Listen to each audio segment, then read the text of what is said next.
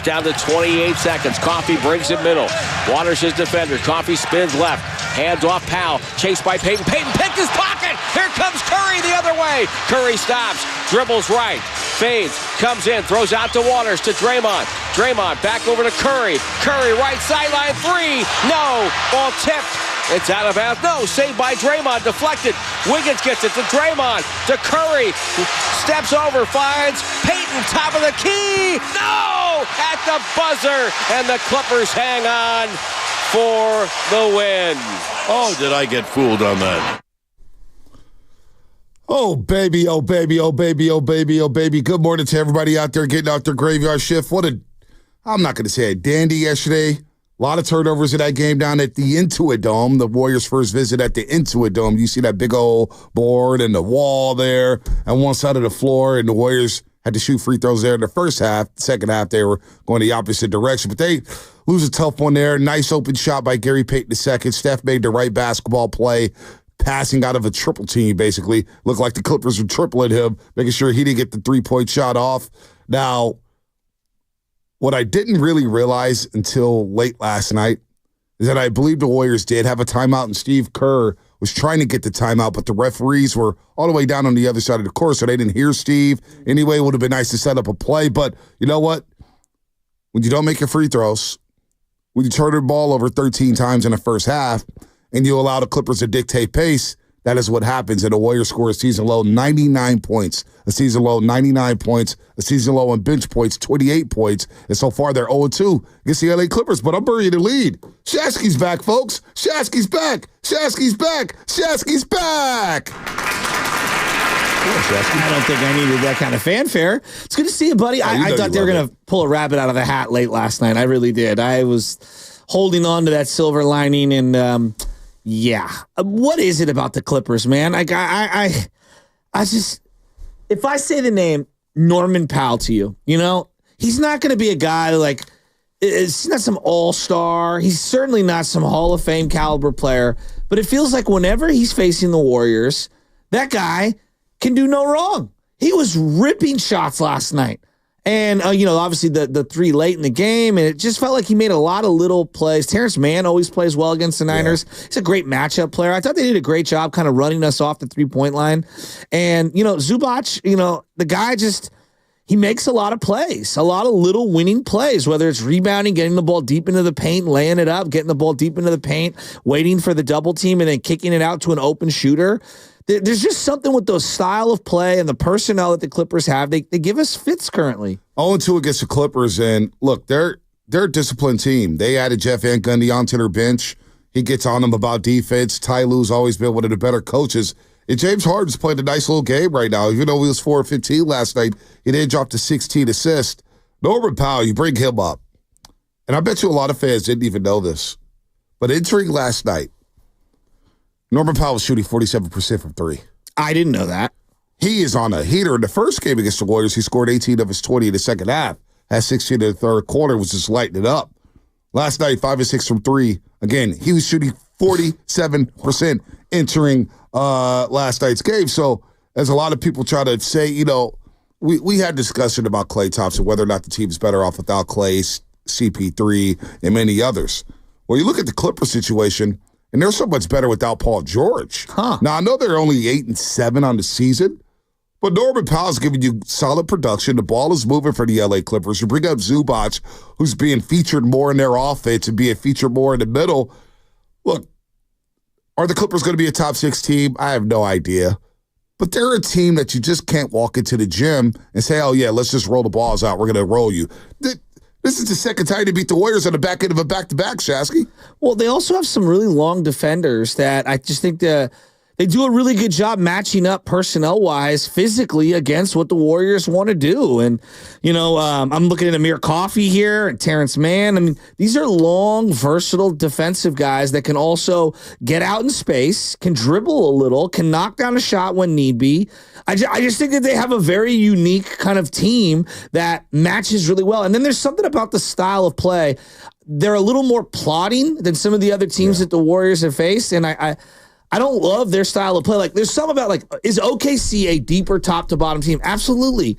But there's something about the way OKC plays where I feel like it kind of plays into how the Warriors want to play. Conversely, when I watch them against the Clippers, it's like, it's just every possession feels drawn out. Well, because the Clippers do a good job of paying attention to detail. They understand where the shooters are. Yeah. They know who to leave open out there. And they'll live with everybody else shooting. Now, Curry did get up to 21 FGAs, field goal attempts, and he did get up 15 three-point attempts, and he scored his 27, 7 rebounds, 6 assists. But they're 23rd in pace of play. They're 23rd in pace of play. They average about 109 points a game. They only take about 34 threes a game. Last night, they took 34 threes. Now, usually they only make 12. Yesterday, they made 16. They were red hot from three in the first half, including Nicholas Batum, who hit 3 threes in the first half. And you're like, what is going on here? Batum hit 3 threes in the previous 6 games combined. He hits 3 yesterday in the first half. So they do slow it down. They play slow down brand of basketball. They're not the deepest team in the league. Mo Bamba gave him 7 minutes. I thought he was solid, even though he's big and plotting. But Mo Bamba gave him some minutes yesterday. They do slow it down in both games. Whether it was the first one back on October 27th when the Warriors lost 112-104 to the Clippers in their home opener, they slowed the game down. They dictated pace. Last night, in the first half, the Warriors had only 38 field goal attempts. 38 field goal attempts. That's not Warriors basketball. They usually get up around 93, 94, 95. So, credit to the Clippers. They know how they play their brand of basketball. They dictated pace, and what the Warriors did, and Fitz had a great line. He had a great line, and this was 3 minutes into the game. It was 9-6 Clippers. And Fitz, as Steph Curry throws a one-headed pass and it gets stolen cross court, Fitz goes, oh, Steph knows better than that. If he's going to do that, we might as well warm up the bus and go home. Now, mind you, it was 9-6. It was 9-6, but it was kind of live with these. He does live with those. He does. Team dinners and everything. But 7 turnovers in the first quarter, and that kind of set the tone for the first half, and all of a sudden you're climbing uphill the rest of the game. You know, the guy that I always look at when it comes to the turnovers, because he handles the ball so much, and essentially is your offensive point guard, right? Forget defense, but it's Draymond Green. And when you have 6 turnovers and you're Draymond Green and you're initiating offense, like, that's unacceptable. And then you look at some of the careless live ball turnovers that turned into, you know, I believe they had 36 points on the 19 turnovers the Clippers did yesterday. 31. 31. Okay, I had 36 down. That's all right. But they've had 19 turnovers against the Clippers in this game, 21 in the last game. All right? There is something about the length of the Clippers, and they've done a great job running the Warriors off the three-point line and then forcing Draymond to be kind of a playmaker in the half court. And then when you're missing free throws, which I now want to get into the free throw thing, like, I think that it's difficult to execute against this team. Well, before we get into the free throws, because they're dead last in free throw shooting, which is, I can't believe it. And they were 9-19 yesterday. Also situational basketball. You see them lose by 3 last night. And I think back to the final possession of the first half. Norman Powell gets a running start on JK, gets an easy layup. JK's got to do a better job there. Point blank, period. He's got to be a better defender at that. It's Steph Curry. You see him walking off the court, going into the halftime locker room, talking to JK. Hey, whatever.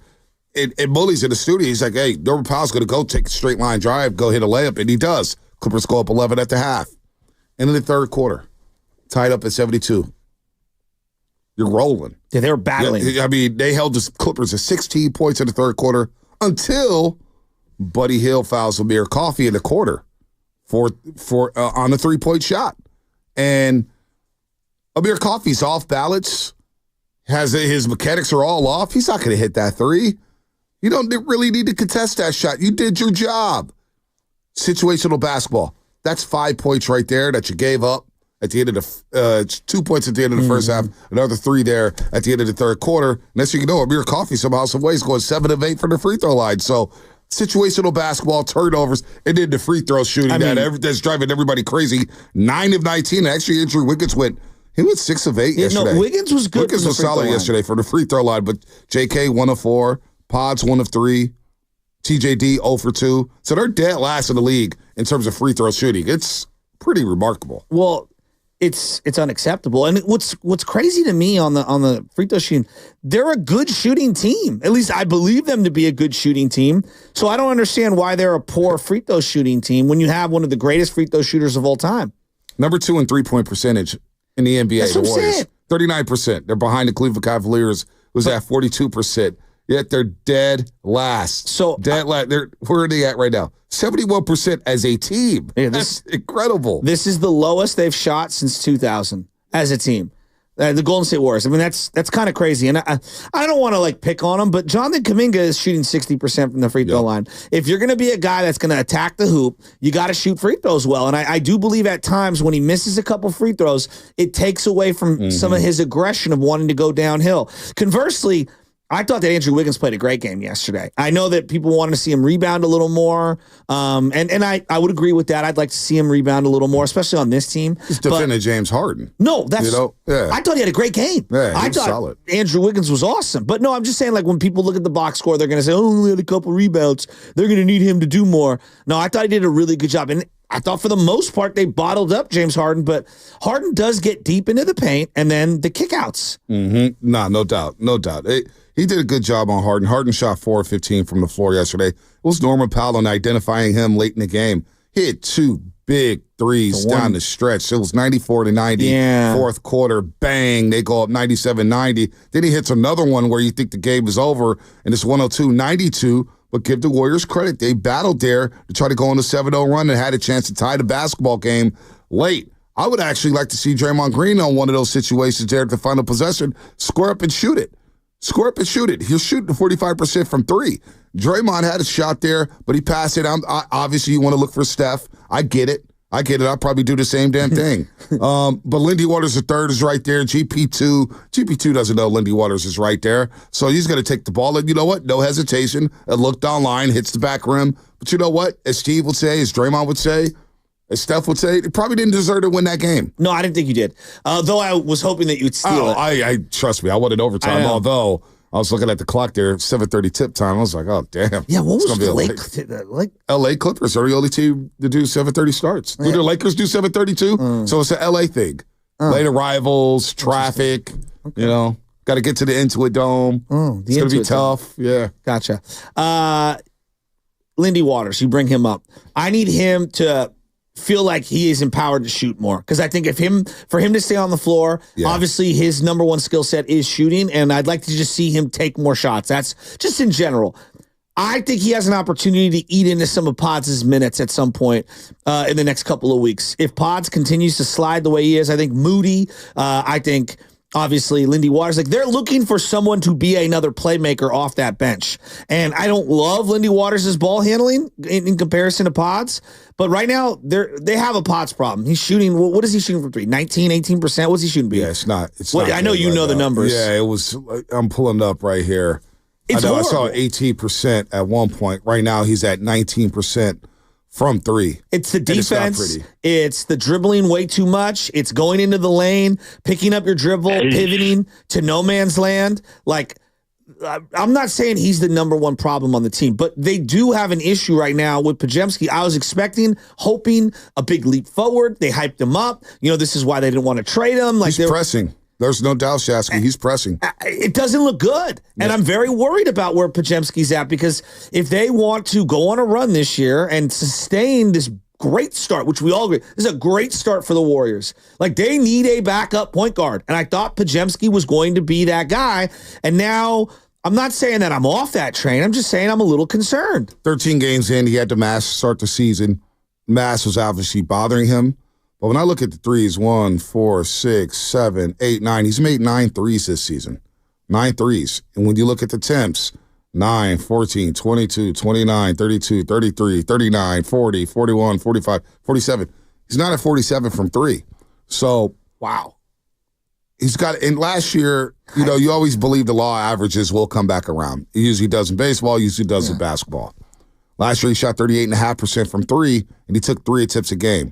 Now, he's taking one more attempt this season, but he's making less. So the 3-point shot, obviously, defensively, he's going to be in the right spot. He's going to take a lot of charges.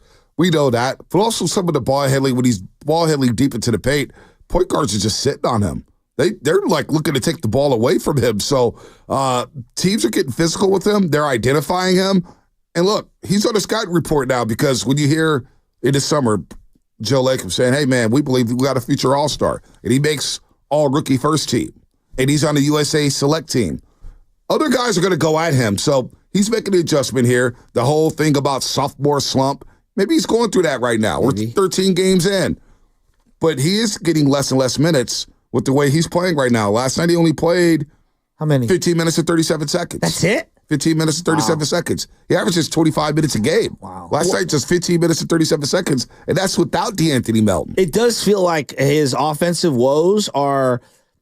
I'm not saying that they're crushing his overall floor game, but like all of the intangible stuff is great, diving on the floor and hustling and getting all that stuff. But right now, he's not staying in front of anyone either defensively. I think that's also an issue. Right. And so you compound that with. The mask bothered him a lot. Well, okay. Well, he's saying he had vertigo, or no, excuse me. He's not. They're not saying that he had vertigo, but he had some sort of illness. And I'm just asking, like, what is he okay? Is the guy like okay? He's fine. He'll get going. We're he 13 missed like a game and a half with it. Okay. I mean, Klay Thompson. As much as we love Klay Thompson, used to have horrific starts that's to the Klay Thompson. season. He's a Hall of Famer. Yeah, no doubt. But he used to have. I'm just using an example. Guys sometimes come out of the gate slow. It's a sophomore season. I think he'll be fine.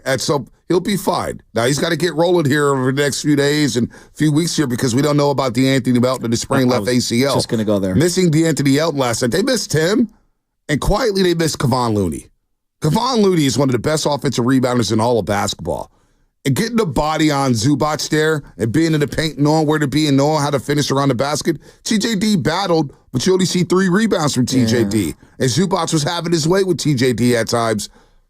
They miss Kevon Looney last night. There's no doubt about that. They may have missed him more than DeAnthony Melton. Yeah, well, the DeAnthony Melton, I'm very worried about the sprained ACL. Yeah. Obviously, you have the back, the ACL. Like, this is a guy that you're desperately going to need. And we've almost been it's like we've been teased as to what he could do alongside Steph Curry. And now that you get a little taste of it, you're like, oh my God, this is the perfect kind of a player to be your starting shooting guard and hopefully close a lot of games, play alongside Steph. That gives you that other ball handler that we're alluding to when we're talking about Brandon Podziemski. And so I think his absence is definitely felt. And then Kevon Looney, there's no doubt about it. Zubac takes their lunch money. And it's not necessarily about just scoring. He does so many little things. He's active. He's a load to box out. And so you got to take 2 guys to clear him out, which opens it up for somebody else to get rebounds. He's a willing passer. I think he's nasty. He clogs the lane defensively. Zubac is a problem against the Warriors. He has had really good games every time he's faced them. And I just look at the Clippers bench scoring as a whole. They're one of the few teams that can match the firepower the Warriors have off the bench. Well, the Warriors had a season low 28 points off the bench. A season low 28 points off the bench last night. They averaged nearly 60 a game. And one thing the Clippers do well is Zubac. He had 17 rebounds last night. They limit teams from grabbing offensive rebounds. Usually one and done against the Clippers on the offensive end. Last night, the Warriors only 9 offensive rebounds. They averaged 14 on the season a game. 14 rebounds, offensive rebounds per game for the Golden State Warriors. That's second in the league. And no Kevon Looney, he's one of the best offensive rebounders in the league. So, look, this was a Clippers game. It was their pace. They played at their pace, their speed, and they turned the ball over. They turned the Warriors over. Now, they ended up turning it over 20 times because that's what the Clippers do, but the Warriors didn't take advantage of that. It's a tough loss yesterday. Tough loss. And now you're 0-2 against the Clippers. You get the bounce back against Atlanta tomorrow, and you need to. You got to continue to stack wins here as the Warriors are 10-3. And you're a little worried about DeAnthony Melton and Loon. Now, Loon should be ready to go Wednesday as he was out with the illness, but with Pod struggling from 3. We don't know about Moses Moody's minutes. Where's Kuminga at? I think Kuminga's been solid off the bench, actually. Kuminga has been averaging over 17 a game since he shifted to the bench. Throws. To me, it's the free throws. I think once some free throws start falling for him, I believe that he'll start attacking better. He had a really nice 3, I thought, in transition yesterday. But yesterday, the turnover bug hit him. I know. Turnover bug hit him. All right. More coming up here on the Warriors, 888-957-9570. Are you panicking on the free throw shooting? Too early to panic. I get it. But free throws. Warriors are dead last in free throw shooting. What's going on with that? Shout out to those watching on YouTube, brought to you by First NorCal Credit Union. For a low-rate auto loan, apply online or just ask for First NorCal financing at the dealer. Good guest list coming up. We'll reveal that on the other side, and that'll be brought to you by Valvoline Instant Oil Change.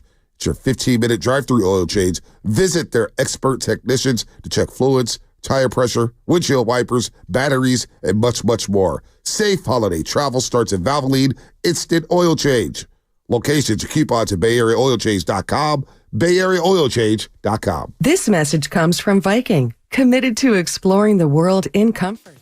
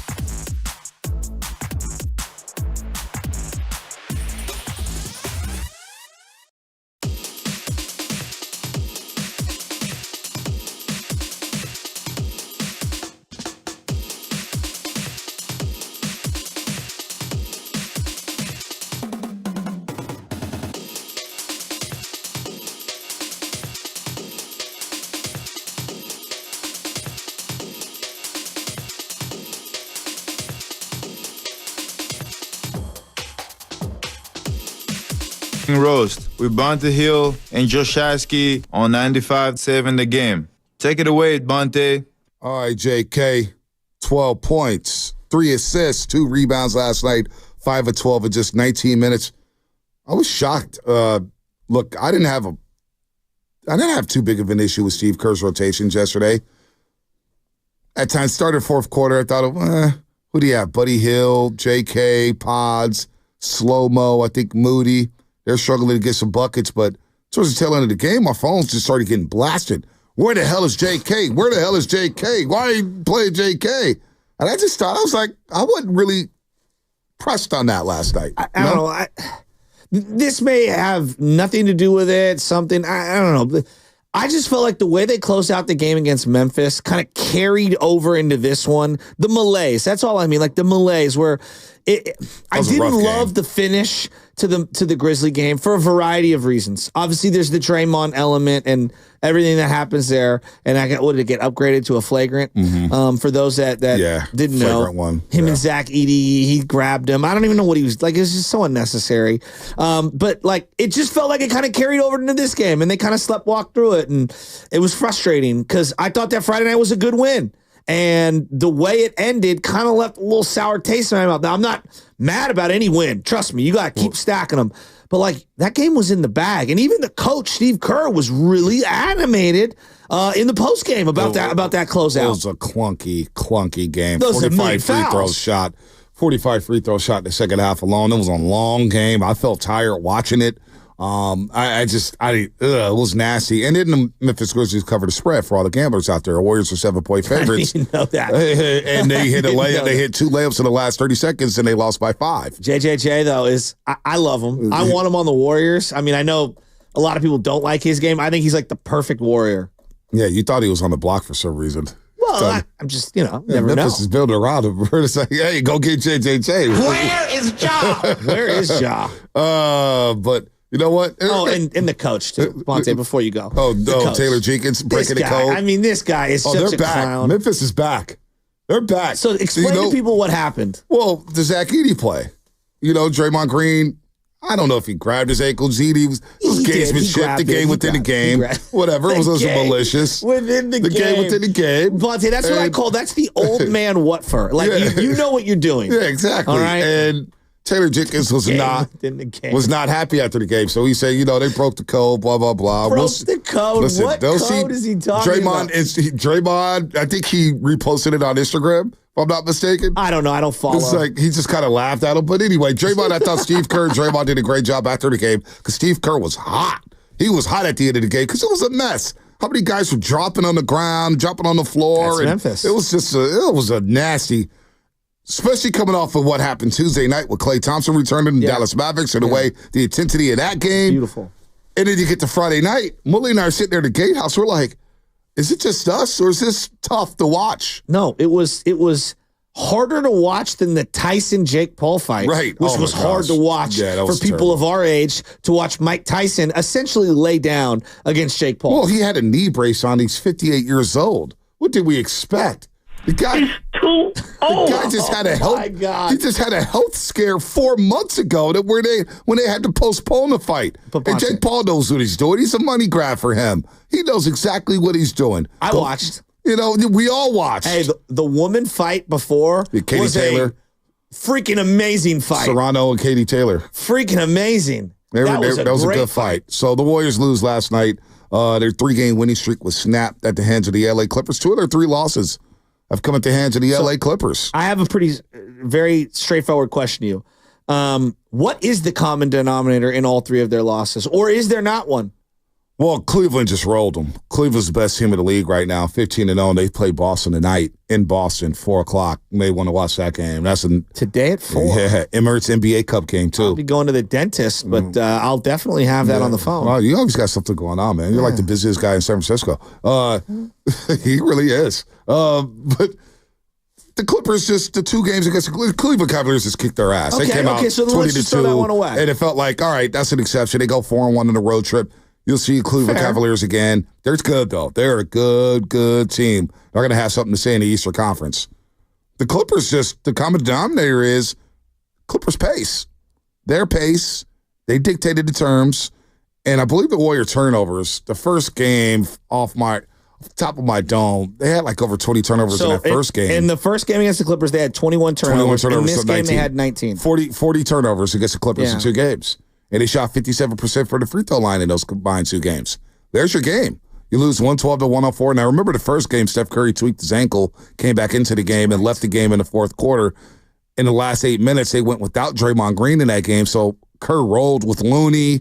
He rolled with Pods. And they almost stole that game. They almost stole it, but it was too much. Norman Powell went crazy in the second half. 18 of his 20. Again, last night, you look at the field goal attempts for the Warriors. They're down 12 field goal attempts. All right? Let me see. Let me make sure I get this right. Field goal attempts. The Warriors average 90. Well, now they average 93 field goal attempts going into last night. Last night, they were down to 84. So 9 less field goal attempts. Why? Because you don't take care of the basketball. You don't take care of the basketball. You turn the ball over 13 times, and then all of a sudden you're playing uphill, and now you don't have your guys in D'Anthony Melton and Kevon Looney. So give the Clippers credit. They pay attention to details. They know how to defend. They throw Derrick Jones Jr. on Steph Curry to try to make things difficult. James Harden is out there facilitating, and they haven't had an answer for Norman Powell. They have not had an answer for Norman Powell in both these games. So 5 of 6 from 3 yesterday for Norman Powell. And that's basically your game. And then 9 of 19 from the free throw line. Again, turnovers and free throws. Not a good thing here. But you know what? We got some sound to play. We got a new element here. Kind of like taking them to school. Oh, let me read it. We don't have the voice, right? No voice? All right. Had to make sure. You're the voice. Oh, I'm the voice. The voice of God. Hi, this is Jesus. And I want to tell you. You're listening to 95.7 The Game. Bonte and Shasky. Are you serious? On the Morning Roast. And I want to let you know that this is the Warriors Future Focus, presented by Peralta Community College District with Laney, Berkeley City, Merritt, and the College of Alameda, focusing on the night. Trace Jackson Davis.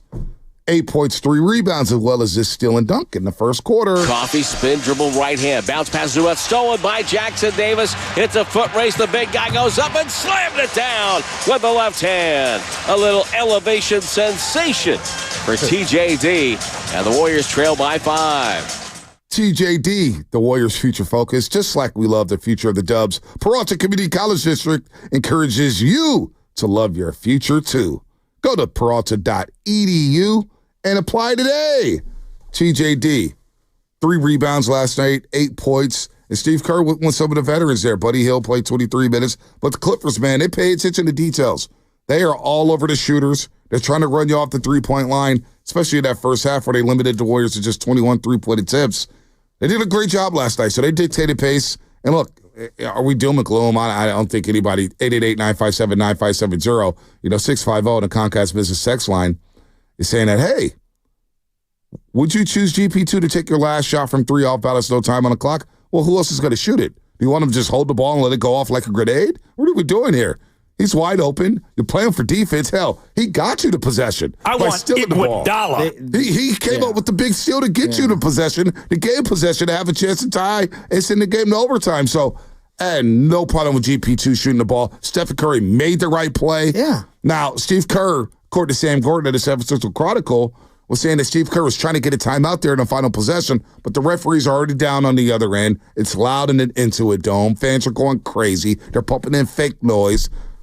And look, let's be real. They're pumping in fake noise? Probably. All these arenas do, except for Chase Center. But listen, I got to say, too, it doesn't surprise me. I love you. It doesn't surprise me that... Everyone does except Chase Center. But it doesn't surprise me that they will blow that because Mark Davis was the crew chief. And Mark Davis is one of the worst officials I've ever seen in my life.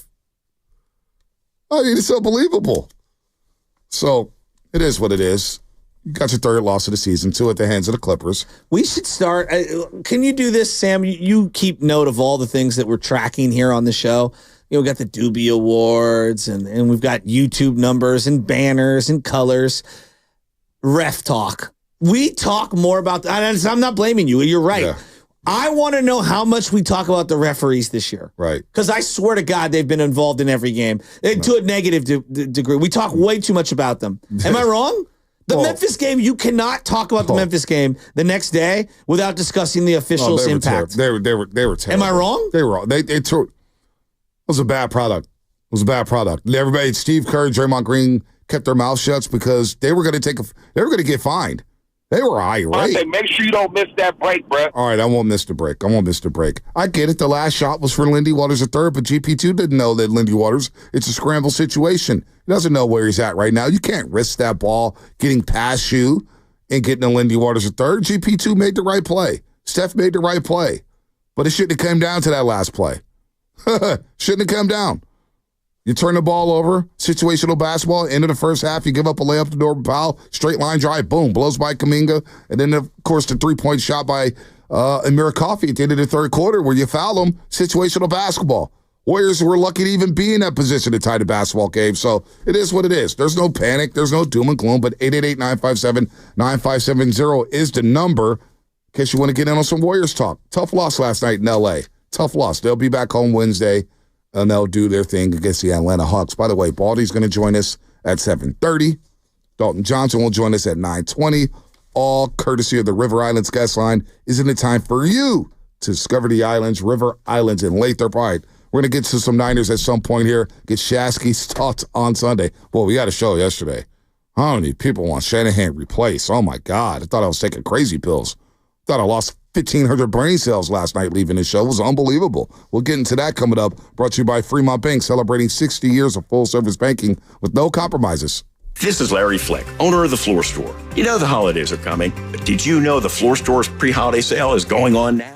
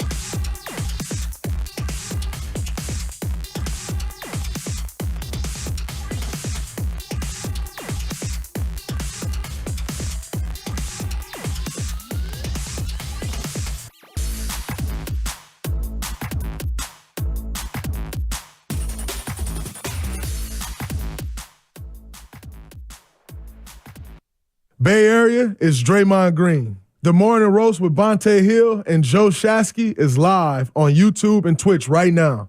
Time for you to like and subscribe.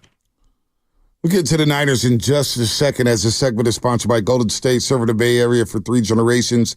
When you succeed, we succeed. Visit GoldenStateLumber.com. Don't forget Brian Baldinger at 7:30, Dalton Johnson, NBC Sports Bay Area, 9:20, who was down at the Intuit Dome last night, and all guests on 95.7 The Game appear on the River Islands guest line. Isn't it time for you to discover the islands, River Islands in Lathrop? And before we move on to the 49ers, just watching the last possession over on my computer, 14 seconds left. Draymond on the wing could have pulled the trigger there on the 3-point shot. Zubac was running out, kind of gave him the 3, conceded the 3-point look, but I get it 14 seconds left. That may have been the best opportunity. Then that last play, you could see Steph and Curry. We saw it on the postgame show. I don't know why we didn't bring it up, but he was obviously pointing. You don't want to demean GP2 because it was a good shot. What are you going to do? And GP2 probably didn't know that Lindy Waters III was right behind him, plus you're playing the clock. It happens. Steph kind of pointed at Lindy Waters III. That was intended for you, but it is what it is. They lose a tough one to the LA Clippers, a game that really they were looking to be in because of the 19 turnovers and the lack of free throw shooting, but the whole new Intuit Dome, right next to SoFi Stadium. And I was thinking they had a Chargers-Bengals game going on the same time as the Utah Jazz and Clippers game. So probably a lot of traffic down there or whatnot, but the Intuit Dome, very colorful. You see all the hoops there. You get power power chargers for every seat. You could just put your extension cord in there, charge your phone up. Yeah. Yeah. Well, you really like it, huh? I kind of, all the bathrooms in the world, because I know you love to go to the bathroom every 5 minutes. They're like 3 times the bathrooms as the average NBA arena. Well, so look, I went to the Niner game with the little guy on Sunday, and, nothing is worse than having to get up when you're at a game and hey, excuse me, I'm sorry, my bad, I'm so sorry. As you're as I call it, tight walking down the aisle. And you're trying to cram as many seats into a stadium as possible. I understand that.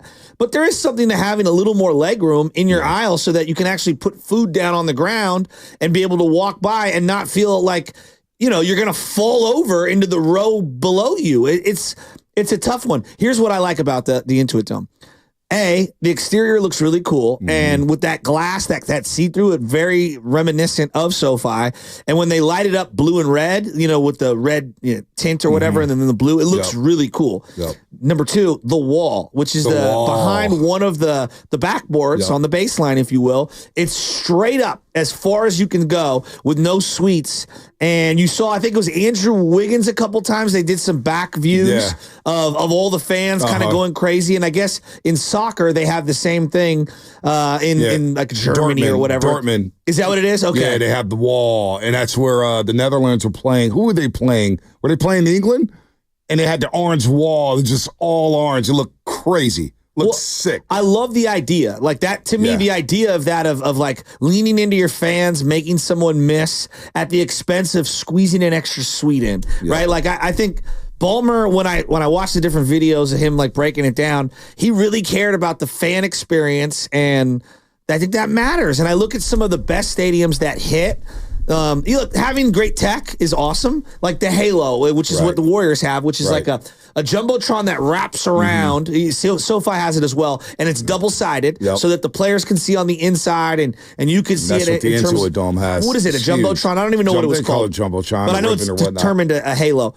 Those are really cool. Yep. But am I making or breaking my viewing experience at a stadium because it has or hasn't a Halo? Not really. Can I get in and out? Is it a hassle, right? I'm just being real. Like for the most fans, is it a hassle to get in and out? Does it take an entire quarter to get food? Does it take an entire quarter to stand in a bathroom line? Like those are things that matter. And so it's tough for me to know without going there what it's like, but it looks cool. The high school jerseys, somebody pointing out the wall of high school jerseys. Cool. Every jersey in California. I know at the Mercedes-Benz Dome, they have every helmet of the Georgia high school football team. That's cool. So I like that aspect of the high school jerseys there on the wall and Intuit Dome. That's cool. Also, the power charge. But then the wall, going back to the wall here, no opposing fans can sit in the wall. Can't wear another jersey in the wall. And if you want to resell those tickets, you have to do it within the Clippers community. So they've really done a good job of making sure that opposing fans don't infiltrate the wall there. And they've done a good job with that arena. And for the Clippers that had their own building finally, because they've been considered a JV team in LA for many, many years. Sharing Crypto.com arena. Remember Doc Rivers? We're going to cover the banners. Forget them. This is a Clippers arena. We're going to cover their banners or whatnot. And they played at the old LA Sports Arena, which is a complete dump, which is on the campus of USC. Having their own stadium, doing their own thing, whether you like their logos or not, this is good for the Clippers. They're separate from the Lakers now. It's like we're doing our thing over here. You can have Crypto.com arena. We got the Intuit Dome. We have our own home court advantage. Yeah. It's Clipper Nation over here. So good for them. Good for Steve Ballmer for flipping that franchise. I think this is my new setting when it comes to stadiums and stuff. Like, this is the way I view it. The home experience of watching a game is so convenient, right, for everyone out there.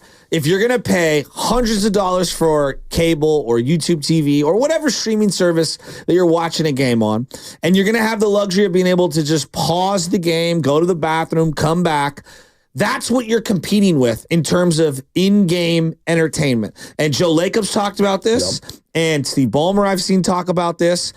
I have to make the in-game experience so over the top, above and beyond amazing to compete not with other, go-to-game experiences, with the at-home experience. Yeah. And so, I'm just using my own, from Sunday going to the Niner game, it should not take me a whole quarter to get my kids some food. I've spent a lot of money to go to the game. I spent a lot of money to park. I've taken a lot of time to get down there. And so, having concession stands that take 20 minutes to get food, it's unacceptable in the modern age. And so I think that when I look at Intuit Dome, Chase Center and stuff, every game I go to with Chase, there are so many food options. Are you going to wait for a couple minutes? For sure, because you're going to do that anywhere.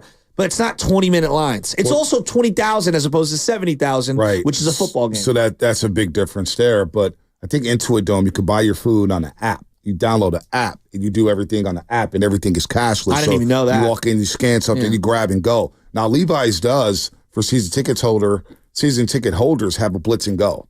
And so what Anna and I do, they have it right behind our section, 227. Walk down the stairs, go to 227, and it's a blitz and go. And they have nachos, hot dog, pretzel, water. Is that the all-you-can-eat for the season ticket package? Season ticket holder. Yeah, because I have that too. So you scan it, go in, and that takes 5 minutes. And for a stadium, look, when I'm going to a football game, my setting nowadays is I'm not looking for a 5-star meal.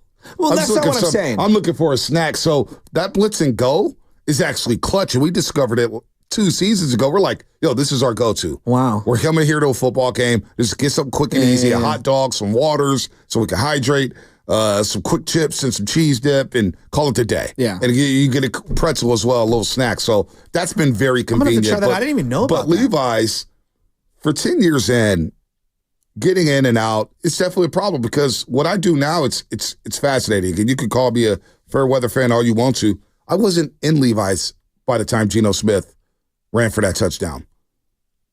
With a daughter and trying to get out, I would rather leave early, watch the rest of the game on my phone. I get that. To not sit in the parking lot for an hour. Yeah, it just doesn't make any sense. I took my mom. I gave her my seats, and then Michelle and I got another set of seats in the end zone. And I brought the little guy, and so my mom and her friend were there. So I was kind of their designated driver home, and we ended up staying the whole time. The little guy was having a tough time. It's a long day, struggling for a 1-year-old. Oh, it's yeah, a long absolutely. day, and the stadium was dead flat. Oh, it was at flat. times. It was flat, and that was the byproduct of the team playing poorly.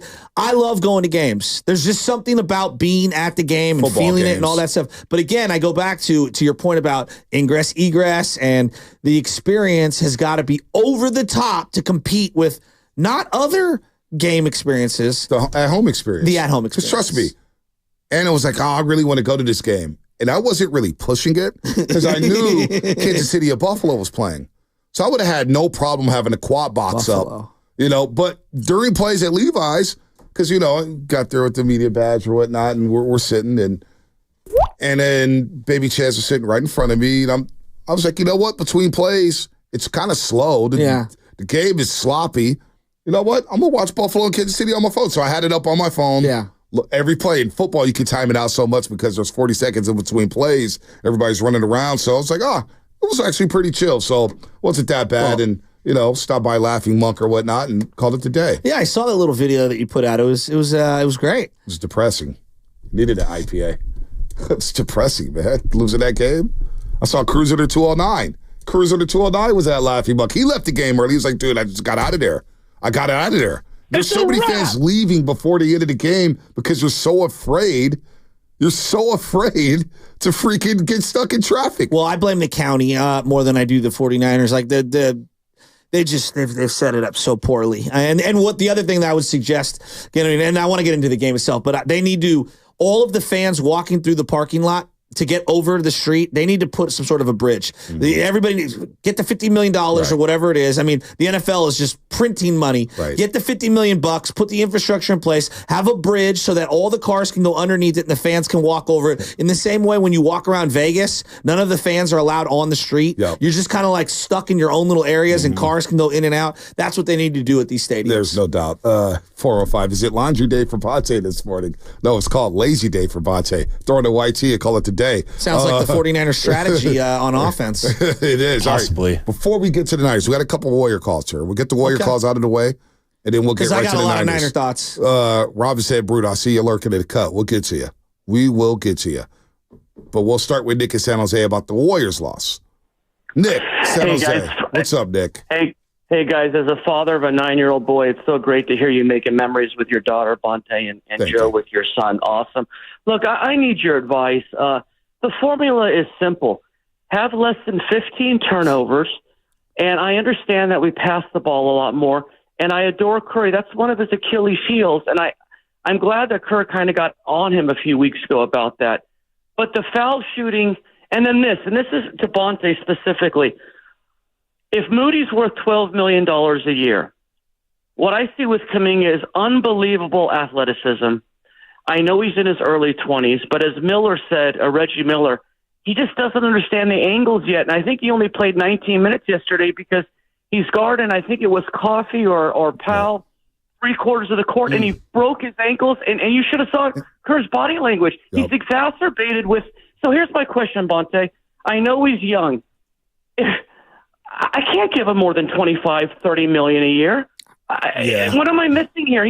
I find him more disappointing to me when I watch than exciting. Talk to me. I'd like to hear what you're, because I know you're a big Kuminga fan. What am I missing? Yeah, no, the straight line drive right before halftime drove me crazy as well as you, Nick. And thanks for the call.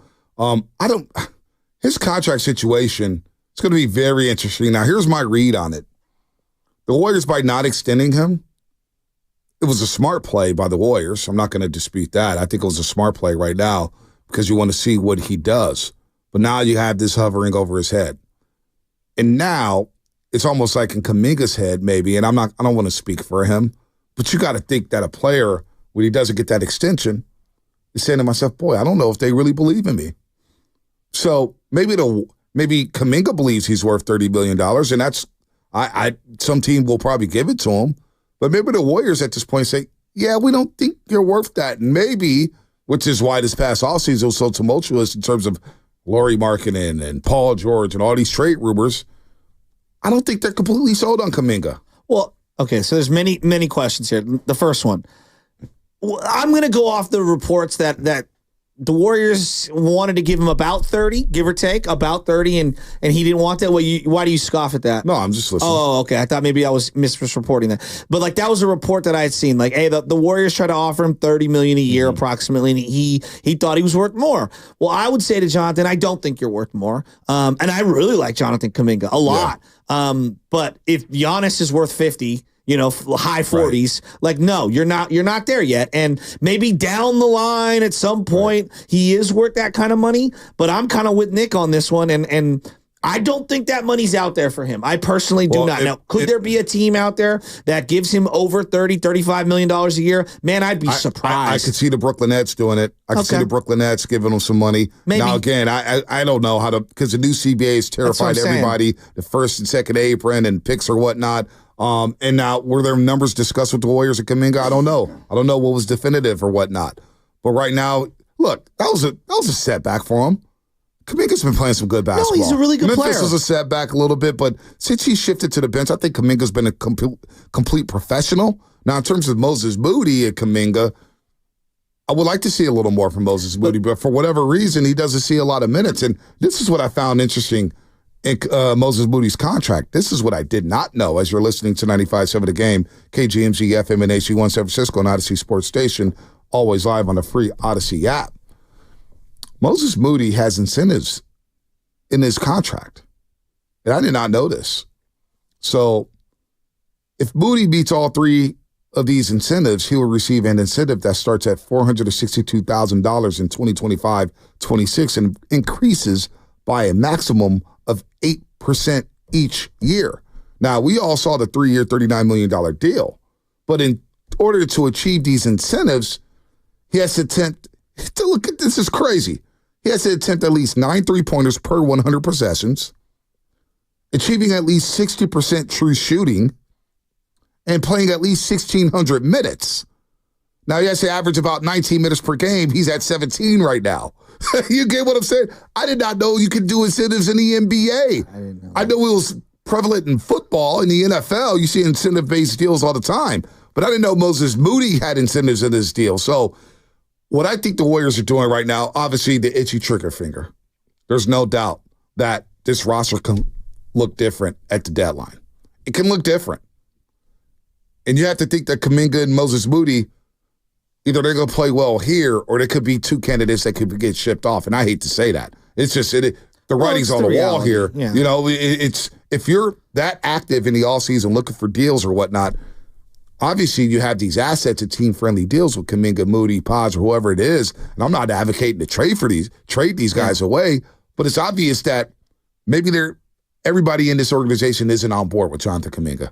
Or not sold on him to give him a max deal. I think that's a fair assessment. I mean, look at his. It's been up and down, right? It's been up and down the entire way. I just look at it this way, right? Like, I think I like Kuminga. I like him at a certain price point better than I like him at like $35 million a year, right?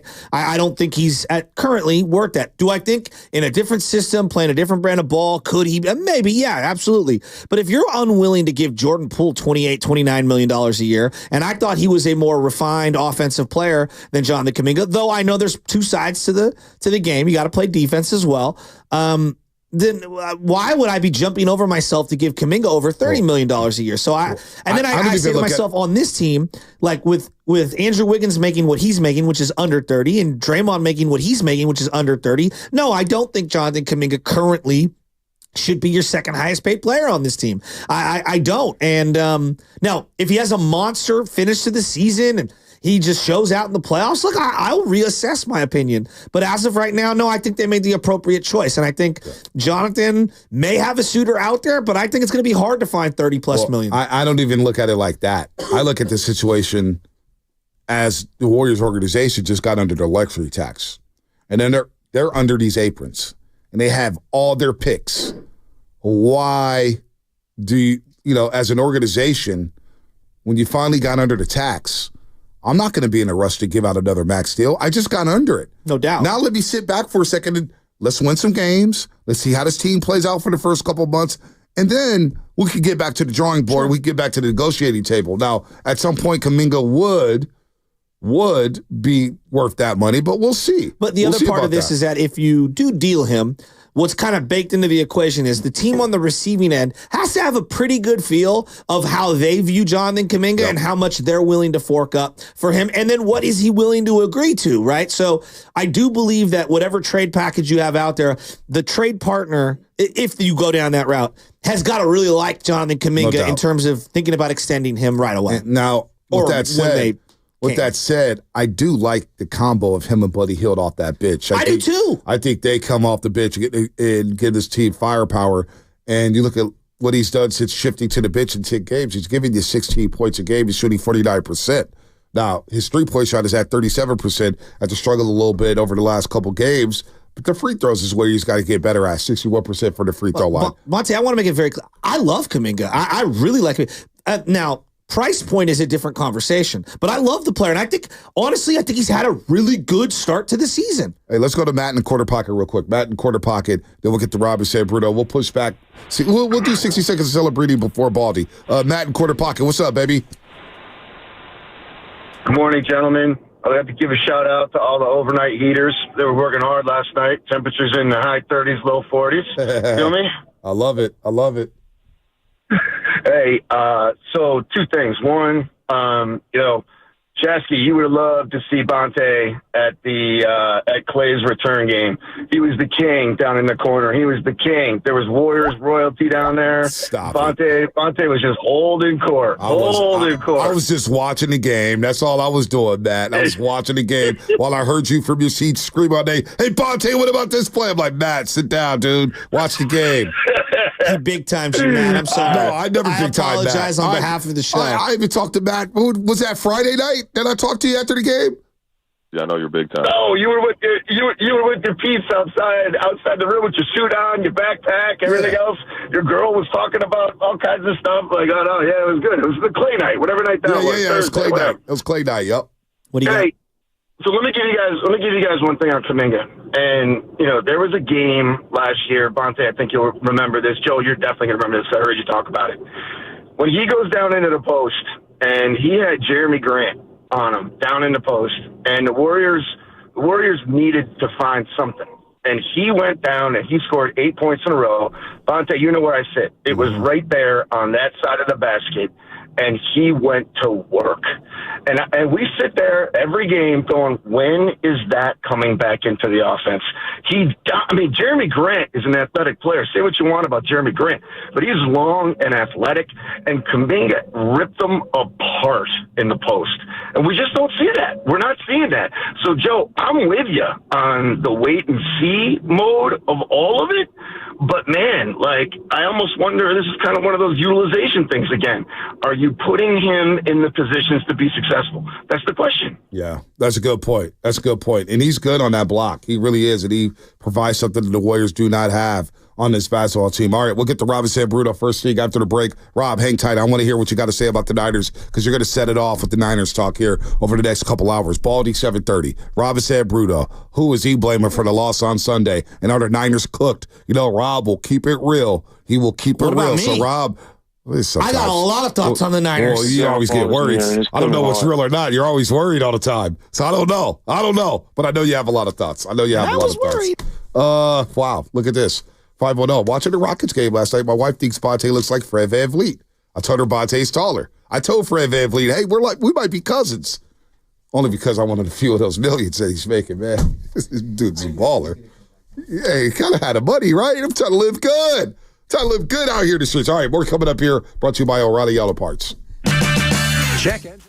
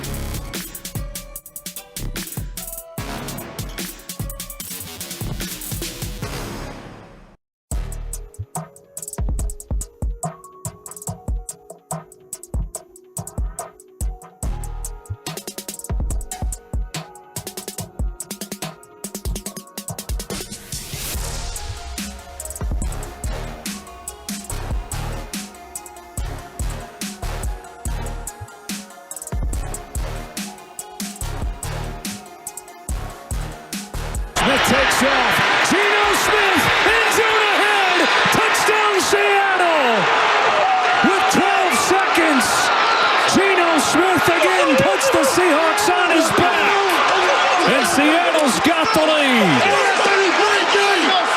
Yeah, it's not like us, but that's just what we've shown this year. So I guess until we stop doing that, then that's who we are. What's going on, Roasters? It's Brian Baldinger with the NFL Network, and you're listening to the Morning Roast with Bonte and Shasky on 95.7 The Game.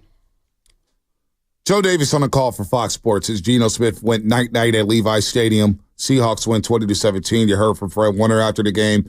He sounded exasperated. Got Baldy coming up at 7:30. And it's a tough loss. It's a tough loss. One I didn't see coming. 3 division losses. All those games, the Niners had a lead within the final 2 minutes of the game. And I was breaking this down yesterday, Shasky, before we get to Robert San Bruno. Against the Rams, they were 0-2, the Rams. You had a chance to basically put them behind the A-ball and end their season. Drop them to 0-3.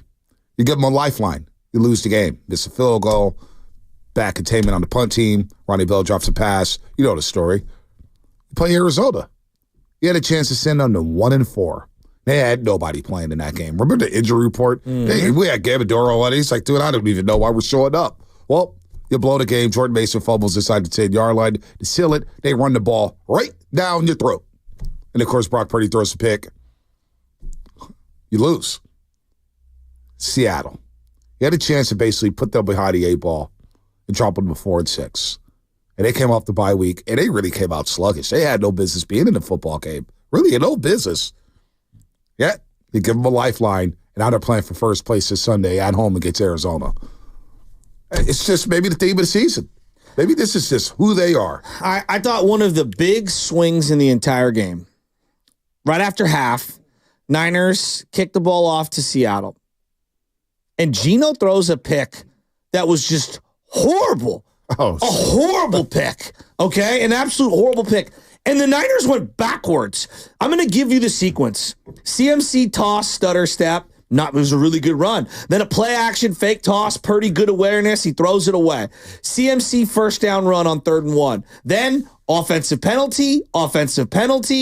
I don't even know what they're doing. Some sort of an illegal formation. Bill's holding an illegal formation on the screen pass. And then 1st and 25, They throw short. 2nd and 19, nobody's open. Purdy's scrambling. But then again, I watch on the broadcast, and actually guys are open. And then on 3rd and 15, a quick check down. Yuck. Huge stop. Moody hits a 33-yard field goal. And you're like, oh, you got a field goal. No, you should have punched it in for a touchdown. Instead, they marched down, and I just thought Walker and DK and Lockett and JSN, they were making plays. And that was the sequence where Bosa came out of the game after the sack, and they had a 3rd and 12. 3rd and 12 that they converted on. And right then and there, I could feel it. And the stadium was already flat, but you could feel the air getting sucked out of the stadium. And I know the game swung back and forth, and we're going to get into all the challenges and everything. But that sequence right there, that was a microcosm of the season.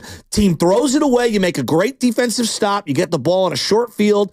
And you just self-inflicted and bad execution after bad execution. You kick a field goal instead of punching it in. They march on down and they execute on 3rd down. And then Bosa's hurt. It was just the whole season right there. When Bosa left, and I'm going to get to Robbie San Bruno here. Bosa was on the field. Seattle averaged 3.3 yards a play. He left the field, didn't play again, and Seattle averaged 6.1 yards per play after he left the field. So Bosa's important, and we probably will see Bosa over the next couple of weeks here. That was per Nick Wagner of ESPN. Let's go to Rob and San Bruno. Rob, didn't hear from you yesterday, but it's good to hear from you today. What's going on? What's up, Rob? What's going on? Nothing much, just chilling. But like I said, man, the season, it resides on Kyle Shanahan and the play call sheet. Mike McDonald, we out coasting. I agree. A couple days ago. I watched a few plays where Niners running a play-action boot, and the backside defender stayed home every time. They didn't go nowhere. So that tells me Seattle really studied them, and they took that away. So you took one thing out of his armor. Okay, then they had the short passes. I don't think Seattle was worried about Juan 9 yards a catch, Crabtree-like game. I don't think they cared about that because they know when it mattered most, they was able to stop it. They get in the red zone. Them same little 8-yard press they're throwing to Juan Jennings, now they're not working no more because they took it away. So I feel like they got out coached. And honestly, Mason needs to be playing more. I think he got more juice. He slams it down in a hole a little harder than does. CMC looks slow, man. Like the runs he had the other day, he had the runs because the offensive line opened it up and they guided him. Then it was when it was there. But when it comes to like creating some more space, he ain't what he was last year. I think Mason needs more carries, and I just think, look, it is what it is. We talking about paying Purdy all his money. Look, if we pay, let's say pay Purdy that money, a lot of guys that's hurt, they're not going to be on the roster next year anyways. I think Purdy just plateaued as a player. I think we peaked last year. And I think where he's at is fine. If you got the right players around, he's going to be good. He's more of a Matt Hasselbeck. He's not a guy that you pay $60 million to. 30 for the next 3 years, draft a young guy. Let me ask you about Debo and some of the separation at the wide receiver spot, Rob. We're going to get to Baldy about this. I was alarmed at the lack of separation from these wide receivers on Sunday. I mean, I'm not, because the Niners' passing system is basic. They don't stretch the field, and teams know that. So they just don't. There's no threat of them going over the top. They just don't sit on the slants, the crossers, and the inside digs and all that. They're not going to get them the respect. They're not going to use it. So this the NFL. You're not supposed to get 5-6 yard separation. It's supposed to be tough. Right. That's where the coach is supposed to help you get downfield. So when people say, "Oh, separation," no. When I watch some of the greats, the Jerry Rice, the T.O. didn't get a lot of step. He just got the ball and made plays when he got the ball. Juwan Jennings. Juwan Jennings was awesome. That's what I'm saying. Yeah, he was awesome. And he got no separation. Explosives. I mean, I agree. It looks like these defenders have vice grips on the wide receivers. Vice grips. Yeah, these guys can't even get off the line of scrimmage. You still got to make plays. Yeah, but you can't get off the line of scrimmage. Well, these guys aren't making plays. They're not even getting off they're not getting off the press, man. They're not being able to run routes. But here's an example. I get it. Like, players got to make plays, but they're not even uncovering at all. Like Ricky Pearsall, I was like, where's Ricky Pearsall at? Where's he at? But Bonte, like, this goes back to play calling. And look, it's a combination of things. I don't think it's all on Shanahan. I do believe player execution killed multiple drives. McKivitz, Banks. Play calling's not going to help guys get off the line of scrimmage. No, yes, it does. Because on 3rd and 4, yes, for example. You call whatever play you want to. These guys can't separate and run routes. Well, Debo right now is not a good route runner. I disagree. He's not a good route runner right now, Shasky. Come on, man. No, I'm saying I disagree. There are little wrinkles that you can do as a play caller to set your guys up. For example, 3rd and 4 on the drive where they did score the touchdown with Kenneth Walker. JSN gets wide open on this rub route. It was a beautiful combination play, and they had Barner coming across, and basically they just played everybody. They were running this play over and over and over again, and they had this huge soup, and by the time Diamond Lenore comes out of the break, the guy is wide open for a simple 5-yard pass to move the chains. Like, little tiny things like that. Does it work every time? No, but there are some things that I thought that Seattle did schematically was just brilliant. Look, at the end of the day, guys have to make plays, and I understand what your point is about separation. But there's also stuff that you can do in the passing game to free guys up. There's no doubt. But at some point, you got to win one-on-one matchups. No doubt. When you're paying Debo all this money, and I spent a first-round pick on Ricky Pearsall. Now, I don't know if there was many plays aside for Ricky Pearsall. I have no idea. And obviously, they missed George Kittle. Like we're very elite here. They missed George Kittle tremendously 100%. In this football game. They had no speed in the middle of the field. And the creativity with the play calling, I do wonder, like, why the 49ers don't throw outside the numbers?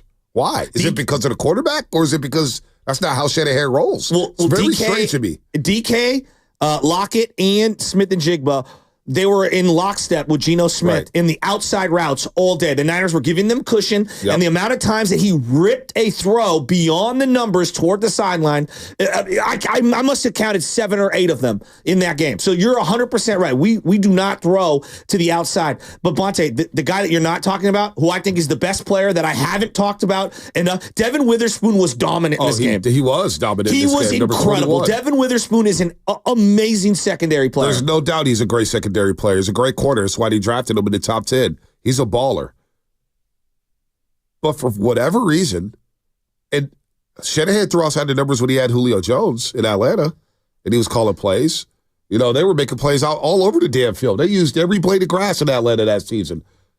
I don't get the schematics in the passing game where guys are running out routes, and I see Pearsall run out routes here and there and get open, and Purdy just doesn't, whether he doesn't pull the trigger, whether that's the primary, I have no idea. But the passing game does, like Rob said, it does feel outdated. Now, I think they need some more juice at the wide receiver position because, yes, play calling could be a bit better and freeing these guys up. But sometimes you got to just band up and win matchups. And these guys did not win matchups more times than not. No doubt. Sunday. They just didn't. I'm sorry. Juwan Jennings was really the only guy on offense that showed out. I thought CMC tried hard, but he didn't have a lot of juice right now. He doesn't have juice. He just doesn't have the same wiggle. Look, I'm not saying tanking because a lot of people are coming at me about tanking. Brad Gilbert, I was talking to him yesterday. He was at the game. He was at the Warriors game. So he hit Mully. He was at Clippers Warriors. And he goes, Bonte, you can't take with the 49ers. I said, I'm not taking. But I'm looking at CMC. And Dre Greenlaw doesn't seem like he's close to playing right now. Just shut them down for the rest of the year. But here's the thing with the CMC. Like, I get your point. Here's the thing on the CMC. Does that even mean that he's healthy 100% next year? I don't even know. So I don't even know. But if his Achilles snap right now, then he's going to be out until they're going to be all out next year. I feel like they're damned if they do. But he can't get to the second level right now. Every run play felt like it was going left anyway. He just doesn't seem like he has that burst when you're watching him. Just look at like Greg Cosell said, he looked like CMC last week. I disagree with Greg Cosell, and I know he's an expert. He knows a lot more about football than I do. But I don't see, like, I'm at the game, and I'm looking at CMC, and I'm just like, can you play Garindo? Can you play Mason? Like, I'm with Rob. Well, mix him Mason in a little. Care. But Garindo had the 76-yard run against Seattle. He's got Mostert-type speed. Yeah. This offense needs speed, explosiveness. Well, if it felt like once Mason fumbled that kick return, like Shanahan was done with him. I just don't get it. I don't get it. You're running CMC, who's just bilateral Achilles tendonitis. I'm sorry. I disagree with the notion that, just feed him. No, you got to spread the ball around. You have Garindo, and that's what I want to see. Can I see Garindo? Can I see Cowie? Can I see Pearsall? Because if the season doesn't go anywhere, I need to know going into the next season, can I count on these guys? Not a bunch of question marks like we had with Rodney Bell going into his second year, or question marks with other guys like Trent Taylor or Richie James Jr. I need to see what Cowing is. I need to see what Pearsall is. And I need to see what Garindo is moving forward. Well, they keep running these jet sweeps with Debo, and they're not working. They're just not working. Oh, those are done. Debo's so sluggish right now. It's just Shasky, he doesn't run good. Like, I don't care. I don't even care if you diagram good plays for about rope routes. Can he even get outside on the rope route right now? I would like to see them, if they're going to utilize him, like out of the backfield as a pass catcher. Like that's the way I'd like to see him, deployed at times. I don't know what's going on with Pearsall. Juwan Jennings is making plays left and right, but here's the problem with their offense right now. On key downs, how many times did they throw short of the sticks? Because guys are in Purdy's face, and Juwan has to go hot on a lot of these routes, and so he's cutting his routes 3-4 yards short, and then he's got to fight through 4 or 5 tackles.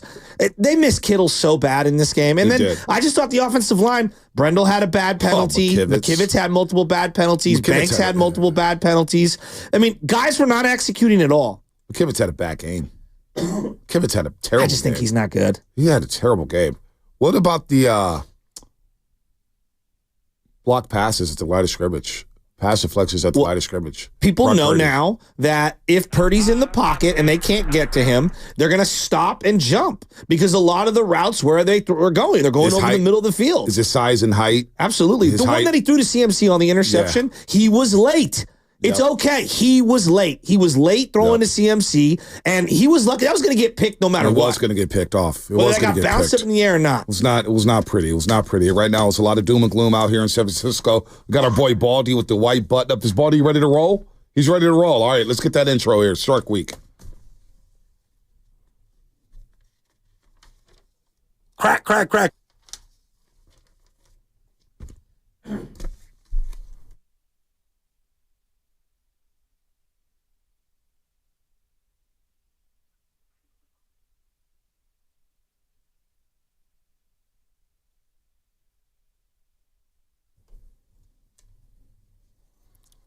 All right, joining us on the River Islands guest line, Brian Baldinger, presented by our proud partner, Golden State.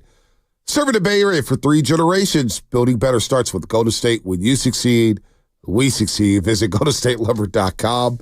And Baldy, we're talking to you this morning after another disappointing loss Sunday at Levi Stadium. The game, really, the stadium was flat at kickoff. It felt flat throughout the game. The Niners played flat offensively. They give up the touchdown to Geno Smith. He goes night-night at Levi Stadium, and they dropped to 5-5 And there's a lot of ire towards Kyle Shanahan. A lot of people just blaming the head coach here. I believe players have to make plays, but obviously this has been a disappointing season thus far. And I keep thinking what you said a few weeks ago, Baldy, when Shasky asked you the question, what do you see when you see the Niners offense? And you said slow. Well, they're not getting any faster because they looked slow again on Sunday. Good morning to you, Baldy. Well, they did. I mean, that's everybody. That's McCaffrey. That's, they had one explosive play on offense. They can't get the ball down the field. And, it's always been a hallmark of any coach team like Kyle is they're going to get explosive plays. And you can literally, there's a million stats out there, but you got to track explosive plays in this game. They changed the game, and they changed field position, and they give you the jolt of electricity you need. They couldn't get the ball down the field. I mean, they had one play last week by Jennings of 22 yards, and that was thrown before 20. He just got some yards after the catch. But they can't get any explosive plays in the run game or the pass game, and they still look slow. And then when it really showed up was with Geno's touchdown run at the end. Like, where is everybody? Like, where's the speed? Like, I know they're in zone coverage, and ideally zone coverage, Geno's like breaking a pocket. All right, let's get on the horse and go. And you just didn't see the speed to get to them. If you get them down to the ground, they might run out of time. Yeah. You don't know at that point. Yep. On that final drive, sticking with the defense there, what did you notice? Because I thought that the offensive coordinator for Seattle did a lot of little tiny creative things that I appreciated, but it felt like Geno, he gets sacked and then he runs for that first down, and Niners had their hands on their hips and they were gassed, and it felt like they didn't contain him, especially on that final play. What did you see from the Niner defense on the final drive? Well, he also ran for 13 yards at a first down prior to that, right, Joe? And you watch the play, and nobody has the signal. The defense line they're all looking at each other like, what's the call, right? And so Seattle's in hurry up. They're in a NASCAR mode. They're going up tempo, and really, when they rushed, nobody was coming off the ball. And then especially in the last one, like there's no discipline to the rush. One defensive tackle is getting washed inside. There's a huge lane. Obviously, there's no Nick Bosa on the field. He got hurt earlier. And so, whenever he's not out there, it's always noticeable. But I saw undisciplined rushes, Joe, and I saw on a couple of those. And then, look, Jackson Smith and Jigba, he's just finding the holes in the zone on some of those throws. And there's no pressure on Geno. And so, it's a combination of no pressure, zone defense, receivers that understand how to find the openings. They took advantage of it. I wonder, Jackson Smith and Jigba is going to be a star this league. He is coming along here. He's ascending. He's a baller. Seeing him in person, I'm like, wow, look at the route running by this young man. But do you think they should have maybe blitzed more? Because Greg Olsen was on the broadcast. He's saying, man, one blitz here. And Nick Bosa, he was on the field, Seattle averaged 3.3 yards a play. He left the game early third quarter, Baldy. Seattle started averaging 6 yards a play. So without your premier pass rusher, Leonard Floyd's obviously going to get the attention on the other side. Do you think Sorensen maybe should have dialed up more pressures? Now, I know that puts a lot of stress on your young secondary, but something's got to give here. You got to either get some pressure on Geno. He got way too comfortable in that second half. It was too easy. It's easy for Greg. Look, I don't disagree with Greg at all. But even, when they did blitz, it was just Fred Warner just kind of fitting in as a fifth rusher. There wasn't anything overloads or free hitters. They don't really know how to do that. I'm not here to throw Nick Sorensen under the bus, but they don't, as opposed to, Steve Spagnuolo and some of these other teams in this league that are good blitzing teams, they just don't know how to get a free hitter to the quarterback. They just don't dial it up. They don't overload. They don't disguise. And so they're pretty bland in what they do. Wow. That's crazy. You could say lack of creativity on both sides of the ball, Sasky. Well, I'm sitting in the game. I brought the little guy to the game, Baldy, and we're sitting there, and I'm going they're just going to throw a little out route to DK here. They got the matchup that they want, and they attacked that when they needed to. They hit pick plays when they needed to. I thought Kenneth Walker ran really hard. What does this defense look like, though, without Nick Bosa? Because the oblique injury, have you ever had an oblique injury, I guess, number one? And number two, how long do you think he's out, and what does it look like without him? Well, it depends on where it's at. I mean, if it's a lower abdomen injury, he's going to be in Philadelphia getting surgery from Dr. Bill Myers because it's not going to heal. So I've had it twice. He does all of the – if it is lower abdomen, I don't know where in the oblique it is. If it's just normal, it's still going to take a couple of weeks. You can see, like, he played one more play with it, and I saw him hopping. Like it looked like it was a leg injury to me more than an oblique injury because you see him pull up on his last pass rush. He got the sack. He got up. He wasn't right. He was favoring his leg. Next play, he tried to come off the ball, and next thing you know, he's hopping off the field. So I don't know exactly what the injury is. But to answer your question, Joe, they don't look like there's a single threat out there to get to the quarterback from any position, including Leonard Floyd. They don't look like they have anybody that can beat one-on-one pass protection right now. That's not pretty. That's not pretty with Green Bay and Buffalo on deck. We're talking to Brian Baldinger as we do every single Tuesday at 7:30 here on The Morning Roast. All right, let's get to the offense here. Boy, offensively, you talked about the lack of explosives. Let me ask you this. You would know more than me. We were just having a discussion about getting separation at the line of scrimmage. So Niners are one of the worst teams when it comes to their wide receivers getting separation on routes. They're one of the worst teams when it comes to yards after catch, which is amazing because they were number one last season, and they dubbed themselves the Yak Boys. How much of that is on the play calling and creativity of Kyle Shanahan, and how much of that is on the players? Because I always feel like players got to execute, but maybe it's something on Shanahan. You tell me, Baldy. Well, I mean, there's an old belief in this business, Bonte, that if you can't beat man coverage, you got to get new wide receivers. And, Jawan Jennings wins because of his size, not because of his separation. So, and he's very good at slow post basketball when the ball's in the air. So he had a good day. But look, that's what I would do to Debo. So if your guys are struggling to separate, then you've got to find different ways to get guys open. Whether it's bunch formations, whether it's man beaters, crossers, stack routes. I mean, you got to go in a different direction to get guys open. And so I would say that's, part receivers and part Kyle right there. But honestly, Bonte, it's kind of hard to believe that they could play that poorly because George Kittle isn't in the lineup. Yeah. Everybody has to replace a great player. But their ability to run block without George Kittle is horrible. They played Jalen Moore as the second tight end, Saubert, Moore, they were terrible on Sunday. They had, I showed yesterday, I showed 8 McCaffrey runs where he went for 2 yards or less. And honestly, they were horribly blocked plays. They've been running the same 5 plays from different formations and different motions since Kyle's been there, and they couldn't execute at the point of attack. Is that all offensive line? You referenced some of the tight ends there. Is Juice? How is Juice having a good year? I mean, Baldy, you study these things. Yeah, well, he wasn't asked to do a whole lot on Sunday, to be honest with you. When he's in combination with Kittle, they're about as good as it gets, and how they set guys up and how they double to the next layer. But Jalen Moore didn't know what he was doing out there in some of those runs, and Saubert wasn't very good. And just you're working in concert with one another, and it looked bad. Leonard Williams is a good player. If you try to position block a Leonard Williams, he's going to go right through you, and that's what he did to Aaron Banks. He didn't play particularly well, and so I thought the run game was terrible. I also think this is going to be criminal, but honestly, Jordan Mason looks like he's hitting the hole harder and faster in a couple of the runs that he had than Christian. And I don't think there's anything wrong with Christian, but your eyes can be wrong.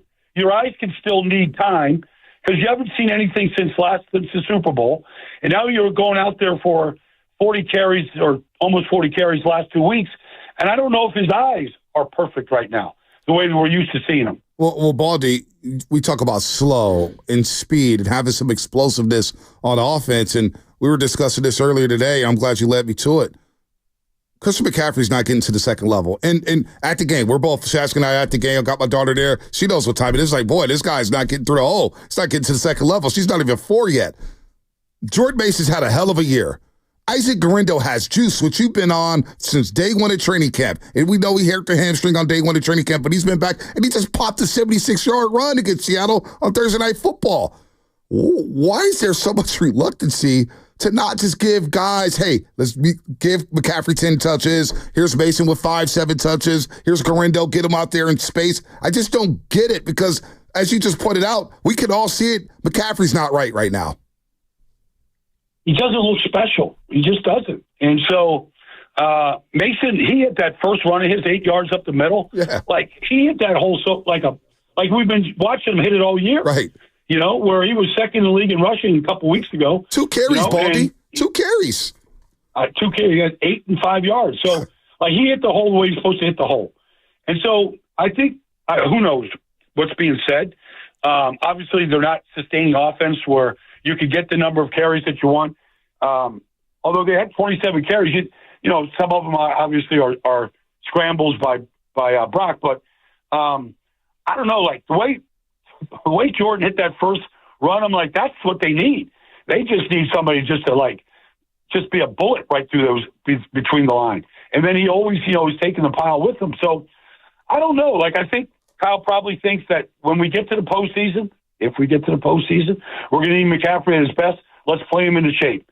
And I think that might be part of it. But that was not an impressive run game by the 49ers on Sunday. All right. We're going to get into the quarterback in just a second, but like Devin Witherspoon, I don't know. This guy is a freaking star, I think. And maybe I'm overstating it, Baldy, but like physicality, the ability to flip the hips, understanding where guys are going, where the routes are going and where the quarterback wants to throw.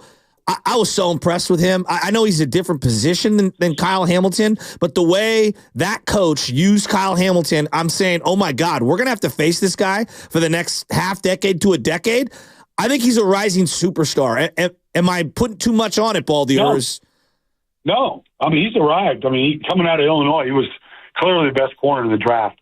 Nobody hit like that. Now he's playing a little bit more under control when it comes to hitting. I don't think he's going to survive the way he was hitting. Maybe he could be Buda Baker and survive. But, because, I mean, he just hit but his ability to break on the ball, he defended 3 or 4 passes the other day in tight coverage. But his ability to blitz, he came off the edge, he batted down a ball, Brock Purdy's the other day in coverage. His tackling, it's crisp. He just plays the game at an electric speed. And so you almost have to keep your eyes on him all game just to see what he's going to do. Baldy, going back to the quarterback, Brock Purdy, I don't know if this is on him or Shanahan or what, but even in the pass game, and I get it, they're not getting much separation, but everything is over the middle of the field, man. There's still adjustments. I don't get it. We were watching Seattle with DK, Jackson Smith and Jigba, and all these teams use every blade of grass. Yet the Niners, they're like allergic to out routes. They're allergic to throwing it in the flat.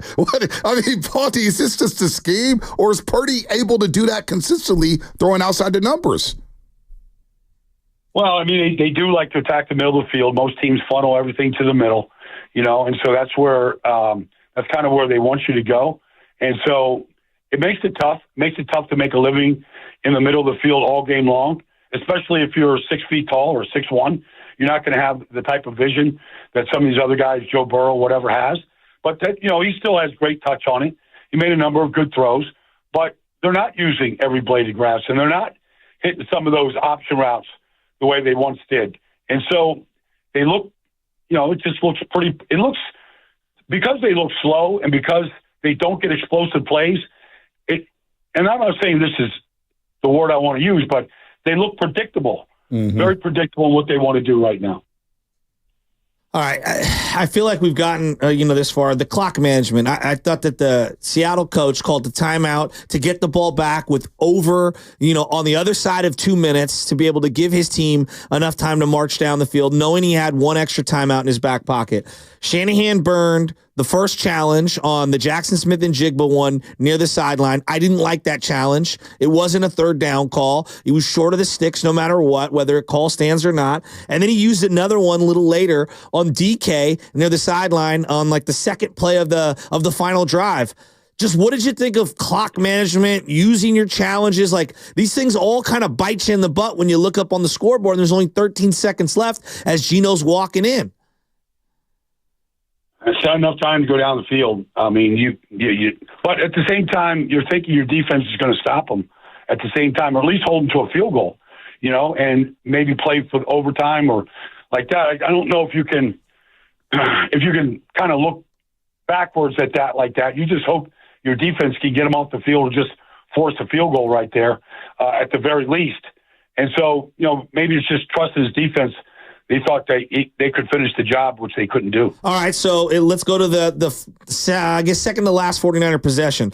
They're up in the game, 17-13, and there's 2:58 on the clock. It's 4th and 6 from about the 43-yard line. Do you go for it? Do you kick the field goal? You got Moody back, even though, it's probably a 60-yard field goal, give or take. Did you like the punt, giving the ball back to Seattle? They kicked it into the end zone, and so I don't know. I just, punt. You're in no man's land. What did you think, especially given how that game was playing out? Well, I mean, look, if you don't make it, Joe, you're getting the ball at the 42-yard line. So that's the downside of it. If you punt, you make them go a long field, as long as you can. You like to keep the ball, within the 20 for sure, and pin them deeper, make them go a longer ways. I'm not a big fan of the 60-yard field goals, and unless you're Brandon Aubrey last night, in Dallas, I don't, especially after the debacle that it was in Tampa. That's got to kind of weigh on your mind a little bit from the week before. So I think those are some of the situations that you're thinking about in that situation. 4th and 6, I don't know. Like, that's not I don't care what analytics say. I think I probably would have punted right there. Yeah, I'm with you on that one. Punt, I had no issue with that. But what about 2nd and 11? A lot of people had a problem with Kyle Shanahan dialing up a pass. You get McCaffrey stuff for a negative gain. He loses a yard. It's 2nd and 11, 3:02 left. And I thought the play design was really good. I thought actually one of Devo's better routes, I think. But he's wide open there. Purdy throws high. It's incomplete. Did you have an issue with that play call at all? And if so, or if you didn't have an issue with the play call, Baldy, what happened on that play? Was Purdy just too quick? Was the defensive line in his face? Hands up? What went on that 2nd and 11? Because I like the play to call. I thought about the same thing, Bonte. I thought the same thing. Like, man, just keep running the clock. Maybe a different type of run. I don't know if it's a toss behind Trent, whatever it is. They obviously weren't very good at it all game long. Maybe that affected Kyle in the call. I didn't have a problem. Obviously the execution hurts. You stop the clock on the incompletion. So that's an issue. But I kind of thought, man, 2nd 11, the clock just clicked. The clock might be the enemy. But as it turned out, I don't know if Seattle would have had any problem scoring the way that they did, even if they had less time right now. I mean, where do they go from here, right? The season's not over, okay? There's still a lot to fight for, and they may not look good currently, which I agree with, but the season's not over. So where do you go from here? They got to face Green Bay this weekend, and they're a beatable team to me, but I don't know what the Niners do well that they can hang their hat on all week to really fire up the fan base right now. We're down in the dumps, Baldy. Some Sundays, Joe, you look like a 17-point offense, and that's just not good enough in this league. Whatever. I mean, it's 3 times now so far this season where they've scored 18 or fewer points. And you go, that probably, if that continues on stretches like this, that's not going to get you to the postseason. And even if you do get to the postseason, you're not going to win any games. Like, they've got to find ways to get more explosion in their offense. Now, this new defensive coordinator in Green Bay, I mean, they're doing a good job. They press the receivers. They rob the middle of the field with Xavier McKinney. They play 3 safeties. They're all really good. Evan Williams, Xavier McKinney. This is going to be interesting because you're talking about attacking the middle of the field. Well, that's what they want to take away, and they're going to force your receivers to beat tight man coverage, and they're going to rush a 4-man rush. So you're going to have Rashawn Gary out there, some decent pass rushers. But this is a game where the receivers have got to win. Whether it's Pearsall or I don't know if Kittle's back or whatever. I'm going to be up there announcing the game. I'm really looking forward to it. But, at some point, you got to beat good teams. Yeah. If you're going to go to the postseason, you're 5-5. Everybody's sort of bunched up there in that division. Arizona's beating good teams. At some point, you got to beat good teams. And might as well start up in Green Bay, who's got 19 takeaways. They got Jordan Love played fantastic last week. You got a really good runner, Josh Jacobs. So there's a lot of things to contend with. And an offense that's very creative. They do a lot of different things. Totally different thing what Kyle does. But it's going to be a good matchup between these two teams. But if you score 17 points in Green Bay, you're not beating that team. Yeah, just ask Chicago, right? They scored 19 and get their field goal blocked at the end of the game, and Green Bay still is one in the Windy City. So you already answered my next question. Lambeau Field. Lambeau, what is Baldy doing Lambeau Field? We wanted to make this road trip. We unfortunately can't make it up to Green Bay. I wanted to go. I know the elements are going to be a factor here. I hear that rain is going to be in the forecast. We'll see about that. But I love this type of football. Give us the laydown, the breakdown of Lambeau Field. Baldy at Lambeau. I mean, it's really football heaven. I caught one pass in my life. It was at Lambeau Field, 37 yards. I might, recreate that moment coming out of the end zone and getting us out of trouble when I was with the Colts.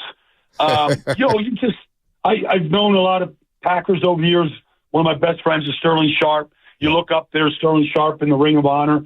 It's honestly like you go into Lambeau Field, Don Hudson, Bart Starr, Favre, Aaron, the coaches, Lombardi Avenue. You look up and it's like the history of the NFL is right in front of you. On all of their Curly Lambeau, whatever it might be, it's the history of the NFL when you walk into that stadium. The fans are as good a fan base as there is. I mean, you go out there and tailgate with them. They welcome all of the people that were coming from San Francisco, 49er fans, Pack fans. They played legendary games in Green Bay and San Francisco over the years.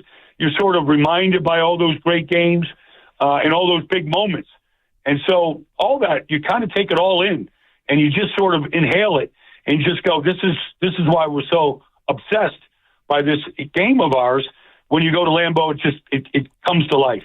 So sports pilgrimages, if you were saying, like, it used to be old Yankee Stadium, but it's gone. And the old Boston Garden, it's gone. You still have Dodger Stadium, but I don't know if Dodger Stadium hits like Lambeau, because when you say Lambeau, it hits. Yeah. What other ones that you can think of off the top of your head would you throw in there that are sports pilgrimages that a diehard has to make? Well, I mean, obviously you go Madison Square Garden. Yeah. So the Garden, obviously there was just a big UFC fight there this weekend. Yep. But, I mean, it starts with the Garden. I mean, you go out to the L.A. Coliseum, to see USC play, or, you can see, I can still see, the Olympics in '84 there. And some of those races and some of those events in there, some of those legendary Raider games that were played in that stadium. The Rose Bowl is a legendary place. You almost have to start going to some of these college venues, Joe. Yeah. To start like really taking it in. You go to the Big House in Michigan. Denny Bryant. I remember going to Ohio State and playing when I was a senior, like in the visiting locker room where we're like it smells like roses. Because the goal every year for Ohio State was to get to the Rose Bowl. Like they have the rose scent inside. You're like, you stinkers. Like you think of all these little subtle things. You can go through the list. You go to Tuscaloosa, Bryant-Denny Stadium. Like there's, some of these places are just phenomenal. I mean, the old Orange Bowl before they tore it down. But how about Touchdown Jesus in South Bend, Indiana? Yeah. Going to Notre Dame. Have you been to Notre Dame, Baldy? You been down there, Notre Dame? Oh, yeah, Touchdown Jesus, yeah. My dad, we drove across we moved from New Jersey to Minnesota one year, and on January 1st, we timed it. We drove across the country to Minnesota. On January 1st, we touched down at South Bend, Indiana. My dad made us go see the stadium.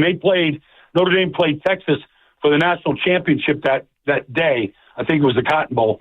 And we just happened to, my dad take us to the stadium that day and let us kind of walk around. Wow, that's awesome. That's awesome was stuff. Was that Montana's team? That might have been Montana's team, right? No. That was 79. Okay. 78, that was against Houston, but this was 1969. Oh, so way back when. Way back. You talk about your lone catch here. Here it is right here at Lambeau Field. This tackle-eligible play was a neat trick that transformed lineman Brian Baldinger, number 62, into a pass catcher. The run was great. Did somebody clip your legs out? They took your legs right from under you, man. They blew me up, man. Because the longer you get away from it, the bigger the lie gets. Yeah. I just tell people that the fastest Packer caught me from behind and then blew me up. You should have said you were doing the Dion and then celebrating prematurely. I wasn't really trying to do the Dion. I was just trying to protect myself. But back then, we had such great. We used to run when we got a lead. We would run the wishbone with Eric Dickerson and Albert Bentley, and we had a wishbone quarterback that came in. And I said they would ask me when we went to the wishbone. Look, will you go from guard to play the tight end? Tight end spot's more important than the guard protecting the edge on this wishbone. I said I'll go play the tight end for you. Only if you put a pass in for me. Like, I want to catch a pass. So Ron Meyer was our head coach, and he put the pass in. He called it up, and my one moment of fame, it came true at Lambeau. That was awesome. Baldy, you're the best, man. Have fun at Lambeau this weekend. Yeah, see you guys. You bet. Right. Brian Baldinger here on the River Islands Cast Line. A lot of fun with him. Put a smile on our face after a tough loss on Sunday with the 49ers. All right, we got to run here. We'll react to Baldy. 888-957-9570. Do you agree with what Baldy said about this offense? Looks stale. Offensive, not throwing outside the numbers. Defensively, no blitzing. They just, what? You're going to let Gino get comfortable? Nothing special from CMC. Nothing special. Nothing special right now. We'll get to that. But first, the injury report.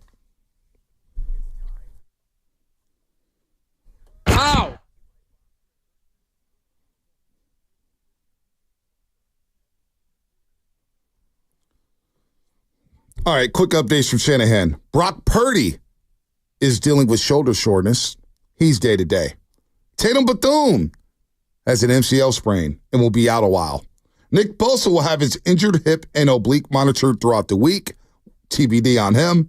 But George Kittle is expected to be able to participate in practice on Wednesday. So some positivity with the 49ers there. The injury report brought to you by Boxer & Gerson, Northern California's premier workers' compensation law firm, helping injured workers get their lives back for over 40 years. All right, what's coming up in the game? Brought to you by Fremont Bank, celebrating 60 years of full-service banking with no compromises. 888-957-9570. Shasky's back. Shasky's riffing about the Niners. He's not happy. What about you fans? We heard a lot from you yesterday on a Reaction Monday. What about today? You've had some time to digest the loss. How are you feeling about Shanahan now? How are you feeling about Brock Purdy? He's a high-level loser, bro. Oh, don't say that, TC. Don't say that. He called yesterday. Spinoni was ready to run off the curb, man. TC, you want to call back? Go ahead. After you digested everything, you had a couple days now. You had a day now. How are you feeling now about the loss of the season moving forward? We'll react to Baldy as well. That's all coming up here on The Roast, brought to you by Fremont Bank, celebrating 60 years of full-service banking with no compromises. It makes me very uncomfortable.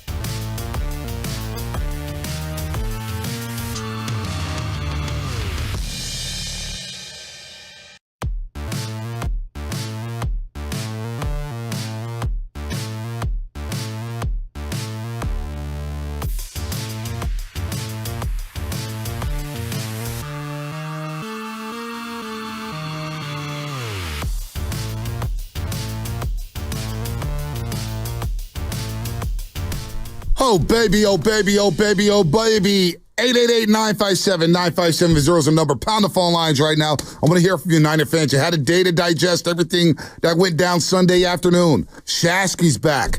The overnight dancers are back. The truck drivers are back. The cops and firefighters are out there. Highway patrol out there pulling people over left and right for speeding and driving crazy. Traffic is picking up. Where are you at, Niner fans? You just heard from Brian Baldinger. Stale is a word I'm seeing used around the Comcast business text line when it comes to describing the San Francisco 49ers of 2024. Can this season get repaired? Can they make a run at the playoffs? Do you still believe in this football team? I want to hear from you, Niner fans. 888-957-9570. Do you believe? Damn it, do you believe? And shout out to everybody on YouTube. Brought to you by First NorCal Credit Union. It would have been a day yesterday with the YouTube chat. For a low rate auto loan, apply all items. Just ask for First NorCal financing at the dealer. Dalton Johnson will come back at 9:20 and talk some Dubs. We'll get back into them in the 9 o'clock hour, plus 60 seconds of celebrity. But Shasky, what a devastating loss. Do you still believe in this team?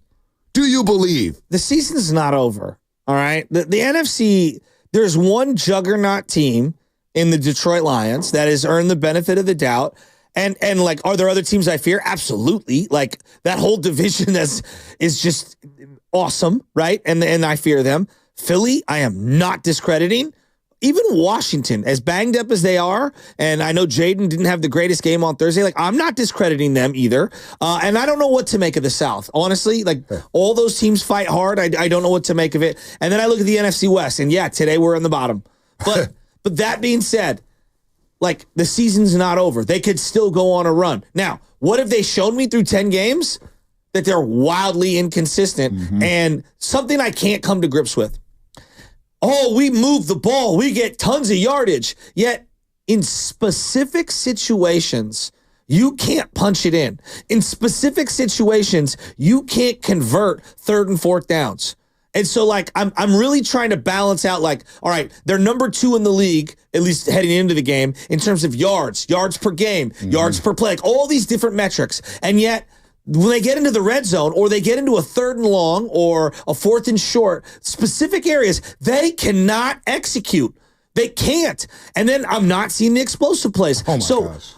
I'm going offense here because I think their problems are on offense. You spend the money you spend, and you're gearing up to pay a quarterback, yeah, I'm going to look at the offense. And you know why? Because the coach cuts his teeth on the offensive side of the ball.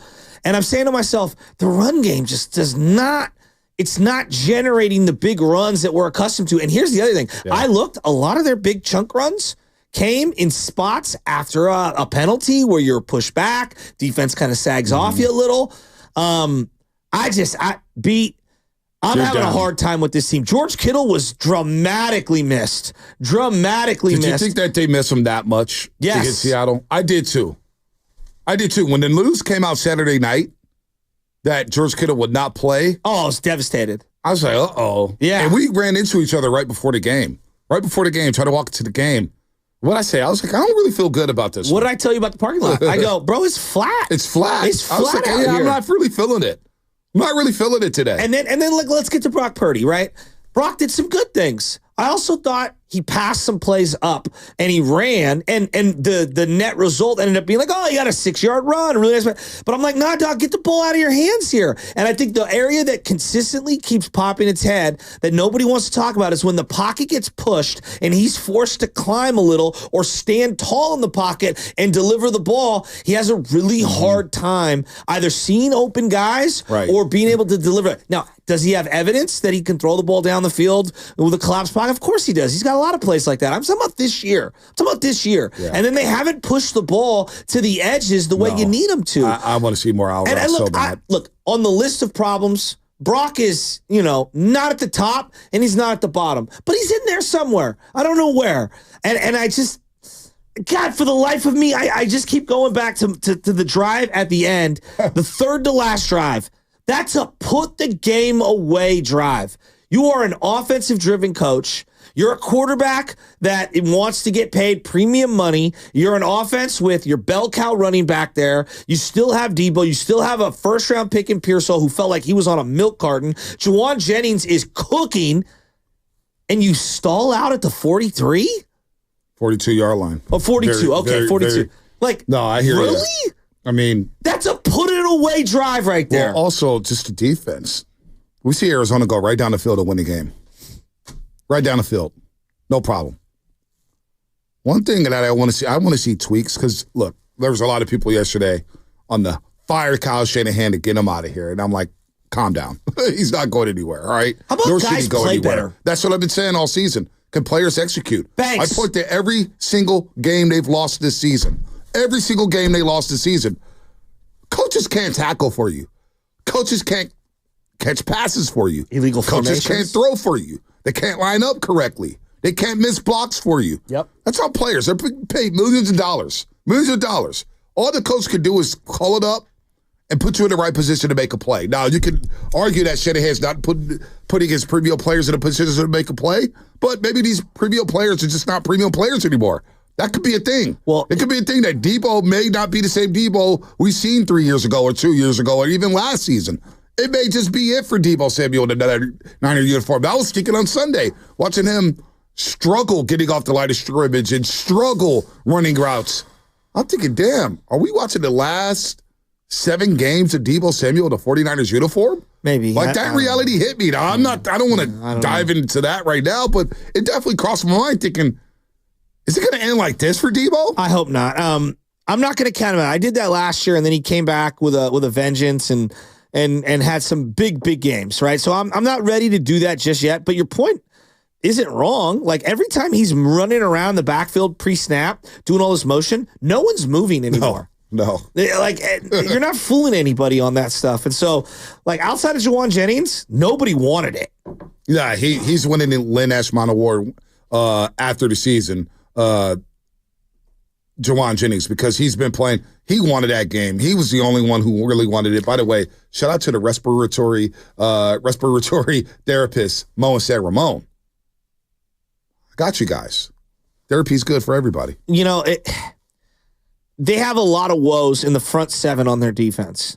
I personally believe one of the biggest mistakes, front office, in terms of assembling the team, coach, staff, I don't even know how you break this down.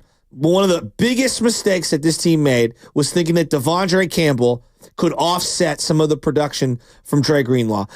I'm sure they knew you're taking a step back no matter who is going to play in the Dre Greenlaw spot.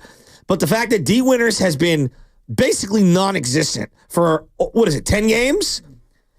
10 games, and Devondre Campbell has played the amount of snaps. I bet you he's played 90% of the snaps on defense. And he has been not good. And I think that there are specific spots where the speed and the awareness and his inability to be able to set edges has just reared its ugly head time and time again. Simultaneously, their belief in Leonard Floyd and this defensive line outside of Bosa was misguided. Javon Hargrave, obviously, you paid him a ton of money. That was a big whiff. Leonard Floyd has not been great, and they have been basically unable to find a speed rusher opposite the power rusher of Nick Bosa, and I believe that's one of the biggest mistakes of the last 4 years. I think they have a Super Bowl if they find a competent speed rusher opposite him, and it's tough. You got a lot of holes on a team. You can only waste draft capital on so many positions. They've done a good job in the secondary. Now it's the front 7 that's killing them. Well, Devondre Campbell, if Winters or Graham or whoever else was backing up that spot, they obviously haven't done enough to take the job. But D. Winters made a play on 4th and 1. He did make a play. He made a play there. I'm like, I want to know more why he's not playing. He only played 10 snaps. Campbell played 60. But let's be real. It wasn't like Seattle was moving the ball up and down the field. They had 13 points late in the fourth quarter. You hold the offense at 13 points, I can't complain about the defense. And I can't pick out Campbell in this game saying, hey, it was Campbell this and Campbell that. We know he's not a good player. It's not great. Doesn't fit the scheme. There's no doubt about it. It's a reason why Green Bay gave up on him. But at the same time, you gave up 13 points. And Seattle went down for a game-winning drive in the last 3 minutes of the game. So what happened defensively on that final drive? Well, I think Nick Sorensen should have dialed up some creative pressures. And that's another thing that Baldy said. When they blitz, it's like they're just sitting in a rush and just, hey, we're blitzing. Hey, block us. Here we go. Their blitzes are not creative enough. Like you look at Minnesota's blitz package. You go look at the Houston Texans last night. You go look at some of these blitz packages, the Chargers blitz packages. All these other teams have creative, exotic blitz packages. If the Niners just, hey, Fred Warner blitz, and he just goes on head up with the guard, and you get nothing going. You get nothing going. So then you lose Nick Bosa as well, and for most of the second half, and all of a sudden the defense gets carved up on the final possession. But defense is not the problem on Sunday. This is all on offense. This is on Purdy. This is on Shanahan. And this is on this offensive line and the wide receivers. The offense has to look themselves in the mirror and say, you know what, defense? We let you down. No, I would agree with you. Like, at top of the charts is the offense. But I also don't think that the defense is good. I don't think I think they're okay. I mean, they held Tampa Bay down to 20 points and held them out of the end zone at the end of the game. Yeah, defense is okay. That was also okay. They have no receivers. Hey, man, Seattle came into this game. Just real quick. Seattle came into this game, and I didn't know this. They average 3rd and 9, which is the longest depth on third down any team has averaged this century. I couldn't believe that. They have not been an efficient offense. Now, in this game, yes, the defense played really well until they didn't at the end. And that has been a common denominator for this team in a lot of these late game situations is they can't get stops when they need them. It's like a team that, hey, we're a great rebounding team, except at the end of games when we need a big rebound. And so, yes, the offense is poor. I also think that the defense, they're not good either. They're back. Their secondary, Renardo Green was getting picked on at times, and I thought he's been really good this year. And Mustafa and Jair Brown weren't separating the ball in the air at the end, and they weren't stopping anyone. And they got no rush. They have no pass rush. Geno threw for 221. I mean, he was comfortable there in the second half. There's no doubt. But it's not like, they averaged 4 yards a carry. I thought they did a good job. They did a good job on Zach Charbonnet. They did a good job on Kenneth Walker III, right for 54 yards, under 4 yards a carry. I thought the defense, for the most part, was solid. Now, DK is going to do DK things. And you have a young secondary. So Jackson Smith, the Jigbook, sure. 11 yards a catch. DK gets 10 yards a catch. But I thought, for the most part, the defense turned them over. The defense was able to force them into punts. They scored 6 points in the first half, and they went to again, it's about points in today's NFL because teams are going to get yards. They're going to get yards. They had 13 points late in the fourth quarter. Now, yes, I wanted the defense to get a stop, and there's a schematic where I'm now over the wide 9. I'm officially over the wide 9. That's another conversation. I'm tired of the wide 9. It allows too many gaps, too many running lanes for quarterbacks to scramble and pick up yards. And if you're not going to blitz, and not only that, with the wide 9 in your personnel, you talk about personnel. You don't have any speed rushers. You got Nick Bosa lined up out there like he's a slot wide receiver. It's crazy. He's a power rusher. He's not a speed rusher. The other side, Leonard Floyd, doesn't have the same speed that he used to have. Scrap the wide 9 off third downs, please. For crying out loud, scrap the wide 9 out, at least on third downs. They're playing these guys that none of us have ever heard of. Okawanu, who obviously has had some moments this year, but he did nothing in this game. Malik Collins is okay. I like Malik Collins. I think he's a rotational D tackle. Robert Beal Jr.? That's the best we got? And Leonard Floyd? They're in trouble. Leonard Floyd's been a disappointment. He's been a massive disappointment. But here's the problem. When you rush the 4, that means you're dropping your 2 linebackers. It's incumbent that both of them are excellent. And right now, Fred's seen some slippage as of late. I hate even admitting that because, Fred on my list of worries is, so low. But he hasn't been the same dynamic player since the ankle injury. He's just been a step slow. And it feels like in situations with 4 minutes to go, Campbell gets picked on. Teams will tell you what your weaknesses are. But is there anybody better on this roster? No, that's why I want to. But that's why I want to know why. D. Winters has to play at some point. They've done this with the secondary, where they're like, all right, you know what? Screw it. We're playing the young guys. We're just going to do it. They've been committed to playing Renardo Green, which I'm happy, and I think that he's been pretty good. Instead of Yadam and Raka Sim, and I think that you should do the same thing at linebacker. I need to get another speed linebacker next to him, and if the guy over pursues, then so be it. I'm done with the Campbell move. But again, their offense is their number one problem. The defense is not the problem. Defense was not the problem in this game. It wasn't the problem in the Tampa Bay game. Now, situational football is not being pretty. There's no doubt about that. I'm not going to dispute that. But when you look at these game logs and you look at what's transpired this season, it's the offense taking a major step back. This is a team that went 30 points a game last year and was lighting up everybody, setting franchise records. You may not have a 1,000-yard receiver this year. After having four guys go for 1,000 scrimmage yards, you may not have one go for 1,000 scrimmage yards this season. Who knows? I mean, seriously. But like, it's on the offense, in my opinion. Now, Jawan Jennings is close to 600 yards. He may get 1,000. I think it's been really solid. Kittle's at 560. But other than that, the explosives. Jawan Jennings might be your Len Eshmon Award winner. No, he is winning the Len Eshmon Award. As I mentioned earlier, he's going to win that award. Yeah. There's no doubt. He's the most inspirational on this team. All right, let's get to the phone calls. Mike in Santa Clara. Mike, what's happening? What's up, Mike?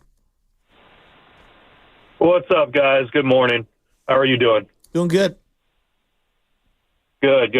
Hey, I wanted to talk about the Shanahan scheme for a sec, but Shasky, I think you said something a little bit earlier. Yeah, we've always been known for our front seven throughout the years, and yeah, it's just not there, man. Especially now that Bosa's out now. I mean, it's just not there. Our front seven took away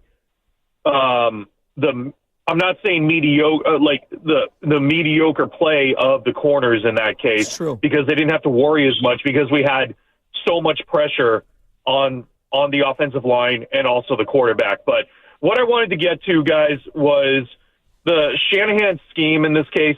It's the word I can use is predictable, and it's really just one of those things where I'm not seeing Purdy being able to call audibles as much because there's so many different transitions of each play that Shanahan has for one particular play. I only see the offensive line, which they should be doing, is actually calling audibles on the line for blitzes, etc. But I don't see it's predictable about what it's coming down to in regards to Shanahan's play. And yeah, it's been a freaking carousel with the injuries and everything on offense of how Shanahan has to make the play calls and all that. But the league is obviously in this case aware of it now. So I don't know what Shanahan is doing at this point. Like, he needs to make some different. He needs to scheme something different. And by the way, I am sick and tired of these roundabout rocket kind of moves with Debo. Again, predictable. It's so predictable. It is predictable. It is predictable. But Shanahan, he's going to have to evolve this offseason. There's no doubt. I would agree. The passing game needs to be updated. It's like refreshing our iPhones, right? You get the status of, hey, time to refresh your iPhone. You get the whole update with the offense. Well, Shanahan needs to update the passing game. He needs new wrinkles. And maybe he needs a new set of eyes there. But one thing I'm not doing is firing Kyle Shanahan. No, I don't. I just want to make that clear. Yeah, I don't think that's not firing Kyle Shanahan. Either of our mouths. But just want to make sure about that. Here's what I would say, though, be like, Ted Wynn. Is it Wynn? Ted Wynn. Yeah, Ted Wynn has an article that came out this morning about 4 a.m. On The Athletic, and it was talking about Kyle's offense when it comes to the passing game and the protections, because everyone's talking about audibles at the line. And he said, look, it works a lot, but there seems to be a pattern late in games now that the book is out on him. And he shows and diagrams specific plays and specific moments. I want to make sure that I lay this out right, where the other teams know, based on the protection being locked, that if they can send certain blitzers from certain spots, it's going to force an automatic hot route, which is going to be short of the sticks. And if you notice the Niners, they'll get the ball out. Let's say it's 3rd and 8. Yeah. They'll get the ball out quick, and it's Jennings to the flat, and it's a 5-yard gain. He's got to break 3 or 4 tackles to get open. And it's because teams are now keen on what some of the deficiencies are built into the offense because of the inability to kind of call things at the line. Now, it's not all the time. It still works. The offense still can get you a ton of yards, but there are key moments in the game where it'll rear its ugly head. And they showed specifically what Seattle did this time around on these 3rd downs to kind of light up Purdy, to force a hot route, to get the ball out of his hand quickly, to get it short of the sticks. And it was fascinating. Well, and I think that's where those wrinkles that you're talking about might need to be baked in. What's the guy's name? The backup quarterback who's always on Twitter? Kurt Benkert. Kurt Benkert. Kurt Benkert. Basically said the same thing Sunday night. It was like, I don't get why this offense hasn't adjusted. I'm telling you, cover zero blitzes get home every time against the 49ers in obvious passing down situations because the book is out on that. So that's another adjustment Shanahan's going to have to make, saying, all right, teams are on to this. Let me get the hots. Let me fix something here. And it may be an offseason thing. It may be too late within the season to do something like that. But I want to hear from Belichick. Belichick, he was on the Pat McAfee show this morning. Here's what Belichick had to say about the 49ers. So many of the games in this league are so close. They come down to a play or two. And, you win them one year, you don't lose them the next year. And you think the gap is an ocean, and it really isn't. It's just a handful of plays. But look, in the end, their season will be defined on what happens, in the last 6 games of the season. They're close enough to be in it. They're going to have to play their best football going forward. They've kind of stumbled around here a little bit and been, disappointing in themselves, I'm sure. But you look at teams like, Tampa and the Giants and their Super Bowls. I mean, those teams barely got into the playoffs. They barely had a winning record and then played their best football when it really mattered. So I think the 49ers are capable of doing that, but obviously they have to do it, and they just haven't consistently done it. But they've lost some good players in the offseason now. I mean, this isn't quite the same team that they had, a year ago or 2 years ago. They've got a lot of good young players, but they're still obviously putting it together here, and we'll see what happens. We'll see what happens. Lost a lot of good players, lost a lot of good coaches. The Brandon Ayuk injury is horrible. Oh, it's massive. It's horrible. And Ricky Pearsall had a monster game last week, and I'm like, all right, let's get Ricky involved. And 2 targets. It was as if he didn't play. Was he just locked up? I don't know. I forgot to ask Baldy about that one because it felt like to me when I'm watching from my seats to the end zone seats, it looked like he was just getting locked up. By Wooten or whatever? By whoever was out there, whether it's Wooten, whether it's Witherspoon. You're saying he didn't look juicy, as Greg Cosell described him a couple weeks ago. Didn't look juicy. Oh, no, man. I'm a Baldy guy. I like Greg Cosell. But he said that CMC looked like CMC. And I haven't seen CMC look like CMC at all this season. I commend the guy. I love Christian McCaffrey. Love McCaffrey. Loved him since he was at Stanford. Loved him. And I just don't know if he should be playing football right now. Now, I'm not going to – I'm always saying, hey, man, you got to – these guys are going to play if they want to play. And McCaffrey wants to play. But I don't see the burst. I don't see the juice. I don't see the wiggle. And it's understandable on why we don't see it. The guy had bilateral Achilles tendonitis. Like I'm asking all these NBA players when I'm at Warrior games and pregame master coaches, can you play on bilateral Achilles? Oh, wow. Whoa, that's everybody just their face is like, what? He's playing with Achilles tendonitis. Whoa. And the image of Drake Greenlaw running off the sideline in the Super Bowl when he dealt with Achilles tendonitis all postseason, and he's just jogging out to the field to play defense. Snap, gone. I mean, can you work in Mason and Garrido for crying out loud? Please. I mean, you ran for 230 yards against Seattle last time with those two guys. I know. And Mason got hurt with the shoulder injury in that game. So I'm with you. Here's the thing. No one is saying you can't use CMC, Shanahan. We're saying you also have other running backs that can help you out a little. That's all. That's all we're saying is just mix it up just a little bit. All right. We got more calls here coming up. Or here. We'll use get to them, everybody. I don't know, in the backfield at the same time, considering CMC's a great route runner. Give me Garrido in space with all that speed. I would love that. When was the last time they ran a screen that wasn't a Debo tunnel screen at the end of a half? Things are looking outdated with this 49ers offense. 888-957-9570. Do you agree? We have some Baldy sound. Oreo cookie. I see you. What is it? Fedicino? What's his name? Fidencio. And Rodeo. Fidencio. We're going to get to you on the other side. No, that doesn't count. Names don't count. We don't know. Fidencio.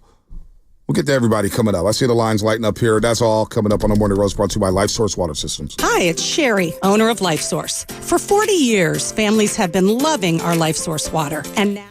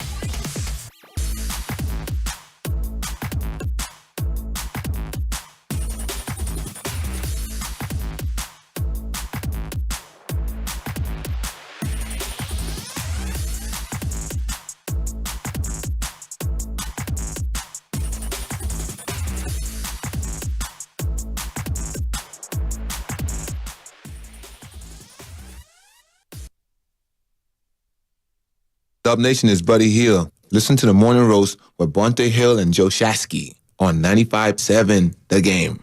You better hit those break, Bonte. I got you, buddy. You know what I found out about Buddy? What's that? He loves candy. Loves candy. Like Justin Jefferson? Yeah, like Justin Jefferson.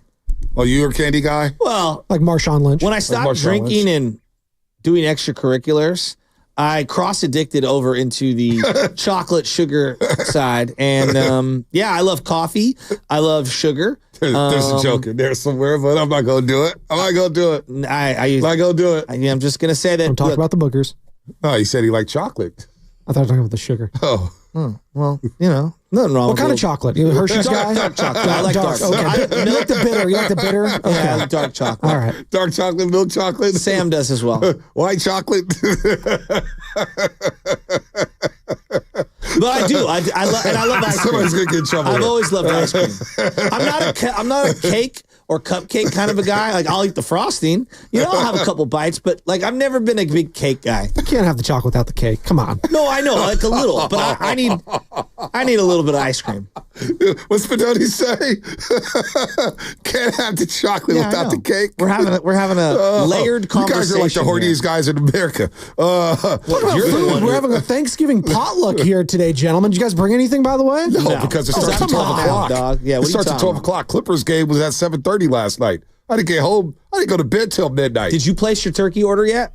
No. No. I don't know what I'm doing this year, but this shouldn't be funny, man. Why is everything? I'm delusional right now, man. I'm sleep deprived.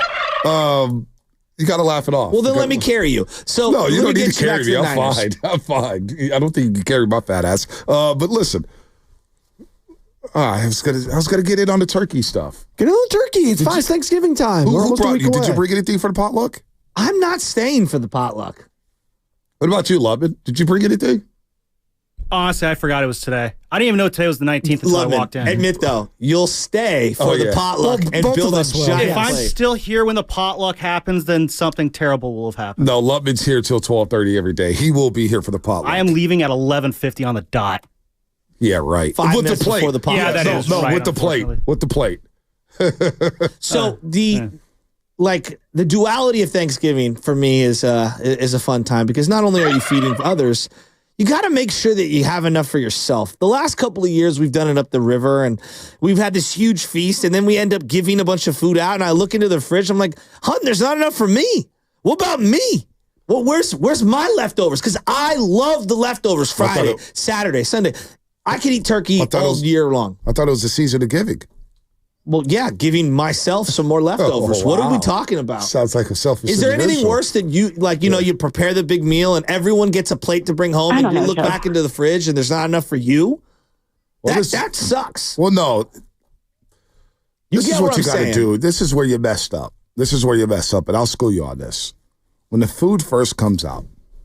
Don't say what I think you're going to say. What am I going to say? You're going to say, earmark a bunch for yourself, put it to the side. Absolutely. You put the plate, Tupperware, you do it on the side, you just put it away. Put it away, nobody sees it. And then you go get yourself a plate. I don't know if you are aware of this, but when you're hosting a giant Thanksgiving meal, the fridge is already stuffed to the gills. Oh, we've hosted Thanksgiving a couple times. Yeah, like there's no room for my separate spots to hang stuff. There's always some room. There's always some rearranging you can do, trust me. So this is what I'm going to do. I'm going to order my own turkey for me and the baby and my own sides and whatnot. Not even We're Michelle? going to have a separate thing. Not even Michelle Michelle? doesn't really eat turkey. Damn. She's a pescatarian. Damn. I don't know, Joe. Damn, see, you got to put the food on the side. And look, we've hosted, I think we might be hosting Thanksgiving this year. I have no idea. Yeah, you better order your turkey now. You better buy a little turkey outfit for LJ. He'd look cute in that. Oh, my God. You guys do the turkey? That. Don't do the turkey I don't outfit. think Don't dress up for turkey. His birthday's Saturday. Or put him in a football outfit. That's what you do. No, you don't do Many that. outfits. You don't need to do that. That corny stuff. Don't do, because I already know what happens. People dress their kids up. It's turkeys. Then they put it on Instagram and they want to get the likes and the clout. Well, yes. Don't stop. Look at how cute my kid is. This is the society we're in, gentlemen. Look how cute. No. As a current Instagram dad who photos his son, I have like 5,000 photos of my son. I get it. Like, but you also do it on Twitter, which is where Spinoni and I were talking about this. Twitter's a no-go zone for me because there's a lot of lunatics. Well, it's a cesspool now. Yeah, I don't care. I just mute and block. Yeah, I just mute and block. I'm like the Kenbei on there. I don't want people on Twitter to know who my family is now. If they want to find out, I get it's on that. Instagram. I'm just proud of my little guy. But no, the other thing is that I look back at the Niners. I want to get right back into the Niners.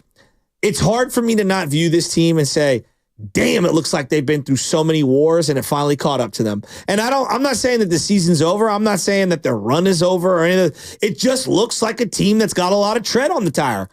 They just do. You know what, though? Philadelphia's played a lot of football. Of course. Kansas City's played a lot of football. Oh. Buffalo's played a lot of football. I'm not saying it's excuse. Baltimore's played a lot of football. I'm just telling you that's what they look like. Like, yeah, they do look. They just look like they're injured. They look like they're injured. And look, when you blow games that you do early in the season, it catches up to you. Yeah. The Rams game, you knew this is going to bite you in the ass. Yeah. Arizona, boy, this one is going to bite you in the ass. Kansas City lost, okay, fine, whatever. But that's going to bite you in the ass when you lose in Minnesota and you lose in the fashion that you did on Sunday. Let's go to the lines here, man. Oreo Cookie in Oakland. Start us off, and then we'll get to everybody here on the lines. Oreo Cookie, what's happening? Hey, what's up, guys? Good morning. Morning. I just want everybody to come to the realization that, you know what, Purdy might not be our guy. Don't get me wrong, we're rooting for him because he's quarterbacking our team, so we want him to do good. His contract is coming up next year. He is not a $60 million a year player. He cannot throw the 9 route. Teams are not fearing that route. How come we don't throw it up? It's probably because he can't complete the pass. It must be something in practice that Kyle sees, and he's like, heck no, I ain't doing that.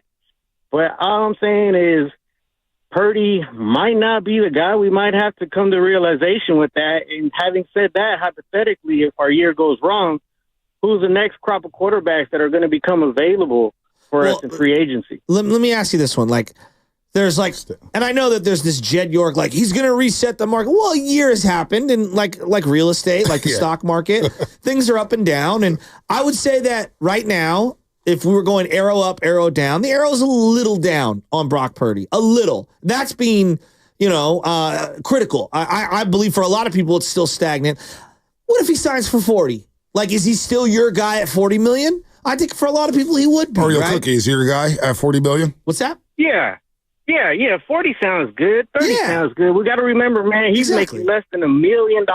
So no doubt, anything over 20 is great for him.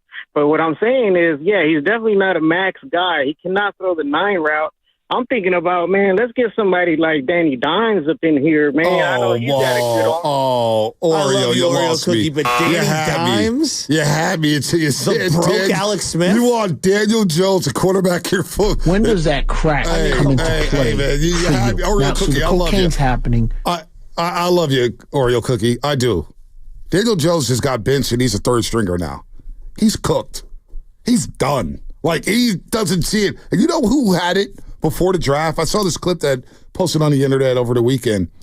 Todd McShay, in the pre-draft process, was talking about Daniel Jones, and they're short of Duke. He goes, look, guys, this guy's just not it. He doesn't see it. He doesn't anticipate. He does none of these good things. I just don't think he's a good quarterback. And next thing you know, it played out to fruition. Todd McShay was actually right about something.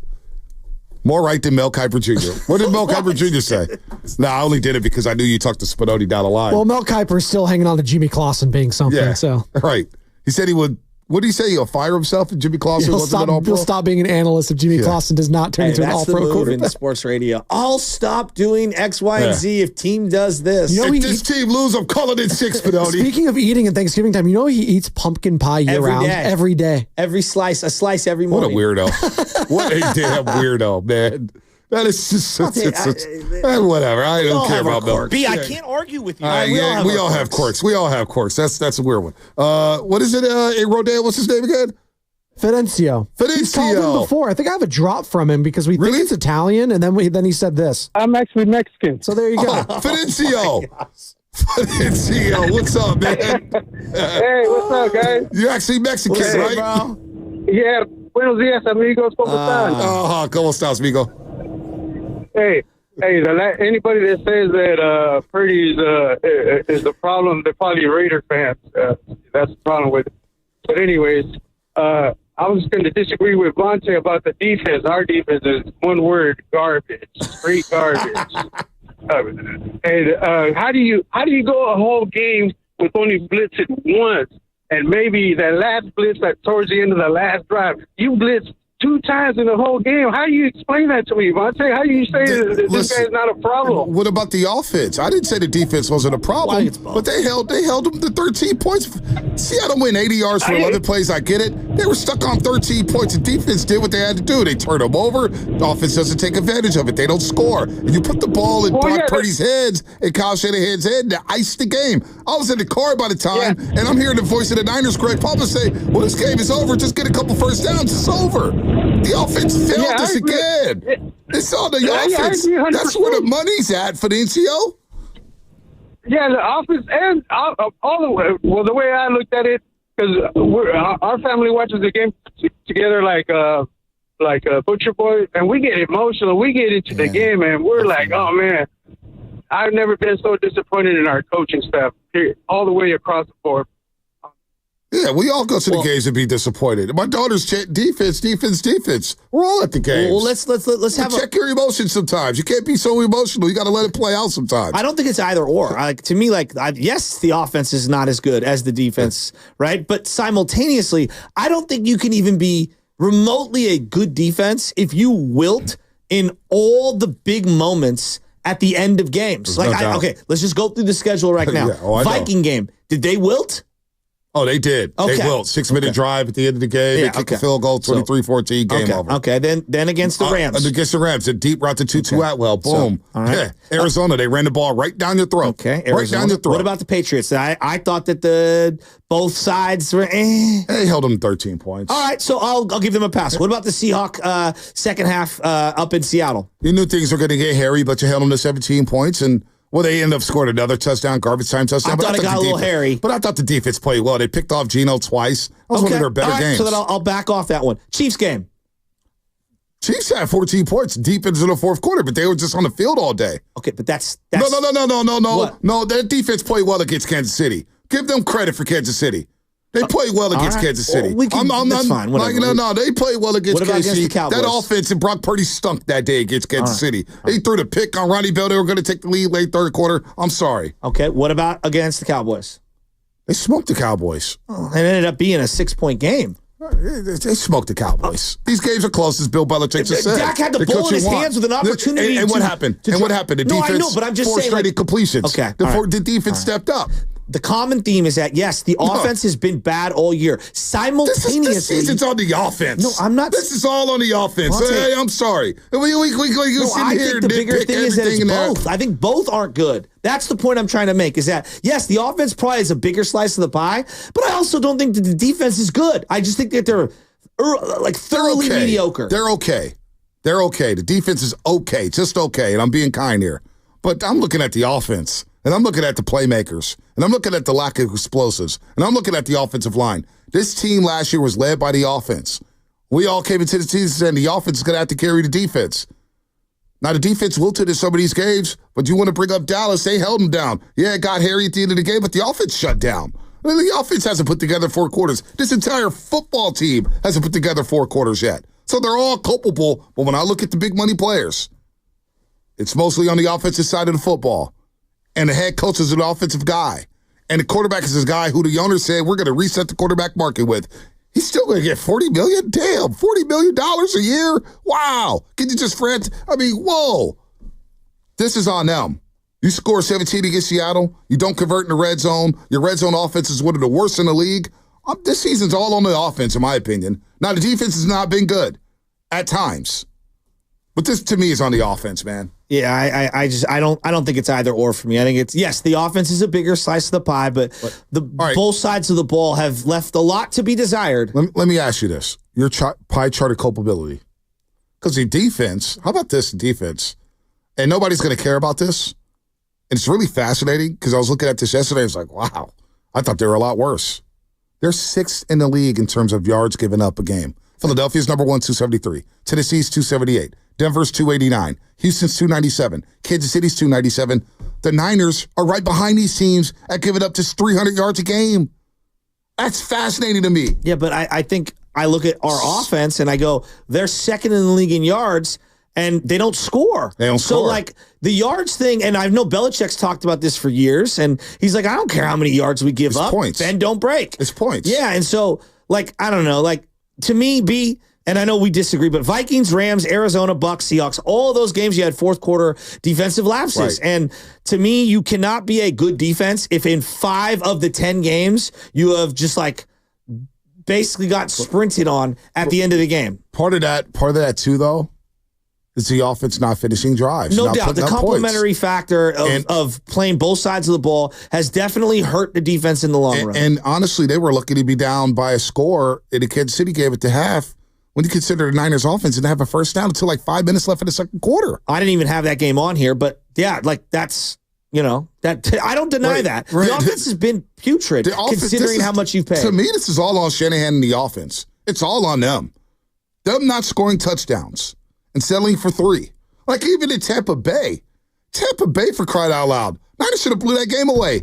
Offense is shooting themselves in the foot. Moody's missing 3 field goals. And give the defense credit for at least that game. They could have given up the touchdown there. Game would have been over.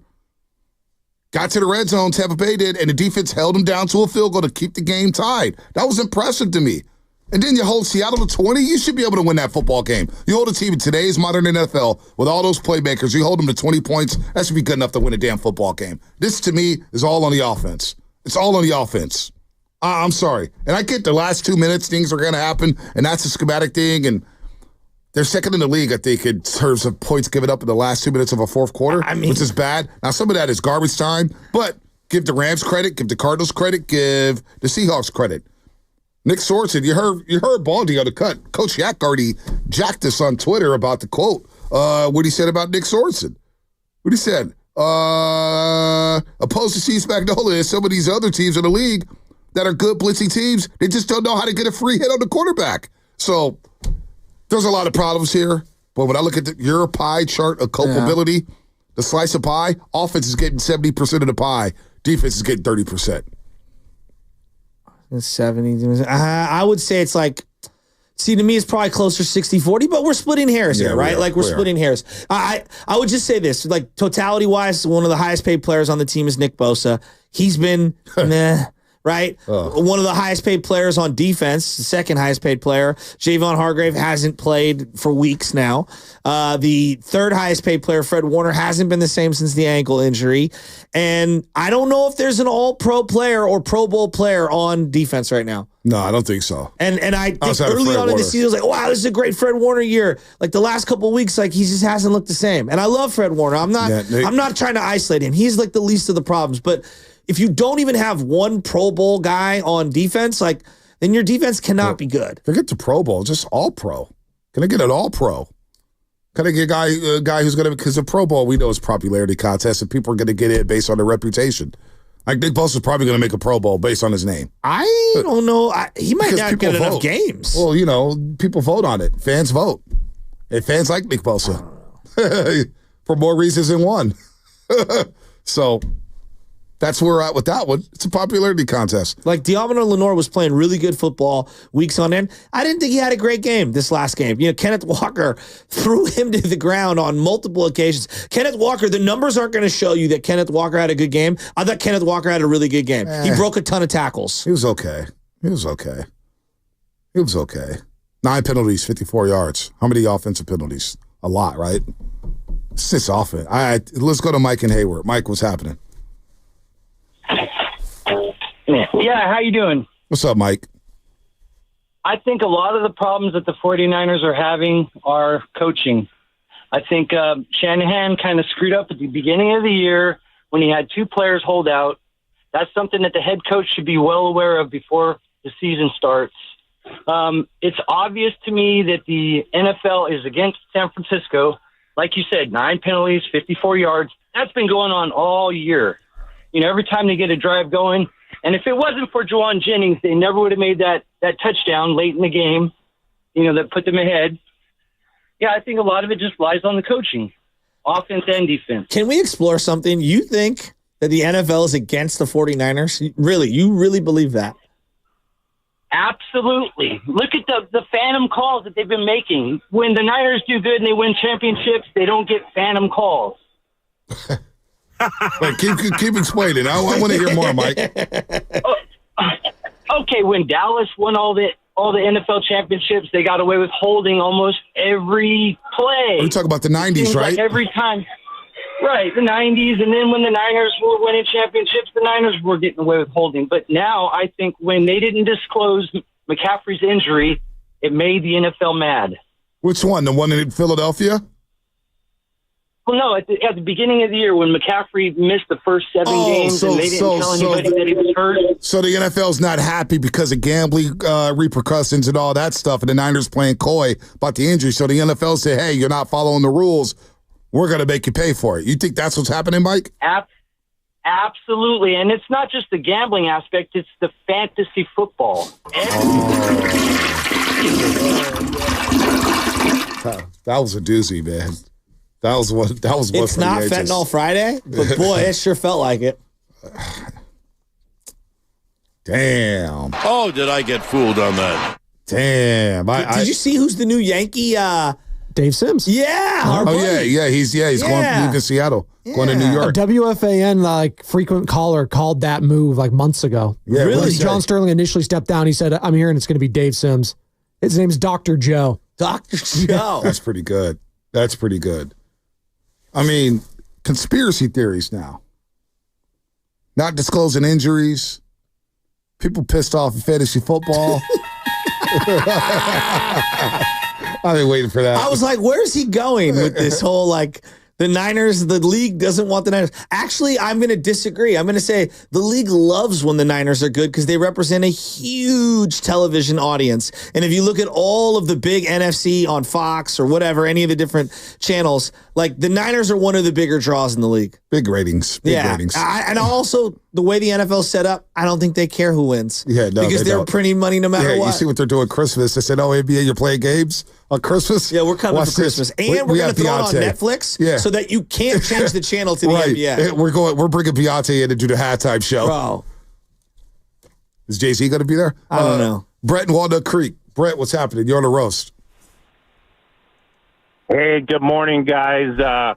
Remember last week I called in and I criticized the caller because he said we had an embarrassing win. And, my God, how good would an embarrassing win look right now? So good. The thing I've noticed with the 49ers this year, really more so than anything, guys, is the lack of creativity in our offensive play calling. Shanahan is a master. I mean, these guys. Remember, we'd come out, we'd have a script, bang, bang, bang, down the field, 7-0 Niners. Brock steps three steps back. When he releases the ball, someone's going to be 10 yards wide open. We're running jet sweeps. We're running quick slants. We're running swing passes to the running back. No offensive creativity, which then lends ourselves to not being able to produce in the red zone. And then on defense, again, obviously everyone's been injured. And I know you guys had a stat earlier about how, we're at the top of the league in yards given up. I think what's really happened is because we run a rush of 4-man line and we're thin with our reserves, that by the time we get to the fourth quarter, if it's a close game, and I know you guys have noticed this, our guys are gassed. They are gassed. They are so tired and spent because we've been rushing 4 constantly. Mm-hmm. We can't rotate like we did before because we had depth.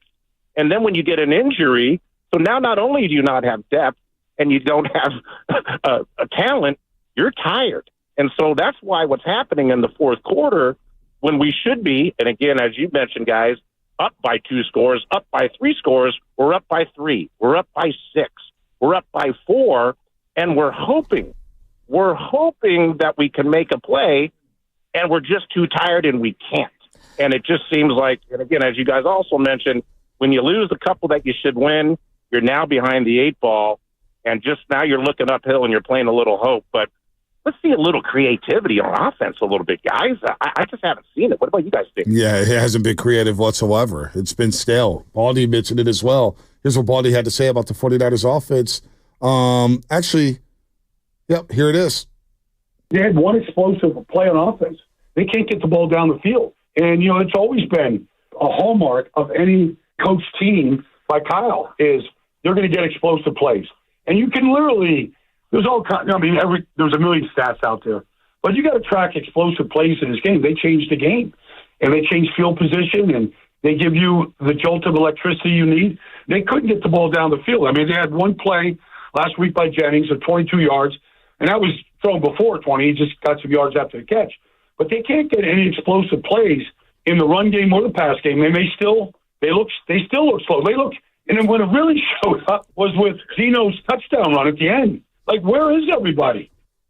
Where is everybody? But in terms of the creativity, wasn't the touchdown pass to Juwan Jennings a clever little play in the red zone? Play action pass, not bad. You didn't think it was that? It was cool. It was Greg fine. Olsen was really excited over it. That's why I'm just asking. It was fine. It was fine. You see a couple creative plays every now and then. So, but when people say that, what are they looking for? Like, what exactly are we? I think they want more deep shots. I think they want more trick plays.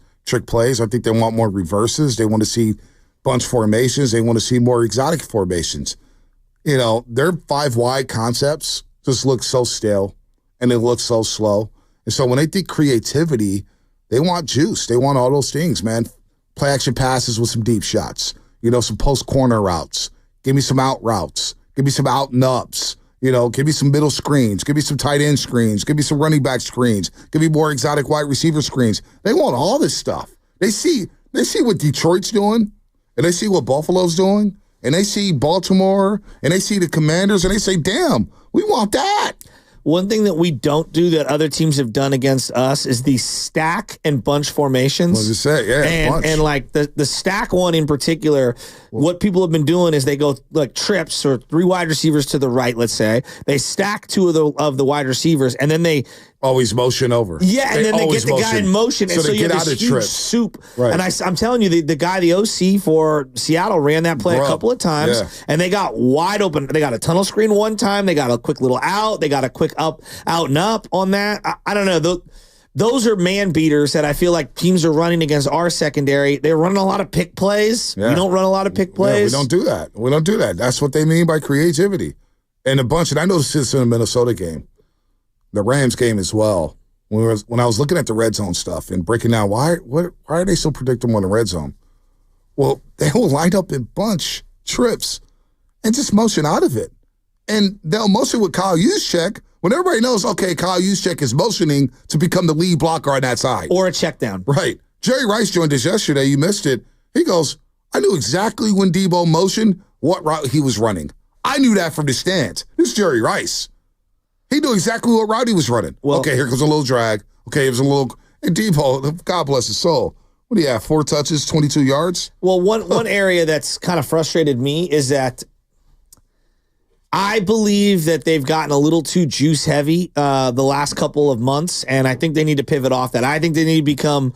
You need to play your best, whatever those guys are, your best 11 more often than not. And I think Juice is a very functional player, but when you have Juice and Saubert out there for long stretches, that's not no one's fearing that. Everybody was high on Saubert coming out of training camp. Hey man, fine. Whatever. They can't get the second tight end right. No, ever. That's another one. That's another position that they haven't figured out yet. But you're telling me that you can't find a way to get Mason? Maybe my emotions. Maybe my emotions have dissipated as a sports fan. I have no idea. But I knew Monday was going to be a show. So if they start Brendan Allen on Sunday against Green Bay, I'm here for the ridiculousness of the phone calls. Like we just had Mike and Hayward talking about this a conspiracy going on with the 49ers. I'd rather hear more. Like, what? I'm here for that stuff. Spinoni, you had some ridiculous calls yesterday, right? Yeah, I tried to cut off half of them, but I wasn't allowed to. Yeah, I told him just let them talk. I saw a lot of reaction yesterday just from afar. Everybody wants Ben Johnson to be the head coach. The season's over. Fire this guy. Get rid of Brock. It's like, all right, everyone, like I know, and I'm guilty of this at times, but like, come on. The season's not over. All right, number one, the season's not over. You can still get into the playoffs. Yeah, it's going to be hard. There's no doubt. You can still win the division. It's going to be even harder to do that. There's like no scenario next season outside of an injury that Brock Purdy's not the quarterback, right? Well, that was where I was going with this. Is there any scenario where that's not the case? Look, the team, listen, if you were to rank all of the things, the team's fighting for the playoffs. They're trying to win the division. Okay, boom, boom, boom. The next thing on the line is like, yeah, Brock's playing for a certain amount of money. I don't know how much. And status within this organization. You can gain or lose status based on how you play over the last few weeks. I'm not saying everyone's going to be out on him, but it's been pretty universal in terms of the praise. You start losing some games. Like Jimmy was universally praised at one point. And then, and I'm not saying that Brock's Jimmy, but like, you guys know how this works. Teammates fall in love, out of favor. Debo, is Debo going to be on this team? I think these are huge 7-8 games for Debo Samuel. CMC, how does he finish the year? Jordan Mason, Garrett. There are so many. Is this Trent's final season? Like, the season's not over. I got a million questions. Trent's not walking away from that, buddy. Oh, Antonio just dropped off. I mean, a guy for the Seahawks literally quit football in the middle of the week. Connor Williams. 27 years old. I couldn't believe that. Yeah, but Trent's not walking away from that, buddy. Trent's had every reason to retire. Has he been great this year? Been okay. They run all the time to his side. Everybody knows they run the left. Banks has had it down here. He's costing himself some dollars. There's no doubt. You're listening to 95.7 The Game, KGMZ, FM and AC1 San Francisco, and Odyssey Sports Station. Always live on the free Odyssey app. Was that twice? You guys I got PTSD from reading the freaking legal. No, I keep you honest, and I say, legal if you haven't. Sam says he did. I was like, good. Oh, so you always get confused. You guys get, when I say legal if you haven't, that means you don't have to do it. I'm going to double down on the damn legal because you guys keep getting on me about the legal. We are so legally a radio station right now. I think that carries over into the next hour. It does not. It does not, actually. Well, no, it doesn't. It doesn't. It doesn't. They do not roll over. 60 seconds of celebrating coming up in the second here. Did we just overrate the Niners heading into the year because of what they did last year? No, we didn't overrate the Niners.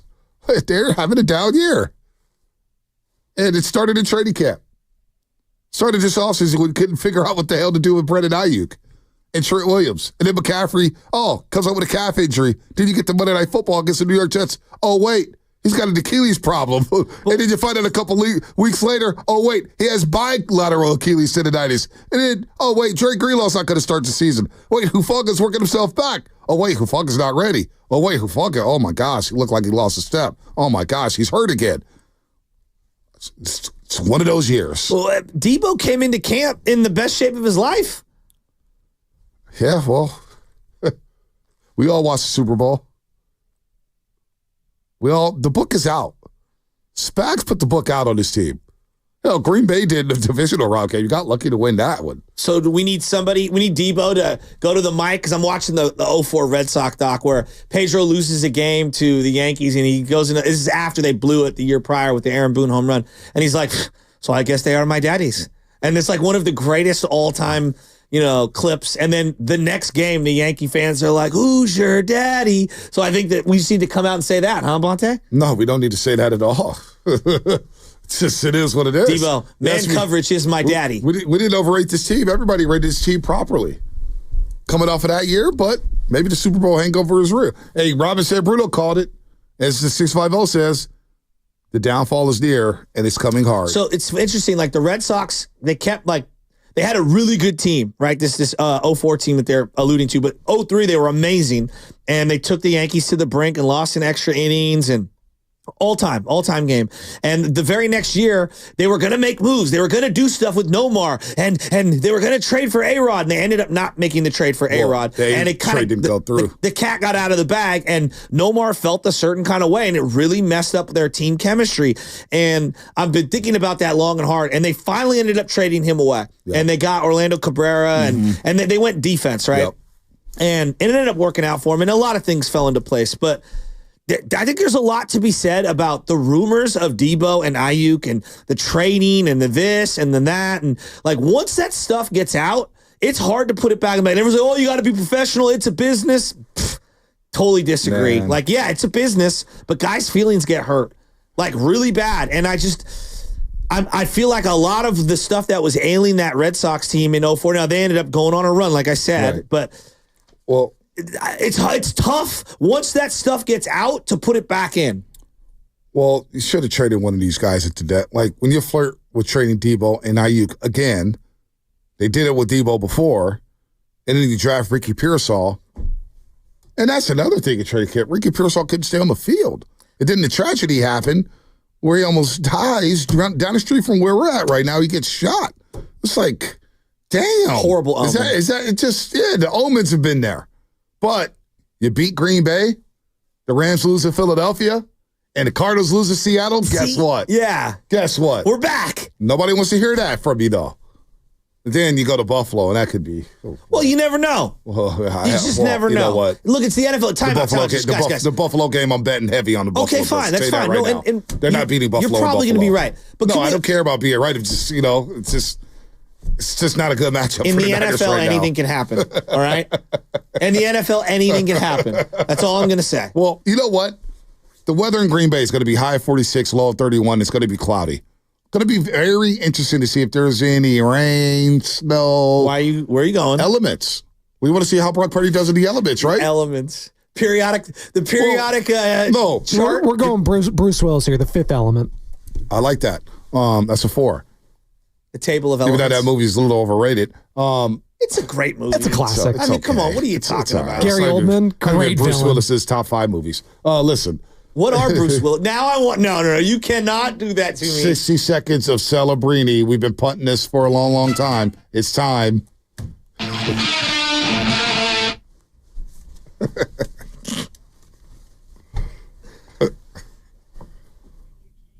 Grr. Grr.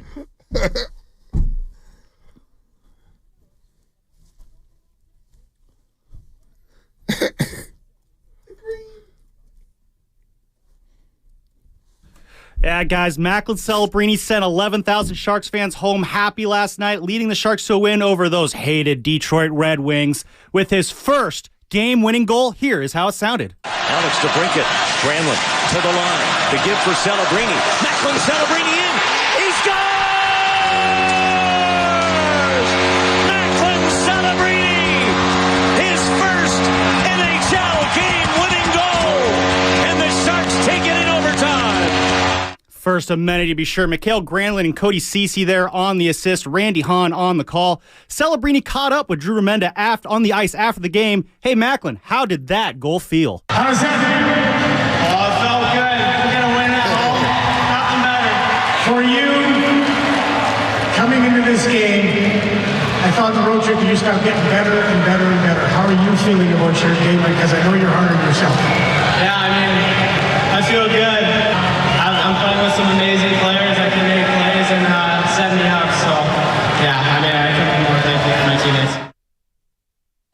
And there's your 60 seconds of Celebrini right there, folks. Spinoni and Bonte, I don't know if you guys know this, but the second we start talking Sharks, the YouTube changes colors to a teal. There's no way. Yeah. And Are then, you serious? Yeah. The only way that this could become more self-involved for Sam Lubman is if he puts his own picture on the screen while doing 60 seconds. Why would you give him that idea? That's actually a good idea. Maybe we get the camera on here in the studio and turn your guys' camera off. Why would you do that? That's some good producing there, Shad. That's some good ideas right there. Wow. I am an idea guy. You are a good idea. Piss me off. Good ideas. Because you're an idea guy doesn't mean every idea is good. But those ones were actually. It's because you have ideas.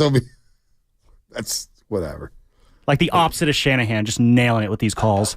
You know, somebody on...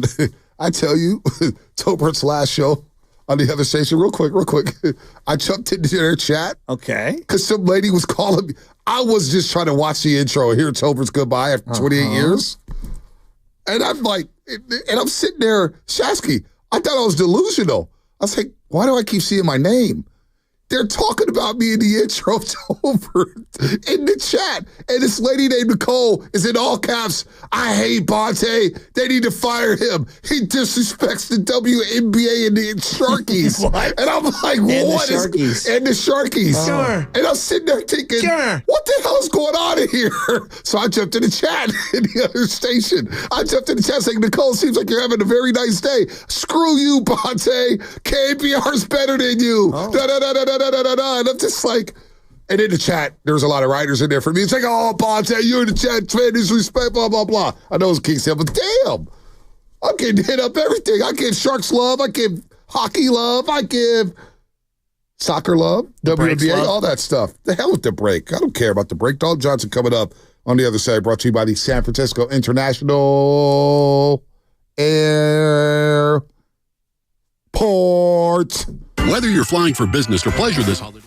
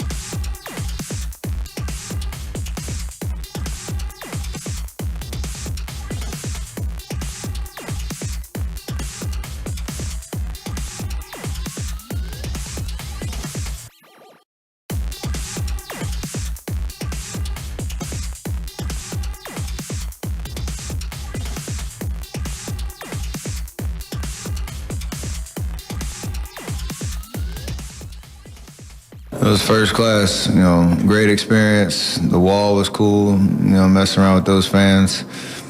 Great energy. I know a lot of creativity and imagination with this building, and it seemed like they executed everything, top class. Even the visitors section of the locker room over there, everything's first class.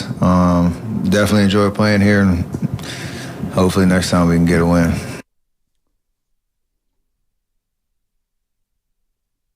The Morning Roast is live on YouTube right now. Take it away, Bonte. All right, Steph. Intuit Dome. Nice little place the Warriors won't visit until the end of the season. It's the last game of the regular season, Intuit Dome, to the Clippers, but the Warriors have lost 5 straight games dating back to last season against the LA Clippers. Are 0-2 this year, 2 of their 3 losses against the Clippers. And last night they have turnovers and free throws to blame there, and allowing the Clippers to dictate the pace due to their turnovers and missed free throws. But let's bring in beat writer for NBC Sports Bay Area, Warriors reporter for NBC Sports Bay Area, I should say, my main man, Dalton Johnson, who I'll see later today on Warriors Now, that is stream on the NBC Sports Bay Area app, and he was down in L.A. I think he's still down in L.A. We got to get him out of here by 9:30 so he doesn't miss his flight. And he joins us here at the River Islands guest line. Dalton, good morning, man. How you doing? Doing good. Thanks for having me, fellas. Absolutely, man. Intuit Dome. We just played that highlight of, or that post-game presser with Steph Curry talking about the Intuit Dome. What's your takeaway from Intuit Dome? Did you get there early? Did you walk around the stadium? I saw you took the video of Steph Curry walking the stairs of the wall. Looked like a great workout there, and that kind of told me that he was going to play last night as he was questionable. What's your take on the Intuit Dome? Yeah, I mean, that thing is huge, number one. I mean, I felt like I got to work out in just walking around, trying to get to the media room, to my seat, everything. But it feels like it's like part carnival, part basketball game. It's pretty wild as far as just the spectacle of it with the lights flashing everywhere.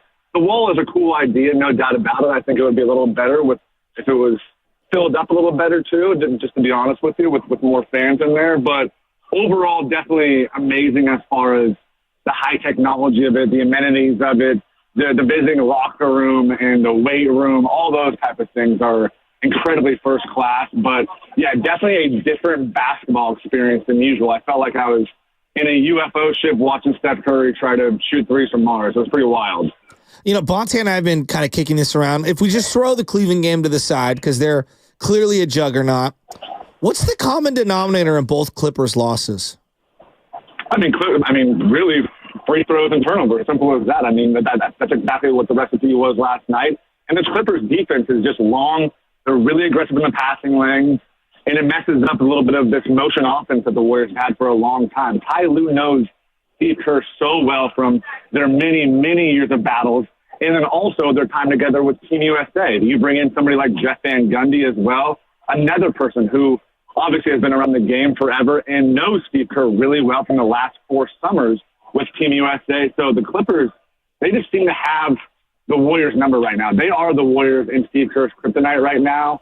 Again, that defense, it's long, it's aggressive.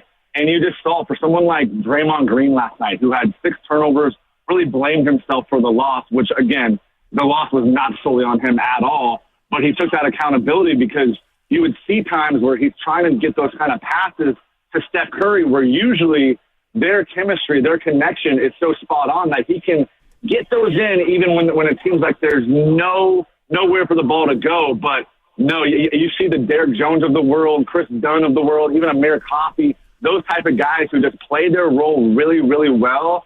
They really muck up this Warriors offense. No, they do it. Norman Powell's gone crazy against them in 2 games there. He's shooting over 47% from the three-point line. But let me ask you about a player, because we know Steph's going to be fine. Steph had a solid game last night. Draymond, despite the 6 turnovers, I think he's playing well. He probably could have shot that 3 with 14 seconds left, but he waited on it, passing around before GP2 finally got the last shot there. Brendan Podziemski. Now that DeAnthony Melton could be out for a while with the sprained left ACL, and they need another ball handler, which they sorely missed last night, it felt like. Where's Pods at, confidence-wise? What are the coaching staff saying about him as he's shooting 19% from the three-point line? It seems like he's pressing a little bit, Dalton. He is pressing. He's struggling. And, he met with Steve Kerr. He met with Mike Dunleavy to go over it. They're really trying to get him to be confident with that shot. And you see it in games that he just doesn't look really confident with his shot. And it's not just the shot from long distance. There was a time, and I think it was the fourth quarter, where he drove to the basket and he just giving up layups. where he drove, he had an open lane, and then kicked it back out, where it was like, hey, man, get your points right now. Like, they need points badly right now. They need to find a way to get in a rhythm right now. And he needs to find a way to get in a rhythm right now. And the easy buckets could hopefully open up the three-point shot for him. So he's someone who really presses really hard. We know he's an ultra competitor, but it's been clear that this season you've seen some of that outward frustration when he's missing his shot. And I think that they're really trying to breed the confidence in him. The previous few games, his shot was looking a little better, including at the free throw line. But for someone who has nice touch, free throws actually, these last two seasons have been an issue for Podziemski, which really, is an indicator a lot of the time about how your three-point shot is going to be. And again, they're really just trying to get him to be confident, to slow down a little bit, because just watching him, it feels like you can see everything speeding up in his head, and he's trying so hard instead of just doing and letting the game come to him, as we've seen him do so many times in the past. Draymond's had such a great start to the season. It's seeing what happened Friday night is just a tough one for a variety of reasons. Is there any leftover residue from the Zach Edey incident and the Memphis Grizzlies complaining and crying the day after? I don't think so. I mean, you look back at the tape, and yeah, it's not a great look. I don't think it's like overly egregious. I think more than anything else, Draymond is annoyed with the Grizzlies and obviously with their head coach, but I don't think that it's going to carry over by any means. Look, I can't speak for Draymond, and I can't speak for what's going to happen next, because we know that we've seen that the way that this has played out in the past. But no, I think that he really has been in a very good place this season. I think he's been really grounded. I think he's had his head on right this entire season. He's been locked in, guys. I mean, it seems like he's really kind of trying to take on a leadership role. He's really tried to kind of refocus himself. And yeah, that definitely was a blip in the road as far as refocusing yourself, obviously. But from everything that I saw, focus-wise, keeping his head in the game, sure, does he look frustrated at referees time and time again? Yeah, of course, and he's always going to do that. That's just the competitor that Draymond is going to be. But I don't think I saw anything spill over from the incident by any means. Yeah, I'm with you there. Draymond has been locked in as we're talking to Petaluma's finest. Dalton Johnson, NBC Sports Bay Area here on the River Islands guest line. Draymond's been locked in. He's playing phenomenal basketball. Looney obviously was missed last night due to the illness. They could have used him. Another big body on Ivica Zubac. But where's D'Anthony Melton at? What is the latest on him and his spring left ACL? Because he was starting around in form. I think before the previous two games, Dalton, he may have been 7 of 14 from 3, if I'm not mistaken, 50%. Felt like he was starting to get to a rhythm with the starting 5. What's the latest on D'Anthony Melton? They're still trying to figure it out right now. It seems like the timetable is not nailed down quite yet for D'Anthony Melton. I expect there to be some news, obviously sooner than later, probably really soon, because it has been a little bit now for him. But his loss is definitely glaring. It's big because it just feels like he connects that starting lineup so well. Someone who is really about Steph Curry's height. He's 6'2", 6'3", but he has that 6'8" wingspan, and he is just really, really tough for opposing offenses, for his activity on the defensive side. And when he's hitting shots at that clip, again, he's someone who I think just connects both sides of the ball really, really well. But I do want to hit on Looney because he was really missed last night. I thought, you look at now Zubac in 2 games against the Warriors, has 18 rebounds in the first game, 17 rebounds last night. He almost had half of the Clippers' rebounds, and Trace Jackson-Davis only had 3 rebounds. Mm-hmm. I'm looking for Trace Jackson-Davis to get a lot more aggressive on the block, to find a body, and again, just even if he racks up a foul here or there, that's okay in my eyes. I want to see him just be more aggressive down there. He does not have one game so far where he has double-digit rebounds. He's had 2, I think, games with 9 rebounds, but he's also had a game with only 1 rebound. He's had a couple games with only 2 or 3 rebounds. I really want to see TJD start to get after it on the block and get up, snatch the balls off the glass, and again, find a body, throw an elbow, get a hip in there. That's what I'm looking for TJD to do, because Kevon Looney's loss last night was really glaring to me. Yeah, one of the best offensive rebounds in the NBA this season, Dalton. So, you about to take off, Dalton? Oh, yeah. Just about to take off from LAX, getting back to SFO. I'm going to enjoy some Bay Area weather before it starts to pour down here in in Petaluma. Oh, man. Damn, that quick flight to L.A. is a nice one, Shasky. It's a nice one. It's just 45 minutes. All right, we don't want to make you miss your flight. I'll see you later on at 4 o'clock today. Get some rest, buddy. Thanks, guys. Always fun. All right, anytime. Dalton Johnson, Petaluma's finest here on the River Islands guest line. That's my big concern. D'Anthony Melton, man. This was my favorite free agency signing because this guy's a player. He really is a good player in health. His body's failed him the last couple years. His back with the Philadelphia 76ers, missed 44 regular season games, only plays in a 1 postseason game. This season, he's already missed, 7 games? And you see the value that he brings to the team, both as a ball handler, a three-point shooter, and then as a really good defender. They're going to miss him in his starting lineup, and they're going with Lindy Waters III, and I thought Lindy Waters III was fine. I wanted to see him shoot a little bit more. Or maybe you go to Moses Moody in the starting lineup here, but that guard next to Stephen Curry, man, I wonder if Steve Kerr would think about going big again and going with Kuminga back in the starting lineup. Even though I like Kuminga's role coming off the bench and he's doing his thing next to Buddy Hield, Steve Kerr may have to tinker with his lineup again. But then the free throw shooting, guys got to get in the gym. Willie was talking about it yesterday. Get in the gym, shoot 100.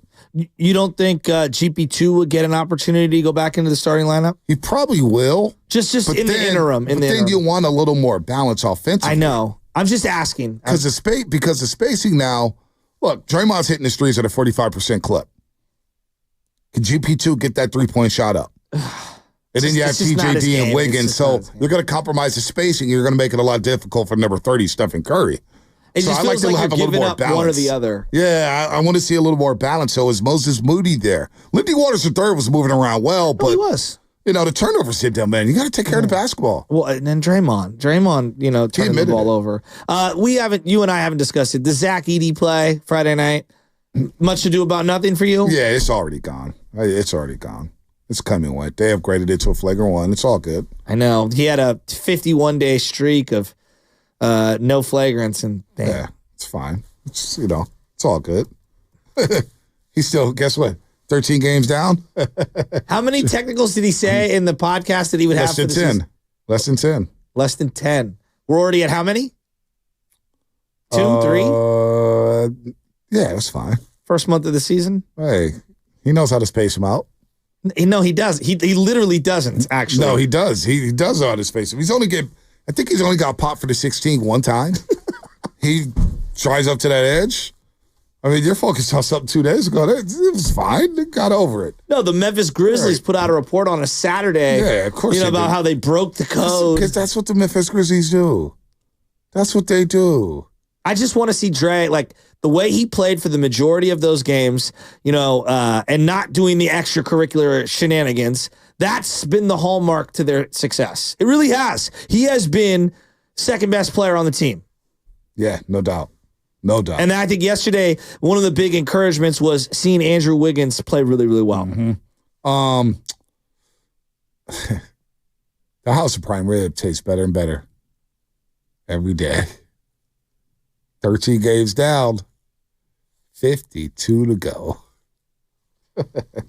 It's a long season, Bonte.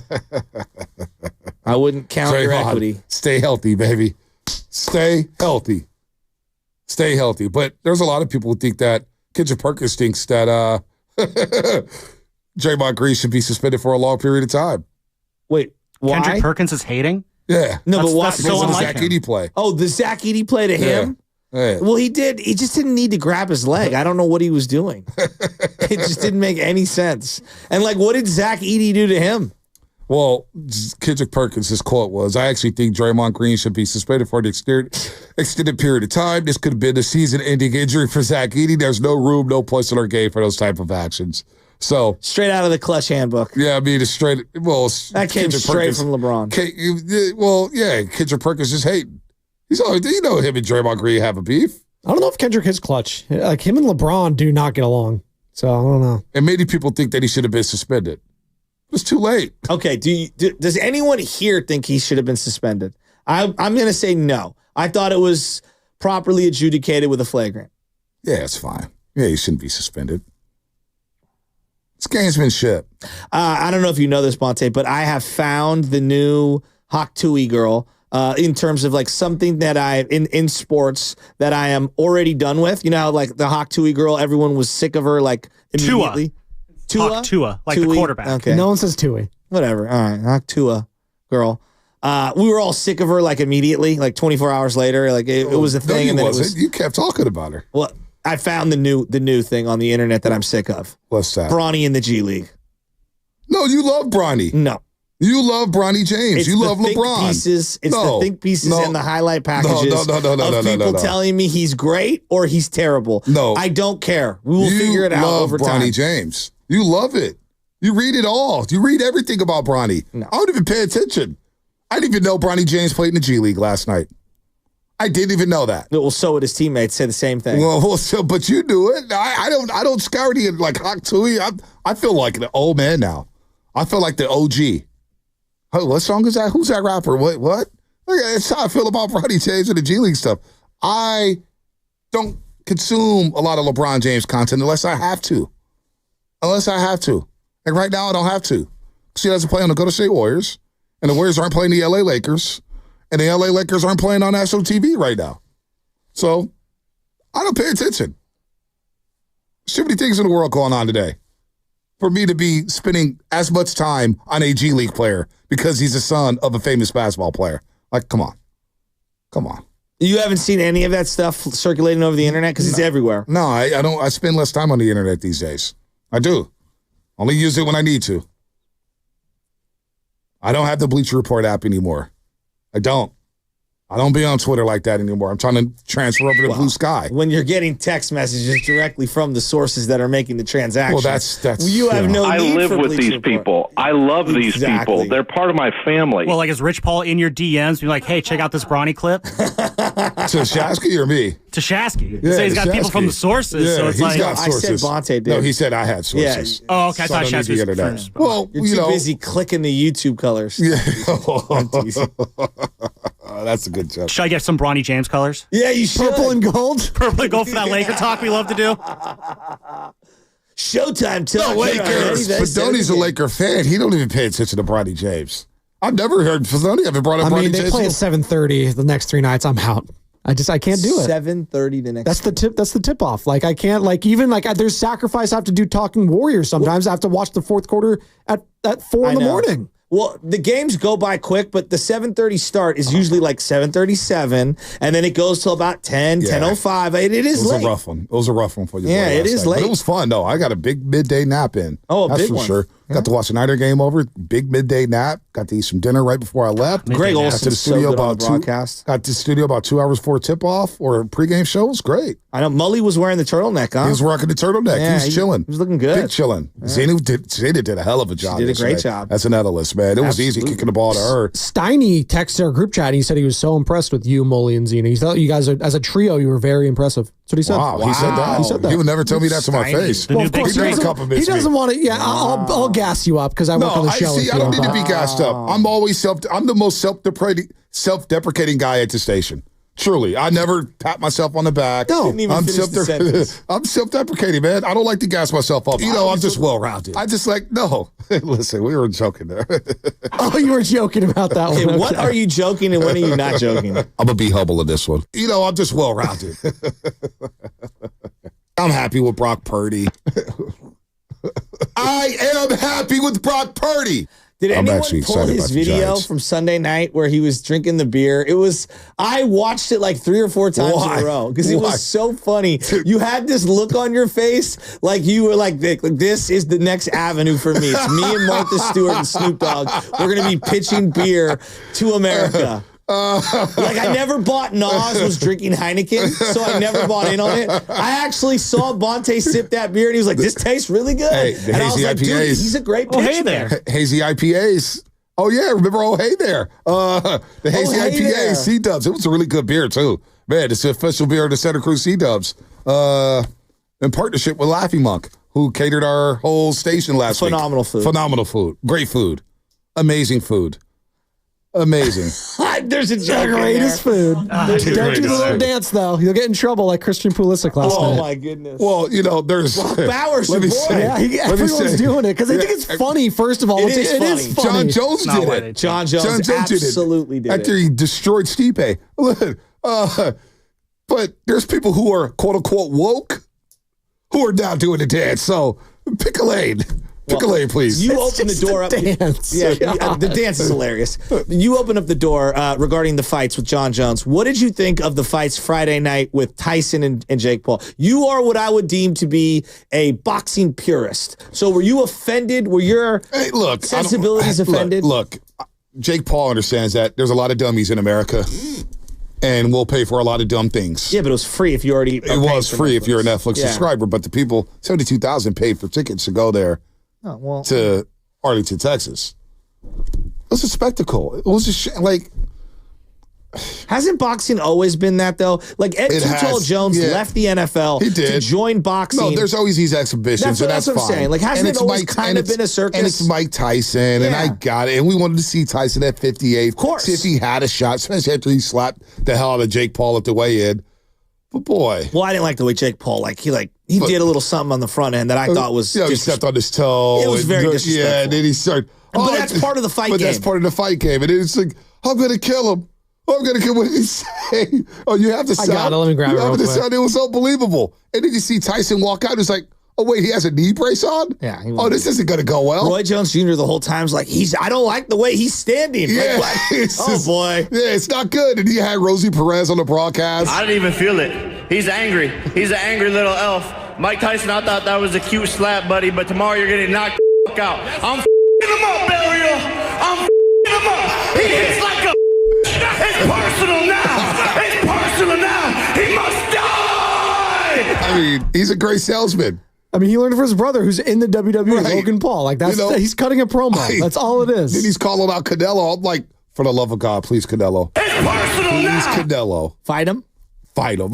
You want him to fight him? Yes. It's not going the hell out. Yes. It's not going to hell So out. I'm watching it, and the whole time I'm thinking to myself, oh, boy, because I had the Warrior game on one TV, and then I had the Netflix on the little iPad, and I'm watching. I'm going, dude, because Tyson's one of, most people our ages, heroes. Like, a Tyson fight was...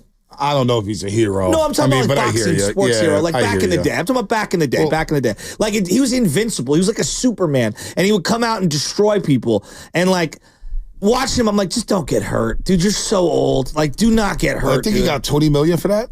I think he got more than that. I personally believe, I'm being real with you. I'm 100% real. I do believe he is old, and simultaneously, he took a quote-unquote dive. I think both are true. Could be. I'm not saying he was going to win, but I think he was paid to lose. I don't want to take it this route because I used to wear a Tupac and Mike Tyson t-shirt. And then somebody's like, boy, you're in love with us. And I was like, I know. You know what? I know. And Mike Tyson's done some things. Yeah. And even been a bit cringeworthy in terms of talking to young. It was tough for me to sit through that. It was very, and it's just like, damn, in this country, this is what we get up for things like this in this country. Circus. It was a circus act. And you had the main character, Mike Tyson, who's been a circus act over the last 30 years. Now, I wouldn't say this to his face. I don't want to say it to the interwebs because Tyson, he's about that life. But think about how he's been used over the course of his life. It's kind of sad.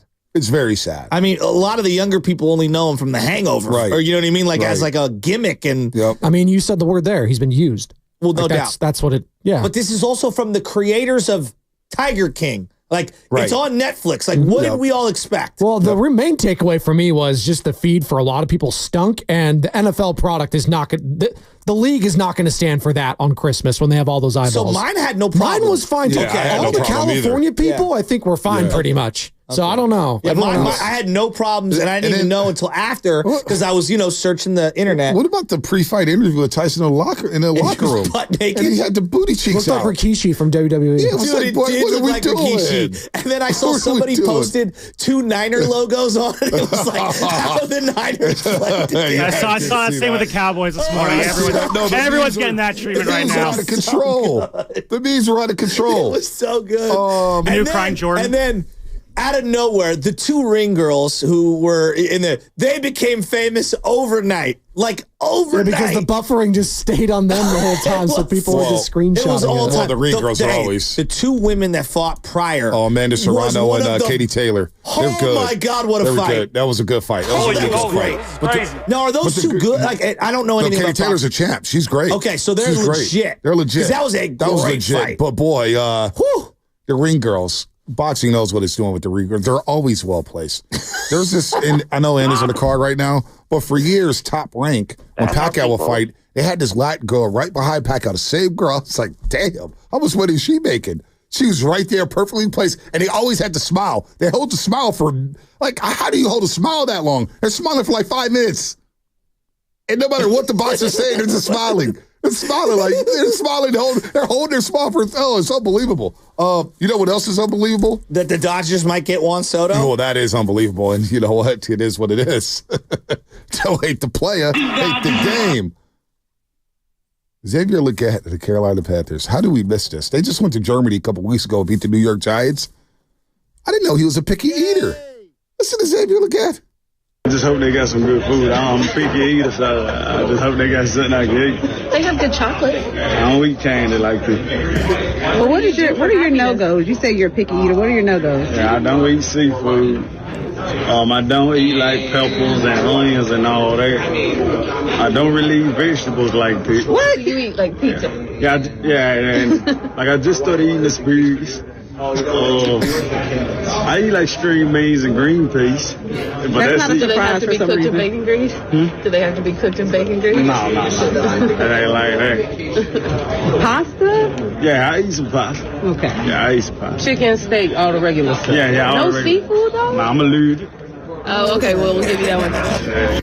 I mean, he's a gift that keeps on giving. I'm allergic? Is that what he was saying? Yeah. No, do you have the, when he was in Germany? I feel bad for people that can't eat seafood. I love seafood. Yeah, I love seafood. I love seafood. They're missing out big time. Shellfish in particular. They're missing out big time. I had a crab Louis yesterday. Now you had another one. Wow, look, you're eating good, man. Yeah. Too. Crab Louis on a Monday? He sounds just like Boomhauer from King of the Hill. Yeah, man, I'll tell you what, that dang old internet, man, you just go on there and point and click, get in there, talk about www.com, you got them naked chicks on there, man, you go click.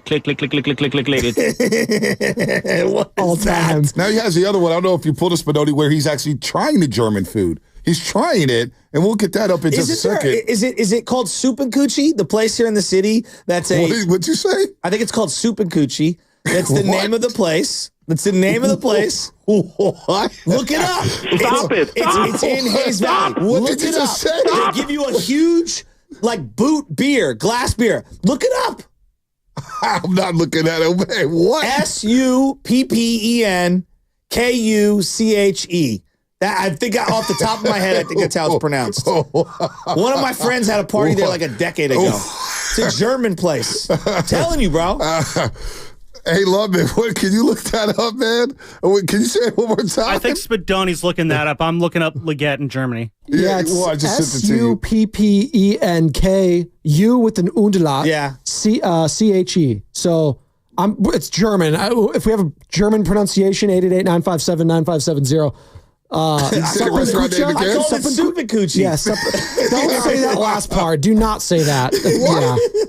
That's what it was called. Whoa. That's definitely not how it's pronounced. Hey, this is the most pub they've ever gotten on the radio. Whoa, you just that's the Doobie Award winner right there. That's the Doobie Award winner right there. Just because I want to hear. How do you pronounce the U? Wait, what did you say? What is it again? What's the name of the restaurant? Soup and Coochie. Well, the U, when it has the Umlaut, okay. It's U. It's like that's Soup and Coochie. Oh, my God. Oh, my gosh. Oh, my God. We're going to get so fired, man. We're going to get fired, dude. We are done. This is our last show. The only problem with the spot is that, it's one of those places where when you sit down, you have to, you sit down at one of those big long tables with other people you don't know. So, it's just. Oh, man. But they bring out the beer in a boot. Oh, my heart's hurting right now, man. I had some chicken wings, Julia. Do I need to cook it? Let me try. Okay. I like that one. Do you had any food since you arrived? I had some chicken wings, Julia. They had a little different taste to them. Like y'all use a different twang of barbecue sauce. But they right here, I like it right here. I love Xavier Legette. Where is he from? He's from South Carolina. Oh, he's from South Carolina. Yeah, he's from the country. He's country, man. He's country. Yeah, man, I'll tell you what, that dang old internet. Hey, Am I getting roasted? You know what? Let's go to Bobby in Los Gatos. Am I getting roasted? Go to Bobby in Los Altos. Bobby in Los Altos. I mean, save the show. We got a couple minutes here. Bobby, it's your time to shine, buddy. Oh, I appreciate that. Thanks for taking the call so late in the show. Look, I got so many thoughts just based on what I heard from you guys. I definitely can't unsee Tyson's buttocks. I actually thought it was an accidental camera shot, but they actually showed it again in the closing credits, so they knew what they were doing. But look, I want to come down both of your roads, and it's all in good fun. First of all, I was listening when look, I know you guys got a contract with that Floyd's Water and Plumbing, and you're contractually obligated to flush people. But I'm kind of mad at you, Bonte, for flushing that one guy, that one conspiracy theory I didn't flush him. guy. Bobby, I was the one who was asking him questions and Someone don't blame me. Flush. No, don't blame me. I'm the one who kept him on the line in the airways and started asking him questions. I was intrigued. Someone flushed them. Somebody in that Why you guys studio always flushed blame them. me for everything? Well, you are the king. Bobby, it's Spadoni. I flushed him. Is that okay? Are you mad at me? Dude, I was on the edge of my seat. I was just waiting to see where that was going. Yes, me too. You gotta be. Did you hear me asking extra questions, Bobby? I was trying to get to say, go, I want to hear more. Mr. 831, you got to be more judicious in your flushing, man. When a call gets that cray, you just got to let it go. Yeah, but it started to stink, so we didn't want that festering, so I had to flush it. He's got an itchy trigger finger, Bobby. He does. He really does. We call him Joe Lake. He ran TC in Sacramento off the road yesterday. Bobby, you're not going to believe this, how itchy my trigger finger is. It's time for the Xfinity Fast Five. Come on. Your last chance to get in on the morning roast. Oh, see. Nope. It's not good.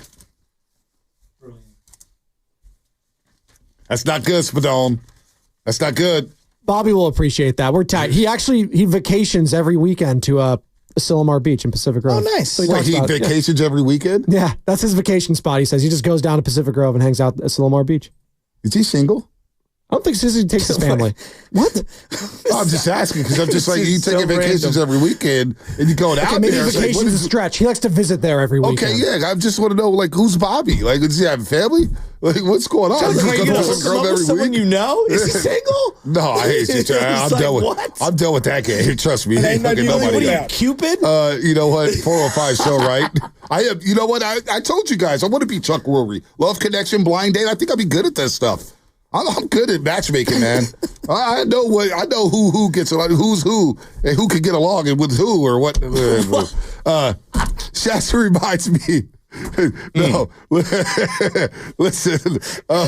We are getting fired from that thought. No, what is it? Somebody said this. Somebody said, "Where's it at, man?" Shasky has talked about ring girls, hot tui girl, and the other stuff in the last hour. What's the other stuff? Well, when you get lost in the sauce, you know what I mean? That's the soup place.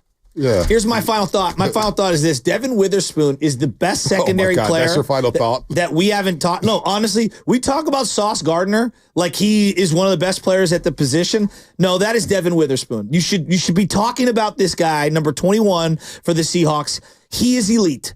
Tackling, flipping the hips, movement, defending the ball in the air.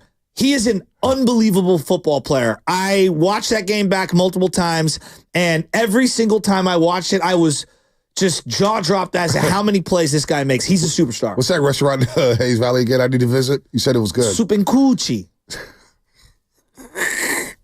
I think it's Supincucha. I think that's how it's pronounced. Okay, there you go. I'm phonetically pronouncing it. You ready to do me award? Y'all gave it to me last year for mispronunciations.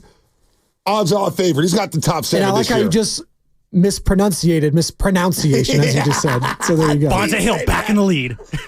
Please save that. I'm all for 3 hours of sleep. Give me a break here. I worked last night. That's fair. I was up so late. I was listening to Evan Giddings. You did a really good job last night. No, and Evan Steiny Giddings did a great job. Steiny thought you did a good job, too. Evan Giddings did a great job. When I got in the car, I wanted to call him. He was breaking it down left and right. He was doing a good job. Evan, you're doing a good job. Look alive back there, man. You know, this place is wearing on Evan. That's my You're doing great. Let me say this. Let me say this. This place is wearing on Evan Giddings. My guys look so damn depressed over the last 3 weeks. What the hell is going on with you? He just came back from a wedding in Portland, and there might have been some action there. So he's feeling great, I said that too loud. I said there might have been. You may want to be careful. Did he get some soup? And I already had a talk with Evan. Yeah, no. Listen. I have a big mouth My guys looking too damn depressed. I mean, the Chargers are winning. He's hosting Niner pregame shows at the Hilton. He's doing the Warriors postgame. St. Mary's Radio. Why the hell are you so down and out? You're going to be on with Steiny, too. You're single. You got life. You're working with Steiny and Goo. What the hell is wrong with Evan Giddings? That's my final thought. You young punks get depressed too easily around here. You guys got it good. No one said he was depressed. You guys got it good. Damn. Evan, smile a little bit around here. Go ahead, Spadoni. I've always learned to never tell someone to smile, especially women. Don't tell them to smile more. You will get in trouble. Smile more. Yeah, no, you don't get in trouble. It's how you do it, Spadoni. Wow. That was a go-to for Ponce Hill back in the day. What, did you tell them to smile? Smile, man. Yeah. No worse day. It was a lot of girls' best day. That's what I used to drop. Scarface, smile for me. I used to tell them when I used to work in promotions. Hey, girl, I don't want to take a picture. Girl, no worst day is a lot of girls' best day. Relax. Take this picture. Sure, he's batting 1,000 with that line.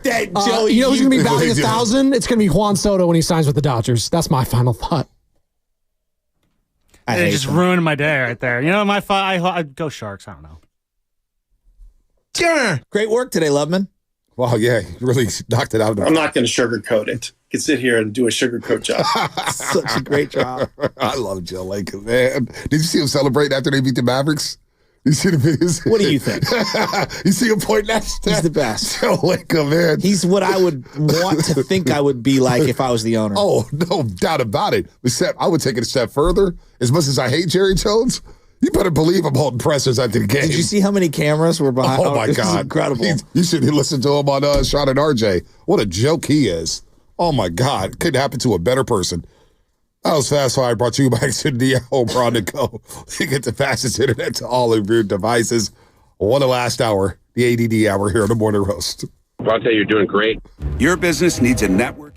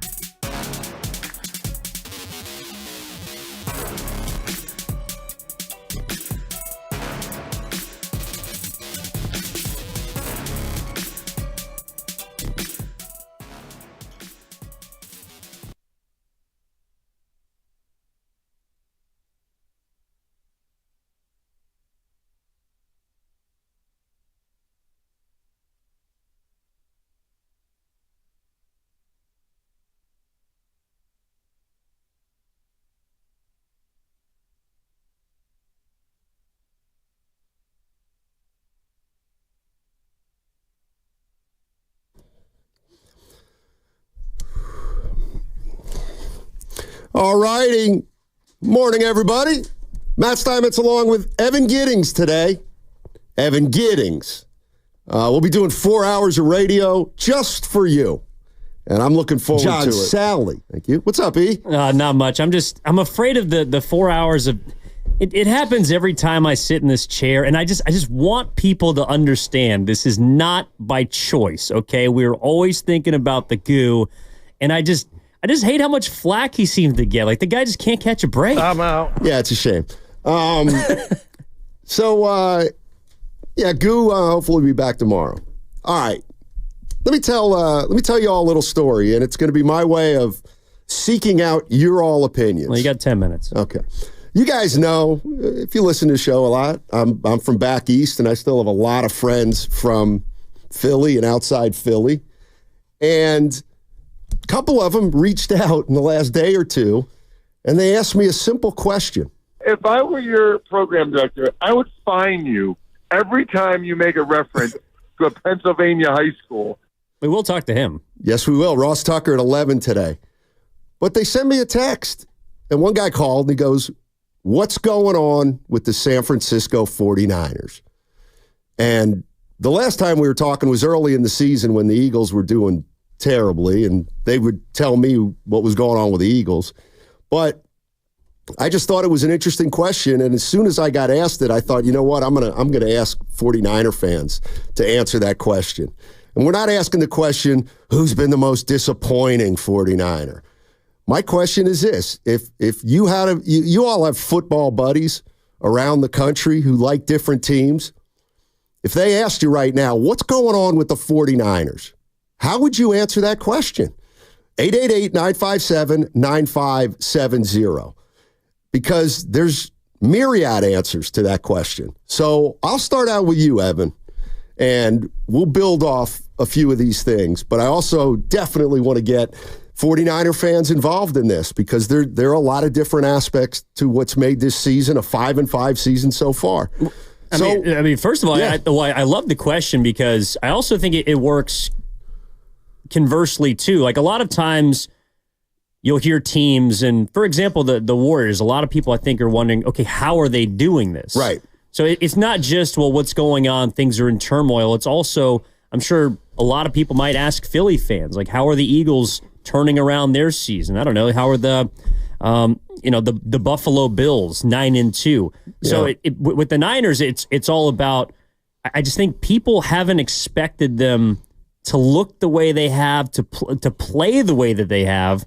And I was in Portland this weekend for a wedding, and I feel like the majority of questions that I got concerning about football was, dude, what's going on with your boys? Like they don't look like themselves. They're the same players. They're wearing the same jerseys. They got largely the same pieces as last season, but they just don't look the same. They don't. There feels like a lot of things are off, and the question obviously is, can they turn this thing around? But so, Steiny, what's going on with the 49ers? My first response, what do they say? Malcolm Gladwell, your first response is the one you think of right off the bat. And the way I answered it was, they're not together. I don't feel like the 49ers are together. I don't feel like they've been together since before the season started. Ayuk hold in. McCaffrey, new contract, then he misses 8 games. Trent Williams, holdout, gets the season started off behind the 8 ball a little bit. They have a new defensive coordinator. When Ayuk played, he was a shell of himself. The Pepper Deebo Samuel little kerfuffle. The kicker got hurt. Fred Warner's leveled off a little bit.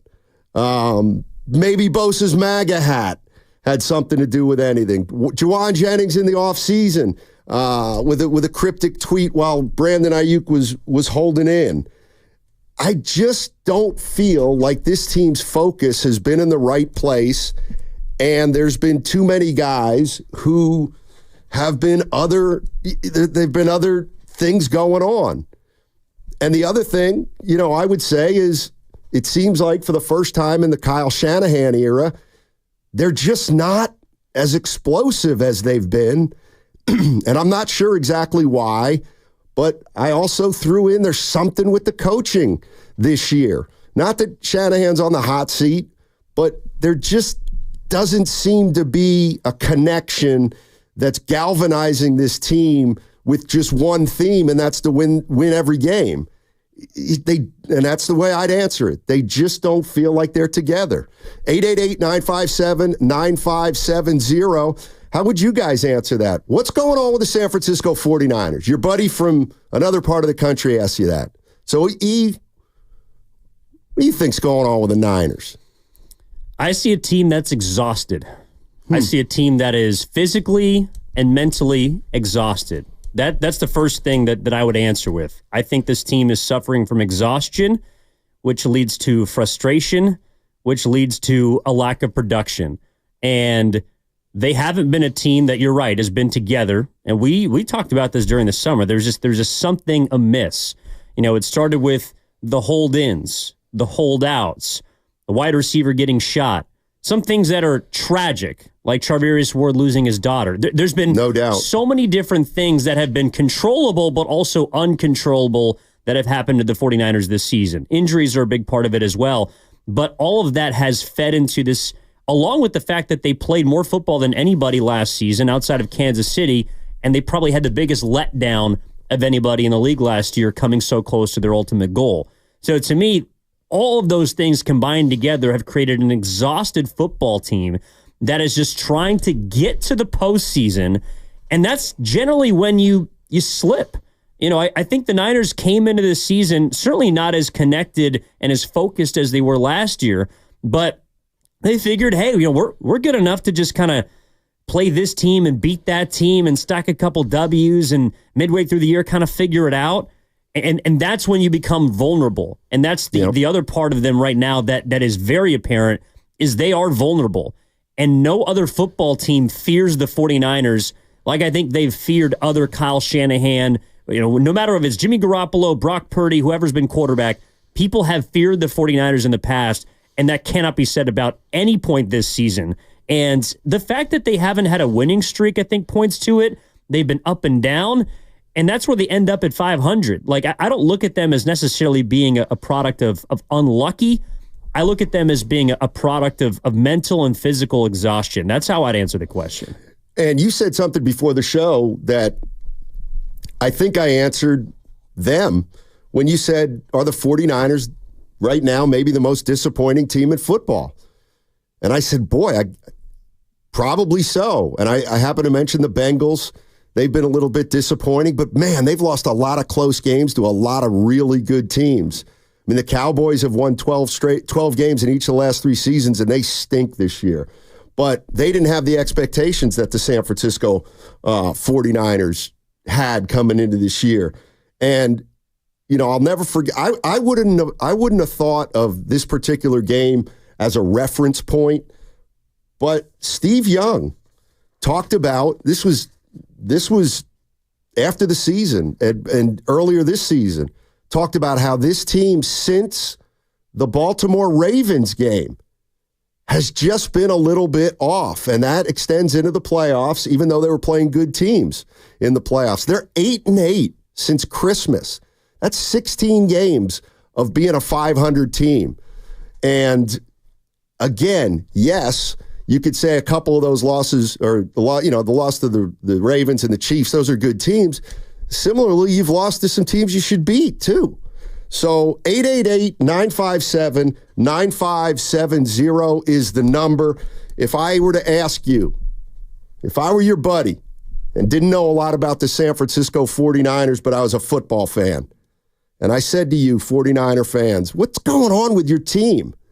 How would you answer that question? What is going on right now with the San Francisco 49ers?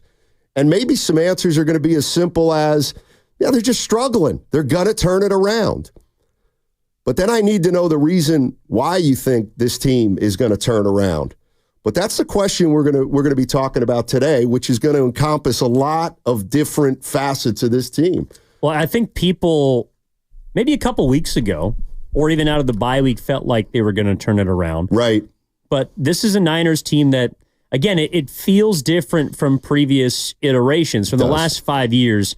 And, everyone will point to the stat of, they're 34-17 since 2019 after the bye week.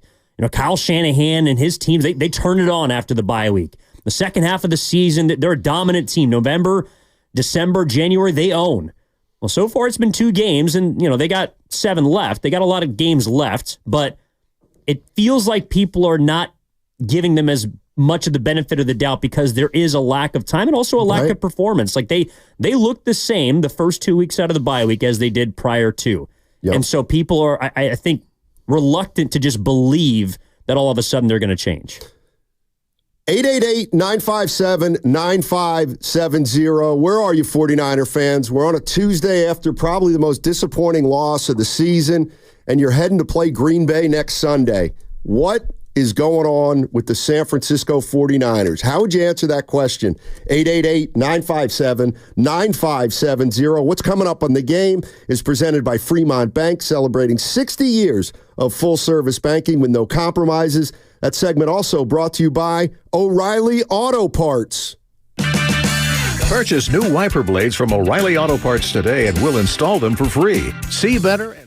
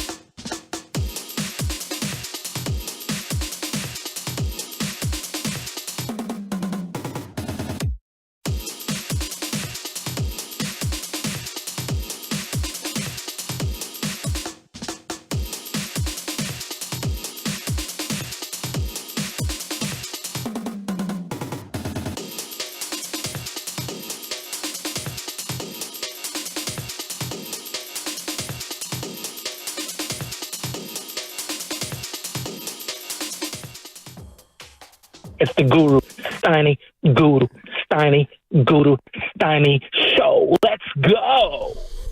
All right, Evan Giddings in for Darryl the Guru Johnson, and I got 2 words for you. Joe Mixon. Oh, shut up. This guy was on monster game. I went into the game. I think I had a 4% chance to win. He gets 3 touchdowns, and I win by half a point. Yesterday morning, Steiny was in probably one of the worst moods I've ever seen him. And I thought, okay, well, I'm coming back. I missed last, Thursday, Friday. Something happened. He's kind of off. He's down. He's on hands and knees praying to apparently the fantasy gods, because Joe Mixon had 38 points last night. And you won by a hook. Yep. You're like, who is Jonnu Smith? Yeah, Jonnu Smith. Where do I take the harpoon? Yeah, Joe Mixon, hell of a game, buddy. We gotta try. I'm gonna try to get him on just because he's a Bay Area guy. I was gonna say, isn't that your boy? Yeah, kinda. Yeah, it is my boy. He's yeah, his agent's the guy now. You only draft players that you have personal relationships with. Yeah, he's had a good year though. All right, here's what's going on. My football buddies from back east, they're Eagles fans, but that's irrelevant.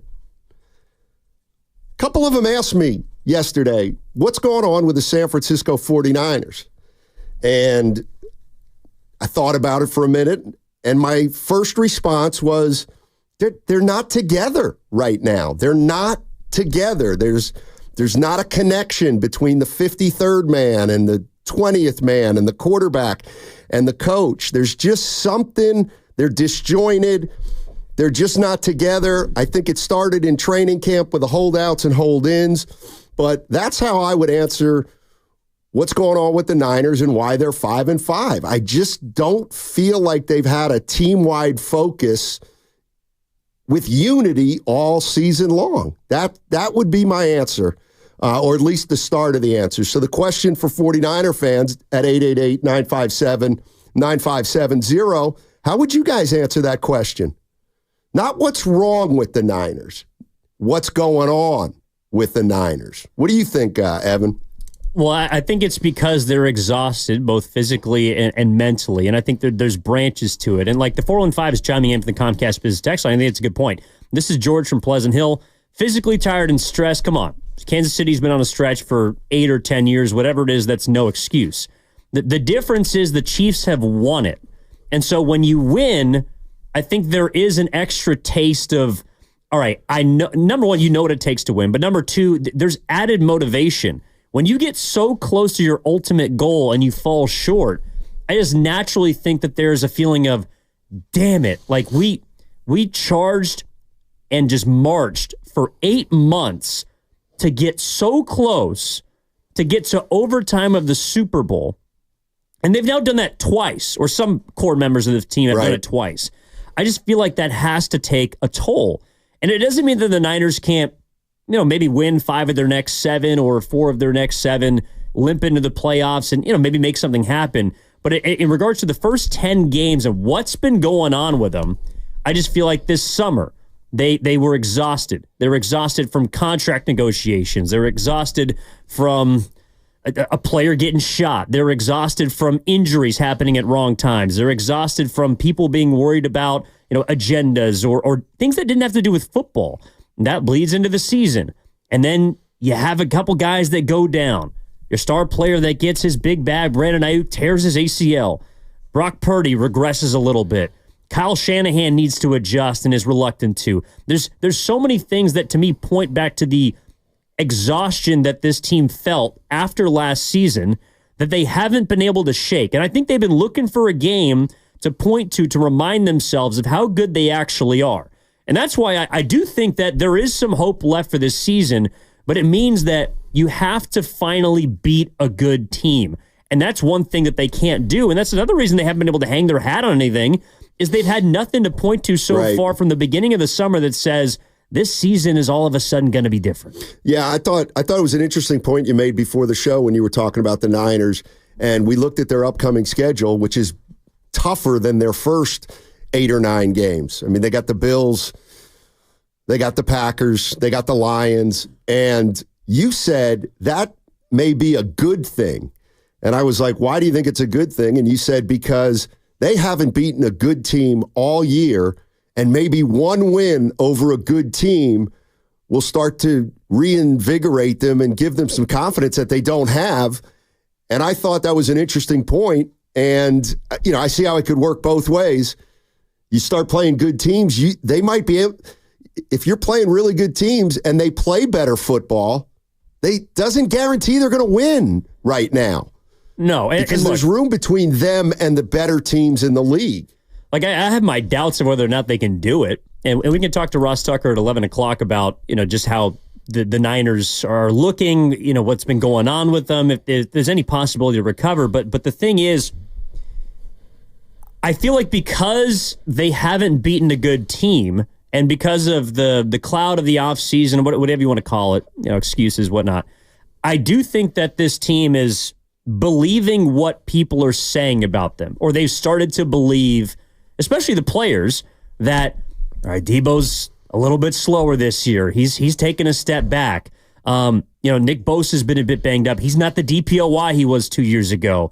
This defensive line is leaky. They can be taken advantage of. The coaching staff is stale. They need more creativity. I do feel like people in the building are beginning to believe what people like us are saying about them, because they haven't been able to change it. Like, prove us wrong, please. What we've been talking about for the last 10 weeks of this football season, the last 10 games, is that the Niners are flat. They're slow. They're waiting for a savior. They're waiting for the time to turn it around. They haven't done it.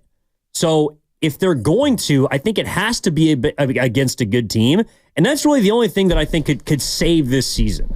Yeah, 888-957-9570. We're talking about the San Francisco 49ers. They got to go to Green Bay on Sunday. And if someone were to ask you, 49er fans, what's going on with this team? Why are they 5-5? What's going on? How can this team be 5-5 after 4 out of the last 5 years? How would you guys answer that question at 888-957-9570? On the Comcast Business Text line, the 510 says they came into this season a little too cocky. I think there's something to that, although I wouldn't use the word cocky. Here's what I think. I think they lost the Super Bowl, and they walked off the field and they were like, dang, we had a shot at that. And then over the next couple months, they realized they had more than a shot at that they feel like they gave it away, or they deserved to win it and didn't. And that kind of lingered with them all off season. And the natural thought process goes to, man, it's a long way to get back there. And I do think there's something to, they came into the season saying, well, what do we want to do at the start of the season? And I feel like they had almost a punch the clock mentality. We're good enough to win games if we dot our I's and cross our T's and punch the clock. But that hasn't been good enough, it doesn't feel like. But I do think there was also something about they don't seem to be playing with a lot of fire, with fire or confidence. And, you just start wondering after 10 games where this thing is going. This is Bill Belichick. He was asked to talk about the San Francisco 49ers and what he thinks is going on with the San Francisco 49ers. So many of the games in this league are so close. They come down to a play or two, and you win them one year, you don't lose them the next year, and you think the gap is an ocean, and it really isn't. It's just a handful of plays. But look, in the end, their season will be defined on what happens, in the last 6 games of the season. They're close enough to be in it. They're going to have to play their best football going forward. They've kind of stumbled around here a little bit and been, disappointing in themselves, I'm sure. But you look at teams like, Tampa and the Giants and their Super Bowls. I mean, those teams barely got into the playoffs. They barely had a winning record and then played their best football when it really mattered. So I think the 49ers are capable of doing that, but obviously they have to do it, and they just haven't consistently done it. But they've lost some good players in the offseason now. I mean, this isn't quite the same team that they had, a year ago or 2 years ago. They've got a lot of good young players, but they're still obviously putting it together here, and we'll see what happens. Yeah, and, I'll admit, there is part of me that thinks a couple of plays might be the difference between 5-5 and 7-3. But I know it doesn't matter. But that's what Belichick means. Do you think a couple plays, you make a couple plays one year, you don't make a couple plays the next, and one year you're 12-5 and the next you're 9-8? Maybe is that what's happening? Just a couple plays here and there aren't going their way. I think there's a couple plays here and there that haven't gone their way, but those plays would have won them games that they maybe didn't necessarily deserve to win. Like they haven't won a game this year that they haven't deserved to win. I would argue Tampa, they didn't deserve to win that game. But at least they played with some grit in that game, I thought. They did, but they made a lot of mistakes that put them in a position where they could have lost that football game. Look, you could point, all right, Ronnie Bell catches the ball week 3, they beat the Rams. Jordan Mason doesn't fumble at the goal line week 6, I think, or week 5 against the Cardinals, they win that football game. Like, those are two plays that may have cost them the game, but this is the difference between this year and really last year. And that's the jarring issue that I think fans have watching this team compared to last year's team. Last year's team made certain that any game that they won, for the most part, didn't come down to a couple plays.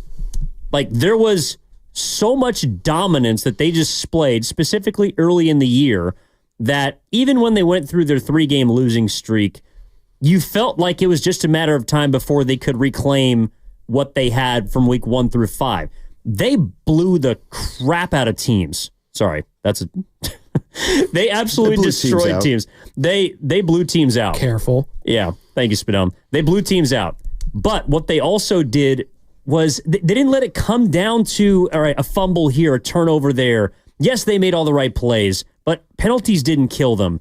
And I don't know, like, especially offensively, they worked with a confidence that made certain that it didn't matter if they didn't score one drive because you felt like they were going to go down and score a touchdown the next 6. Yeah. And this team has not been able to do that. Belichick said consistently enough, I would argue it all. Outside of week 1 against the Jets, I don't think that there's been a complete performance from this football team. And they've had 9 games since then to essentially prove us wrong. I watching this football team has been frustrating for a lot of people because I don't know, you don't think they've done anything to display that they're good, and I would agree. But it isn't as if they don't have a lot of talent. Right. It isn't as if they don't have structure in place. It isn't as if they don't have players that haven't been productive in the past. And so that's what's so confusing is that every single game it seems to be something different. Against Seattle, it might have been the penalties. A couple weeks before, it was field goal kicking. There's always something that's plagued this football team, and that's why, again, it just feels like they're exhausted to me right now. Yeah, whenever, and this is in any sport, whenever, in my mind, that a team is getting beat by different things, game in and game out, and week in and week out. And in football, be one day, one game the offense hurts you, the next the defense, the next the special teams, then the next back to the offense, didn't score enough points. I feel like that's proof. Yeah, you're not that good of a team. And it's like Fred Warner said, they're not that good of a team right now. They're 5-5. The question is, where do they go from here? And do you expect that the season's going to continue like this? Let's go to Carlito in Alameda. Carlito, what's going on with the Niners? Hello, gentlemen. Listen, I'm with you, Steiny. I think they're just not good enough. And I think the larger question is, where do we go from here? Listen, 49er fans, if you're listening, I think it's time to come to the grips with the fact that we're not going to make the playoffs in all likelihood. Oh. I'm on record of saying, let's move off of Shanahan. I think it's reasonable right now, to say that Shanahan is not the guy, and that may be happening. Thank you. Oh, boy. And he ends with a flourish. I mean, there have been some people on the Comcast business text line at 888-957-9570 that said it doesn't feel like Kyle, they didn't say he lost the team, but that there's a disconnect between the team and Kyle. I mean, I think they certainly have a confidence issue, but I don't think that is just on Kyle Shanahan. Like, I don't think that he is the person that I think a lot of people point to the coaching staff, and this is across sports. Whether it's the manager in baseball, he's lost the clubhouse, the basketball head coach who's lost the locker room, in football, the same deal. I think a lot of people point to the head coach when they run out of answers. Like they don't know what's going on because of it, like we're trying to figure this. What's going on with the Niners? Well, a million things. We could run down the list, but what's the biggest part of it? To me, it's fatigue, and it's primarily mental. And I'm not sure how Kyle Shanahan is just supposed to wave a magic wand and turn this thing around. Because I heard there was a caller earlier on the morning roast, and I get people are frustrated with Shanahan. By no means am I absolving him of this season. He has not done a great job. But someone said something along the lines of, well, we've seen this movie before. I don't think we have.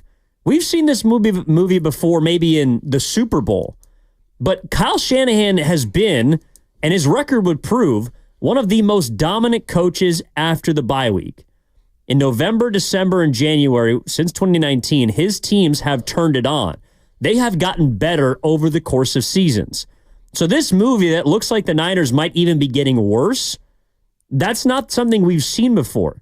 And so while Shanahan hasn't done anything, I think, to stop the avalanche that's been going downhill, I don't know that he's the reason why they're in this position, because he hasn't done anything different. And sure, that might be an issue. I don't think he's coaching any differently than he has in the past. But to point at Shanahan and say he's what's going on with the 49ers, I just think is an oversimplification. Yeah, and I said this too before the show, and I'd love to hear if 49er fans agree with me or not. And I am going to use the Christmas game against the Ravens as a starting point, and the reason I'm going to use it is because Steve Young used it, and that's the day where he said things kind of changed with the Niners. And if you look at their record since that game, including that game, they're 8-8, and that is a long stretch of 500 football. That's a whole season essentially of 500 football. And the more I started thinking about it, the more I've started thinking, this is the most average stretch, or the most un-49er-like stretch since Shanahan took this team over 8 years ago, and they had to rebuild it the first 2 years. Now, I know that they had the year where Garoppolo got hurt and it went sideways, but that's what happened that year. But this time, I just feel like since the Baltimore Ravens game of last year, you can either use that as the reference point or just use this season. They have not put together a game yet. And the Jets are the closest thing, but we came out of the Jets game saying, well, 6 field goals, and it's game one. And we're saying, well, okay, yeah, they got to get fewer field goals. Well, that's turned out to be a season-long issue. The red zone. That's another thing that's going on with the 49ers. They can't punch it into the end zone consistently for touchdowns, and instead are settling for field goals, and the field goals aren't automatic. Well, I think that the Niners have had such a process the past 5 years that they're starting to realize that process might just not be good enough anymore, and that's a harsh reality. Like when you dominate for an extended period of time, pardon me, like the Niners have, and then all of a sudden you run into a wall. Take the Christmas Day game against Baltimore last year. Like that was a game, I don't know. I thought the Ravens were the better team and they were going to win that game, but I think that was the first real loss where the Niners ran into a better team than them and got beat. I think they were a better team than Kansas City in the Super Bowl. And that loss certainly stings.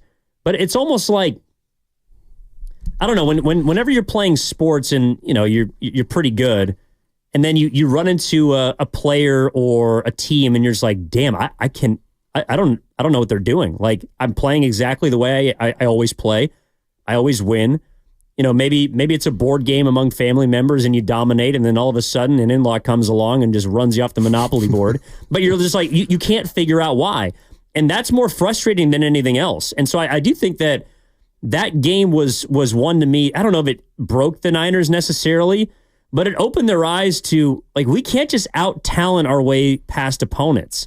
I think you saw them. They were sloppy against Green Bay in the division round game. Yeah. They were sloppy in the first half against the Lions, but they were so talented that they could overcome two relatively mediocre performances if you take the entire game. Like the Lions game in the NFC Championship was over by the fourth quarter, and they were down 14 or 17 points at the half. That's how good that team was. And I just feel like they kind of approached this season like, well, we got to basically just fast forward. We got to fast forward to the playoffs. And in sports, when you try and get ahead of yourself, it doesn't turn out the way you think. And so I think the Niners are running into a wall of reality that they might not be able to just out-talent their way past football teams. And that's when you look up, and Belichick's right. They are a few plays away. But they're a few plays away because they're not as disciplined and buttoned up as they've been in the past. And they're a few plays away, maybe because of all the other plays before the plays they didn't make, meaning they didn't give themselves enough wiggle room to make a couple mistakes late and still win some games. This is an interesting one, and I'm going to play off a call yesterday. Come on, this is from the 408 on the Xfinity mobile text line. 415. Come on, guys. The coach is there to inspire, too. It's not just X's and O's. The whole emotional health of the team is on the coach. You can't say the whole team is off without implicating the coaching. You're saying they're disconnected, emotionally tired, et cetera, et cetera. You're saying that you need to swap out the entire team instead of one person. Okay, so I heard a caller yesterday who used a phrase that I really felt was interesting. And the caller said that he felt like Kyle Shanahan didn't relate to his players on a deep enough level like a Dan Campbell, Mike Tomlin, or Andy Reid. And I did think it was interesting. Obviously, the first response could be like, well, how did he reach in the last 5 years? And maybe you're right. He didn't have to because the talent was so good. But I do think that there's a more kind of a human element to those three coaches than Shanahan. I think he's a little more robotic, a little more rigid. I'm not saying that's the reason, but my ears are open to that kind of thing. Yeah, I mean, I think Shanahan, and look, we spoke yesterday, and we'll get into his conference call sound in just a little bit. But I think there is. I think Shanahan's in a difficult position, and he's stuck between my bleep has always worked, and this season I can't figure out why it's not working anymore. And so if you have 5 years of relative dominance to lean on and say, this is my system, this is why it works, then you're probably a little more reluctant to all of a sudden change your ways. And I think that's what Kyle Shanahan needs to do, is evolve, adjust, and grow. But I don't know, like, I've never thought about, I know we got hit in a break here in a sec. I've never thought about Shanahan. I know people have called him a genius, but all of his teams, maybe I'm off. I've never thought about creativity as Kyle's calling card. I'm be honest. Really? I've always thought it's about constriction, control, and basically just systematic destruction of an opponent. Like his game plan is not overtly creative. It's very simple. He runs the ball physically, he plays off of it, and everything stems from one or two things. That's why he's so difficult, or the offense typically is so difficult to stop, because everything looks the same. But Kyle Shanahan's not running. I mean, the Super Bowl, there was a double reverse wide receiver pass, but he doesn't run fake punts. Like he doesn't play, I would say, overtly aggressively like a Dan Campbell. Like aggressively that way, sure. Well, no, like he's not going to go for it on 4th and 6. He is who he is. And so the creativity that everyone just expects to, I don't know, come out of nowhere, I've never really seen it with Shanahan. That's just me. Interesting. 888-957-9570. Jump into the conversation, and the question's simple. What's going on with the 49ers? I see JJ, Jim, DJ. Hold on. I will get you on the other side. Also coming up at 11, we got Ross Tucker, Odyssey NFL Insider. But we'll get to some calls on the other side. What is going on with the Niners 888-957-9570. Download the free Odyssey app and check us out on YouTube and Twitch. Powered by First NorCal Credit Union. That segment was brought to you by San Francisco International Airport. Heading out to catch the next big game? Start your journey right at SFO. With the most nonstop flights from the Bay Area, easy parking, and tasty food, why settle for less?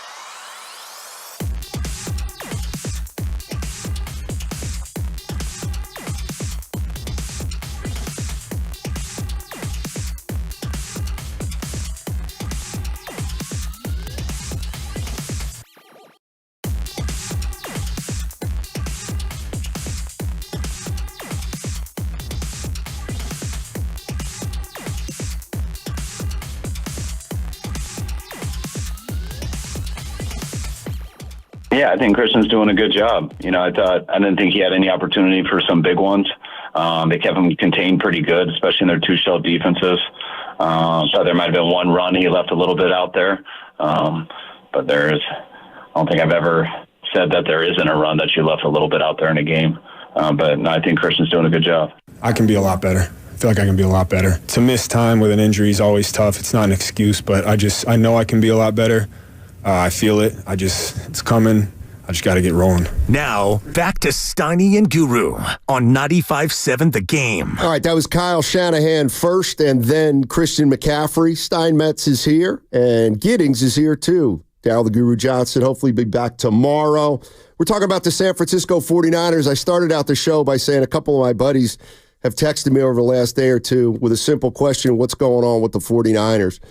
And the way I answered it, as short as possible, was it doesn't feel like they're together. How would you guys answer that question? Let's start with JJ in San Jose. What's up, JJ? How you doing? What's up, guys? Thanks for taking my call. Sure. You guys have made some solid points, and I'm glad you guys are talking about the mentals, because I do believe that's a huge part of it, and as to why they're not together. A lot of it has to do with a lot of players not being there. Greenlaw not being there when everybody was pretty unanimous as saying that he was the spark plug for the defense, and with a lot of players on offense missing the time, that has a lot to do with it too. But besides that, they remind me of last year's Warriors, where they were just exhausted for different reasons, right. But they were just an exhaustion to last year, and they were in every game. I don't think the Warriors really got blown out much, but they could never beat a good team. Same thing with the Niners. They're not getting blown out. They're in every game, but they're just not winning. And one little play here and there, and that's adding to the mentals, because they believe they shouldn't even be in that position. But the reality is that they are, and they just don't have an answer because it's too many factors. But the mentals is huge for me. Yeah, that's a great point, JJ. I don't think there's any doubt that this team's lost a little bit of confidence. And I think JJ was right on the money about how they've done it in the past, and I think they've tried to do it a few times this year to turn the season around, and they haven't been able to do it. And maybe now they're thinking, how come this isn't working like it worked in the past? Yeah, and I mean, 10 games is a large enough sample size, I think, to figure out that whatever they've been doing has not been working. But there's been this kind of built-in understanding that, okay, once we get McCaffrey back, well, then we begin to roll. Right. Now, 2 games, it hasn't really happened. Christian McCaffrey is yet to crack 100 yards on the ground. The Niners have yet to score more than 23 points in a football game. I mean, McCaffrey, I want to say when there was a stat last season that since McCaffrey came over in 2022 from the Panthers, that when he was a starter, they basically averaged 30 points a game. Like that, those teams would run up the scoreboard. And so even if you gave up 20 to the Seahawks, it didn't really matter because, number one, they'd play from ahead. Number two, I mean, they'd basically just be able to get out to big leads and then cruise. That hasn't happened yet. And I do think that there also is some frustration behind that, where this guy who's supposed to be your lifeline, essentially, whether it's because he might not be at 100%, he's been dealing with tendonitis. I can be a lot better. He can. Well, I would certainly hope so. The Niners need you to be, Christian. But also, the Niners just offensively, I think, have put so much importance on Christian that when he doesn't have it going, that there isn't really much of an answer beyond that. Like he's kind of along the same lines of this offense and the same lines of the Niners. Christian McCaffrey has never been a player that it feels like watching him you could stop. That's not been the case, at least for 2 games. It's only been 2 games, but the other issue is that the Niners are running out of time. And so they can't afford to win one, lose one, win one, lose one, even if they're at a weak NFC West. Yeah. 888-957-9570. Let's go to Jim in Martinez. Jim, if I said, what's going on with the Niners, how would you answer? Okay, give me a second. Morning, guys. It's across the board. Kyle, think of how frustrated he must be when I know how frustrated I am when your guys are lined up over the ball on defense and the ball isn't snapped and they jump. Or you're on offense, and they don't remember the snap count. Now you take out Ayuk holds out, Trent holds out, Ayuk gets hurt, Trent doesn't look 100%, Debo looks 70%ish, McCaffrey's coming back, and you guys are hitting on all this. That was a good call just now. You guys are nailing it across the board, and think at the big picture what we don't have. We don't have a lot of number one draft picks from the last 5-6 years, and we don't have the depth anymore. And I'll tell you what we really don't have, and this is the key, we don't have the over physicality that we have had traditionally with Kyle's teams and our offensive line. Is there a reason why Brock isn't doing as well? Maybe he could do a little better, but he's got constant pressure. The running game, I thought they could have ran the ball a little more with some of the bigger guys. Thanks, Jim. Appreciate the call. Oh, by the way, Steiny, speaking of brain trust, Bobby Evans is back with the San Francisco Giants. Oh, good. Yeah. Great call, Goo. That's going to be a Goo victory lap. Yeah. No, he's advisor to the president of baseball operations, Buster Posey. Listen, Goo's going to want to take a victory lap on that, but remember, we've got to make sure that people realize he said he wanted him to be the GM, not an advisor. But he will get credit for that. The Giants credit. They're just going to be Posey and a host of advisors. Farhan's cooked.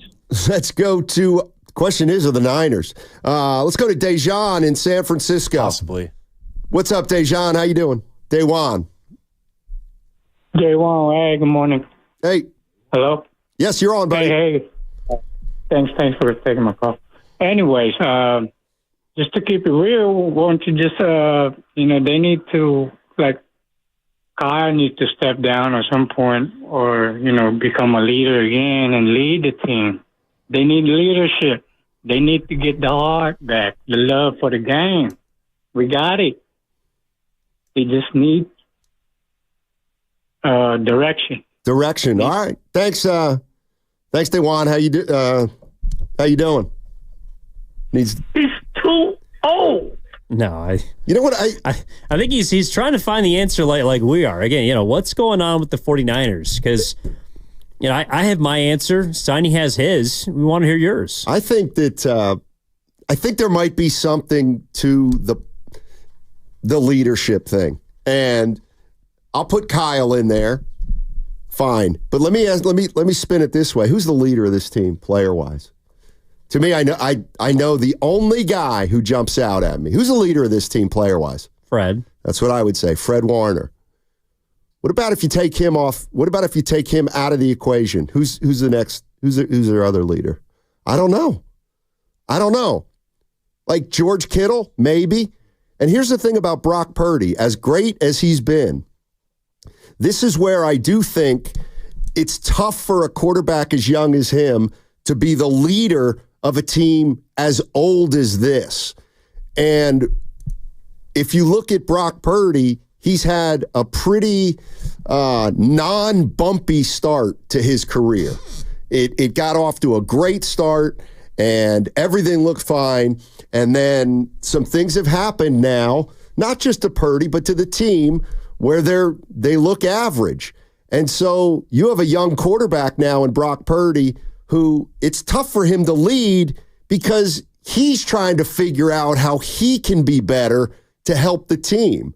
And I do think there may be something when it comes to a leadership issue with this team, because I do think Fred Warner's a leader. I don't think there's any doubt about it, but I don't think they have a lot of them.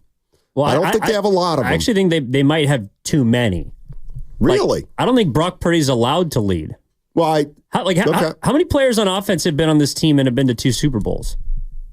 Or even 1 Super Bowl? How many players have been in this league for 5+ years and have played at, an all-pro or Pro Bowl level? I don't think Brock Purdy is allowed to lead as much as other young quarterbacks are, because there's already a ton of leadership in that locker room. Debo Samuel wears the C on his chest. Do you think he's a leader? Here's my point. George Kittle wears the C on his chest. Trent Williams wears the C on his chest. At various points, other players on offense have worn. Christian McCaffrey has a C on his chest. There are other leaders who don't, they don't maybe lead as, as vocally as other guys. But Brock Purdy, I don't think is able to command the huddle the way that Jordan Love is. Take a look at Jordan Love and who he plays alongside in Green Bay. There's nobody else really that stands out outside of maybe a veteran offensive lineman. All of his wide receivers are young. They got rid of Aaron Jones, who is probably the most veteran, skillful, impactful skill position player this offseason. Like Jordan Love can walk in and immediately implement what he wants. Brock Purdy doesn't have that luxury.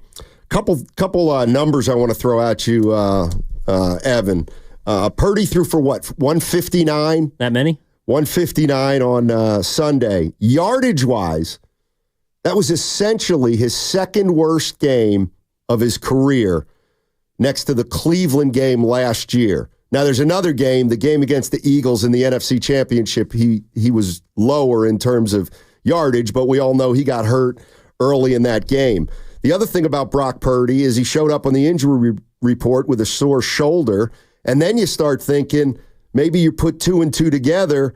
Purdy had no throws over 20 yards on Sunday. None. 0. He had 6 throws from 10 to 19 yards, and the rest were all less than 10 yards.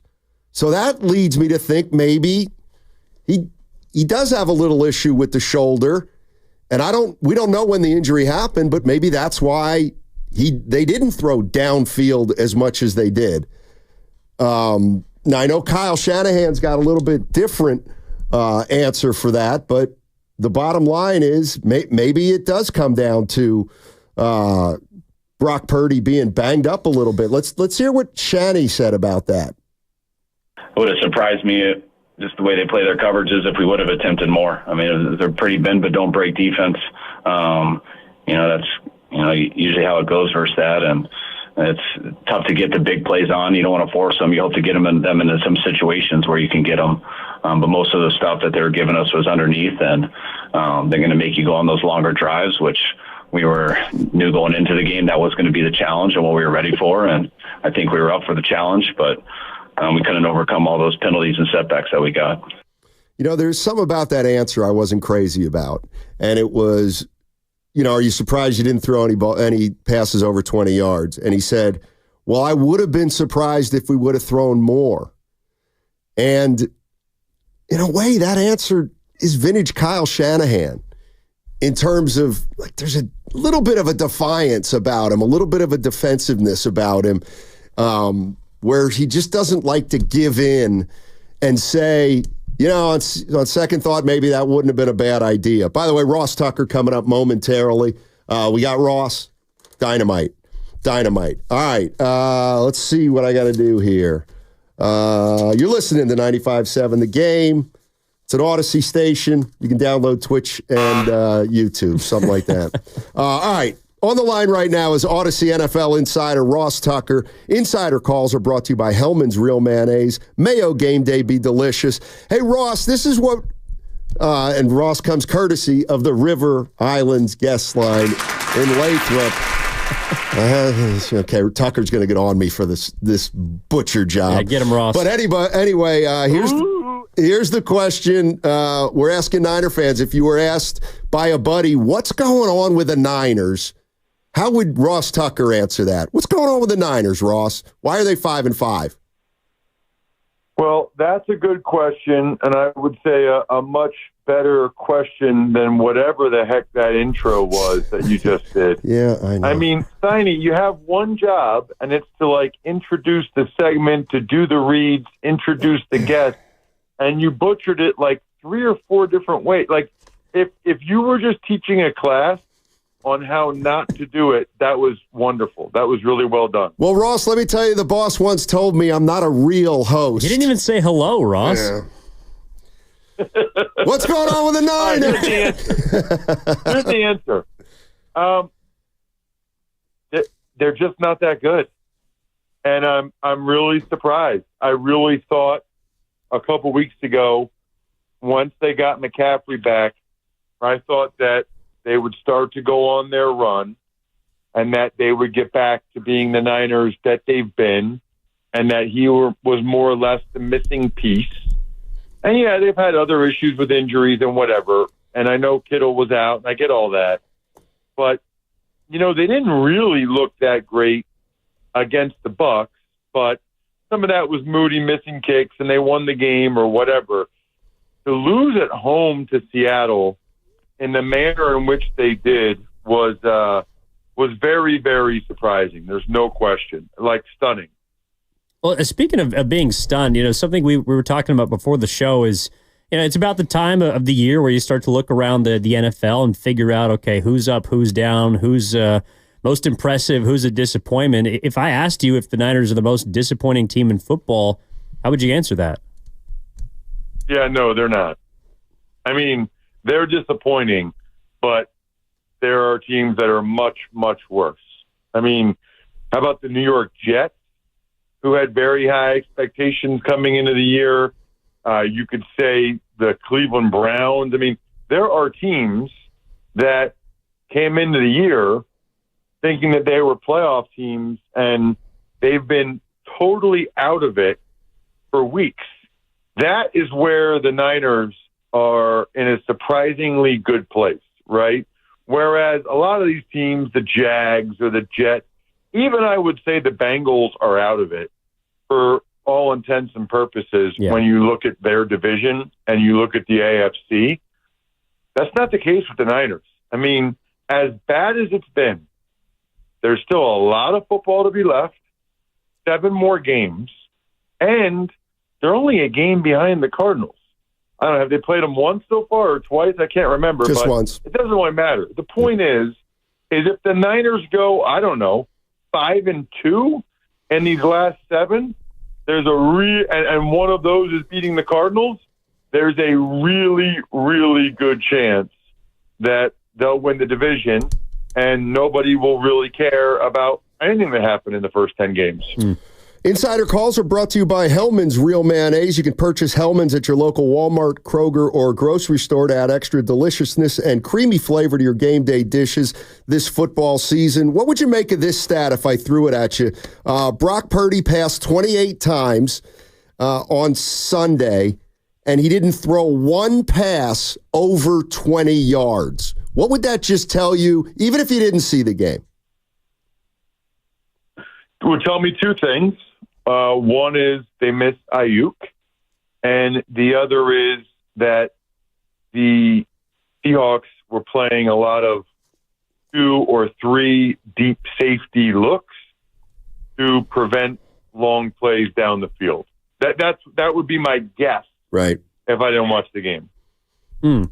Now, Ross, as far as reasons to feel hopeful outside of just that they're a game back, because I think. And when we talked a couple weeks ago, is they're going to hit the ground running against Tampa. They have McCaffrey. They'll all of a sudden transform into a different team. Do you still feel like that is possible, or do you feel like this is going to be a season where the Niners are just kind of going to limp to the finish line, hopefully sneak in, and perhaps be a one and done? I guess why should fans feel like something is going to change with this football team if you believe it can?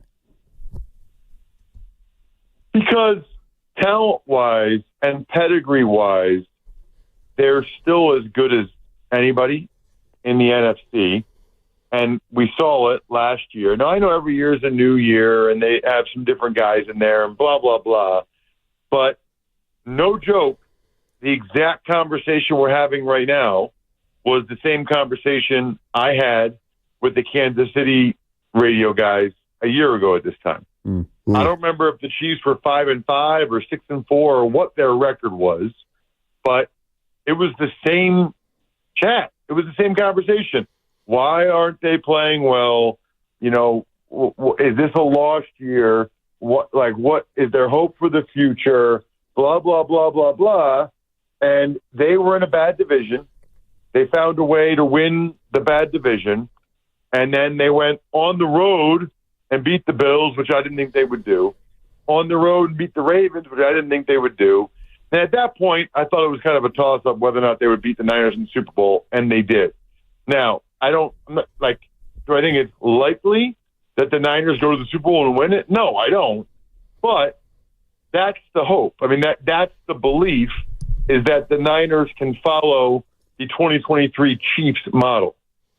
Let me ask you this, Ross, and we're joined by Ross Tucker, Odyssey NFL Insider. I got to believe that most people at the start of the season who's coming out of the NFC would have said the 49ers. If I give you a shot, if I give you one team now that you would expect to come out of the NFC, would it be the 49ers? To make it to the Super Bowl, not to win it. If I had to pick one? Yeah. No. I would pick the Lions right now. Mm-hmm. And then secondly, I'd probably pick the Eagles. But honestly, I might put the Niners third, which says a lot, right? I mean, there's a decent chance they don't make the playoffs. Even today, I have a betting podcast, and on my Even Money, it's called Even Money betting podcast. My co-host said we just posted to social media at Ross Tucker Pod. He doesn't think the Niners are making the playoffs. I think there's still a decent chance they do. And when they get there, I would have them as the third best team, third favorite to go to the Super Bowl. I put them behind the Lions and Eagles, but ahead of like the NFC South champ, the Vikings, the Packers, Commanders. I'd still take the Niners over those other teams. The problem is, they're going to have to go play at Philly and at Detroit, maybe back-to-back weeks. Yeah. But that's what I said last year about the Chiefs, and then they did it. It's true. It's true. Yeah, I mean, Ross, in trying to figure out just where the Niners are at, everyone, I think understandably when people start to run out of answers, they just point blame on the head coach. And Kyle Shanahan has been in the crosshairs for much of this season, but especially after the loss to Seattle. Are you surprised at just how far of a step back it appears that the offense has taken, understanding that they don't have Ayuk, they haven't had McCaffrey for most of the year, but even now with 2 weeks of Christian, and he's been on the field for close to, if not more than 90% of snaps, are you surprised that Kyle Shanahan hasn't been able to get more out of this offense? A little bit, yeah. A little bit. It makes you think that, he's struggling with all the moving parts, which I would say to you is probably somewhat understandable. It's not an excuse, right? But it could kind of be the reason, if that makes sense. That's kind of what I say to people sometimes about injuries is like, we all know injuries are no excuse and every team has injuries and whatever, but I see it. I mean, listen, the Eagles are 7-0 when they have A.J. Brown. They're 1-2 when they don't. It makes a big difference. You know what I mean? He makes a big difference when he's out there or not. And I feel like, McCaffrey's that guy. I think Kittle's, those guys make a big difference when they're out there or not. And how many games have they actually had? And obviously I know Ayuk's done, but McCaffrey comes back and then Kittle misses the next game. So it's just not ideal, not easy. Nobody cares. Nobody wants to hear it. Everybody driving is like, right now listening is like, blah, blah, blah, Ross. We don't care. That's fine. I don't care that you guys don't care. I'm just telling you some of the reason why the offense isn't as effective. Ross, Trent Williams is someone who's considered one of the greatest, offensive linemen of all time. You played that position. Trent's obviously getting older.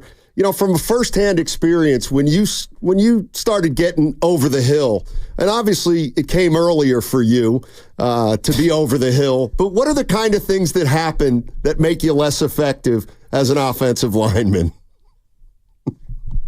Wow, Steiny. Thank you, buddy. I had to take a shot after the open. Yeah. I guess. Yeah, but you like everybody could hear you messing up. Like for me, like you're bringing up something from 20 years ago. No, you know what? It's funny that you say that. Here's the deal.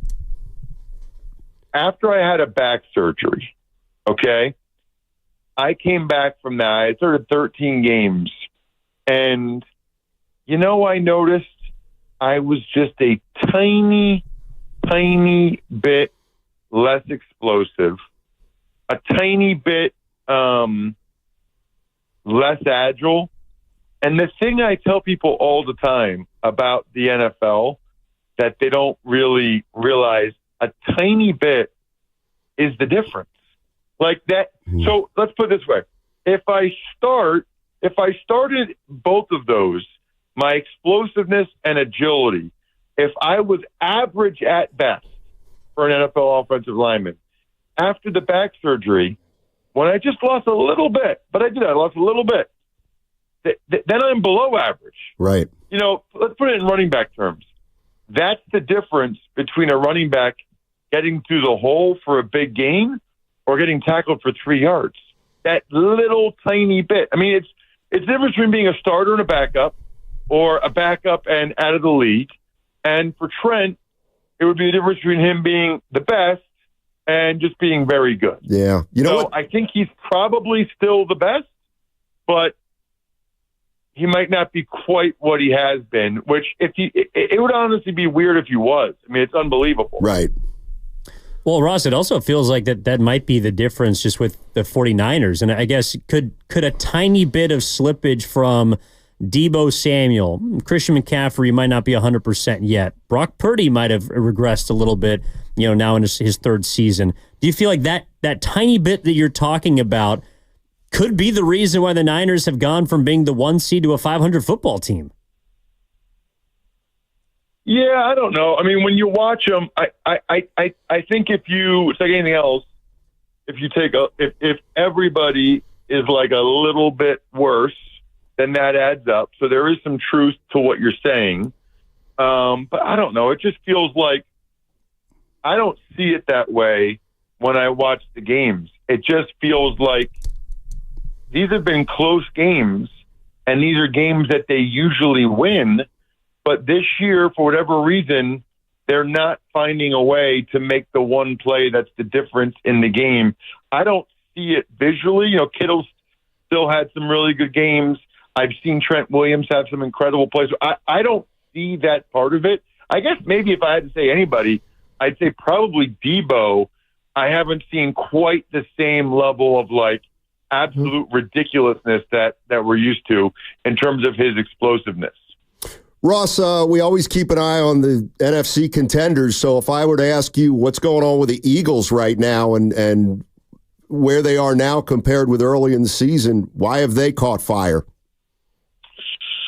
A couple things. One is they've been healthier. They've gotten Goddard back and A.J. Brown back and Lane Johnson back. So that's a big part of it. And then secondly, they haven't played the toughest schedule, if we're being honest, right? I mean, their schedule has been a little bit easier, but the bye week, it feels like they finally kind of figured out these new coordinators during the bye week, and they inserted Cooper DeJean in at nickelback. He's been fantastic.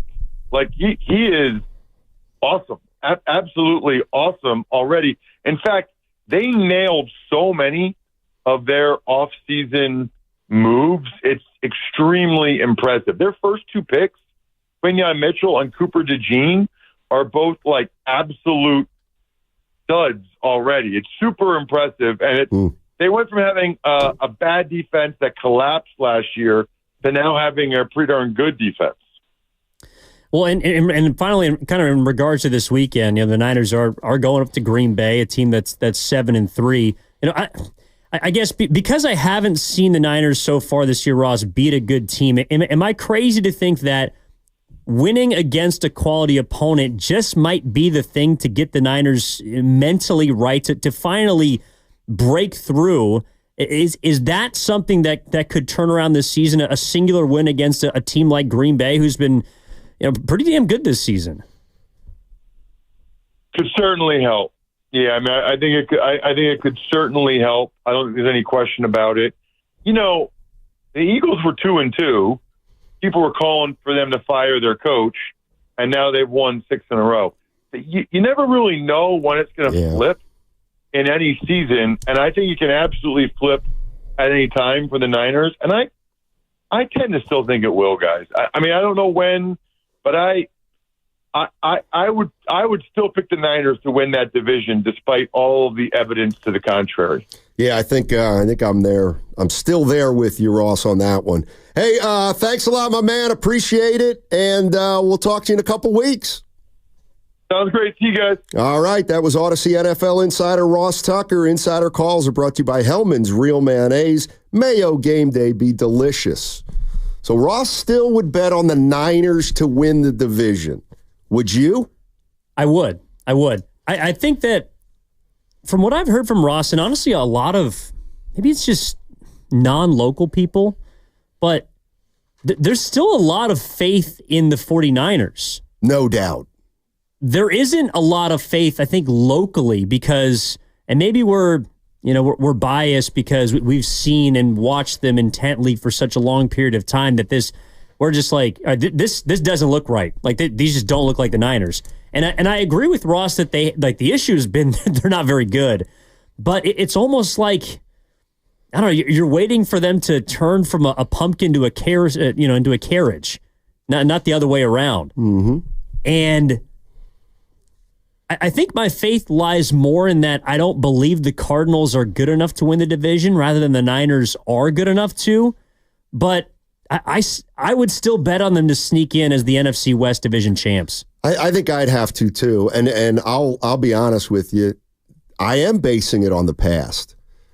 I've watched this team play for 5 years, and they essentially have the same personnel. I mean, not over the course of 5 years. I'm looking at this team and I'm thinking, this can't be a 500 team.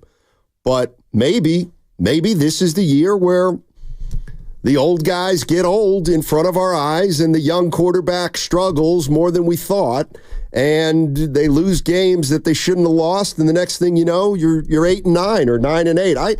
I'm still not there either, and I just remember how we were all laughing at Philly earlier in the year. We're laughing at them, and now they're 8-2.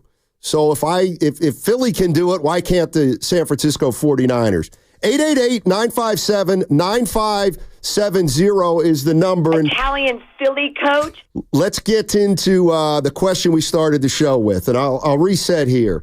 I got a lot of buddies back east who are big-time football fans, and they've been asking me one simple question. What is going on with the San Francisco 49ers? Steiny, why are they 5-5? What's going on? And the answer I gave was, doesn't feel like they're together right now. It feels like guys are just playing, but there's not a lot of camaraderie, not a lot of chemistry, not a lot of teamwork. A lot of that has been affected by players coming in and out. But if that question were asked to you, how would you ask it? Answer it. 888-957-9570 is the number. What's going on with this team? And are they the 5-5 team that they've shown, or do they have a run in them? And that's kind of what we're talking about today. Well, I think they have a run in them. I just don't know if it's going to be good enough, again, to beat the teams that are in front of them. Green Bay on the road is a tough matchup. Buffalo on the road. Chicago's got a good defense. You have the Rams again. They're at closer to full strength. At Miami, Detroit, Arizona. It isn't also just about how they can get together, but also are they going to be good enough to beat a large amount of quality opponents who they haven't shown themselves so far to be able to overcome. The one thing about being together that I don't know, I had a sneaking suspicion about this summer was coming off of a Super Bowl and getting so close. Well, not winning a Super Bowl, but a Super Bowl runner-up. Getting so close, you feel like almost that would be the reason to, all right, we got to lock arms, and this next season is going to be the one. All right? Guys, in their last dance, whatever you want to call it, that's the reason to come together, is the fact that you lost in the biggest game, and we got to get back there and get this thing done. But all we heard this summer was about how Trent Williams wants a new deal. Yep. And Brandon Ayuk wants his new contract. And Christian McCaffrey even wants guaranteed money. 3 of your most important players, on probably now your most important side of the football, all are more concerned about getting paid than winning a Super Bowl. And I know that it probably manifested itself most in Ayuk because he's the guy that took a step back. But Christian McCaffrey he probably knew he wasn't going to be 100% at the beginning of this season. Right. Trent Williams has no interest in going to training camp. And I'm not saying that they're not allowed to do that. That's their prerogative. But I do think that it has to have some effect on the team when you're seeing your best players who were the reason why you got to the Super Bowl be more concerned with their own pocketbooks, which if you win, probably take care of themselves anyways, than actually locking arms and focusing on getting back to the Super Bowl. I don't know. I feel like that's something that set the tone, and for whatever reason, they haven't been able to reverse course. I mean, I agree wholeheartedly. And I remember during the summer, the question I'm always fascinated with is you got a holdout, a hold-in, McCaffrey wanted money, Pearsall gets shot. And I always wonder, well, what becomes the writing on the wall, essentially, and the difference between overcoming adversity? In other words, if the 49ers go on a run and somehow, win it or go deep, we'll say, boy, they overcame a lot of adversity. But if things continue like they continue, you're damn right people are going to say, well, this thing was in trouble the minute Ayuk held in, and the minute McCaffrey said he wanted a contract extension, and the minute Trent Williams held out. And then you get hit with stuff that you don't prepare for or are outside of your control, McCaffrey injury, Ayuk injury, and now you got a little trouble. 888-957-9570 is the number. If one of your football friends that doesn't watch the Niners play a lot, but you watch them every week because you're a diehard, and you were asked, what's going on with this team? Bro, dude, what is up with your Niners? How do you answer that question?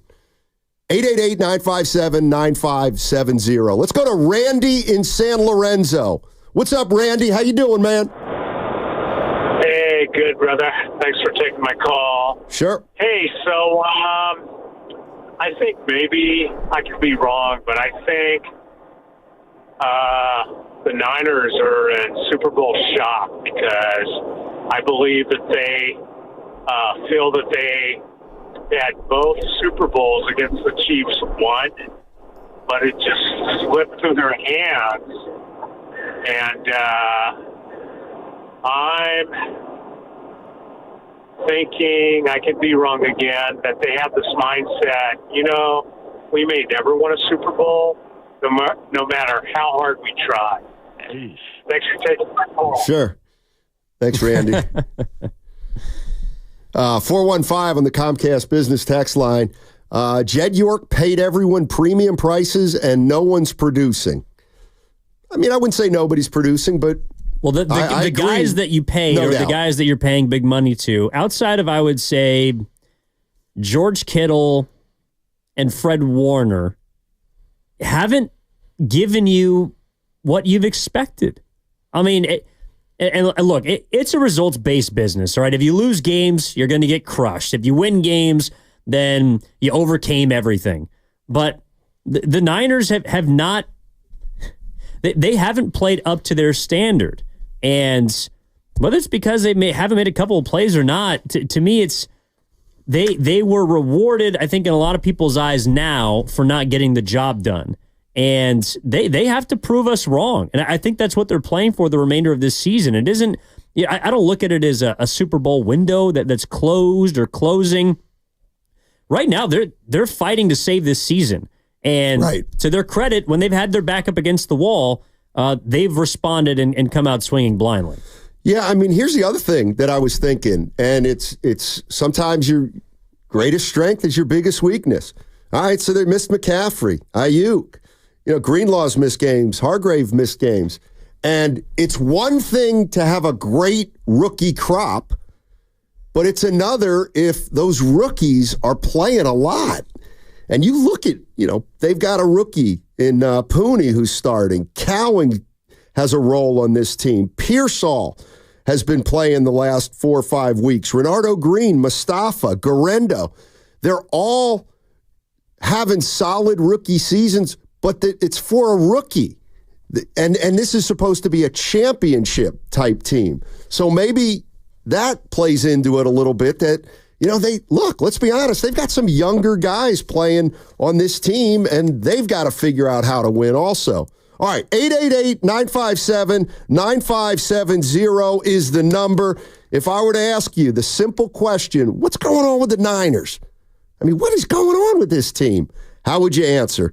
Download the free Odyssey app and check us out on YouTube and Twitch, powered by First NorCal Credit Union. Check, check, and check. That's the sound of me getting a jump start on my holiday list. But I can't take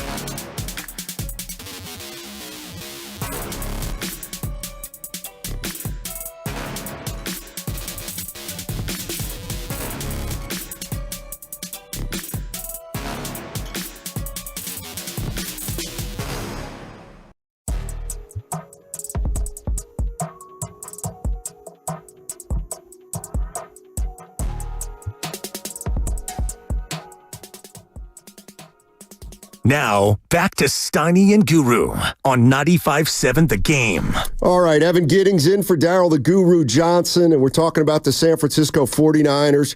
Their season's on the brink, ladies and gentlemen. They're 5-5. Is it? I think it is. Like, if they lose this week, they're done?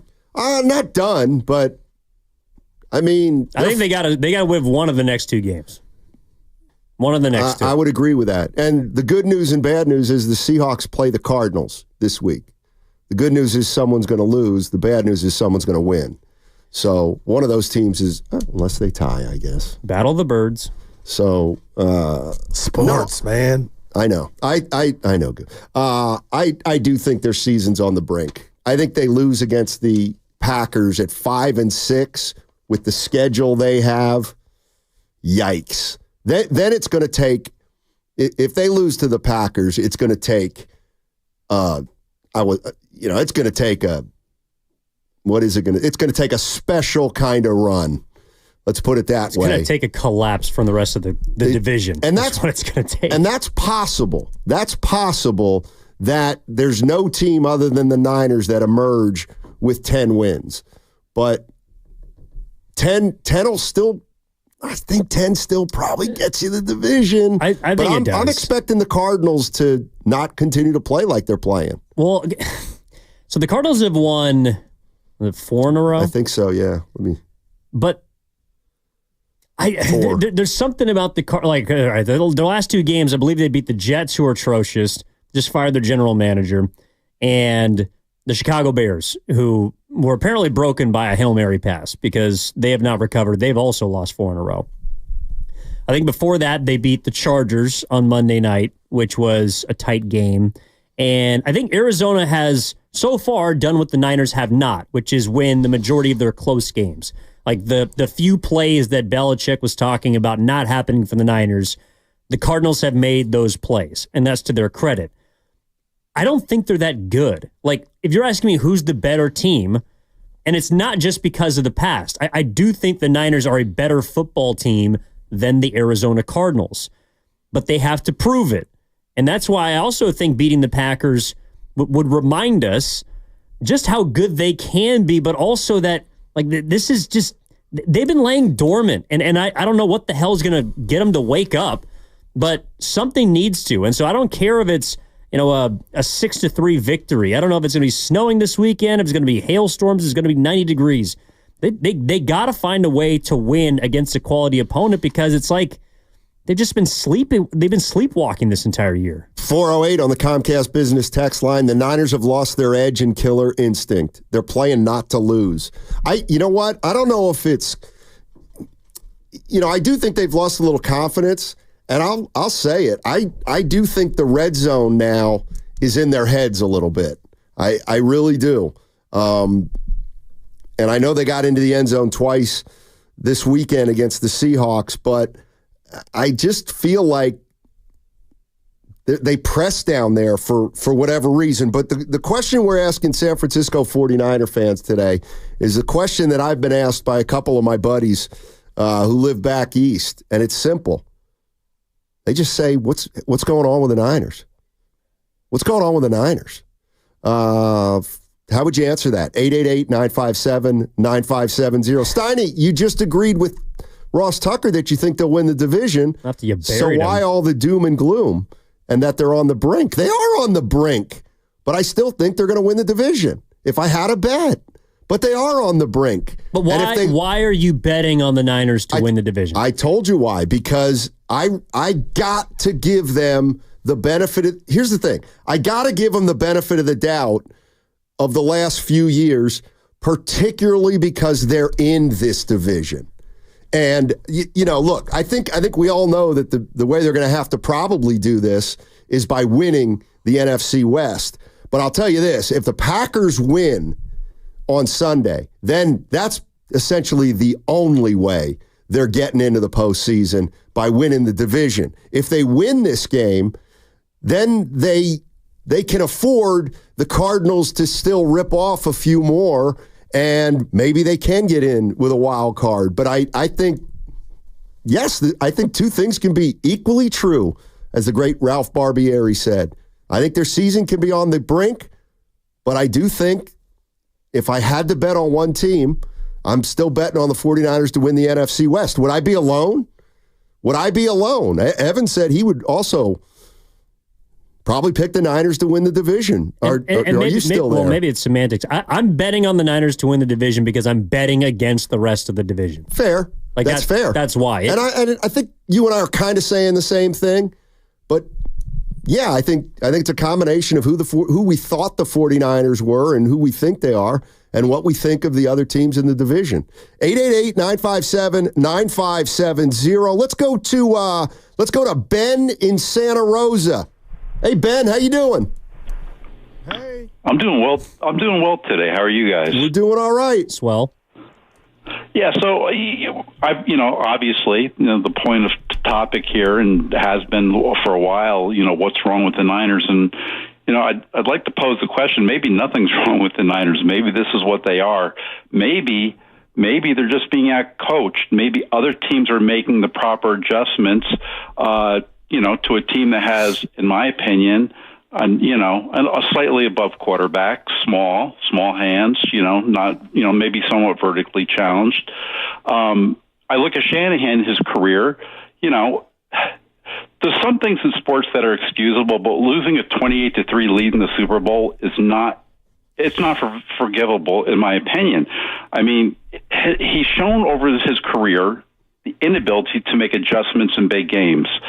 And maybe other teams have just caught up with him. I think of Colin Kaepernick and how unstoppable he was until other defenses figured it out, to the point where the Seahawks would come down here and they'd be doing the choke sign, laughing at him, and, we got you figured out, end of story. And that's all I got to say, guys. So I'd just like to hear your comments on that. Thanks. You could be right. And if they end the season 9-8, you're going to be right, or 8 or 9. It's interesting. This from the 209. I brought up the Eagles because we were talking about the Eagles early in the season, and it looked like Nick Sirianni might get fired, and now all of a sudden, boom, they're 8-2, and what's going on there? And we were comparing the teams a little bit. And how about listen to this from the 209? We're talking about Nick Sirianni here, who I think is unfairly the laughingstock of the league. But the 209 says, Sirianni is open to change. Kyle Shanahan is not. That's kind of interesting. And maybe Kyle Shanahan isn't open to change because this is his system and this is what he does and this is how they play. I mean, Kyle Shanahan obviously has more control over the Niners, the organization, roster, play calling than Sirianni does. I would ask the texter to tell me what Sirianni does with the Eagles. Well, I think he would say that, he and Hurts had a fractured relationship and yeah, so that means you have to change. Probably. Like you have to do things differently. Well, if you don't get along with your quarterback, you're in trouble. But maybe you hit on something. Nick Sirianni has to do something differently. Does Kyle? I don't think he's gotten to that point yet. Yeah. But I do think that this could turn into a season that forces him to recalibrate. And I agree with Ross at some point. Every time you have guys out, you have to adjust and things don't go your way. They haven't had a full complement, but that's the way it goes in the NFL. I mean, guys are out every which week and teams still find ways to win. Buffalo Bills have had players in and out, specifically on offense, and they're still 9-2. So, I understand that. I don't think Kyle Shanahan is at the point yet where he recognizes that he needs to do things differently because in his mind, he still thinks that, well, dude, I got 5 years to prove all you MFers wrong. I've been to 4 NFC championships and 2 Super Bowls. Who are you to tell me that my system is broken? But at the end of this year, if you miss the playoffs, similar to how the Warriors, I think, had to recalibrate this offseason because they were forced to by the stark reality that you are not a playoff team. In fact, you're not even a top half team in the league. If that happens to the Niners, then I do think that's gonna tell me a lot as to whether or not Kyle Shanahan needs to wake up. 888-957-9570 is the number. It's a simple question, but I think it's a complex answer. If I were to ask you 49er fans, what's up with the 49ers? What is going on with this team? How would you answer that question at 888-957-9570? Picture yourself in a cozy room by the fire, enjoying breathtaking views of Bodega Bay. This time of year is magical at the Inn at the Tides. Special midweek rates start at just $159 per night. Book your escape now, inatthetides.com. Hey, it's Willard and Dibs for Safeway. Enjoy these amazing deals for members. And as always, earn 4 times reward points.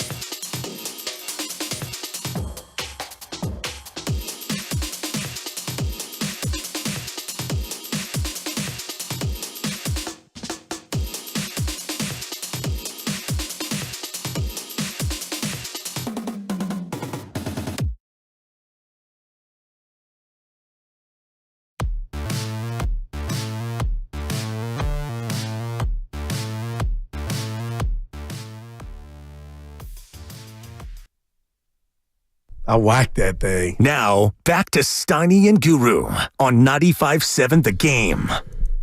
Evan Giddings in for Darryl the Guru Johnson today, and the San Francisco 49ers. I'll say it again. I think their season's on the brink. We don't care who plays. We just like the challenge. They're 5-5. They're playing the Packers and the Bills on the road in their next two games. Of course, their season's on the brink. Shout out Cameron. They got to win one out of the next two at least. Before we get into some calls, let's ask Kyle Shanahan. Hey, Kyle, how's the team feeling right about now? We were pissed off from yesterday. That was a tough loss. We had every chance to win it, and we didn't get it done. So I think guys were disappointed and upset. But we all know each other pretty well in here. We understand our expectations, and we had a good team meeting, addressed a bunch of the fourth quarter, kind of watched it all together, and then we broke up into our position meetings. But I think guys are pissed and ready to put that game behind us. Today's always a hard day to deal with it because of some of the frustration of what happened, and now I think our guys can't wait to get to Green Bay as fast as we can. All right. It's not a bad answer. I think that's the way 49er fans would want the team to feel right now. Well, you'd hope so, but I also feel like they've felt that multiple times this season. Yeah. Like you probably were frustrated. Well, actually, I don't know. I mean, early in the year, because week 3 and week 5 were the games that they blew, right, against the Rams and the Cardinals. Maybe it was too early in the season for them to feel like they were pissed or that they should feel frustration. But I don't know. I remember feeling frustrated for them because they should have won those football games.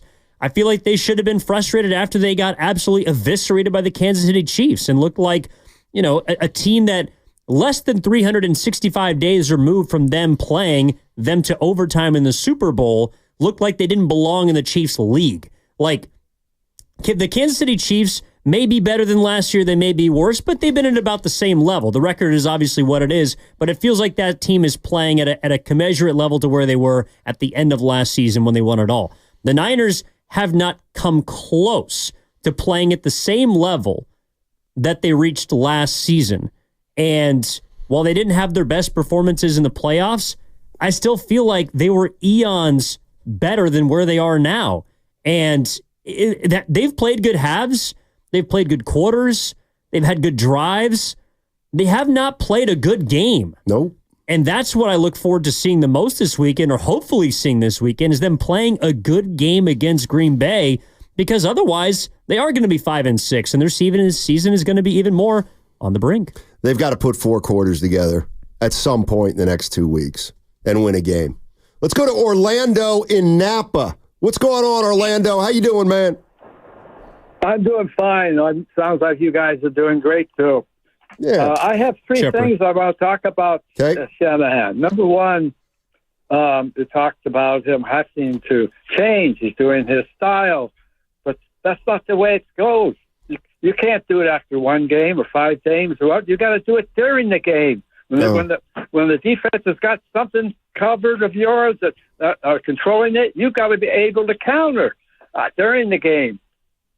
Not use his system and on and on. I feel he's a stubborn man. I don't know what because of that. I feel the same about stubbornness. What are some of the other ones? Well, you said the team is playing to lose. Again, it's Shanahan. He goes all the way back to Atlanta, where he had 2 scores ahead in the fourth quarter, and then he played to lose. All right. I mean, there's a difference between playing to lose and not being able to finish. There's also a difference between being a coordinator and being the head coach. I understand if people want to put the last 2 Super Bowls on Shanahan, I get it. But grouping in the 28-3 loss, to me, that's unfair. I don't know why Dan Quinn doesn't get a single piece of crap for that Super Bowl. He was the head coach. He might, but not here. No, I've literally never heard anybody talk about that 28-3 debacle that happened, right, and involved Dan Quinn's name ever in any conversation. And I don't understand why. When his defense got absolutely lit up. Now, that's one part of it. But as for the 49ers, I do think that Kyle Shanahan deserves criticism for this season because I don't think that he has, to the caller's point, made many adjustments either in game or between weeks that have been, I don't know, just like material. Like again, if we're using our eye test, it's largely looked the same this season. And that's probably the most concerning part to me, is that you've had 10 weeks to do something different, look different, have a different effort. And it feels like we're back to square one every single Monday, wondering what's going on with this football team, win or loss, because even in the wins, there's been red zone issues, or you're missing kicks, or there's been a 100-yard rusher for another team, or you're turning the ball over. They haven't looked dominant at any point. This from the 650 on the Comcast Business text line. Got to say, I'm surprised, Steiny, you're giving the Niners the benefit of the doubt.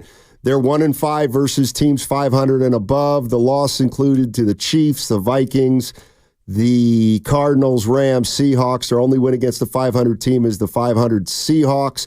49ers beat below average teams. And, hey, I hear you, but I'm kind of with Evan. The division is not a great division. And I guess I would ask you, 650, would you take another team right now if I asked you who's going to win the division? Probably the Cardinals. I mean, they're obviously in first place, but I think they've shown that they can beat good teams more than the others. But like the most impressive win in the division to me this year is probably the Rams going into Minnesota and beating the Vikings. Right. And let me continue the 650 because he is that the guy who called me Grandy? I don't know, but he said, Steiny, you were ahead of the curve last year. Yes, sir. With the Warriors, who couldn't beat good teams. You're right. They were 4-21 against the best teams. So what's the difference with the Niners this year? Am I talking to Matt or Eric? It's a good point, but that's where damn it, Reggie. I just give them the benefit of the doubt because of the last 5 years, and combined with... So how come you didn't give the Warriors the benefit of the doubt? Because the Warriors weren't coming off a Super Bowl and an NFC championship. Well, the year before they were. But they're removed. They were removed from that. Okay. That's the way I look at it. Just check. No, that's fair. You got to do some detective work. That's a good point. It's a fair point. Well, and they haven't beaten anybody good. Well, and we've done enough shows together, and that's not a shot at you, that I feel like... you know that I haven't given into they'll just turn it around like last year. Right. Like I've kind of been on this train that I feel like they have another level to get to, but I don't know. I believe the players. And I feel like even earlier in the year, it might have been after the Rams game where Brock Purdy said that this team is different. Each season is different. I believe him. When Fred Warner, before the bye week, even when they beat Dallas, and it was kind of marred by the MAGA hat from Bosa, but Fred Warner said something after that game that it just stuck with me. The theme of the season has been making games that shouldn't be, wins or losses, and that's who the Niners have been. And so when players that are captains of the team and that are obviously instrumental to their results are telling you is essentially that they can't figure this thing out, I'm inclined to believe them. And so that's also why I think that if they can get a win, if they can beat Green Bay in Green Bay, that can kind of flip a mental switch, because in that in my mind has been what's been holding them back more so than, I don't know, scheme or X's and O's. Like, they aren't a team with any confidence right now, and they need to find some. Let's go to Mitch. Mitch is in Manteca. How you doing, Mitch? What's going on? Nothing. Good afternoon, guys. Well, I think me and you, Steiny, are going to be on the same page here. If all these fans and if the Niners go to fire Kyle Shanahan, I think that would be the biggest mistake. And let me give you a point. Is, for one, the last 5 years we've had nothing but success. We've been to Super Bowls. We've been to the playoffs. Now, I think what it is that Shanahan calls the plays, okay? But the players, all these $1 million players, they have to make the play that he calls. He's not out there throwing it. He's not out there tackling. They need to execute. Now, maybe he should switch it up a little bit. That's what I think he should do. But the players need to execute. Shanahan is not going to throw a play out there to where it's like, okay, cool, you know what, I want them to fail. He's not. The players have to man up, and I think that's what needs to happen. I mean, firing Kyle Shanahan would be the biggest mistake. Yeah, I'm with you there. Listen, here's the way I feel with Shanahan. I would not fire him after this year. Even if things go south, I would not fire him. But if the year went south, now we got something to talk about in terms of the pressure's on, and he's got to get this team back to the playoffs. That's fair, but right now, no chance. Probably after the season, no chance unless something happens between now and then that's almost cataclysmic. But even if they fall apart, like the Eagles did last year, I wouldn't fire him. He's earned the right to have a bad year, in my mind, after the last 5. But after that, now all bets are off.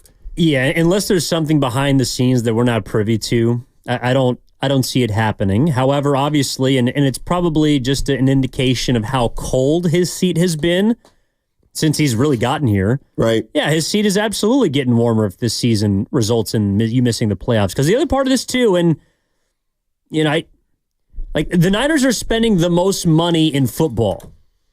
They're a team that has costed them, or the Yorks, I think close to $300, if not more, $300 million. You don't spend that kind of money for a team not to make the playoffs. That's true. There's no doubt about that. That's part of this equation. That creates a lot of pressure, just like we saw last year with the Warriors. You can't foot the most expensive tax bill in the history of the sport and not host a playoff, or not even get to a playoff game. You're listening to 95.7 The Game, KGMZ FM at HD1 San Francisco. Always live on the free Odyssey app, Twitch and YouTube, powered by First NorCal Credit Union. Let's jump out to Matt. Matt's in Oakland. What's going on, Matt? How you doing? Afternoon. Well, yes, it is now afternoon. Afternoon, fellas. Yeah, I want to make a quick sort of cross-sports comparison here between the 49ers and the Boston Celtics of a few years ago. I mean, they had all the sexy stuff. They had the DPOY. They had the sixth man. They had all these all-NBA guys. But they didn't do the dirty stuff. They didn't play team defense. They didn't play team offense. And to me, it seems like it's the same thing with the 49ers. They've got the really expensive guys, but what counts is the offensive line. If you can't block, you can't do anything. And in contrast, the Warriors, I'm very excited about what happened, especially last night after a terrible first half. Boy, did they play some hardcore team defense. And, man, a game they had no business being in after that crappy first half, and they were right there. And I just feel like if you don't do the dirty work, if you don't really, if you don't have line play, and I'm sorry, this guy is not that good a coach. I don't care what anybody says. He may be a genius of an offensive mind, but, he ain't Steve Kerr. And go Warriors. I hope the Niners do well. But, until they get some linemen, man, I don't think they're not going to be able to do anything. And that's what I got to say. Appreciate the call, Matt. No, the offensive line and defensive line, like a lot of the units on the team, have underperformed. Yeah, I mean, I think that's one of the reasons why Brock Purdy is running for his life. I think that, not having Ayuk, he didn't have a great year before he got hurt, but like you miss something. You miss something every time a guy steps out. Brock Purdy had 2 targets towards Ricky Pearsall. The only guy he appears to feel comfortable throwing the ball to is Juwan Jennings. Yep. Deebo Samuel's got like 50 targets in 9 games this year, and they're not really using him much as a running back. I think he has 32 or 33 receptions. That's a little over 3 per game. And he's really only, we talked about this before the show. How many moments can you remember of Deebo Samuel this season? He scored 2 touchdowns. One of them was in week 1. They haven't got production from players that they've needed to outside of maybe a couple. And the biggest one is probably George Kittle, who wasn't on the field on Sunday.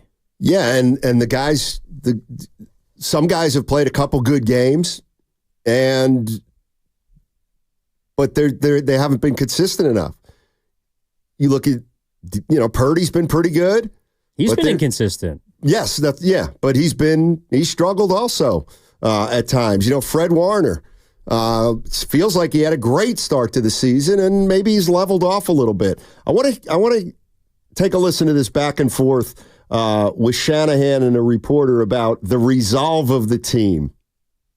I'm just curious, as that 10 games into a season where it hasn't gone the way that anybody expected, do you still see that, the same resolve and the confidence and the enthusiasm that you need to see? Yeah, what are you asking exactly? You have a team pretty much of self-starters that's used to a lot of success.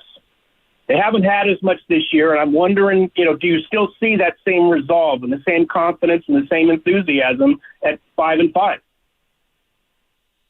I'm still confused by your question, but we have guys who love football. I mean, enthusiasm at 5-5. I mean, it's not the same as when a record was last year. But I mean, in terms, I think you're asking do guys still work hard and play hard and try to get after it? And that's so weird. See, I don't think that was a convoluted question. He was just saying, this team's had a lot of success in the past, overcome some tough stretches. Do you see the same resolve in this team? Maybe what he thought was that he had to, I can't tell you that until I see if they have the resolve or not. I don't know. Well, I think it's more simple than that. It's no. No. We're 5-5. We've blown 2 games. We lost a bad one on Sunday. Am I seeing the same fire and, enthusiasm and fury from last season when we ran roughshod over the NFL and made it to the Super Bowl? No, you idiot. I think that's what he actually wants to say, but he can't. Right. And so instead he's trying to figure out, I don't know if he has a relationship with this reporter or not. I think Shanahan sometimes is a bit hesitant depending on who's asking the question sometimes, or he'll go after certain people. But what he wants to say is, how can we possibly have the same resolve of an NFC championship from 2 years ago and a Super Bowl appearance from last year in a year where I don't know if I'm going to have my running back for the first 10 weeks of the season. I don't know if guys are going to be hurt or healthy. I don't know enough about this team yet. Do we have the same resolve? Seriously, what kind of question is that? That's what I feel like he wants to say. Well, I think I kind of get it, but also you don't have to be that confrontational. Well, I also think that part of it has to do, they started out 5-0 last year. They lost 3 in a row. Okay. Ostensibly, they had resolve last year after that tough stretch. And then, of course, they had the year where, I don't know, would they start out 3-5? And that year, you would say they had the resolve to get back to, I think they were 10-7 then that year, and that's when they went to the playoffs the last game of the year. Mm-hmm. So just say, we have a lot of the same players that had the resolve last year. We'll see if they have the resolve this year. Or if I know my guys, yes, they have the resolve. But I do agree it wasn't that brutal of a question. No, I don't think he was trying to get Shanahan to throw any of his players under the bus. It's a hard question to answer because you're searching for answers as a football team. That's the reason why they're 5-5. You can't figure it out. But I don't really get why every time there's, a question that is, it's almost like he feels like people are out to get him when they ask questions that are perceived as negative or kind of, like investigative work. Like we're trying to figure this out just like you are. And if you don't have an answer, you don't have to just basically toss it to the side. Like, especially the second answer too, where he's like, he basically reiterates the same question and might have even put a little more on it. And Kyle Shanahan's like, I still don't understand what you're talking about. Like, yes, you do. You're smarter than that. You do know what he's asking. And just because you don't have an answer doesn't mean you have to make the reporter look like an ass. Armando in San Leandro. What's going on, Armando? How you doing? What's going on? Very nice. Gentlemen, very nice. All right, so I try to keep Kyle Shanahan, I try to get him in, but you know what? He's boring, lame playbook. It's just too boring. And the other, and he doesn't go for the kill. I mean, come on, 4th down and 6. You're going to allow the other team to come back and you punt for it. Come on, guys. Help me out with this one. Help me out. I'll try. I don't know. Well, but again, I don't know. Maybe we watch football differently. I don't think that Kyle Shanahan at his core is this imaginative, Willy Wonka-esque type of creative play calling genius. I think he knows what works and what wins in the NFL. He's done it for a long period of time, and that's the system that he runs. And to his credit, a lot of other teams also run the same or similar systems. His offense is large part taken over the NFL, but what he does specifically is he runs a lot of different things out of the same look. That's what disguises it and makes it so difficult to cover. But it's not as if he's going to the well every single day. I don't know if if he looks like Charlie and It's Always Sunny in Philadelphia on the whiteboard when he's coked out and he's got all these different machinations and things that he's throwing up there. We're trying to figure out this different unsolvable crime. Like Kyle Shanahan, I think, is a very straightforward person. That's what we've heard for years in his press conferences. I think he's a simplistic person that knows what works for him, and what he's finding out this season is that might not work any longer. This from the 707 on the Comcast Business text line. Why isn't the front office now taking a little bit of heat without addressing any of these issues at the deadline? And we had a caller yesterday, and I think that I don't know how it impacts the situation, but it does impact the situation and the way we assess Kyle Shanahan. He's part of that front office. Like he's as important, if not more important, than everybody in that front office. So when you address any aspect of this team, Kyle Shanahan does have his hands in it, and because of that, he does have maybe more on his plate than just a regular run-of-the-mill coach. And maybe he'll have to deal with that at some point. I don't think it'll be giving up play calls, but... No, but also, I know that the offense hasn't performed well this season, but I wouldn't want Kyle Shanahan to give up play calling. He has a record of producing high-scoring, efficient, and effective offenses. That hasn't happened this season. But just because over the course of 5 to 10 games, it hasn't worked to the level that it has previously doesn't mean that it all of a sudden, that's just going to be the way that it is. The Niners right now appear to be broken, but they have 7 games remaining, including this Sunday in Green Bay, to turn their season around. And I think the benefit of the doubt that you're talking about in previous years, that's something that you still owe them. And also, what's the alternative? The trade deadline's already passed. Right. You're not going to fire your head coach in the middle of the season. You're not going to move on from particular play. You're not going to tell Deebo Samuel's contract is up at the end of the season to kick rocks. You're not going to throw in the towel. You can't do that. And I wouldn't expect the Niners to do that. 888-957-9570 is the number. 49ers. Like that old John Feinstein book about Bobby Knight, Season on the Brink. You ever read that book? I actually saw it in Powell's Books up in Portland this weekend. I almost bought it. It's a good book. Yeah, I had to go get I got you. A different one. Never mind. It wasn't too much about sports. Yeah, he said John Feinstein followed around the Indiana basketball team for a year. Killers of the Flower Moon was more interesting to me. All right. 888-957-9570. 49er fans, got a question for you. What's going on with this team? Tell me, because we're trying to figure it out. What's coming up next on The Game is presented by Fremont Bank, celebrating 60 years of full-service banking with no compromises. This is Larry Fleck, owner of The Floor Store.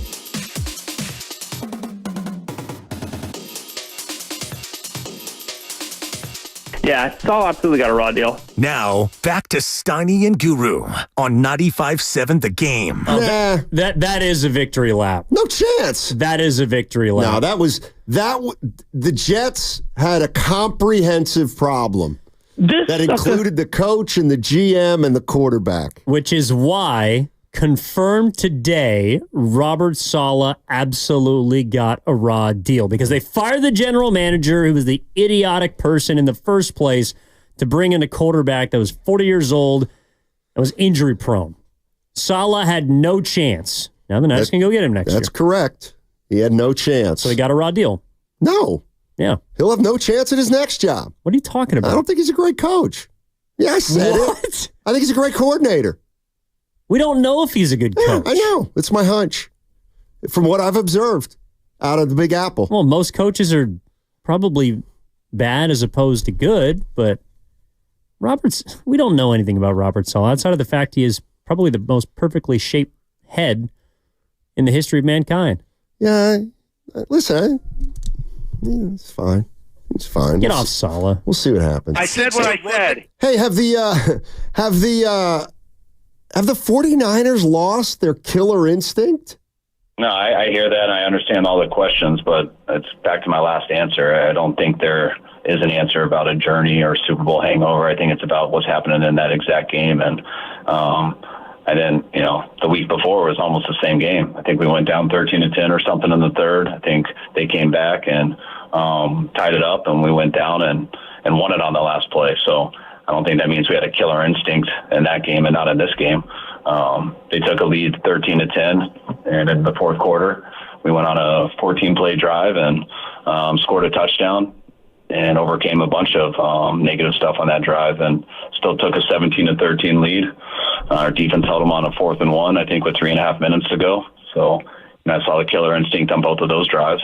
And then we got to run out the clock on offense. And we run 3 plays, get it down there in 2nd 11. And we missed a throw and catch, which I think would have got us in the red zone and allowed us to run out more clock, possibly the clock, but we didn't make it. And then they got us on the last drive. So we got to play better on those 2 last drives. And it usually comes down to that in football. If you don't want it to come down to that before that, you got to play pretty flawlessly to get up a couple scores before the end.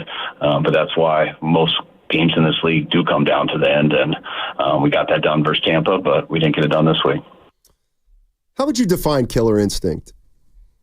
Well, I wouldn't be able to define it for the 49ers because I haven't seen it this season. Seriously. All right, when have they displayed killer instinct? Well, here's the way I define it, first of all. I don't necessarily define it as something that happens late in a game. I don't think it has to happen late in a game. I do think I think what he means is there have been times, a lot of times it feels like this year, where the Niners are up and they have opportunities to get further ahead and they haven't. To put a team away. Right. But that can happen in the second, third quarter.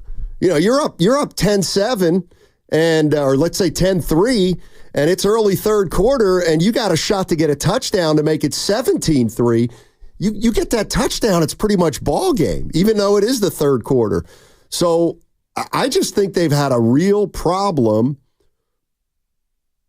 taking bigger leads or taking the kind of lead that they should be taking, but they haven't played well enough to be taking those big leads that give them a little more wiggle room at the end of the game if they don't make all the plays. See, I think it's interesting because last season they were a team that would step on an opponent's throat. I thought that they were full throttle from the get-go for the majority of games. They had killer instinct last year. This season, I actually do give them credit for playing well with their back up against the wall. When they've had a chance to close a team out, they haven't done it every single time. But generally when they've been in rough spots, they've responded. I would say outside of every single game except for the Chiefs game. They've swung back.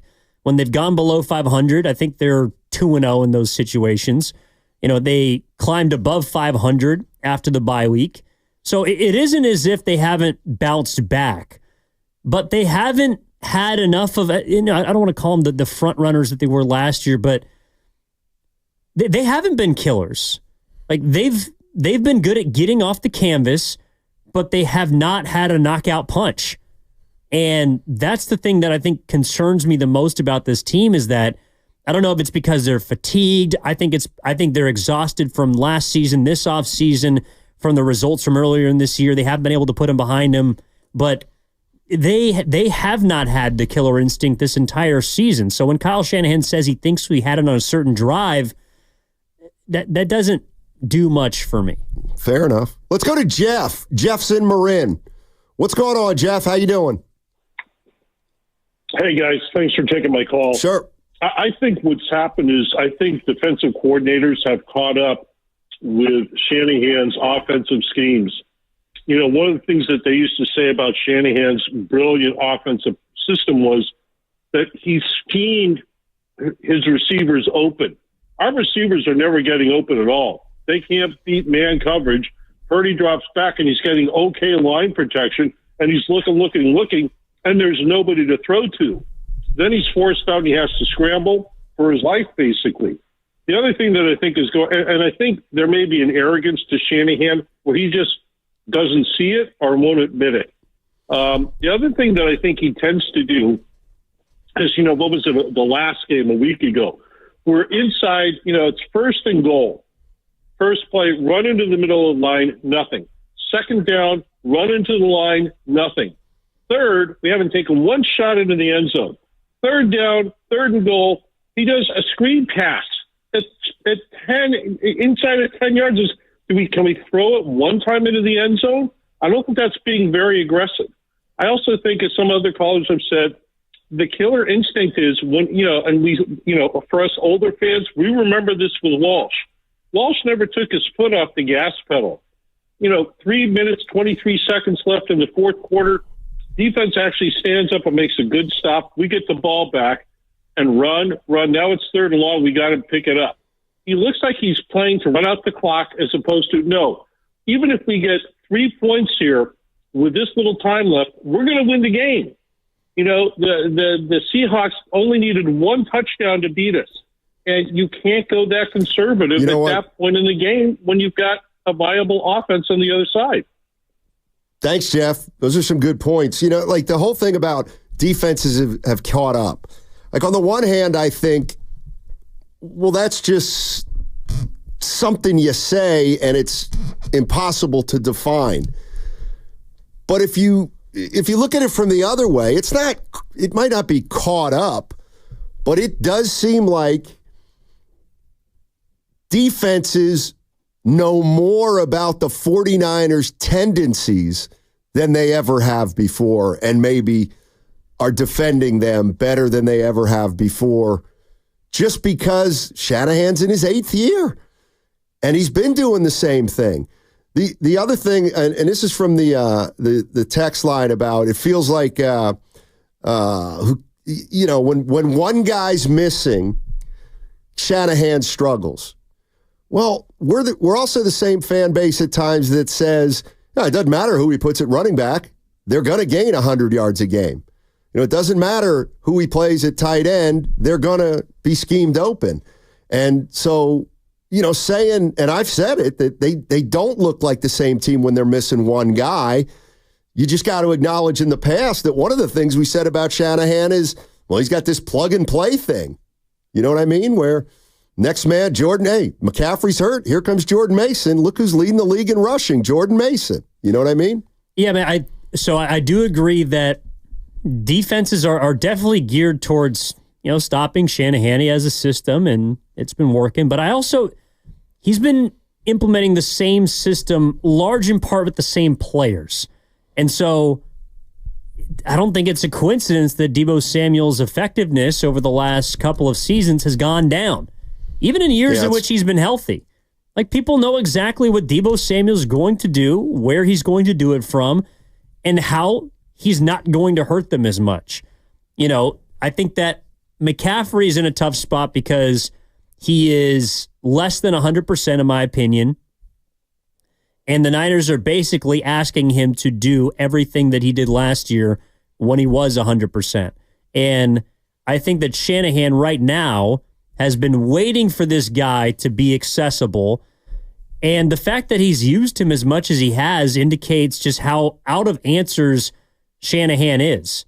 They have basically put everything in the hands of McCaffrey.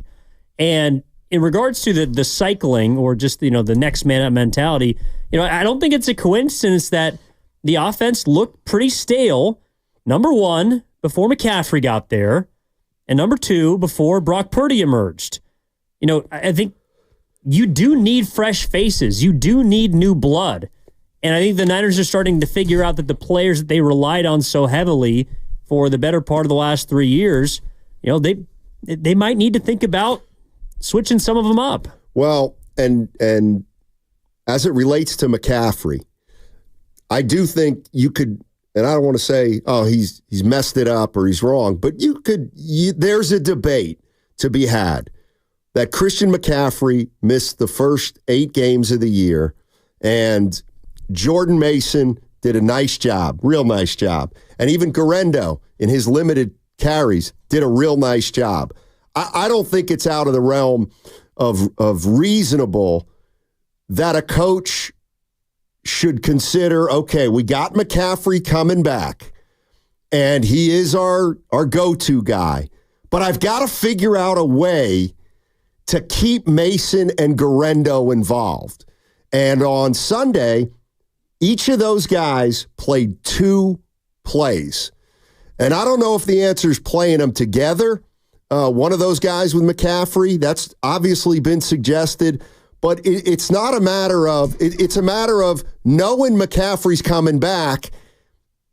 Okay, how are we going to use him? Well, we're going to use him like we always use him. Well, hold on a sec. I get it. That's a great answer.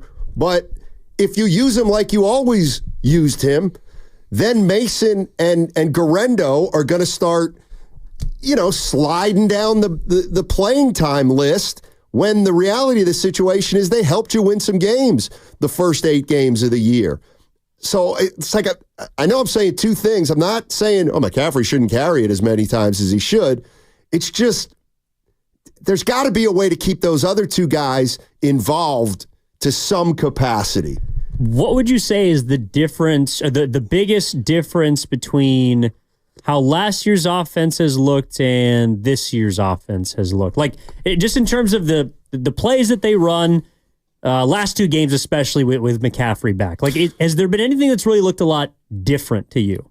I feel like, when I think about how they moved the ball last year, they did throw to Ayuk.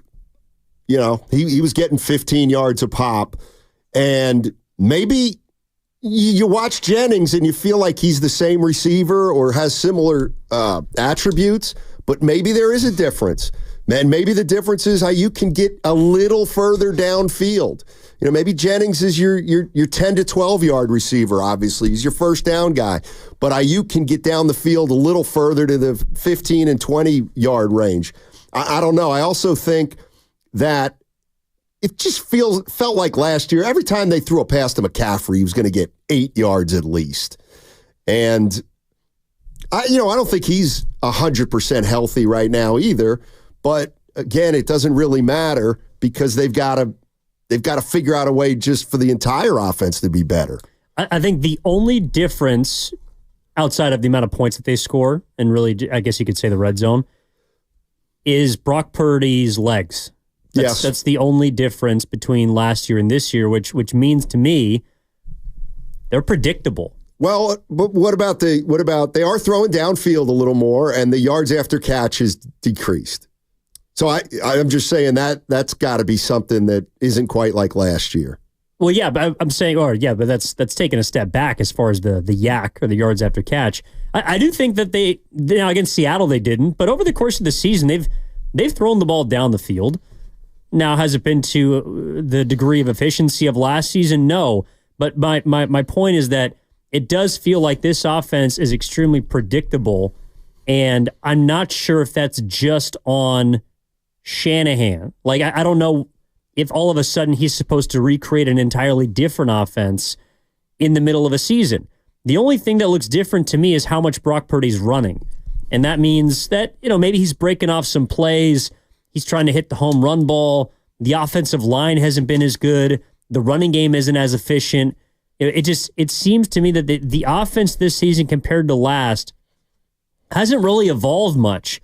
And when you have a bunch of injuries, players are getting a year older, guys are dropping, you have, interchangeable parts.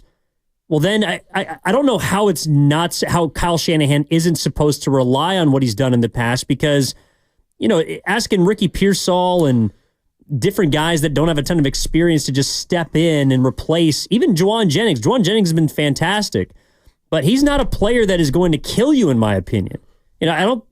Small sample size. I don't think it's a coincidence that his 2 biggest games of the year have been losses. He had $175 and 3 touchdowns and they lost. Anytime a big wide receiver has those kinds of games, you're supposed to win.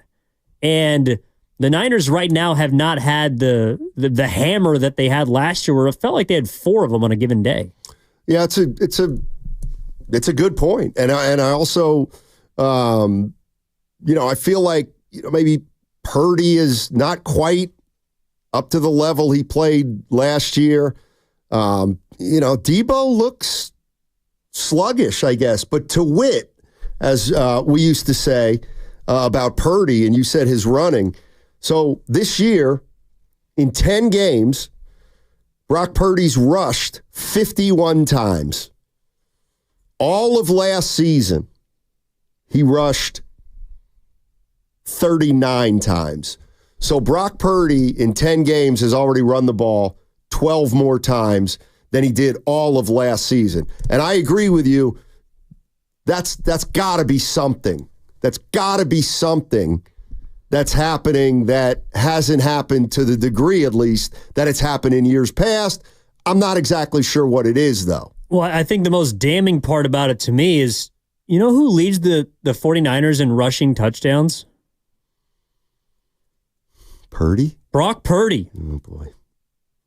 Brock Purdy leads the San Francisco 49ers in rushing touchdowns, and it's week 11. Yeah. That's not where you want to be. I have never seen that before, even in their worst seasons, from a Kyle Shanahan-led offense. The fact that they cannot score a touchdown from a running back, that is almost unfathomable.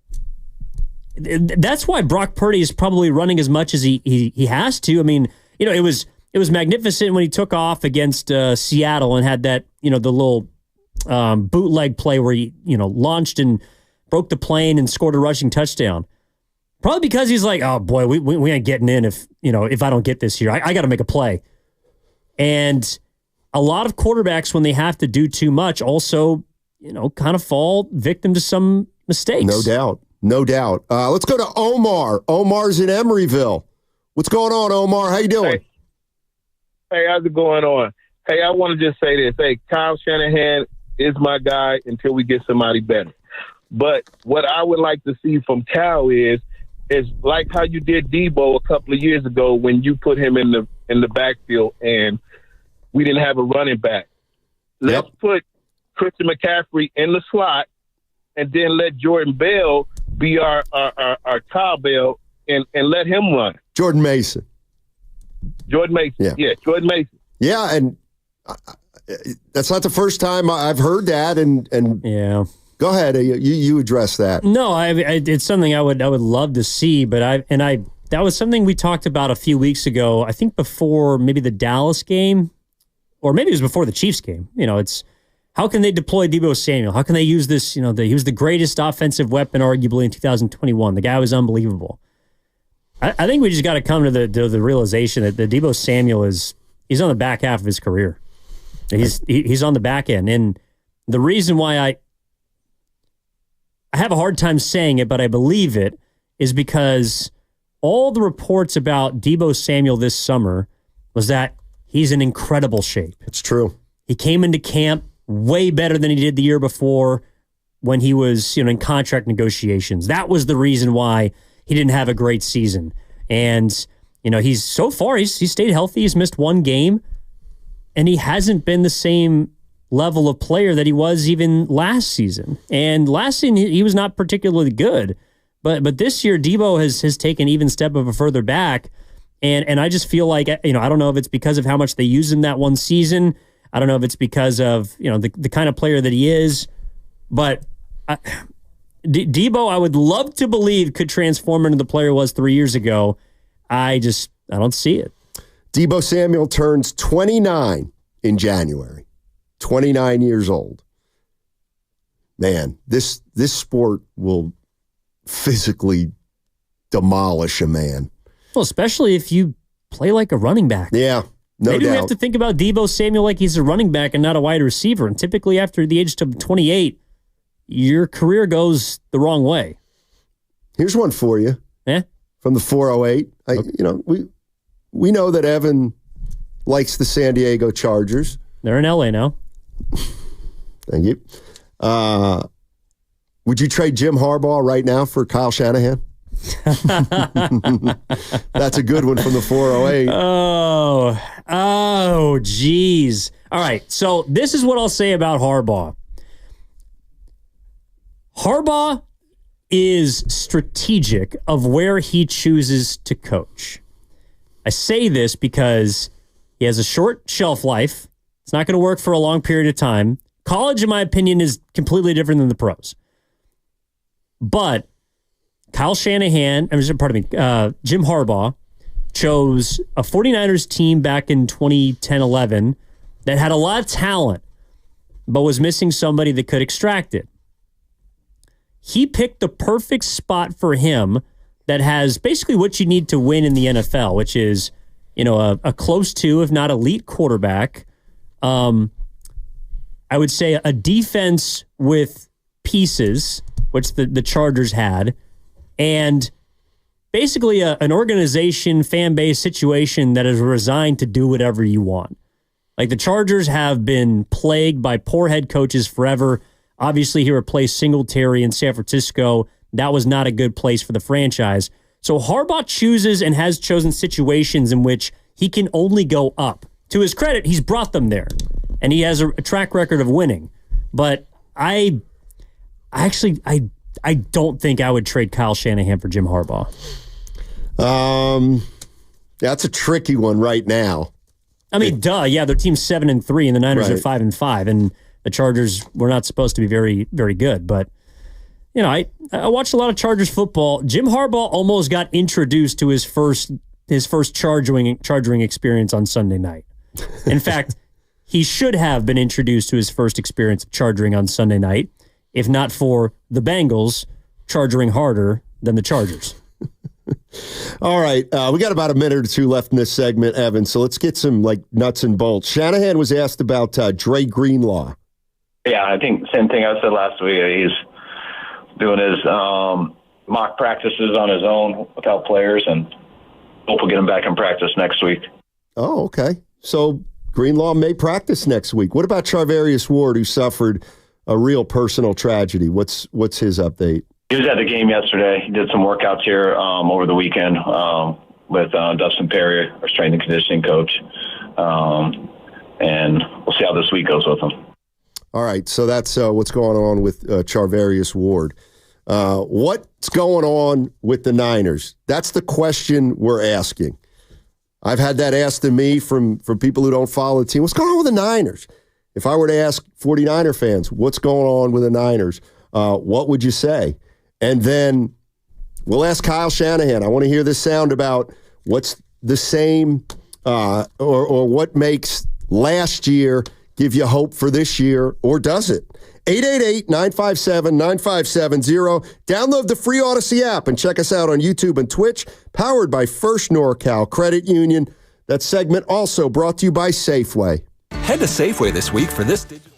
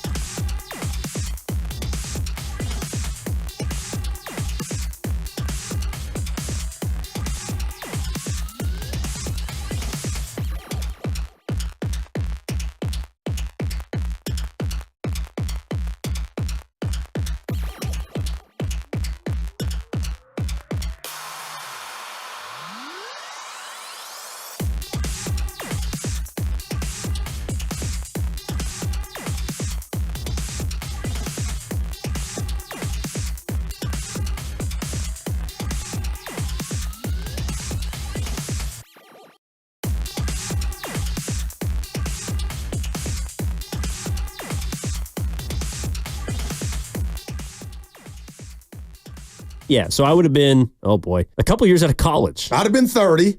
Now, back to Steiny and Guru on 95.7 The Game. All right, Evan Giddings in for Daryl the Guru Johnson, and what's wrong? No, I'm having a good. We're in such a good mood. I'm having a good day. I think I really enjoy this conversation. We've got a lot of good feedback from 49er fans, and we're trying to get to the bottom of what's going on with this team. Here's one thing that's going on with this team, and Ross Tucker brought it up, and it's not an excuse, but it may explain some of what's going on. Yep. So, Dre Greenlaw, the update on Dre Greenlaw is they hope to maybe get him out on the practice field next week. Okay, he's missed the whole season. Charvarius Ward's missed the last 2 games because of the passing of his daughter. Sounds like he may play on Sunday against the Packers. Mm-hmm. Okay, so that leaves George Kittle, who didn't play against the Seahawks. What's his story?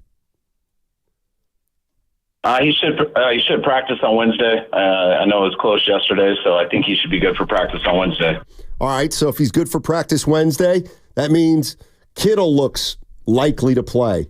But that's only part of the problem. Trent Williams. What's going on with Trent Williams, Kyle Shanahan? Yeah, I mean, I know he's sore today and stuff. You know, just talking to him, you know, Toradol's wearing off and things like that, which, you know, is pretty painful, but we'll see how he comes in Wednesday.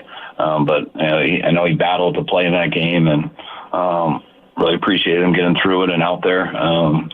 And we'll see how he recovers here going into Wednesday. All right, so Trent Williams, if you haven't heard, said that he almost didn't play on Sunday against the Seahawks, but he did, and now it sounds like he's questionable for the Packers game. Shout out Toradol. And then last but not least, what's going on with Nick Bosa? I wouldn't say that, but you should really never ask a guy right after a game or the next morning. I think he was feeling like that a couple of weeks ago too. So we'll see how it goes this week, and just a good of a chance for him not to play. But you know, those unless it's an injury that you know has him knocked out, you always can rule that out early. But when it's not that case, you don't decide those things on Mondays. So the bottom line is they have had players who have been coming in and out of the lineup, and I think that's a part of why they haven't been consistent. And I'm not saying it lets everybody off the hook, especially Kyle Shanahan, but some years it's harder than others because you can't develop any cohesion. Yeah, I mean, they haven't been whole the entire season. I mean, they have 2 pretty impactful season-ending injuries. Hargrave, who kind of gets lost. Right. And then Brandon Ayuk, obviously. But Christian McCaffrey missed the first 10 weeks. Now you have Kittle, who was out last week. Kittle's also missed, I think he missed the Rams game that they lost to. Debo missed that game.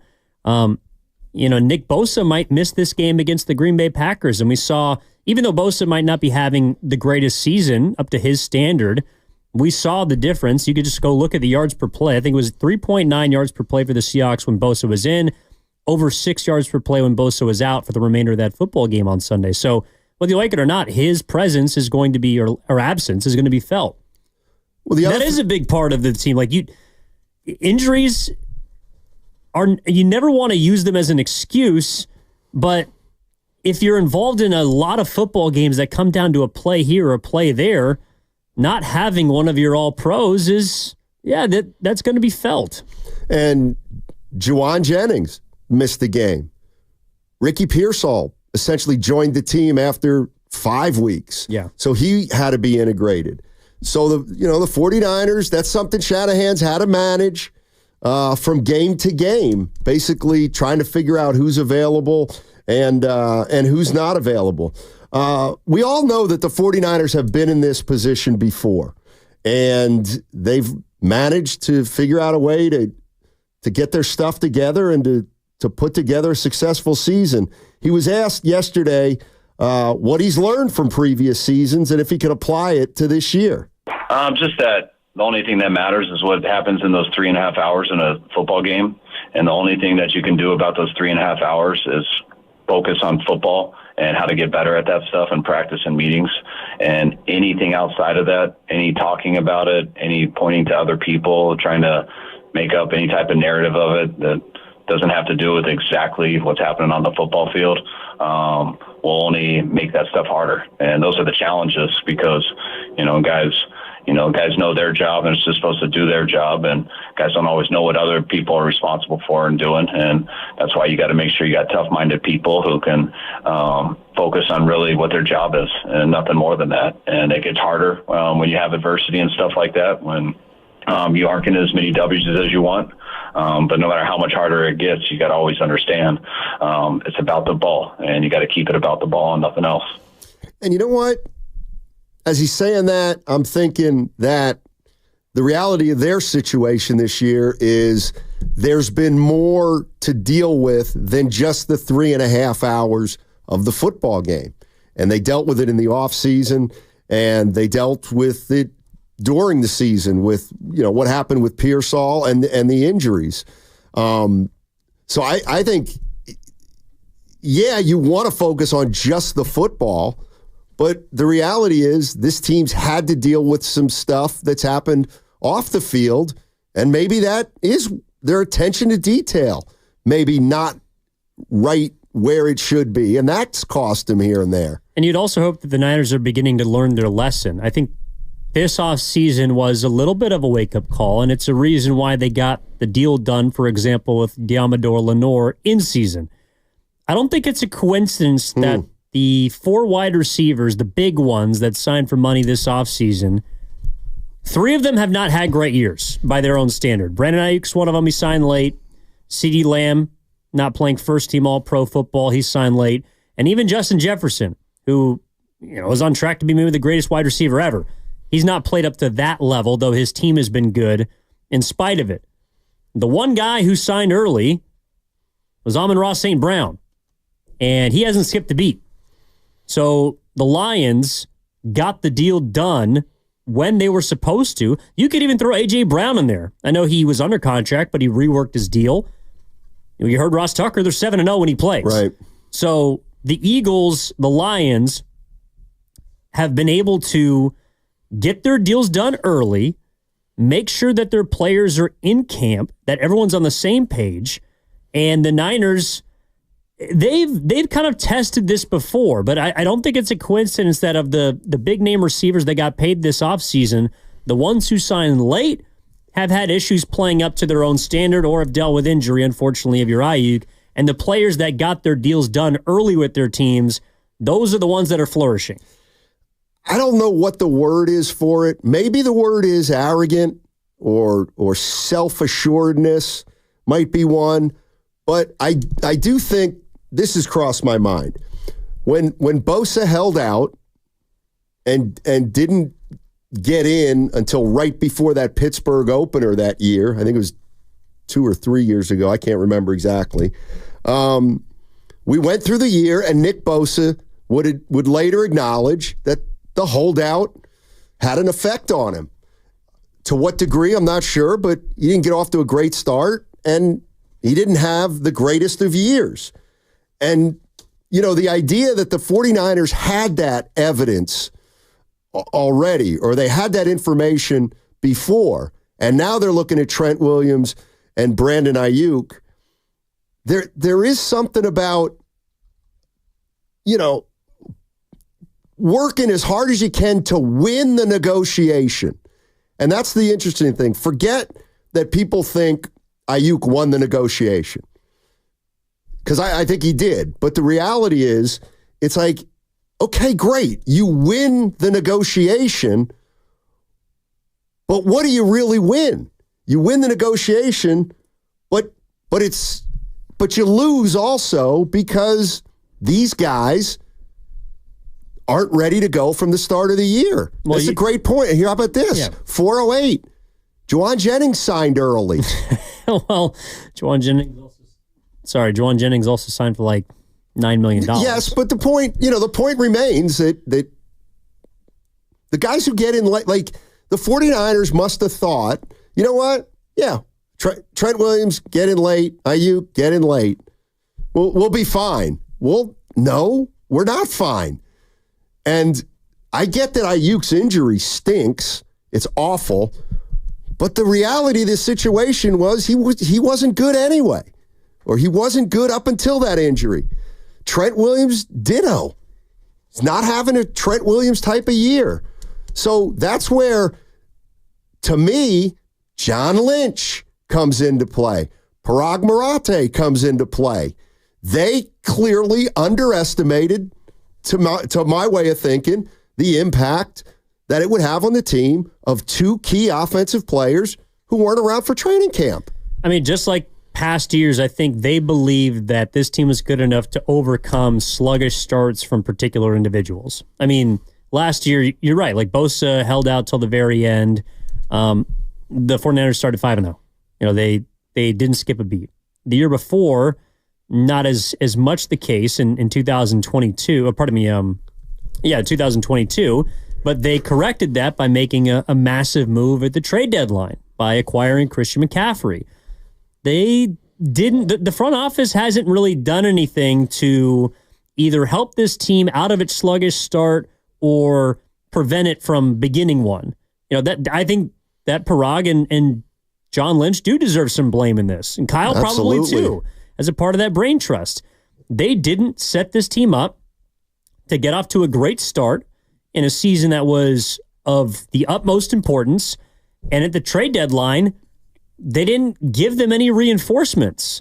If Nick Bosa misses this game on Sunday, you might have been able to acquire an edge rusher who was supposed to be a backup, but then can come and step in. I think it's interesting that they didn't choose to go and trade for anybody, knowing that one of the things that's happened a lot this season is guys getting banged up.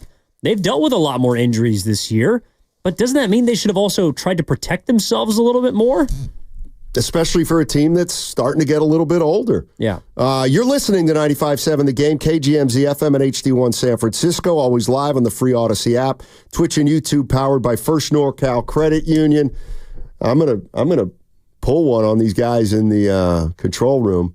I got to put a rat on the table. Watch him run over to the computer. I got it. Come on, lick your fingers, Grandy. No, that was me. Yeah. Oh, there it is. Okay. Don't tell Goo he can use the soundboard. Let's put the rat on the table. Kyle Shanahan on penalties. I thought it was one of the biggest problems for the offense on the day. I actually thought we played a better game offensively than we did on that Thursday night game. We didn't get, on that Thursday night game, we got, the busted coverage on Debo's 70-yarder, and we got those two explosive runs, which really helped. But we played better football this game. We just didn't at all with the penalties. And, we had one 14-play drive where I don't know how many 14-play drives there have been a part of that don't end with points or a missed field goal or a turnover. To go 14 plays and then punt it. We had 8 plays inside the 50 after that turnover for the field goal. Having to overcome it a couple times and then get them again. So that was our biggest problem on the day, I thought, offensively. Do you think they were better offensively than the first matchup? So this is actually something I find fascinating because the 2024 San Francisco 49ers have won on paper. And I think that's what Shanahan's talking about.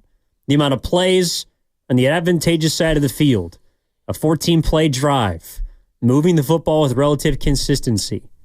Now, it's marred by 9 penalties for however many yards, but on paper, they have generally been the better team than their opponent.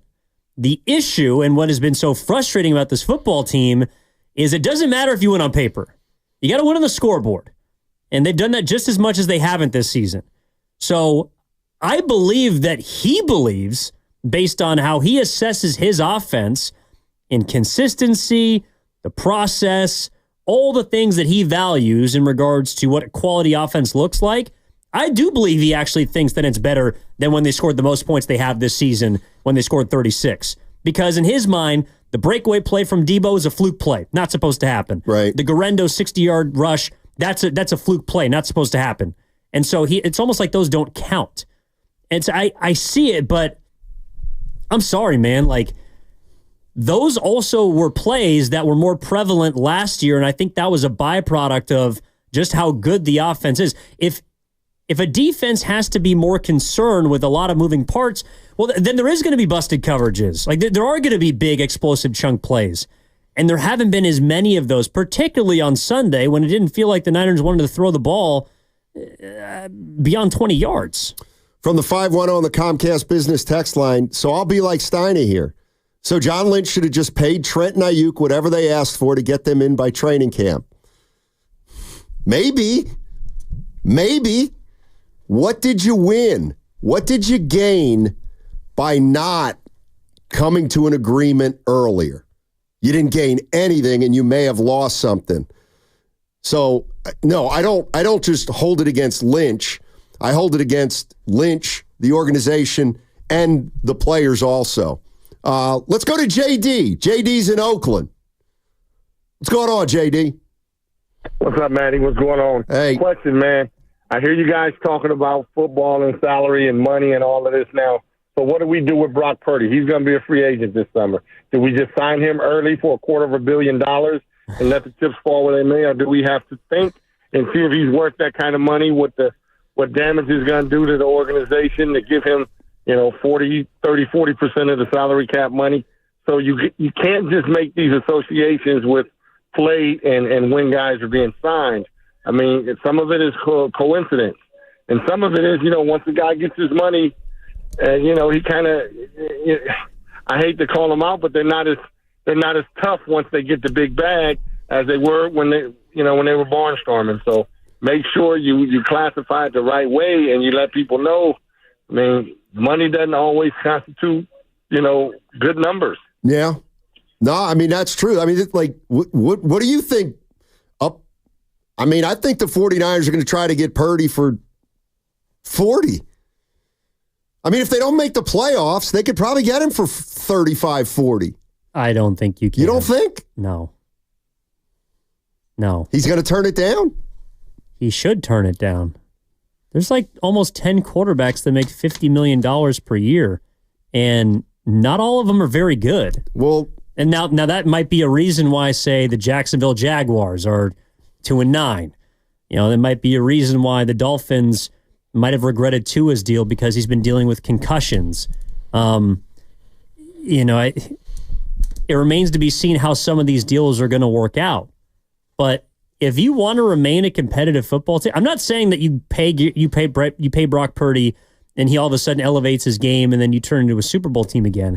But if you want to remain competitive next season, you're either going to have to franchise tag Brock Purdy, which I think based on how much quarterbacks make would be approximately $45-50 million anyways, because you take the top however many salaries and just grab the average. That's what a franchise tag is.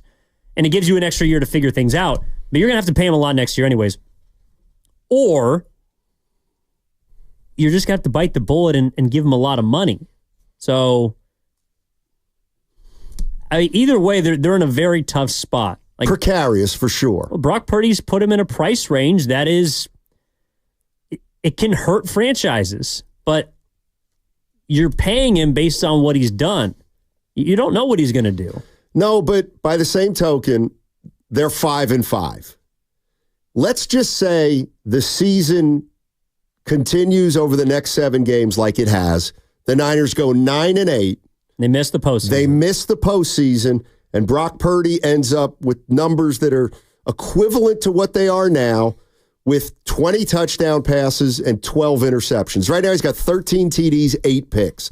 And I get it. It's not all about touchdowns and interceptions, but 20 and 12, let's just say, and his completion percentage drops the 3 percentage points.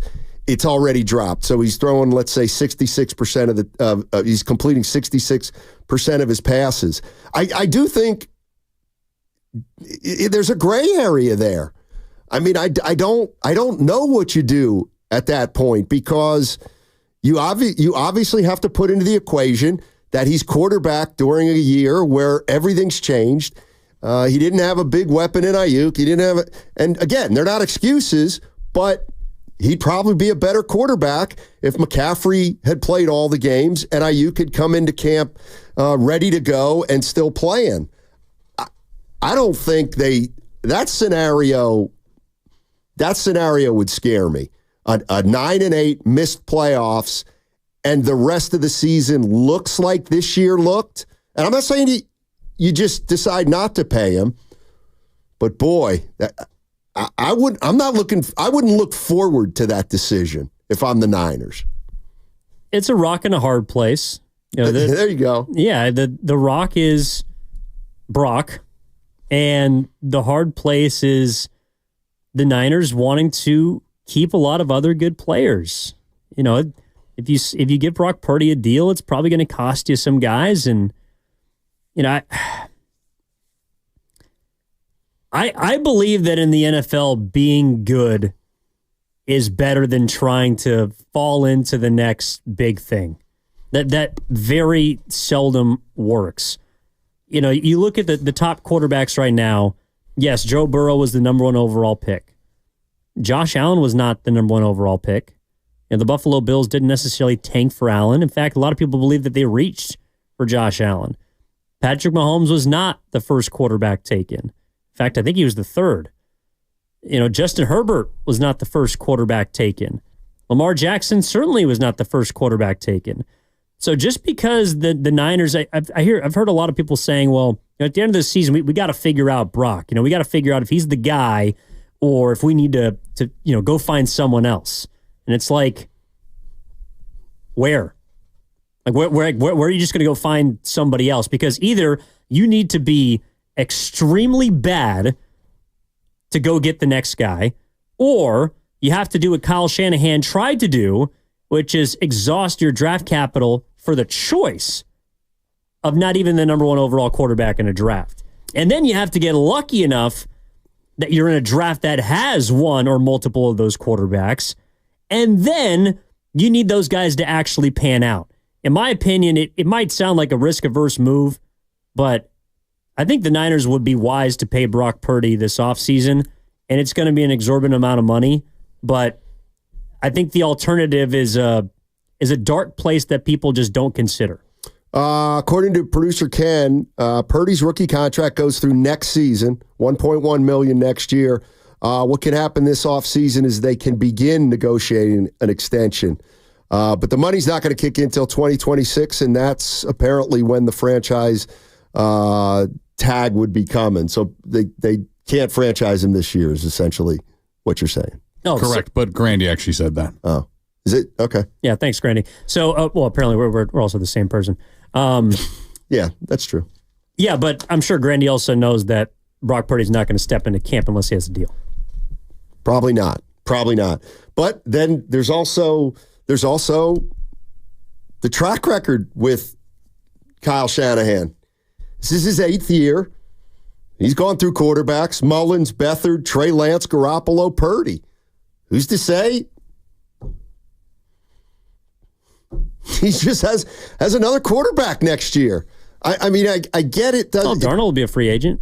I understand that it's not the likeliest scenario, but I just think because of what we know about Kyle Shanahan, I just would never take it off the table.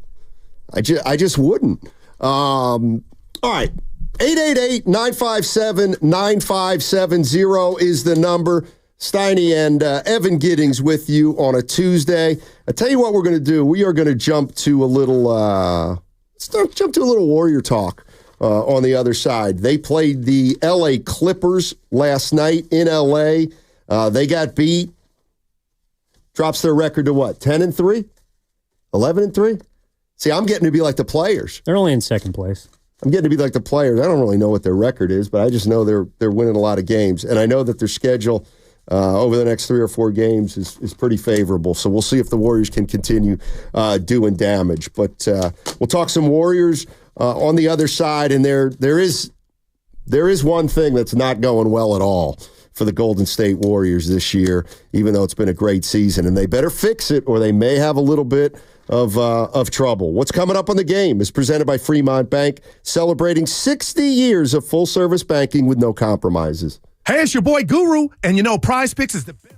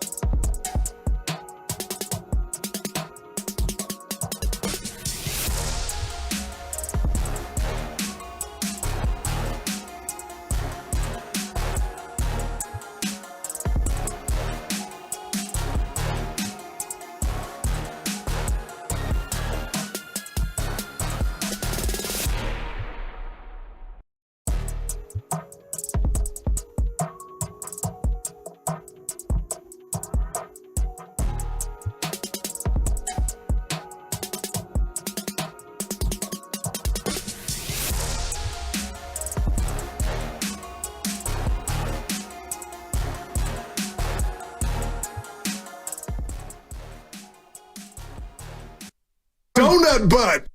Now, back to Steiny and Guru on 95.7 The Game. All right.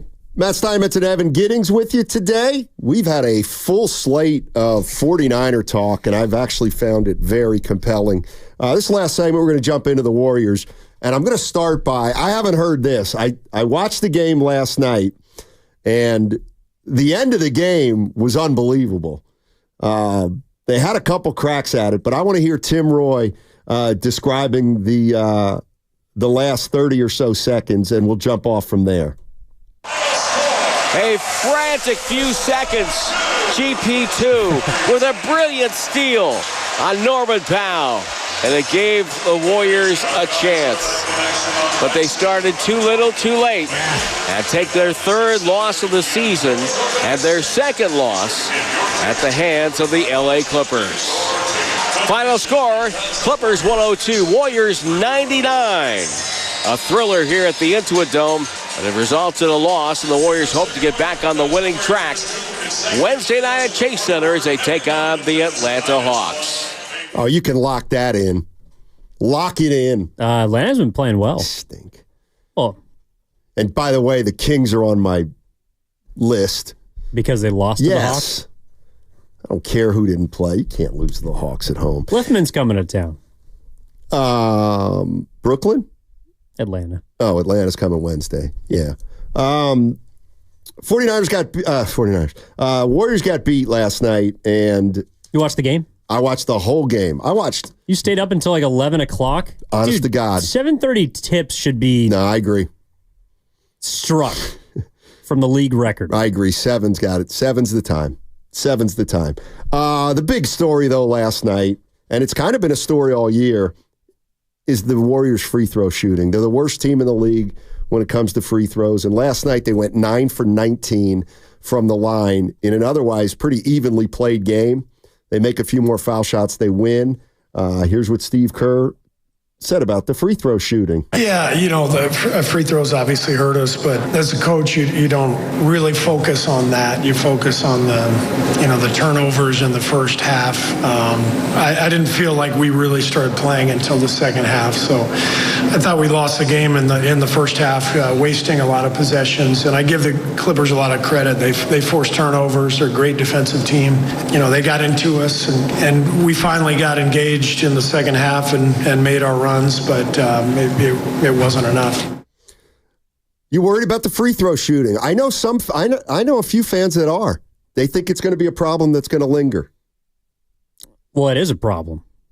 But they're the worst team in the league. Like, they're shooting below 70% as a team from the free throw line. I think that's the definition of a problem. But I don't know. Maybe you can help me with this, Steiny. Yep. When I hear that from Kerr, I think the reason why he's not focused on the free throws is because that's not really a correctable thing. Like, either you make them or you don't. You can correct turnovers.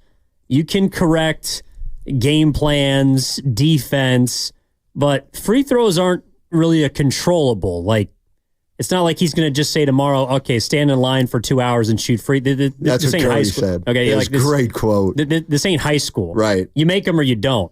So from that standpoint, I'm glad that he's not focused on it. However, that also tells me that it isn't going to correct itself, and that is going to be a problem this season. We'll see. I agree. Curry said something like, it's not like we're going to go into practice and shoot free throws for an hour tomorrow. I agree with you. But let's just run down the roster. Steph Curry is greatest free throw shooter of all time. So he's going to be fine. The problem with Curry right now is he's only averaging 3.5 free throws a game, which is very, very low for him. And then you go to the next guy, and that's where the problem starts. The next guy, you want me to go attempts? No. I'm just talking about career free throw percentage. Well, guys on this team. Okay. Andrew Wiggins is never going to be a great free throw shooter. I know. But he's got to be above 70, right? I think for his career, he's 73 or 74. And this year, he's 72.3. Yeah. Okay, but he had, and last night he was the best one of the last night he was bunch. 6 for 8, but he can certainly have a 4 for 7 or a 3 for 6. Okay, Buddy Hield. I got to believe he's a great free throw shooter. I see but it. how many times is he going to get to the line? That's true. Jonathan Kuminga. Didn't he shoot 75% from the line last year? Yes, and look what he's shooting this season. This season, he's shooting 60. Now, I got to believe he's more of a 75% free throw shooter than a 60. So he's, you think, going to get better. Draymond Green, he's at 70%. What's his career? Probably about there, maybe a little bit north. And then we got, a guy like Pods. You got to make your free throws. You can't be a guard in this league and be shooting 60%. So Pods, to me, he's got to get his act together there. And the one, believe it or not, of all their free throw shooting, the guy who worries me most is Trace Jackson Davis. Yeah. Because it looks like he may have a little more of an issue than just a free throw slump. So I'm not convinced this is going to be a problem all year long, but they do have some guys who are not consistent. But as long as their best free throw shooters are getting to the line the most, and that's Curry, and to me, Kuminga's got the ability to get to the line, and Buddy Hield's not going to get to the line a lot. You're right. I'm not necessarily thinking that it's going to be a lingering issue, but we'll see. I could be wrong on that. Well, I don't think it's going to be an issue from the standpoint, like, they're not going to miss 10 free throws every game and shoot 45% from the free throw line. Like, last night was an anomaly. Right. I think we haven't noticed it because their defense is markedly better. They have made a ton more threes per game. They're shooting a good clip from beyond the arc. So offensively, they haven't been reliant upon free throws. But I think what we saw last night, and again, they're 10-3, but is if the game is tight and if the game is close, then free throw shooting does become more glaring. I'm not saying that teams are going to start hacking the Warriors because they want to send them to the free throw line. I don't think teams generally do that. But if you're involved in tight games with good teams and you miss 8 to 10 free throws, like tonight they only took 19 against the Clippers. But that game against the Rockets, in which they blew a 31-point lead and won in overtime, I want to say they missed close to 20 free throws in that game. Yeah, they did. Something like that. And they missed a bunch in the third quarter when the Rockets began to make their run. So missed free throws aren't just a way that the Warriors, could lose games, but it's also how teams can get back into games. And that's something where it does concern me a little bit. Like, being the worst free throw shooting team is not where you want to be. I got a theory. Okay. You want to hear it? Sure. This is part, a little bit of fallout. This is residue from a 12-man rotation. It's a little bit, we may see a little residue of a 12-man rotation because when you play 12 guys, nobody's playing as many minutes as they want. The guys who are playing 10 to 15 minutes a game, the free throws that they get are going to be a little tougher because they have less playing time and less of a rhythm. And I think it may be something that just impacts them. The 12-man rotation, guys are coming in and out of games a little more quickly. Maybe that affects free throw shooting. That was one of the things that I was thinking as I was watching last night. The other thing about a 12-man rotation is you get a night like last night one of the things that I didn't like when Steve Kerr said he was going to a 12-man rotation was, oh man, this means I'm going to get a text from Guru every time they lose because there's going to be 3 guys that he wants to play that didn't play. And sure enough, last night, he texts you and I and says, why isn't Flamingo in the game? Okay. You didn't have to reveal the whole truth, nothing but the truth. He has autocorrect, but obviously we know he meant Kuminga. Kuminga didn't play the last 9 minutes of that game, and he wanted him on the floor. But again, that's going to be a piece to trying to do this too, is that if you start losing games, the easiest thing for fans to do is say, well, why didn't this guy play more or that guy play less? You're just inviting that. Well, yeah, you're going to invite criticism every time you lose, but it's easier to second-guess decisions. Like, I was surprised last night when we were doing post-game that people had such a big issue with GP2. being in the game. And, I get you don't want him to take the final shot. But Gary Payton II also got a strip. Yeah, exactly. Norman Powell that helped you get the final possession.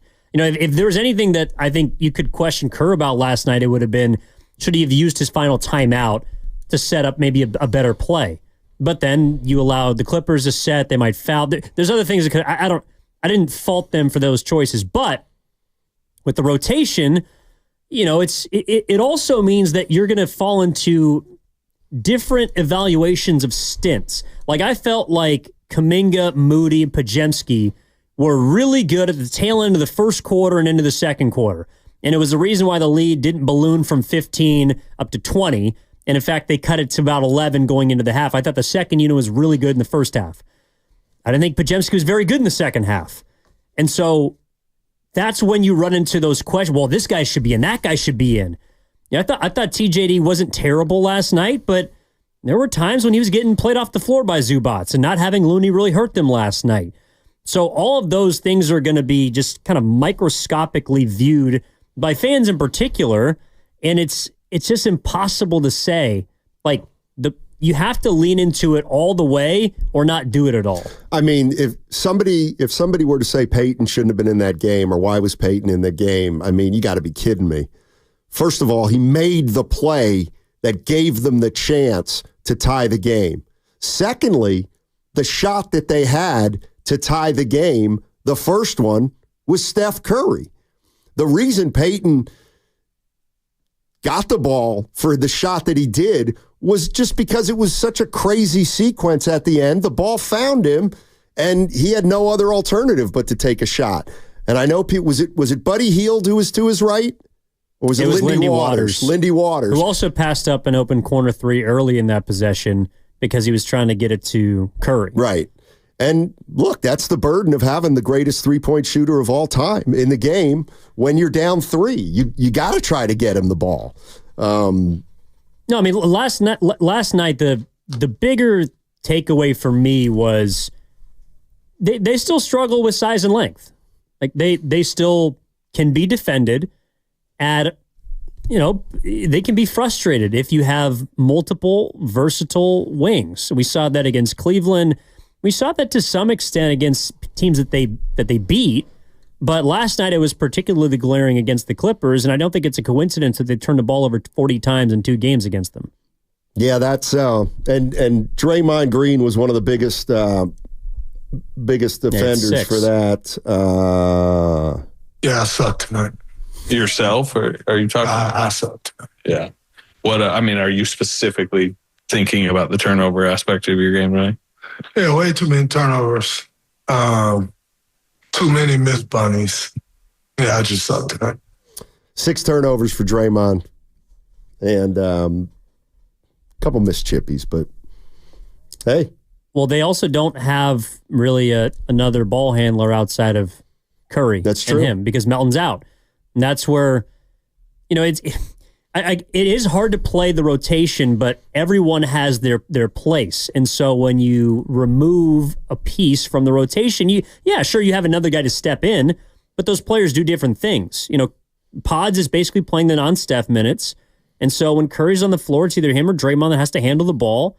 And there's nobody else there's nobody on the Warriors that's particularly careful with the basketball, even including Curry. No, that's always kind of been their little itty-bitty bugaboo, even during the dynasty. Yeah. But they were able to, but it wasn't a factor because they made so many threes and they were so efficient otherwise offensively. Does Draymond think the free throws are a problem? No, it's an issue. You gotta make free throws if you want to win at a high level in this league. Going 9 for 19. I think last game we probably missed, or within the last 2 games, I know we missed like 13 or 14 of them. So it is an issue that we got to correct. Well, but in fairness to the Warriors, I mean, they're shooting against the wall. The wall at the Intuit Dome. Well, not all of them were in that direction. First half, though, I believe, right? Oh, yeah. Is that when... Well, God, Trace Jackson-Davis, I think, missed 2 into the wall. No, he didn't need a wall to miss 2. But I think the only player that actually made 2 in the same trip to the stripe was Wiggins. I think you're right. Because Curry didn't attempt a free throw last night. Nope.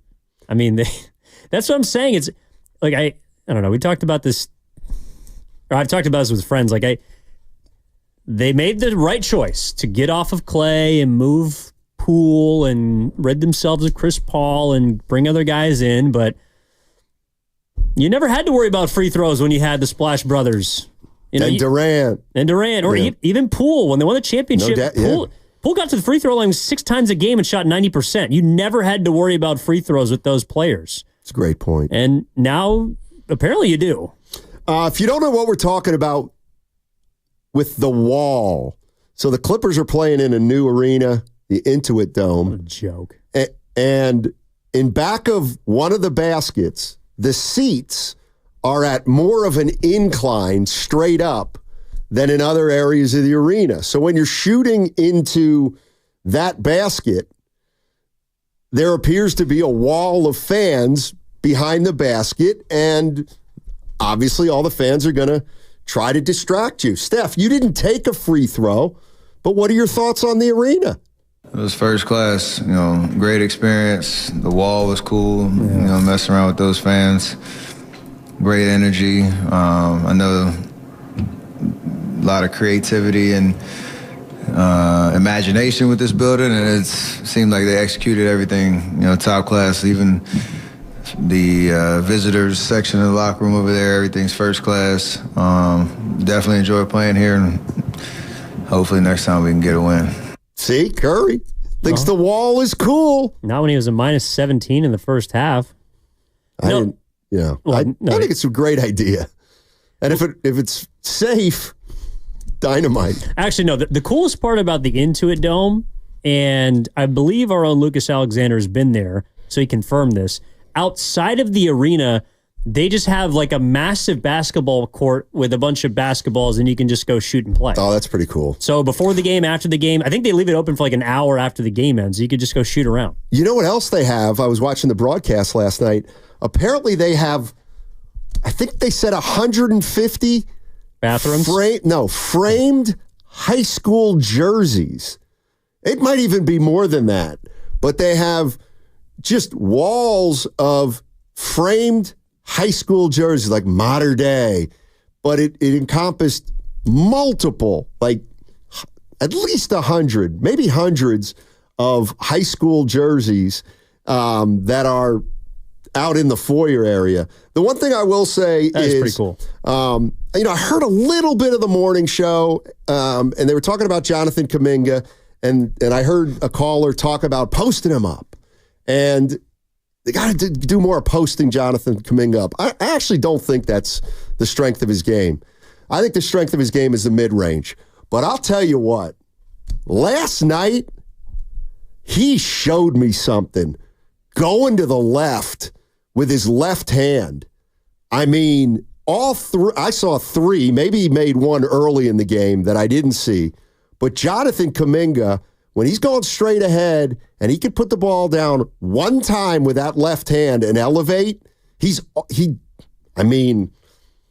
great left hand. It's a layup, but it's sometimes a little further than a layup, and he made them all last night, even the ones that were contested. And I don't remember him looking that confident of going to his left and making those kind of moves. I was very impressed with those 3 moves. I think he actually likes going left more than right. I think you're right. Off the bounce. He's not the only player like that. I mean, he can finish with his right hand. He had a couple of nice cuts and, went on the right side of the glass. But like when he takes a guy off the dribble, he likes to get to his left hand. And I don't know. I always think of Mike Conley when I think about offhand finishes, because for whatever reason, he would always shoot floaters with his right hand as opposed to his left. I always thought that was weird. But yeah, Jonathan Kuminga is a guy that I think the one finish over Zubats where he basically like left it up and it was just kissed it off the window. That was a beautiful finish. And for a guy that, I mean, we know that he can get a shot for the most part, but when he gets downhill, especially with this second unit without Buddy Hield on the floor, there's not a ton of other players that are going to be taking shots. Like he almost needs to do that. And against second units where they're, he was going up against Amir Coffey, I think maybe Terrence Mann off the bench. Like he can take advantage of those guys. Well, I was wrong. What? What did I say? 150 jerseys? Mm-hmm. You know how many framed jerseys they have? No way. 1,550. No way. Yes, they have 1,500. So imagine your favorite jersey framed and autographed. Size matters. And I'm talking, these things are 3 feet by 4 feet. They're big. There's 1,500 of them in the arena. That's unbelievable. It's so cool. The closest thing I've ever seen to that is at Petco, where they have a wall of fame, but it's for only San Diego people, like whether it be Padres or San Diego natives, like Alan Trammell's from San Diego. He's on the wall. Obviously, Tony Gwynn. They have other San Diego natives and other sports that pay homage to them, but it's really only for Hall of Famers or, marquee players. But this sounds like they just got a row of, well, not even a row, a freaking stadium's worth of jerseys. It's incredible. They showed it on, obviously on the broadcast, and it was unbelievably impressive. So I can only imagine what it's like in person. This is a good little extra info from No. He says the coolest part of the wall isn't just the verticality of the architecture, it's that it's for Clippers super fans only. So those people are automatically going to go nuts because they're super fans. I'm curious about this. Great idea. Well, do you have to sign a letter of contractual obligation of fandom? Like when you walk in, do you sign something? Because the rules are that you can't cheer for the other team if you sit in the wall. You can't cheer for the other team. I believe you have to have some sort of Clippers apparel on. And I don't even know if you're allowed to sit down. But basically, they're trying to recreate the European football atmosphere where fans and, they have these massive fan sections, generally behind goalies. And so that's what they're trying to recreate here. And it's a great idea, but I don't really know how they... Hey, here's the actually got it on their website here. Okay, Ken. It says this section is for Clipper fans only. If you choose to be a part of the wall, you and your guests can't cheer for the opposing team or wear any gear that supports another NBA team. If your ticket is transferable as the original ticket holder, you need to ensure that your guests understand and abide by the wall rules.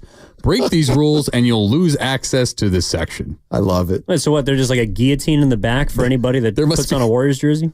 There's like a bouncer, I guess. He's just checking. All right, you're good. You're good. That's red. That's blue. If you see someone cheer for the other team, they just get kicked out. Night. What's it like at comedy shows? They have those lamb sticks that they just yank people out by their necks. They get the cane and yank it. I have seen a little something like this here in the Bay Area. When I went to PayPal, where Bay FC plays, in back of the one goal, there are no seats. But there are levels, and if you're going to be in there, you have to stand to watch the game. And those are the people that are typically with the banners and the drums and stuff like that. So and I know it's only been a couple games, but I wonder if they have chants yet, or if they have specific things they do. Like in Portland for the Timbers, the local MLS team, every time they score a goal, they have a log, and they take a chainsaw to it, and they chop, and then they chop a piece of the wood off.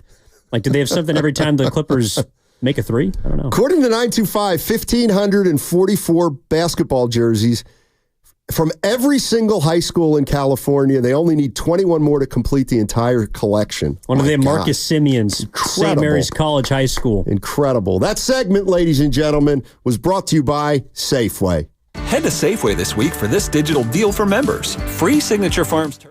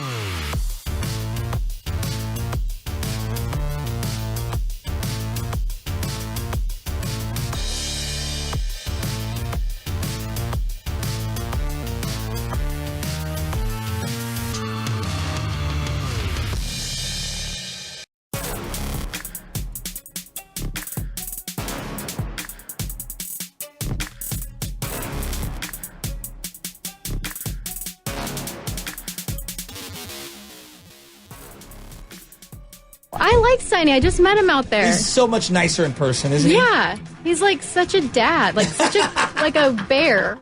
Now, back to Steiny and Guru on 95.7 The Game. All righty, it's crossover time. Let's welcome in Mark Willard and Dan Dibley. Gentlemen, how are you this doing great. this day? We're good. Belly's full? Yeah. Oh, God, yeah. No. Holiday potluck. No. I didn't bring anything, so when you don't bring anything, then you're gonna make me feel bad. No. It's just I'll save it for Friday. Go ahead, use your line. I knew it. I knew it. I knew that was going to be your take. I knew it. When you bring food, you can be a lion or a lioness. You get to partake in the initial kill. When you bring nothing, then you get left into either hyena, tier 2, or vulture, tier 3. When you bring nothing to a potluck, you don't get to eat until the potluck is over. You're my right. belief. You're right. You are emotionally right, except for the culture of this business. And my guess is there ain't one host and probably not one producer and probably not one technical director that brought a damn thing. Maybe one or two of them, the super nice ones. Grandy, did you bring anything? God, did you bring no. anything? He the shrug. That's Evan, a no. That's a no. Did you bring anything? No, I was here until midnight last Maddie, night. you bring anything? I forgot. I'll speak for Bonte and Joe. They didn't. You and me, Dibs, we didn't. Lucas is wearing funny glasses in the other room. Yeah. That's all he brought a to the positive party. attitude. Yeah. It's the, that counts. I'm not satiating. proud of it, but it's the culture of our industry. Well, that is as big of an excuse It's a cop-out. as it is Evan saying that they're emotionally exhausted. It's an equally weak great take. excuse. It was a take. I completely, steadfastly, and categorically disagree with that as a reason why the Niners aren't doing well. Why? Because How would you know? Well, I don't know. Here's what I do know. Yeah. When you sign up to play football, your job is to go out there and play and win games. And if you're like really tuckered out from a game back in February and your dauber's down because Mahomes beat you in overtime, get over it. Well, no, that's not fair. Get out of here. That's not how life works. I feel like that's how. I don't think that. Like it's I was multiple times. Like I wasn't listening at that particular time, Evan. But my bet is about 10-15. You were not presenting it to the audience as you would say, an excuse.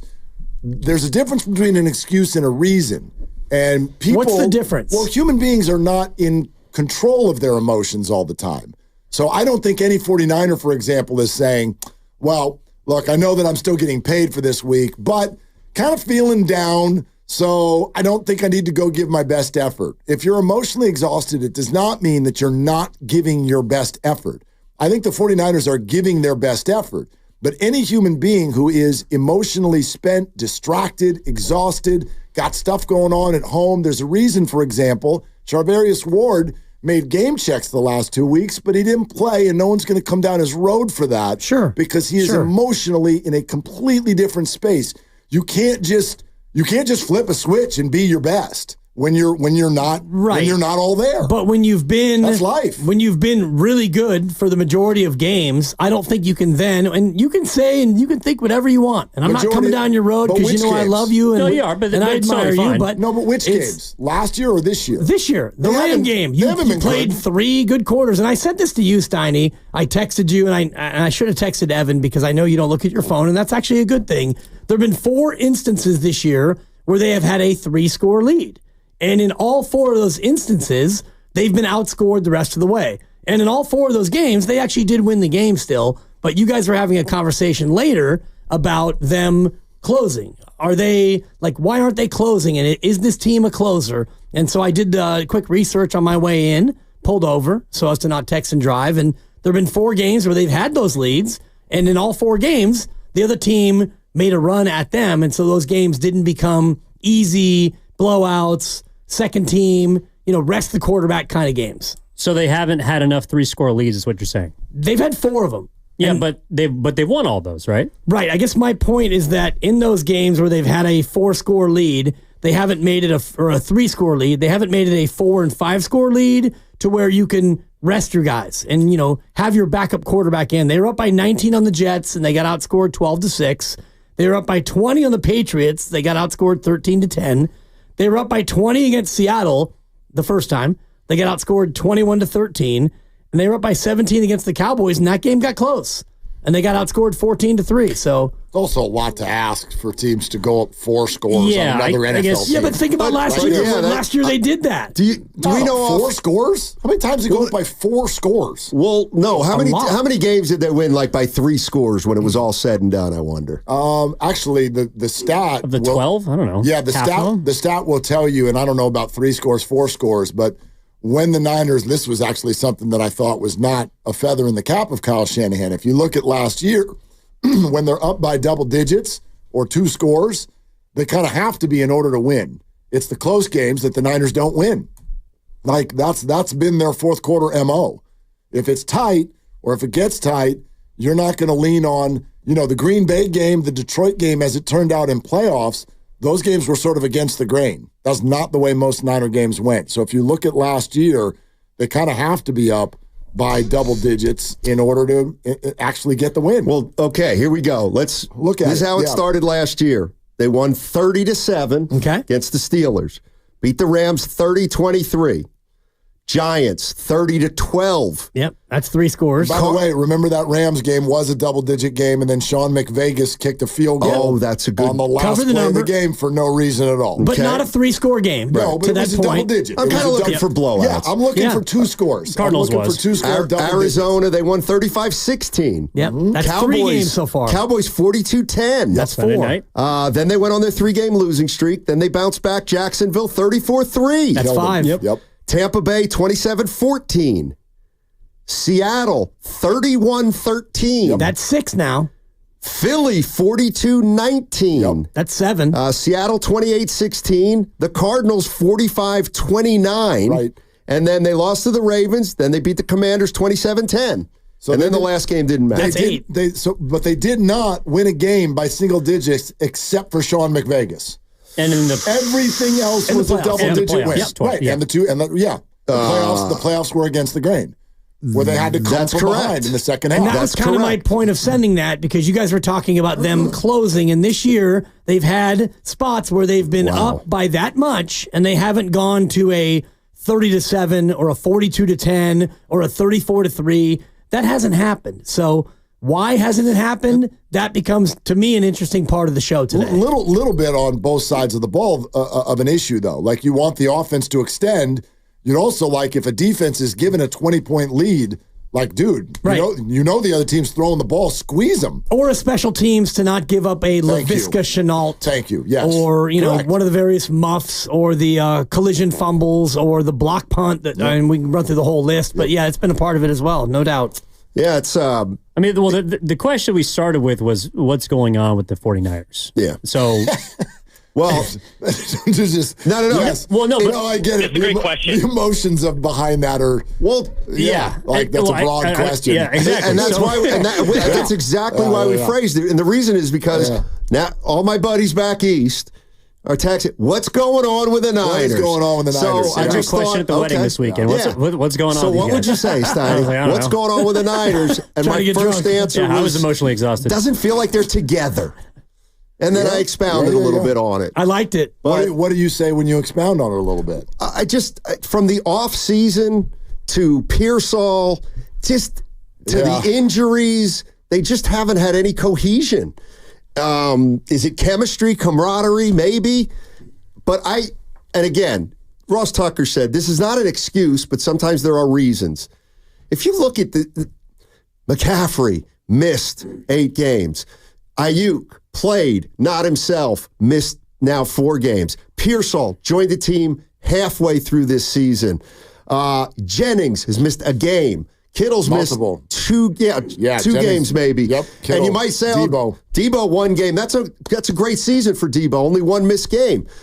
But the game he misses, it changed. Like, their offense, I think, is proven. They miss a guy, things change. Yeah. Well, yes. Like, the simple answer is yes.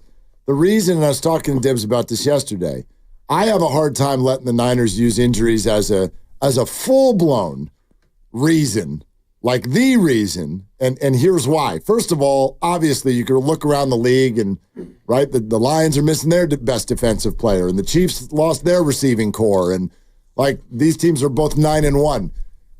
The second and maybe the larger reason for me, though, is if it were the injuries, you would go out there and you'd get outplayed. I agree. They've had 3 games. And you keep outplaying the opponent 8 out of 10 times. You've outplayed the opponent, and 3 of those 8 times you've still lost. So you can't say, well, it was the injuries. It didn't help you. But whatever humans you had for that game outplayed the other team. I would say and you still lost. I would say Seattle was more an even-Steven game that you got beat.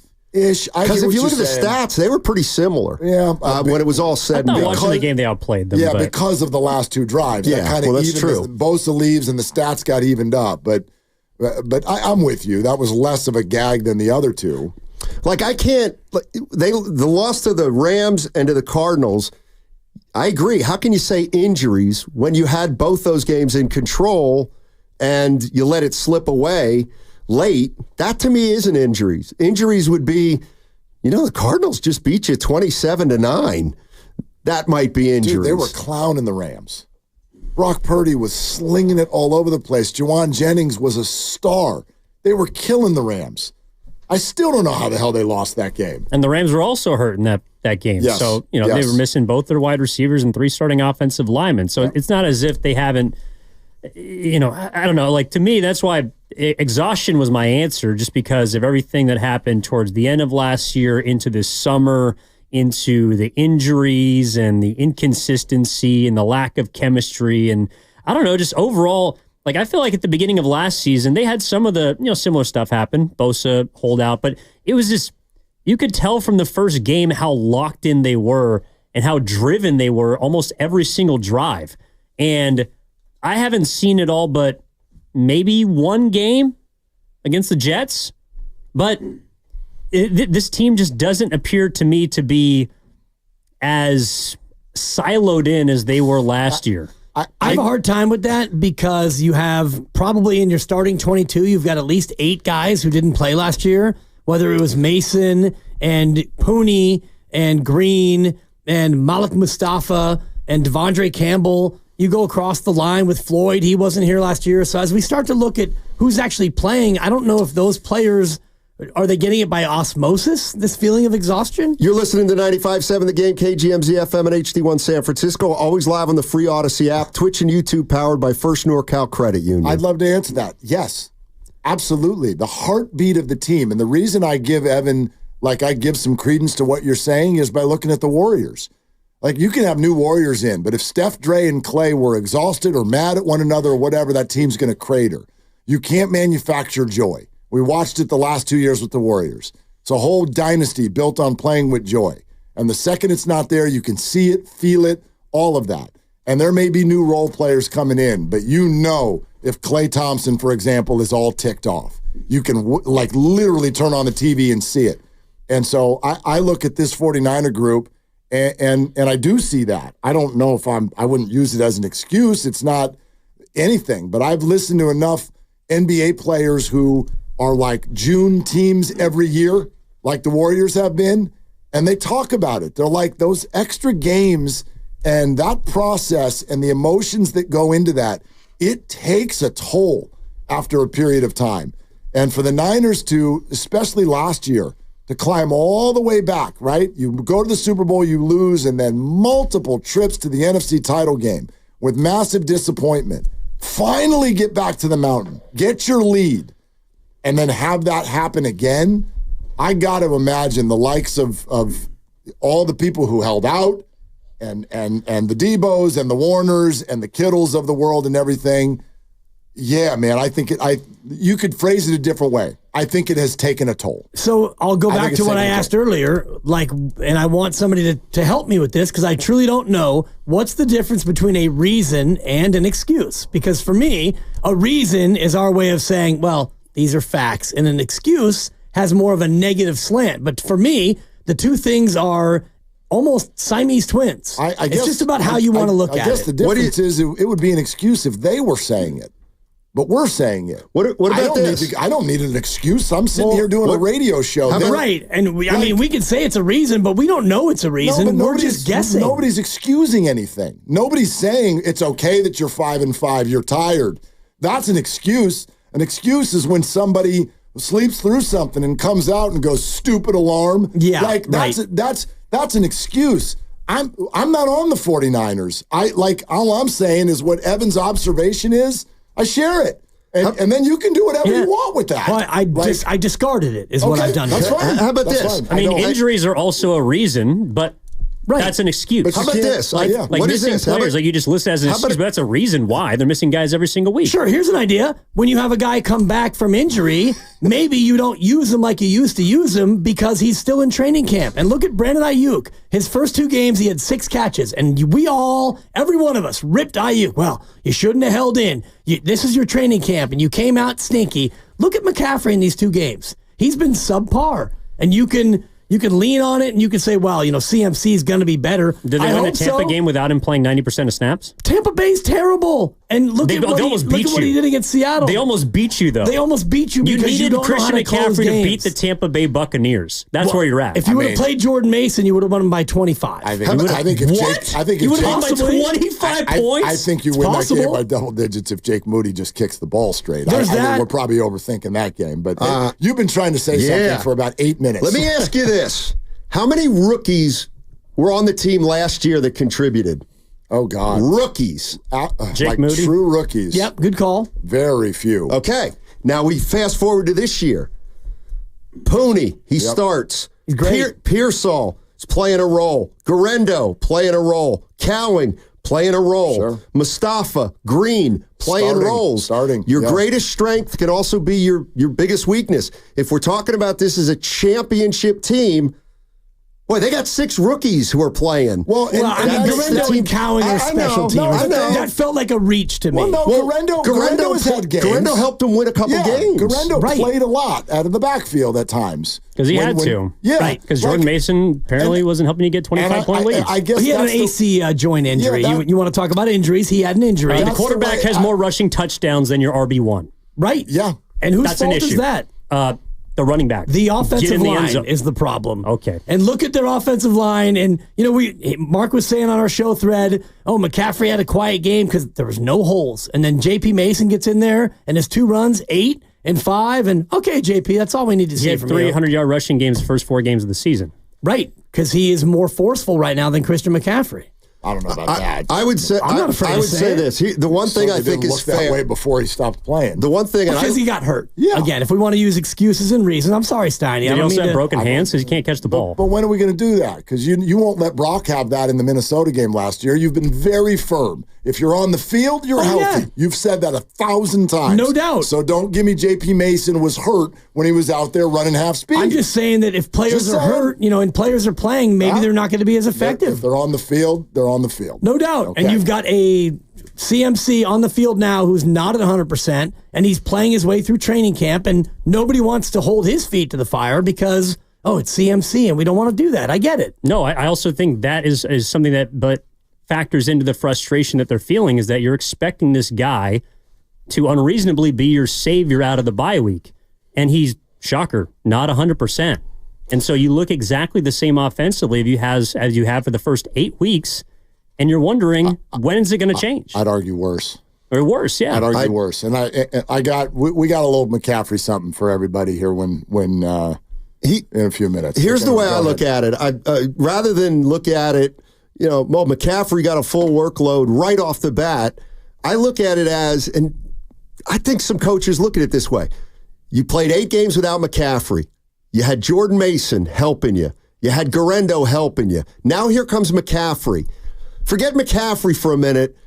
If I'm Kyle Shanahan, my first thought is, how do I keep these other 2 guys in the mix somehow? Because they have contributed. But they both played just 2 plays on Sunday. But I think that's kind of who Kyle is as a coach. It's a fair point. It's a completely fair point. And, I have no idea on any given game or play, like if Mason had been in, what would he have done with this run? I know we like to manufacture in our minds, well, if he had played, it would have gone better because it went better the 2 plays that we did. I have no idea what would happen. I do know that Garendo misses blocks.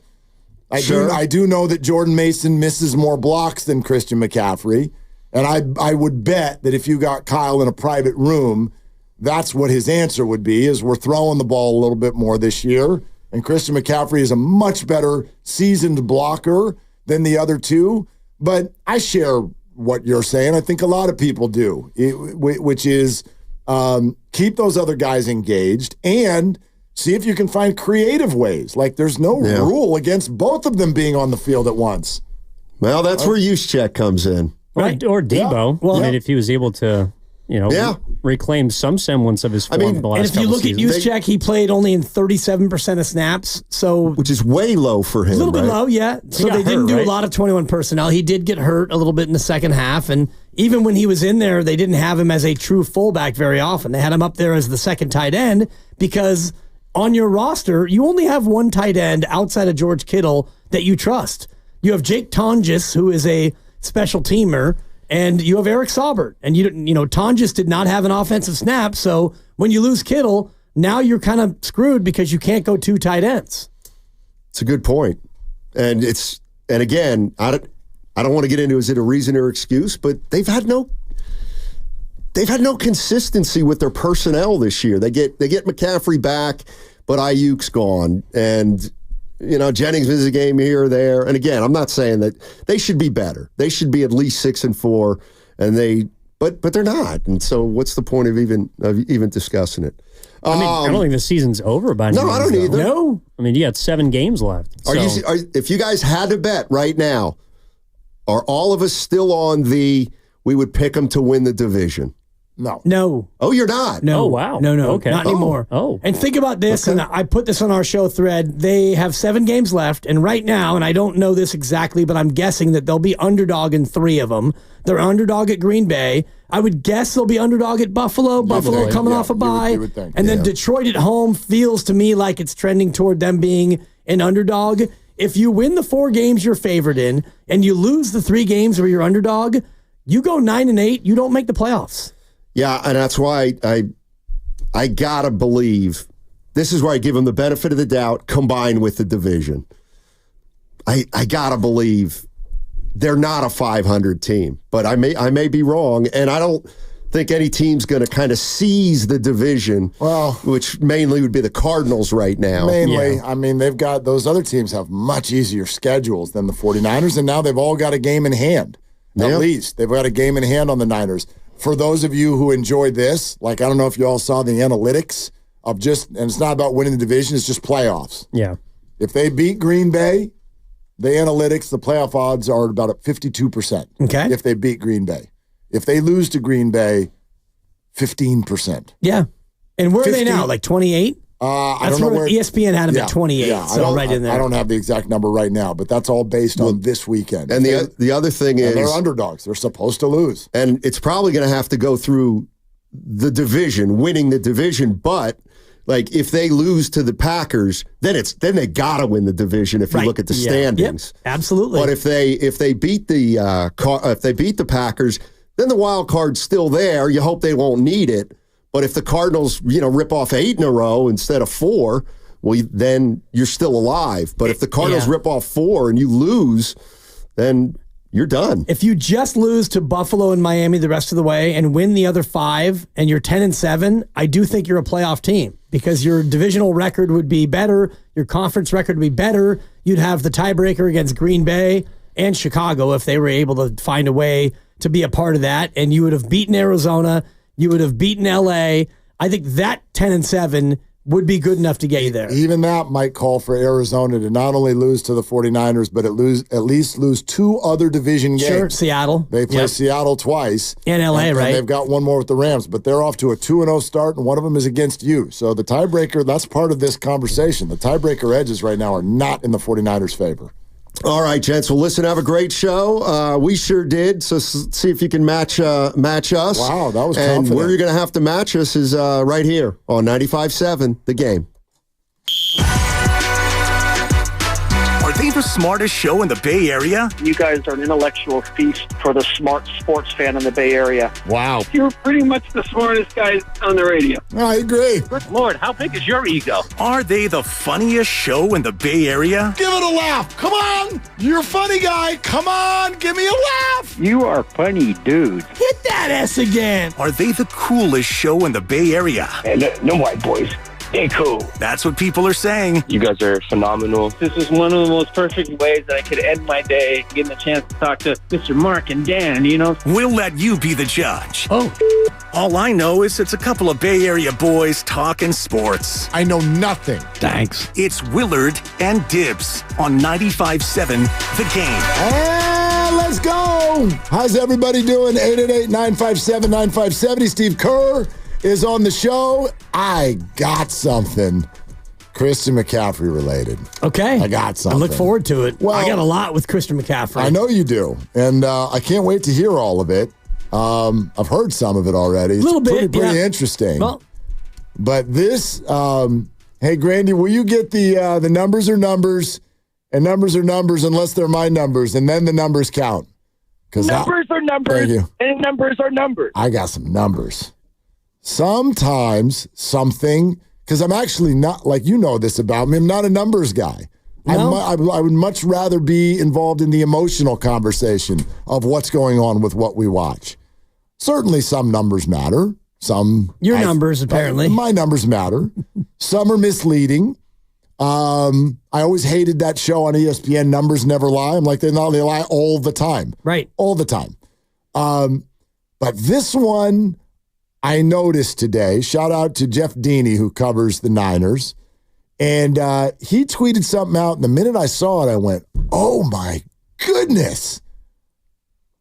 I think I've got something here. Listen to this, and you all tell me, what does this do for you when you hear this? Okay? Through the first 8 games of the 49ers season, Brock Purdy attempted 29 passes down the field of 20-plus yards. 29 attempts in 8 games. That is 3.5 plus per game. 3.6 to be exact. 3.6 per game. 20-plus yards down the field.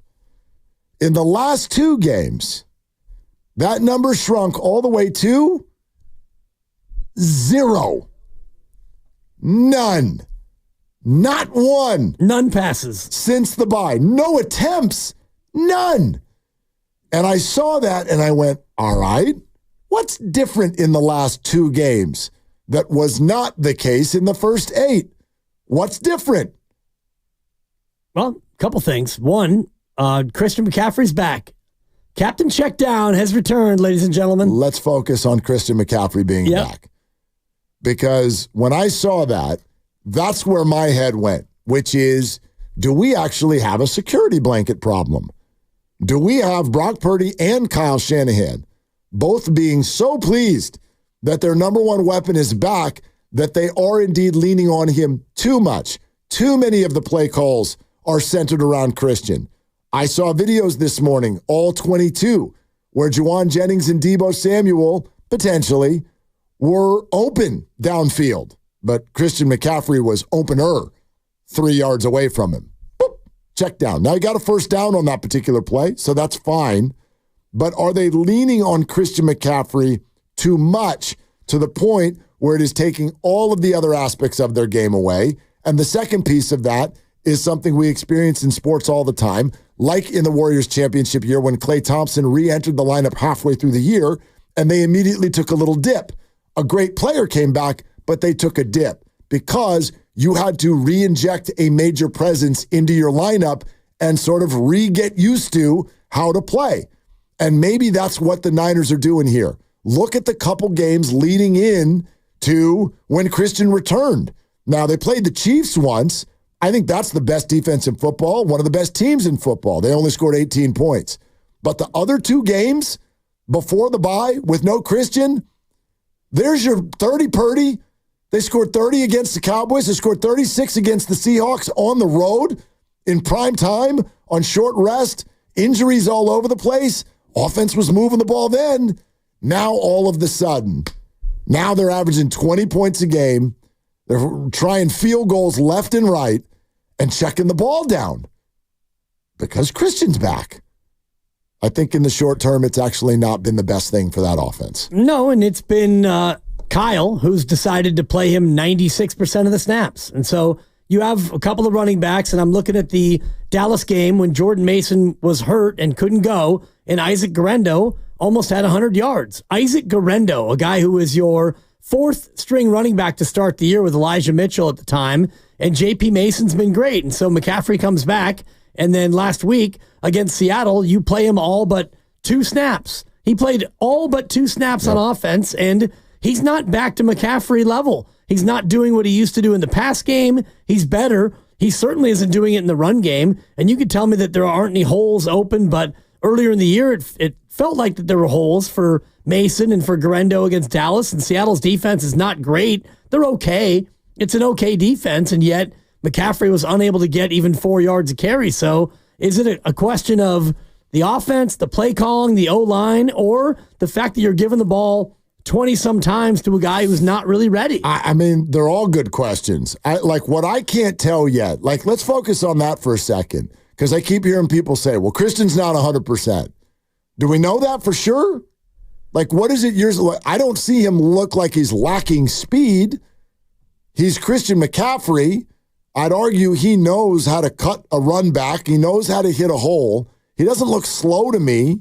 Are we sure that he's not 100%? Or are we just saying that because he hasn't gotten any chunk plays in the first 2 games? We're saying that because when you see it, he doesn't have that same jump cut ability that I'm used to seeing, where he gets to a spot and he's able to jump out and explode out and make something else happen. I see a guy who is getting the ball, running the play, and doing his darn best, and he's getting, about 4 yards a carry, 19 for 79 against Seattle, and he had 4 catches for 27. It's fine. 23 touches for 106. That's basically 5 yards a touch, which is acceptable, ? But when you're dealing with a guy who was top 5 in the MVP and he's widely seen as the best 2-way running back in football, this is not up to his standard. And yet, Kyle Shanahan and company, Bobby Turner, the running back coach, they felt like giving him the ball, giving him every opportunity was the best way to go forward. And I look at it, and I've watched the game now 3 times, and Jordan Mason had 2 carries, and they both were pretty forceful and pretty successful and pretty aggressive, and yet that's all he got. He was on the field for 2. He got the ball twice, and that was it. Game over. And that, to me, is something where, I don't know if you feel like you owe it to Christian McCaffrey. I hope not. Me either. But, you got a guy who was leading the league in rushing. He was top 2 for 6 or 7 weeks. I think he's still top 10, isn't he? He doesn't even play anymore. Yeah. There's 3 weeks of football. And he was playing great. And I'm not using his shoulder injury as an excuse, but I will say that he had fewer carries in those games, and he had fewer yards. That's just a fact, a statistical fact. And now he seems to be healthy again, and yet he can't get on the field. He's 12th now, by the way. He's 12th in the league in rushing. Okay. Just 703 yards. Yards per carry, he's probably up there top 2. Yards per carry, he is. That kind of changed to all the people who have 2 carries. Oh yeah, yeah. He's up there though. He's definitely up there. He's averaging over 5 yards a carry. That's pretty good. I'm seeing Saquon Barkley's at 5.8. Derrick Henry's at 6. Jahmyr Gibbs 6. These are the guys who are Chuba Hubbard, 5.1, Jordan Mason, 5.1. Lamar Jackson, 6.1.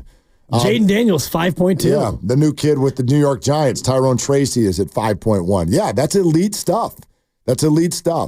I think actually what we're talking about both ends up in the same eye of the storm. The bottom line is, I think, short sample, and I get it. He's the reigning offensive player of the year, but it feels like 2 weeks in, you are leaning too much on Christian McCaffrey. That's what it feels like to me. From Jordan Mason has been suddenly relegated to the bench to the number that I see, which is you have completely stopped throwing the ball downfield, entirely. Right. You just stopped, not 2 full football games. And not once did you even attempt to throw the ball 20 yards downfield. That feels like too much focus on Christian McCaffrey. And if I'm a defensive coordinator going against the Niners, that's what I'm going to focus on. And if you focus on one thing, you're probably going to be able to stop it. And what opens it up for those players is if you start getting other people involved. You keep the defense honest. You open up some run lanes for McCaffrey by hucking the ball over the defense's head when they fill up the box. Yep. So I do think that Kyle kind of addressed it yesterday when he talked about Seattle playing a lot of too high shell with the cover two with the two deep safeties. When you've got two safeties deep, it's going to be really hard to throw the ball 20 and 30 yards down the field because that's why they're back there. So I do think that limits what you can do against a defense like that. But at the same time, you can, scheme up other ways to get throws 10, 15 yards down the field. I think you're right, Mark. It looked like against Seattle it was a lot of just, get back there. Pass rush was beating the pass blocking, and it was a lot of just quick check downs and trying to get rid of it. 888-957-9570. We always love it when you want to connect with the show. Dennis in the city has called. Hey, Dennis, thank you for calling. How you doing, guys? What's up? Not much. It's great conversation. I think that, looking at Kyle Shanahan's decisions since McCaffrey's come back, just like what you guys were saying, I don't understand why he didn't ease McCaffrey back in. Mason was running the ball well. We could keep running the ball with Mason and McCaffrey and use McCaffrey in pass situations, but don't use the guy the whole game. He, like you say, he's had no training camp. He's just coming back. And I believe that the reason why McCaffrey was injured to begin with, because last year it was McCaffrey left, McCaffrey right, McCaffrey up the middle, never give him a break. Me and my sons would watch the games and just go, why doesn't he ever run Mason or Mitchell, give McCaffrey a break? And now he doesn't learn by his mistakes. He did the same thing with Mostert. When Mostert was playing for this team, he brought him back after injuries, and he ran him like in the Rams game 17 times in the first half. Mostert got hurt and never came back the rest of the year. And this is what we're facing again. He doesn't learn by his mistakes. Well, Dennis, I want to split the difference on your point. Thank you for the call. It's a good call.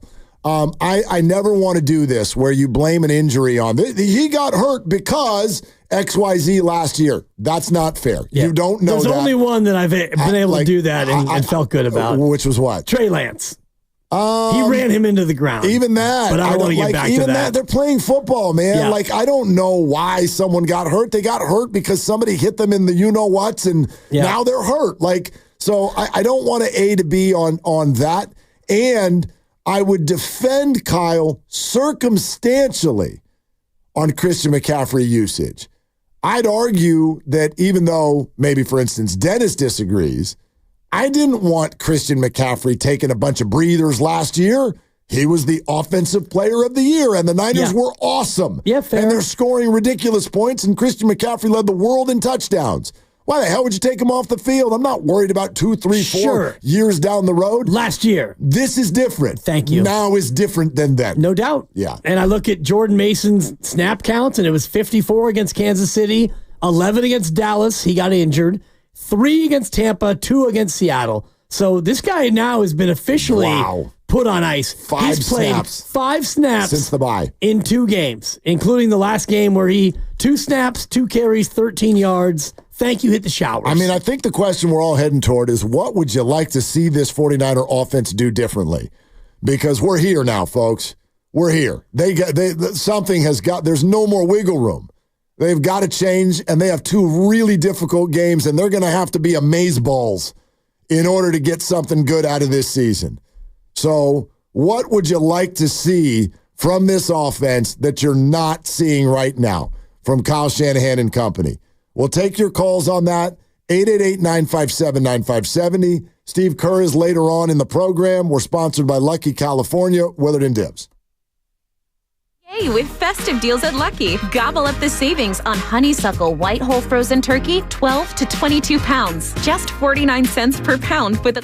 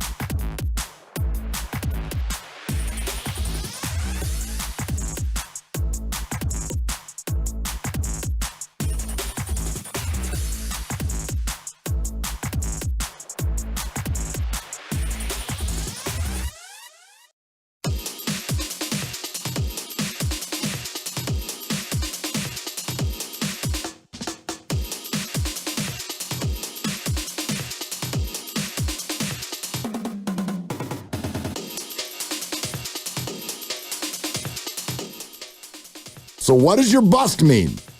Now, back to Willard and Dibs on 95.7 The Game. By the way, that got all twisted. It got all twisted yesterday. Yeah. That's the one part I hate is when you ask, and nobody cares about this, but just give me like 15 seconds to get it off my chest. Yeah. When you ask a rhetorical question, like you and I are sitting here having a conversation. Right. I don't know where it's going to go next. And you like bring up a rhetorical question, and then the guys, no fault on them, they're going to put it on social media. They're like, oh, this was kind of this was an interesting question or whatever. And then everybody on social media takes it as your take. Right. Which is like the whole... Well, those words came out of your mouth. Stand on it. Right. Stand on what you say. Stand on what you do. Yeah, I will. I will ask the question. I can't stand the phrase Super Bowl or bust. I've never liked it. So what I was actually doing was trying to challenge the people who used it to say, what does that mean? What does what mean? So what does your bust mean? What does your bust mean? You. So, because it looks like we're like knocking on the door of bust, right? Right. And Super Bowl or bust. I told you bust what that means. means. Bust is a big old favorite. Right. So I'm challenging people to say, what does that mean to you? Is it just you getting frustration off your chest? No. Or are you suggesting fill in blank? And you did yesterday. Right. You said changes. Yes, David below. Bowie. Changes. But not like firing Kyle and John and Parag. No. They're Teflon. Right. They're Teflon for now. If you go 8-9, then next year you're not on the hot seat. But if you go 8-9 this year and then next year starts the way this year started, now we can have a different conversation. 12 months from now. 12 months from now, if you've gone 9-8 over the course of those games with a quarterback that you just decided to pay X amount of millions of dollars, well, now we can start to think about like what are we actually looking at? Yes, I think the leash is even longer than that. And you're probably right. Personally. But I also would argue that means we need to change the word. I know it's catchy, Super Bowl or bust. It's a phrase. The word bust means it didn't work. Well, for me, and it's kind of over. Like Trey Lance is a bust. That means it didn't work, at least with the Niners. He was one pick away from playing last night. James Wiseman, I don't know why he's not playing now. Why the hell did you acquire him if you're not going to play him in this scenario? No doubt. You're now 3-7. You suck out loud. Cooper Rush is not a player. Guru, I'm sorry. A couple good drives last night. He is not a player. That's not a player. You're not going anywhere. You're actually going to be helped by getting a better draft pick. Why would you acquire Trey Lance if you're not going to put him in now? I don't even understand that. Agreed. I don't understand that. And they have 7 more to go, so maybe now they will. Is the time. But for me, the idea of Super Bowl or bust means not that you're going to break the whole thing apart and fire Kyle and fire John and fire everybody and sell the team. That's nonsense. But you will have to take a look at your process. And you and I always go back and forth about process versus results. Sure. You're a process guy. I'm a results guy. And if your results are negative, then you do have to look at your process. Of course. And your process has been Kyle Shanahan does everything. That's been the majority of the process. Right. He is like the de facto GM. He's the play caller. He's the head coach. He controls the red hanky, the timeouts, the clock management. I know he does get some advice on some of that stuff from up above upstairs, but for me, the process would be something you'd have to look at. I also struggle with this, and then this is my bet in terms of how Jed York would handle this conversation if he were sitting here in the room. Like, okay, so let's say this year does not get better. Now you have a bad year. Well, if your process led to 5 consecutive good years and then 1 bad one, is it time to look at your process? Or is it time to just be like, well, so that didn't work this time. And there were a bunch of factors that we've all been talking out. We all understand the factors, whether it's emotional exhaustion, injuries, vibes, whatever the hell you want to get Holdouts. to. Yeah. Play calling. Like, I guess that's sort of Age. my point and what I tried to say yesterday, which is that Kyle Shanahan is not having a good year. He's having a bad year. He's not a bad coach. Agreed. He's having a bad year. I don't take what I'm seeing this year to suddenly crater. And I hear this a lot. We're now cratering. We're going to just pick apart and act like all the things that have happened over the last 5 years didn't happen. And you're largely going to use as evidence that they lost to the Chiefs twice in February games. And I don't buy that. I don't think that this year and 2 losses to the Chiefs mean that Kyle Shanahan's a fraud. No, I just don't think strong. that. Yeah. But I also can look at it and see teams have now figured out how to scheme defensively against this offense. Teams are doing a better job of limiting this offense. This offense has been terrible in the red zone with McCaffrey, without McCaffrey. They still haven't been good. So I do think that defenses now, by and large, are trying to limit the big play, limit the yak, and make this offense go down the field 10, 12, 14 plays and score a touchdown, which they haven't really done this year. And I also look at a team that is getting old. Your left tackle, he held out, and he's not had a great year. He's been fine. He's not been bad. He's been good. He's been good. I can't think of any games where Brock's on the ground and I'm like, Trent. No, but he is an older player who's committing more cheater penalties where he's cheating early or he's lining up too far back because he's cheating. Maybe he should go play for the Chiefs. Maybe. Where it's allowed. Exactly. Those calls wouldn't happen. And unfortunately, he's wearing the wrong red jersey. Yeah. I look at a team that's getting older and a scheme that's getting solved. And so, yeah, we can talk about Kyle. He's not a fraud, but what's the adjustment, Kyle? Yeah. No, I'm not seeing it. I think that's totally fair.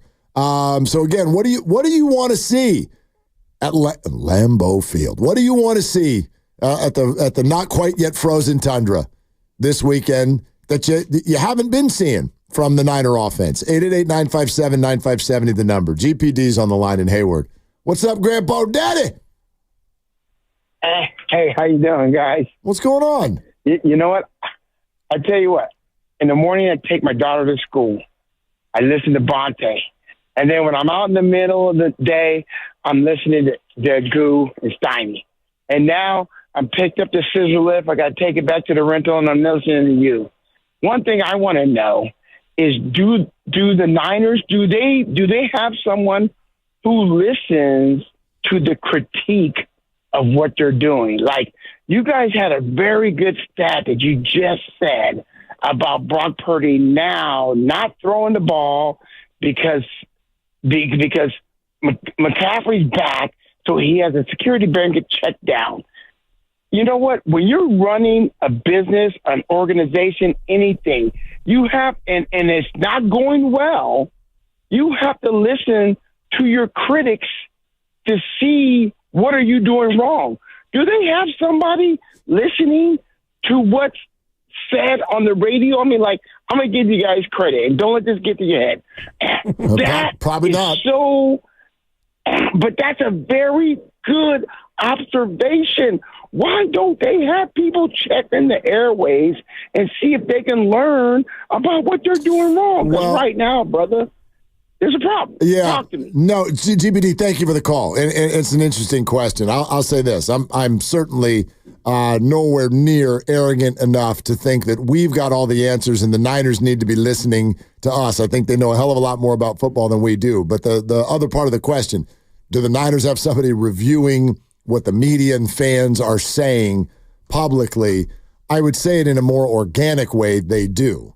Like, one thing I've learned through the years, especially when you hear athletes and coaches, I don't read the papers, I don't listen to the radio, I don't watch the TV. Yes, you do. Yes, you do. That most of them do. I don't know if Kyle is actually one of them. He might not be. You can sort of tell when somebody is literally locked themselves in a room for their entire life. Yeah. And he might be one of those guys. Who do we know is the petty king? Steph Curry? Yes. Steph Curry hears everything. Exactly. And Clay heard everything. And these guys like, here. What's up, Steph? He listening.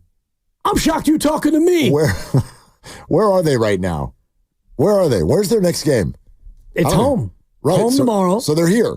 Yeah. Yeah, they're listening. Hi, Steph. Hey, Steph. Make a 3, dog. You're open. Although that was a tough one. GP2 was the one who was open. Well, and he got the shot, and it was at the buzzer, and that was your shot. That's all you got. And Steve Kerr reportedly was asking to call timeout there before the GP2 3. I'm going to ask him about that at 5 o'clock today. 5 o'clock. They didn't hear him. They didn't hear him. And I wonder what that, and I'm going to ask him what that's just like because dive on the court. Well, like, you have to stay in the coaching box, but if all three refs are on the other end, which they were, and it's loud, it's super loud. Intuit Dome. You get that wall of fans behind the bucket. They were into it. What's he supposed to do? I mean, just timeout, guys. I'd like a time. Huck a red hanky at them, Totally. and they're like, "Wrong sport, coach." Yep. I don't know. We'll ask Steve all of that stuff. But anyway. Do the thoughts of the fans and the media and the critics and whatever, do they make their way into the 49er facility like any other? Absolutely. Absolutely. But I don't think that means they're all supposed to now go do what we say. I don't know how to call a play in the NFL. You know, I can sit here and tell you that whatever the adjustments have been to what defenses are doing to the 49ers right now, they're not good enough. They're not pronounced enough.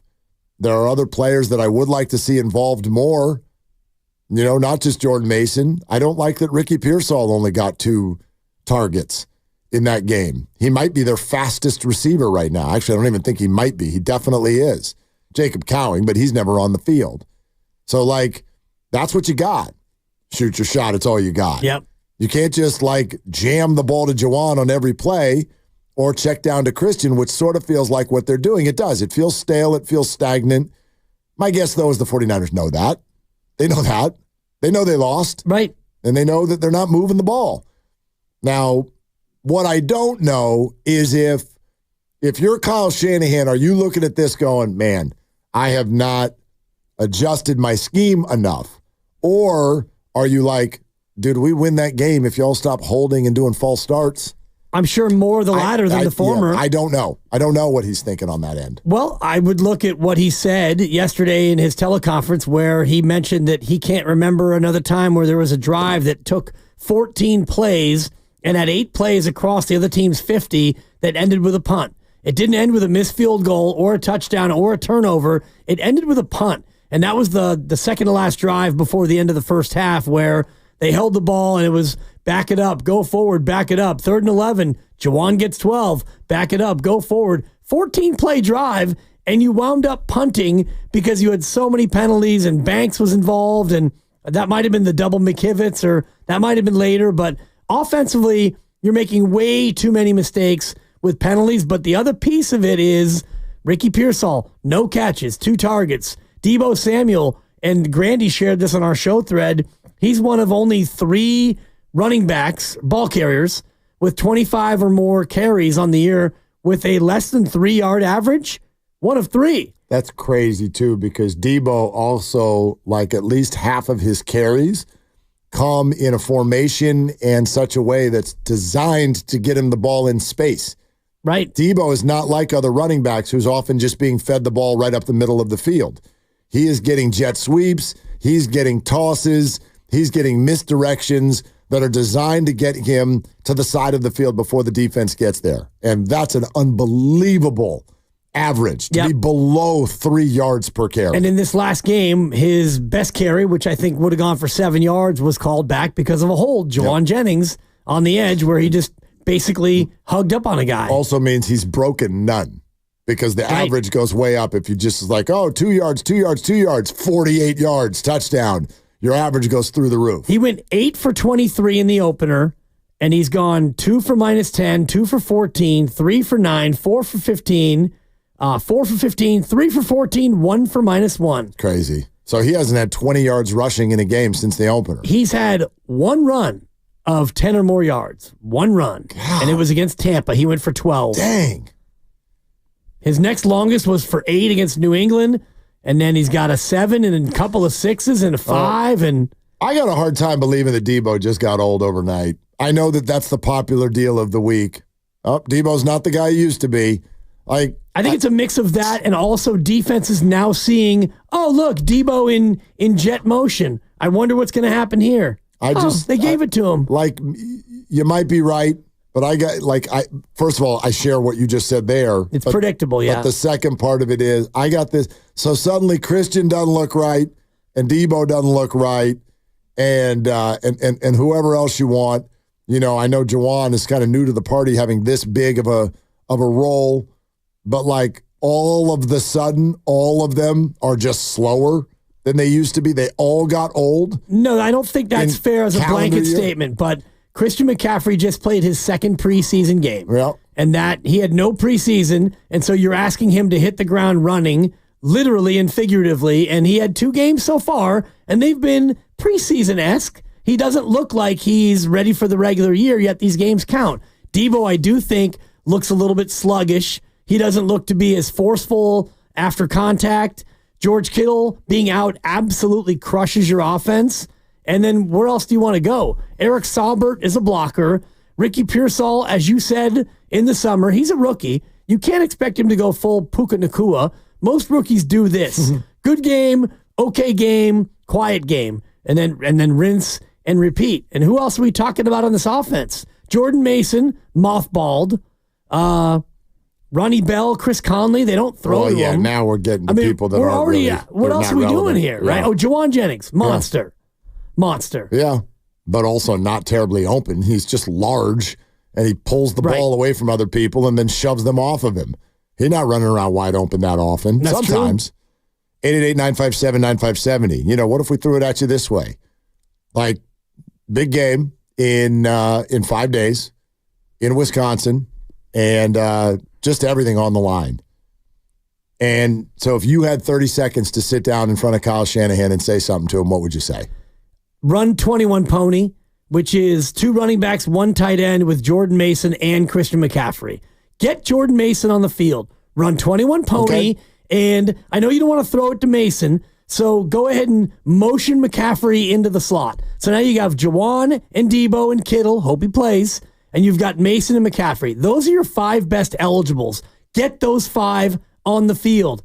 Your laminated play sheet is gorgeous, second only to your hair. Get Jordan Mason the ball. Let him try to be impactful in the run game. Put McCaffrey in the Deebo role. Put Deebo in the Jawan role. Jawan's already in the Ayuk role. And let's go, baby. Run your offense. Yeah. Was that 30 seconds? Because I'm passionate about that. I think you fit it. Plus, like any set of meetings, like you're about to buzz me out. 31.7. Plus or minus 5. I'll give it to you. You can have a little extra time. Granny's just mad at me because Fade the Dibber, I got a win last night. So everyone's down on me for actually getting one right. Yeah. Why'd you do that? Because you know what? I thought you were a man of the people. I'm about to get hot. No, you're not. The Thursday pick is in. Don't even get me started. I don't even know why you use that word. You haven't been hot since I've known you. I wear hoodies. When the hell have you ever won 3 games in a row in the history of your life? Well, I would tell you when, but Grandy, I can see is opening up the spreadsheet, and he's about to say, no, Dibs, your best stretch was 3 out of 4, but it wasn't 3 in a row. You won 3 in a row. Your second, third, and fourth picks of the year, actually. Let's go. But since then, you have It wasn't 3-1. He was 3-1. LFG. I don't remember that. Yeah, he was. I don't believe you. The spreadsheet does not lie. I'm 1 game below. I don't know what to tell you. Yeah. The Thursday pick is in, and I got something special for you Niner fans on Sunday. Stop it. I got something It's just. for you. You have never won or lost more than 3 in a row. Right. Yeah. Mr. Coin Flip. Boom, boom, boom. Yeah. So, in other words, you can go to Vegas for a full month and just come home with break even. Whatever the hell you ate. Totally. All right, let's go to T.I. in Oakland. Again, if you had 30 seconds to talk to Kyle, what would you say? Hey, T.I. Hey, fellas, how you doing? What's up? Oh, not much. I'm kind of, Dibs kind of took my thought, but I'm going to say it anyway. I want to see a smorgasbord of personnel. I want to see Christian out there. I want to see Mason out there. Deebo, of course. If Kittle is healthy, him out there. But if Kittle is not healthy, what about Juszczyk in that position? They need to go for it, man. If they plan on making the playoffs, they need to do something different. And of course, the motions and the shifts. Kyle is a good play caller, man, but he just needs to energize his play calling with some different nuances, if you will. I think they have what they need, man. They just need to put it together this week. All right, T.I., thank you very much. This is one thing that concerns me, and Brian Baldinger was on with the roast this morning, and so everyone this week is talking about that stat, like the lack of separation, and the guys aren't getting open. And you do look at the receiving core now, and this is why I would love to see Pearsall get a little bit more responsibility, because you look at the receiving core right now, and you're like, oh, I kind of get it. Who's going to beat man coverage? Debo's not a traditional receiver, and he's not the fastest, shiftiest guy. Jawan Jennings is a house, and he's fantastic, but that's also not his thing. Like, who's stretching the field? Who's pushing the ball downfield? Who's doing it with speed? Listen to what Baldy said about the Niners' lack of separation. There's an old belief in this business. If you can't beat man coverage, you got to get new wide receivers. Jawan Jennings wins because of his size, not because of his separation. And he's very good at slow post basketball when the ball's in the air. So he had a good day. That's what I would do to Debo. So if your guys are struggling to separate, then you've got to find different ways to get guys open, whether it's bunch formations, whether it's man beaters, crossers, stack routes. I mean, you got to go in a different direction to get guys open. I would say that's part receivers and part Kyle right there. Part Kyle right there. Yeah, like that. And so stackers, crossers, rubs, bumps, like whatever the hell you got in that hip pocket, it's time to bring it out. You're 5-5, and your playoff analytics are down to 15% if you lose on Sunday and you're an underdog for the first time in 2 years. Yeah. So, this is an empty the bucket game. It's a desperation sensation. Whatever the hell you got, man, you got to do it, and it has to not rely. It has to not rely on Debo Samuel outrunning a cornerback. I do think a lot of it relies on George Kittle, and if he is unable to go, then you're going to have to find a new way to junk it up. And I look at the Seattle game, Mark, and just looking at the snap counts, Jalen Moore played 12 plays as the 6th offensive lineman. So you didn't have a true blocking tight end outside of Saubert. So you ran 6 O-linemen 12 times, and yet you still weren't really able to impact the ground game. And, Saubert, for all he can do as a blocker, is not a pass catcher. So I just want to see you put your 5 best eligibles out there more often. I mean, it sounded to me yesterday like when the answer about Kittle is we expect him to be at practice on Wednesday, it sounds like they're expecting him to play this weekend. Yes. Yeah. And I can't imagine Kittle at Lambeau. Come on. I mean, right? With the season on the brink. Thank you. I can't imagine him not playing. Now, Bosa, different question. Very different question. And a different injury. I'm not trying to say one injury versus the other, but might need to outscore the Packers. Yeah, I know, and I don't mean that in the stupid way. Now go ahead and cut that, Grandy. That was you might have to win an offensive shootout. Exactly, with 30 because they can score now. Thank you very much. You're welcome. That little Herm for you. Presented by Fremont Bank, celebrating 60 years of full service banking with no compromises. Doc, in an hour, does Christian McCaffrey not look at his best, and what is knee bursitis? Steve Kerr, in 2 hours, we continue with you. If you had 30 seconds with Kyle, what would you say? 888-957-9570, Willard and Dibs. Keep your business connected with Wi-Fi backup, even during a power outage. Everybody good? Lights are out, but the Wi-Fi's up.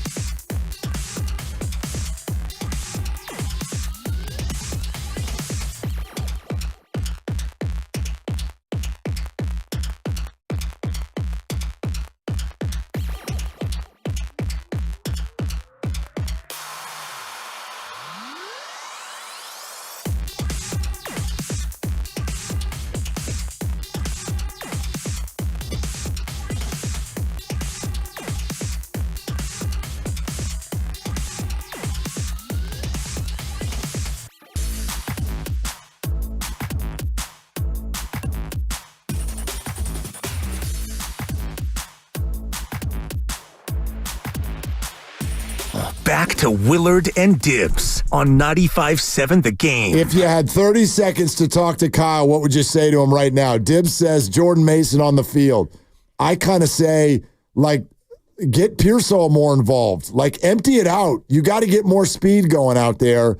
So maybe lean on, and I think that actually there's a common thread to what we're saying, which is, hey, like, you got to lean on the younger guys even more. Yeah. And I get it. I get it. Championship level teams, and I will say that about the Niners. I know they haven't got a ring, but like true contenders for an extended period of time, they lean on veterans. Steve Kerr at 5 o'clock. Sure. Exactly right. Another guy who famously, according to some, does not people. Like the young people.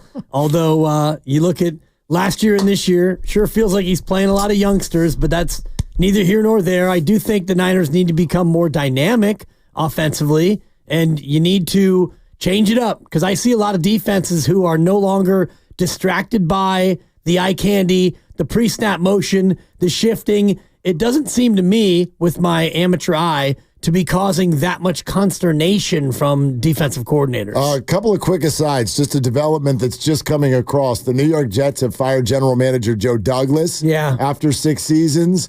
Boy. The wake of this guy, Aaron Rodgers, is rather large. My God. They put everything into this guy so much that everybody but him are losing their jobs. And then this, real quick aside, and then we'll get back to your calls. If you had 30 seconds to talk to Kyle Shanahan, what would you say? I just saw this on NBC Sports Bay Area. MLB anonymous executives were polled about the landing spot for certain free agents. Blake Snell, Red Sox 1 vote, Mets 1 vote, Reds 1 vote, Blue Jays 2 votes, Phillies 4 votes, 7 votes Giants. Oh, wow. Okay. MLB executives believe that he will stay with the Gigante. Yeah, I wonder about that. And I also am curious as to how the organization views his I'm good skip start at the end of the year, because I know how I view it. I view it as a guy who didn't want to take the ball and, be a part of a game that at that point didn't really matter. Yeah, it's kind of like skipping a bowl game to me. It's kind of like skipping a bowl game. Different, because you were paid in full and you're paid $1 million to do that very thing. But money is the reasoning behind those decisions. Yes, but Christian McCaffrey skipping a bowl game because he doesn't want to go full Frank Gore, who got hurt in a bowl game. I get that. I don't really get this, where you can't take the ball just because you and your agent are dead set on opting out. Yeah. That to me is not, so somebody else has to take the ball. Somebody else who maybe they're making $180,000 a year, and now I have to risk my possible career because you won't take the ball. It just rubs me wrong. Well, those players are under team control for 87 more years anyway. No doubt. So no doubt. All right, 888-957-9570. Let's go to Chris in San Jose. Hi, Chris. Thank you for calling. Hey, what's happening, gentlemen? Hey, Mark. Before I get into it, I want your permission. And I'm not saying it. I'm just quoting analysts, pundits, people who don't really matter. Am I allowed to use the word genius when referring to Kyle Shanahan in what I would say to him? You are absolutely allowed to use it. My thing is everybody else isn't allowed to be offended by that, as if the word has been emblazoned on the back of his neck like a tattoo, and that the whole world calls him a genius. That's what I reject. If you'd like to use it, knock yourself out. Understood. Beautiful. Marky Mark, we're on the same page, buddy. So Chris. Here's what I would say to Kyle. Kyle, half of the world out there wants to label you as a genius, one of the ahead of the game, one of the best play callers in all of NFL history. The other contingency of people are calling you vanilla, predictable. So, Kyle, it's time to put up or shut up. Everything that you said earlier, guys, Dibbers, you got to pull whatever's in that bag, a cat, a dog, a bunny, whatever's in that bag, I need him to pull everything out of that bag, all right? No more excuses. No more, we're down, guys. Listen, you have the lead at the end of the first half, and you consistently lose leads. It's not you, quote-unquote, blowing the game. I know it's not all you, but it's time to put up or shut up. Put your foot on Green Bay's neck if and when you have a lead this weekend. No more excuses, buddy. I'm tired of it, okay? And like Dibber said, put Mason in the damn game. Kyle said, we used Mason a fair amount last year. Guess what, Kyle? He averaged under 3 touches a game. What are you talking about? This exact usage of CMC is why he got hurt in the first place. So it's time to wake up, be a motivator of men, which I know you're not, Kyle, but it's time to motivate these boys. Go put your throat on somebody's neck and save the season. Gentlemen, you have a good day. Take it away. Thank you, Chris. That was a little bit more than 30, but I like it. Yeah, he brought it home. He bit a kneecap. Yeah. Is what he did. He was saying we need more dogs. Yeah, the Niners are dogs. Yeah, for first time. We're going to bite a kneecap off. Thank you, Dan. First time in 30 games. Now, that's a motivator of men, but I also like the Kyle Shanahan, he doesn't motivate the guys narrative. What do you think about that? I don't think that these guys need to be motivated. And if you need to be motivated as a pro football player, then you're in the wrong profession. I don't believe that the notion of, and what I'm hearing him say, and a lot of people is, we need a Robert Saleh, somebody who's going to run on the field. We need Sean McVay, somebody who's going to flex and run in the end zone and jump up and down with the team. Well, that might work for some team and some players, and it might also not work for those same guys. When you have a room full of 53 men, all 53 of them need to be motivated in different ways. And really, I think NFL teams are motivated by Debo and Trent and a boombox and a huddle, in the tunnel, a tunnel huddle, and it's like, all right, you guys ready? I'm with you. And it's the linebacker group when they get together, and Fred's going crazy. Well, we're going to point at this guy. We're going to point at that guy. I'd also argue this. First of all, I think half the Eagles think that Sirianni, for example, is a doofus, and he's a rah-rah guy. I would say this. Don't mistake the lack of rah-rah for a lack of motivation. Like, in other words, there's many ways to motivate people. I think you're motivated, if you're a football player, by the opportunity to win. I think you're motivated by an executive staff that you feel is straight with you. And so everything that I've ever been told by anyone who's played for Kyle or around Kyle is that the group is very motivated because they feel like they are a part of a system and a group that works and that they're not being given the runaround. You can look around the league and you can see who sort of has their sideline together and who doesn't. And I know that a bunch of holding penalties and false starts will make it look like it's a bleep show, but that's sort of different. That's undisciplined, and yes, that's on Kyle, but I don't think that speaks to disarray in the locker room. The Jets, the Raiders, teams like this around the league, the New York Giants right now, that's where you're like, dude, we're in disarray. And we've got discord at the top, and nobody knows what's what and who's where and all this stuff. The Niners are not one of those teams.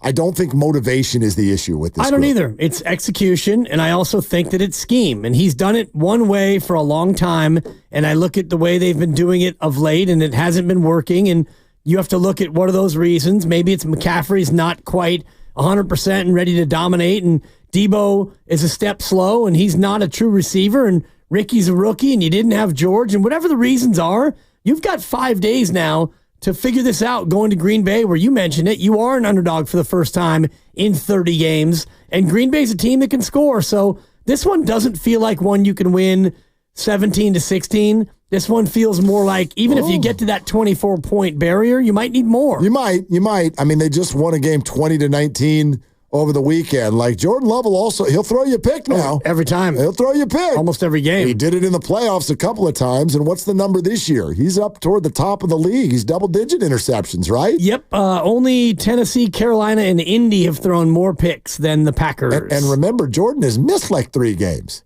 He's thrown a lot of picks. Yeah, they have 11 as a team. So I think he's got most of them. I honestly do. Yeah, if you give me just a second, he's got all of them. Dial it up. He's got all of them. He's got all of them. And Malik has 0. How many games has he played? 7? 8. He's played 8 games. Yep. He's thrown how many picks? Just 11. That's a lot of picks. In modern football, That's a lot of picks. His 11 picks lead the NFL. Okay. Quentin in Charlotte. Hi, Quentin. Thanks for calling. Hey, how you guys doing? What's up? If I could speak to Shanahan, I would say, you remember Wendell Tyler and Roger Craig back in the day? Sure. Yeah, I think they should use Mason and McCaffrey in the same like manner.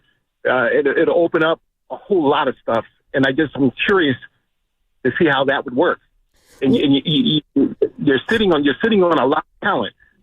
You don't sit on talent. Find a way to put them in and put them both in, and it would elongate each one of their careers. Quentin, thanks. A lot of people are on this right now, and I am not in disagreement at all. I do wonder, though, this whole idea, I don't think it's a fire and ice situation. In other words, I don't think that this should be an even 50-50 split.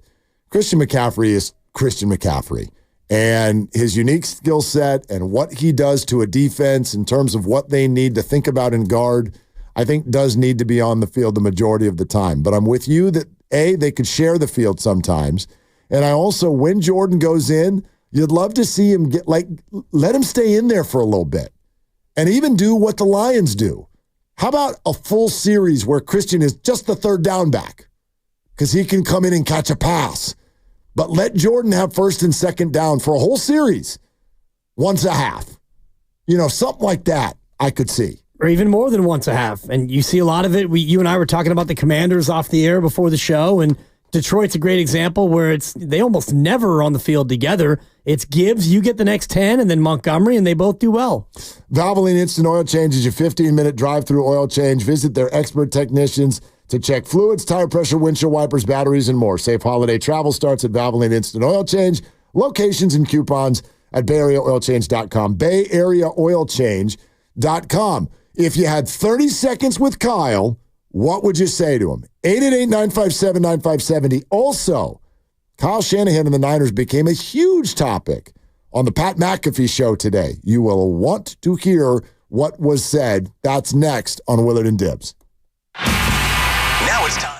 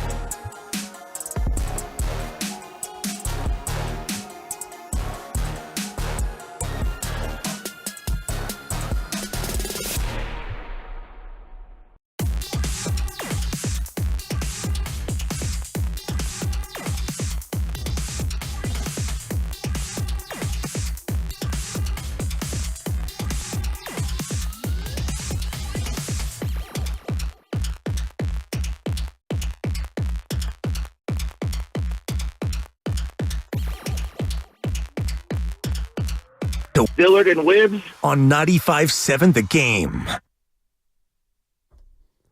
Oh, yeah. Shout out Wookie, my old friend who this was his song. Wookie, rest in peace. Every time I hear, I'm sorry, Mama, Eminem, I'm cleaning out my closet. You didn't need Reminds me of Wook. You For didn't the need audience. I know. You said that to me as if I No, you're down. You're more down than. I'm staring at a white guy who doesn't know that I'm giving Eminem lyrics out right now. I've told you for the past 3 years that you continue to go up, stock up for your hip hop and R&B knowledge. And I say this every time, man, you continue to surprise me. And you say, when is that going to end? I think it's over.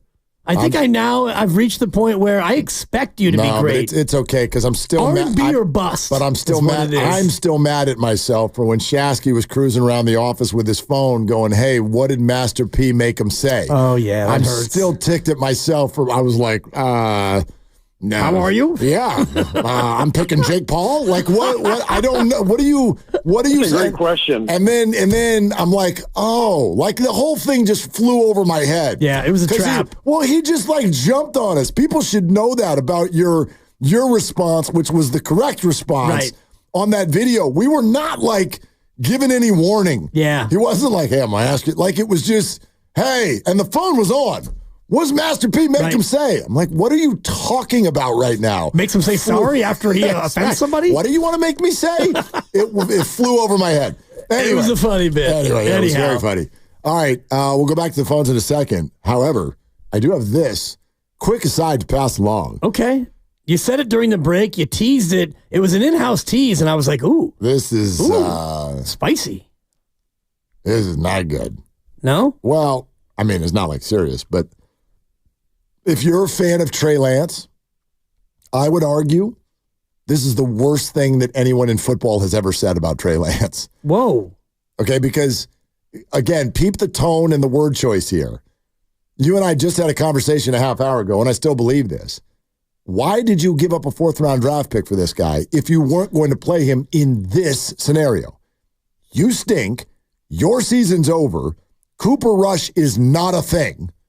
So, mess around and find out. Look at you. See, again, surprises me. But think like a GM. What's the worst thing that could happen? I'd argue it's the best thing that could happen. Lose all your games. Dog, get a pick. Jerry? Well, Jera? The math is there. The math is not there. The math is, but I'm not going to ever mention that again. They're only 5 back with 7 to go. They're terrible, and they're done, and they're dust. Okay? 0-5 at home. So McCarthy last night said that out loud. He said this in the postgame presser that he regretted not giving Trey Lance a few plays at the end of a 24-point loss. All right? So then, of course, everybody does what they do in the Dallas media, which is, "Thanks, Mike. We're going to run over to the owner and talk to him." And then the idiot has his 87th press conference of the day.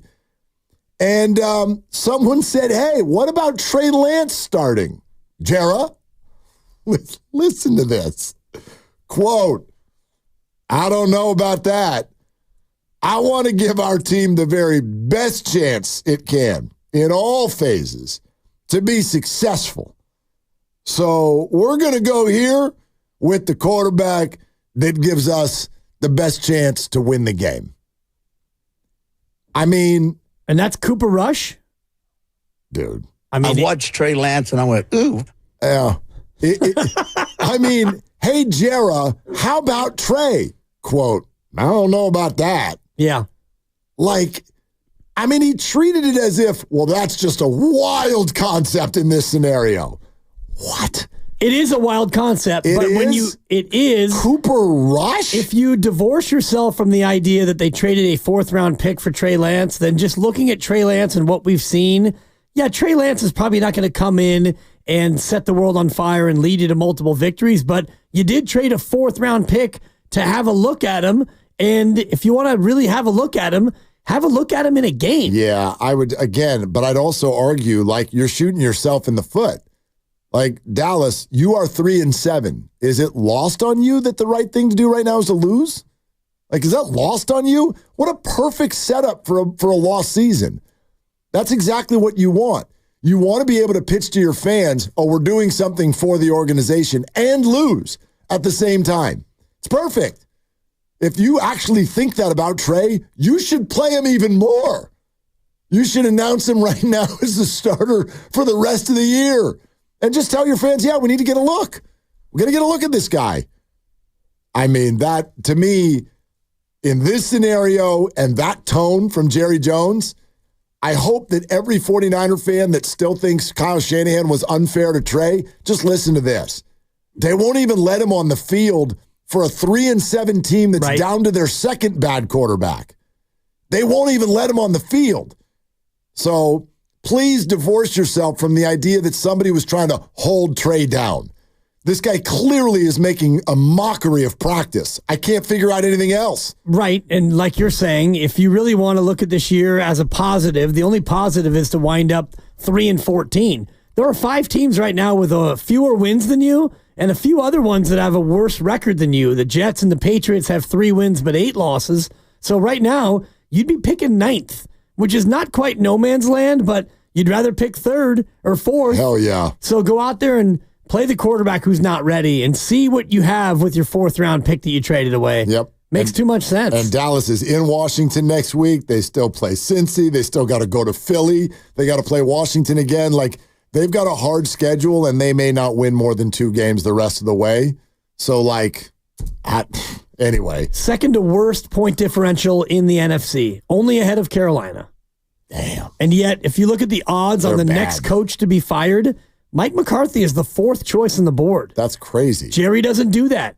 That's One true. thing about Jerry. That's true. He'll wait till the year's over. Doug Peterson minus 150. Well, Doug Peterson, it was announced, oddly, before the game last week. He's going to get fired if he doesn't beat Detroit. And I was like, well, you might as well just well, then he's fired. Right. They're not beating Detroit. Then they go out and lose by 46 points, and he's still here. Still here.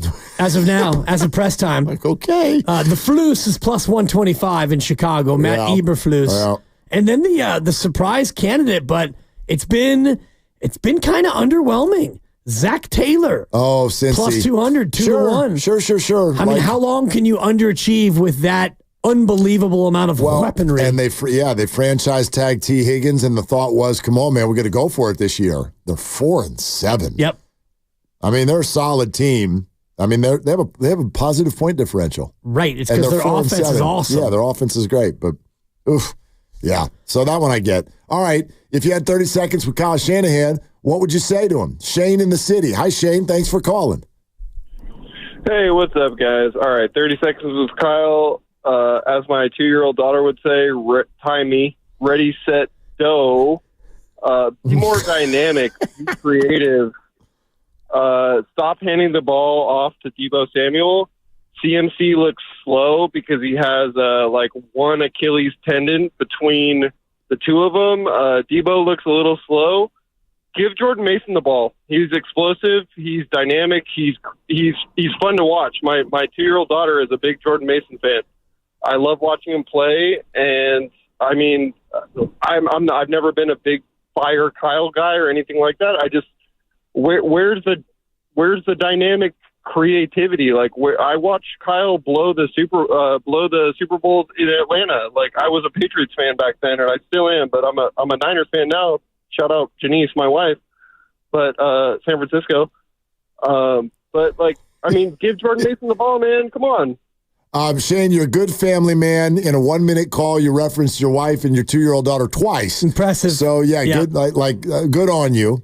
The Jordan Mason love is really fascinating today. I get it. He did some great things this year with his opportunity, and he got people going and everything.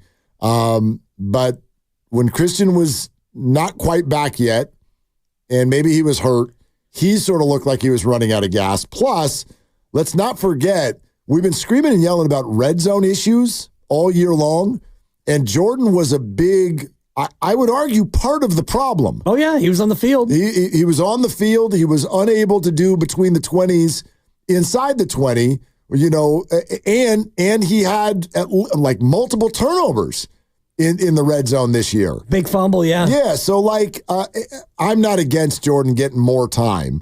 I am against anybody who says Jordan Mason should kind of go back to some sort of a lead role. I think it should be more than 3 snaps or whatever he got. Yep, 2. But I'm still all in favor of Christian McCaffrey getting north of 15 touches in every football game. I want to make that clear. No, and I'm with you on that. I want to be clear about that. But if you look at any game, and let's just look at this past game against Seattle, and you want to talk about touches, where Brock Purdy completed 21 passes, and you had 27 rushes. So that's 48 touches. And take out Brock Purdy's 5 carries, so now you're down to 43 touches, where 21 times somebody caught the ball, and then 22 times somebody ran the ball. And of that 43 or so touches that you had, McCaffrey had 23 of them. So he had more than half of the overall touches.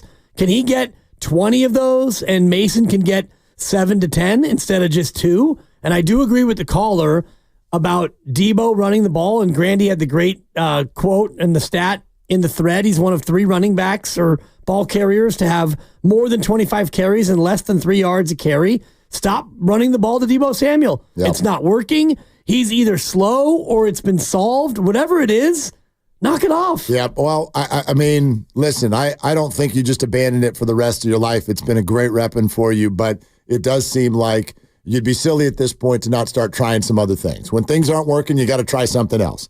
And right now it's not working, and you've reached try something else time, because you can't have it not work again going into this weekend against Green Bay. All right, we'll keep going with the calls, but I promised you this. Pat McAfee show. The subject came up today with regard to the way social media and 49er fans are reacting right now to Kyle Shanahan. So listen to what this group had to say about that. I'm seeing a lot of Shanahan slander now. A lot of which I didn't. NFL's figured out his offense slander. Really? And people are not happy with slow down. There's no good head coaches, dude. Like, Niners fans do this every year. I don't think you know how good you have it with Shanahan. Well, I mean, I guess that's a good point, because if your team doesn't win, we need to blame somebody. Mm-hmm. And the head coach is, we would assume, in charge of strategy and over there, play call, offense, idea, roster construction. You know, it's a lot over there with Shanahan on board. So if they don't win, I guess it does fall at his feet, and John Lynch as well. Yeah, now that part at the end, I don't think anybody disagrees with. That's sort of how it works, and that's why I've said this week what I've said, which is I don't think anything that happened this year robs Kyle Shanahan of being a great coach. He's a great coach who's not having a great year. He's having a rough year. So you can put a lot at his feet this year, but I don't let that take away all of the other stuff. And what do you think about the statement that was made in there by one of the hosts on the show? 49er fans don't know how good they've got it. Well, you start to take anything for granted, and the old Joni Mitchell line, you don't know what you got till it's gone, yep. I think is pertinent here, and 49er fans need to take a step back and remember exactly where you were before with Chip Kelly and Jim Tomsula. Sure. And, you know, Chip Kelly was brought in where he was going to be the flavor of the month, and they went 2-14. And they their record was better than they actually were. That team was absolutely terrible. Bad roster, bad culture, bad everything. So I do have an appreciation. Doesn't mean you're not allowed to be critical. Of course not. Of course not. I was chuckling because when you said that song line, I'm pretty sure Grandy started singing it. You started bobbing your head in there. Pave paradise. And put up a parking lot. Yeah, exactly. Yeah. He's an old soul. Don't it always seem to go, and you don't know what you got till it's gone. Yeah, exactly. Good job, Grandy. And you pave paradise and put up a parking lot, and in this analogy, it would be you fire Kyle, and your parking lot is fill-in-the-blank coach who's not as good as Kyle. Oh, Ben Johnson. Ben Johnson. Yeah. Because he is a can't-miss coaching prospect. He's an offensive genius, Mark. You know, just like Brian Daboll was 2 seconds ago before he went to the New York Giants and got a big bag of crap in his hand in the name of a $40 million quarterback who's worth 10. Tommy DeVito gets the start this weekend. He does. Tommy! Yes, and he's also an offensive coordinator who blew a big lead in a big playoff game. Am I right? Yeah. That's what I remember. 15 seconds. Blame the coordinator. That's right. Okay. And somebody earlier was talking about where's the Dan Quinn hate. It might have been Evan who was saying Evan. that. It was Evan. I heard that. And he's so right. Of course and I also want to say this every time somebody calls in with 28-3. It was not 28-3 when they got the ball back. It was 28-9. Of course. As far as if Kyle's you want to blame concerned. Kyle for You're a right. blown lead, if that's how you roll, be fair. Because when they got the rock back, it was 28-9. So the lead that he blew was 28-9. It's fair. I also I hate it when people. I'm actually bummed that Evan brought up Dan Quinn today, because my favorite thing to do is when people blame Kyle Shanahan for that Super Bowl loss, I ask them who was the head coach in that game. Yep. They don't even know. No. Nobody even knows who the head coach is. Yeah. So and Kyle gets blamed here, and I wonder if Dan Quinn in Washington, when they have a bad game, if their callers are like, he blew that 28-3 lead in the Super Bowl. I don't blame. I've never heard I it don't once. blame Kyle for the 2 Super Bowl losses here in San Francisco. I blame Mike McDaniel. Was he even on the staff for either of those? I'm looking for somebody else who was Kyle's assistant on those 2 losses to the Chiefs. Yeah, that idiot, D'Amico Ryans, for not teaching Nick Bosa to avoid being held. Right, but that's defense. That's defense. Actually, I guess it works. Yeah, let's go to the other side of the ball. Sure. Okay. So there you go, Steve Wilkes fans. Your fault. Just cuz. I can honestly say I should be blamed for this. Very good. Yeah. All right. Let's go to Julie in Concord. Granny's squinting trying to find it. You're getting old, so Granny. many drops Come in here. on. Where the hell Yeah, is you it? need readers? I got readers in here, man. 28. You want some readers? Go to Julie. Oh, wait. I can honestly say I'm sort of built for this. All right, there we go. All right, Thanks for the Julie. payoff. That's Julie, good. what's going on? Well, so I think that Kyle Shanahan is partially to blame because he's getting repetitive in his calls. And so the opposing team can see what the next call is going to be. So they already have, who they're going after. We were using Ricky Pearsall as a great, catcher. And then all of a sudden last game, he was where to be found. So Kyle was going, McCaffrey, maybe McCaffrey. So he needs to go back to Mason, McCaffrey, Pearsall, McCaffrey, whatever. Mix it up. Don't let the other team see every single play you're going to be going with. But also, some of them were reacting so slow that you could see exactly where Brock was going to be throwing the ball. Well, Julie, thank you very much. The only thing I would say on that, for me, that sort of breakdown is a little bit too focused on rear view mirror looking. In other words, I don't think the ball always goes to who they drew it up to go to. You know what I mean? I know we joke that Kyle Shanahan's got like a joystick in his hands. That's not actually what's happening. Just because the ball got thrown to Juwan doesn't mean it was supposed to go to Juwan or whatever. On pass plays, especially Brock this year, with all the running around he's done, you drop back and then who knows what the hell's going to happen. And part of that is not okay because the offensive line has not had a great year. And there is too many hot routes and running around and freaking out and ad-libbing and all of this stuff. I'd like to see a lot less of that. The concept of what you all are saying, I agree with. I would love to see more sort of in the way of a substitution pattern where guys are coming in fresh, you're keeping people on their toes. You know who you all should watch, and we're going to get a look at it here in a week and a half? Watch the way Buffalo moves their people in and out. Take it from someone who's got a couple of those players on their fantasy team. It's actually frustrating. Why is James Cook, who's having an amazing year, not in there? Why is he not in there? Well, it's third down. Okay, now it's first down. Who is Ty Williams? Why is Ray Davis playing? Why did you trade for Amari Cooper and he's sitting on the sideline watching Khalil Shakir and Mac Hollins run routes? But that's the way Buffalo does it because they go, hey, we got Josh Allen, in and out, in and out, in and out. Keep the defense guessing, keep them on the toes. I think that a little bit of that could get blended into what Kyle's doing. Sure. And that, when Kyle's in his bag, as we like to say, that's what he does. When it's normally Ayuk and Debo and George Kittle and it's McCaffrey and Juszczyk, well, then you can do so many different things with your huddle. So when you break the huddle, the defense doesn't know what you're doing and where you're going. In this past game against Seattle, when you've got Saubert in the huddle, you're thinking, either he's going to pass block or run block, or we can ignore him. McCaffrey's probably getting the ball. If Debo goes in motion, they're going to hand it to him. So let's cover Ricky. Let's ignore Eric. Juszczyk's not going very far, so we can kind of keep a half an eye on him. Next thing you know, you can key on Christian, and you can worry about Debo a little bit, and then Juwan was able to get free and have a big game. But if you don't have your 5 best eligibles, put one of your better skill guys out there at least more than 2 snaps. I do wish, and we can go back 3 weeks and have this conversation again. I wonder if you've changed your opinion. I bet you haven't. But looking at the way the offense since the bye looks now, do you wish that they had gotten a receiver at the trade deadline? Well, if I would have known that George Kittle was going to get hurt. Yeah, that's a fair point. And I mean, that's only one of the games, though.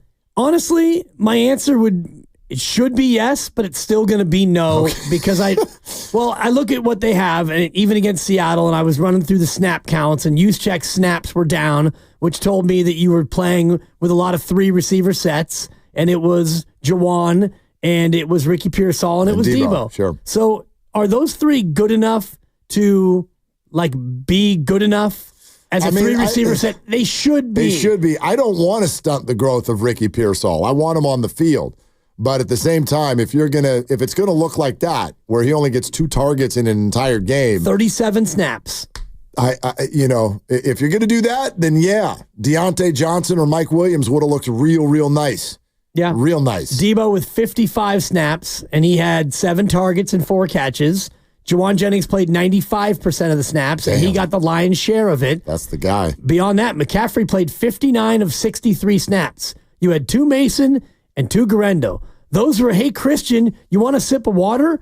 And so he runs off the field for a minute, gets 2 gulps, and then he's back in. Yeah, Jordan's snaps were back-to-back. Yeah, and he it was rushed twice. handoff, and then go sit back down. And I believe he went for 8 and 5 on those. Yep. And he looked forceful. He looked good. He looked good. Little burst, and then that was it. So, and I know it's not strictly a Kyle Shanahan decision. Bobby Turner, the running backs coach, is the one who does the substituting. But I look at this game against Green Bay, and I would love to see the 2 of them on the field more often. I'm with you. I'm totally with you. 888-957-9570 is the number. Dell, Ed, Miles, we're coming.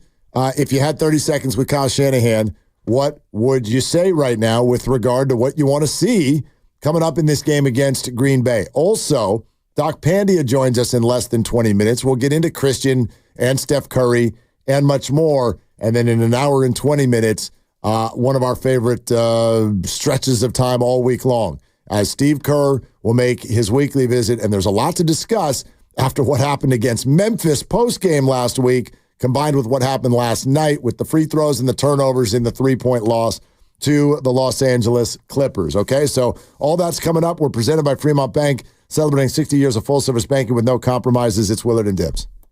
Hey, Dan Dibley here, and I'm with Ray, who's also on Abundant Life Weight Loss Program. Thanks for coming on, Ray. Tell me,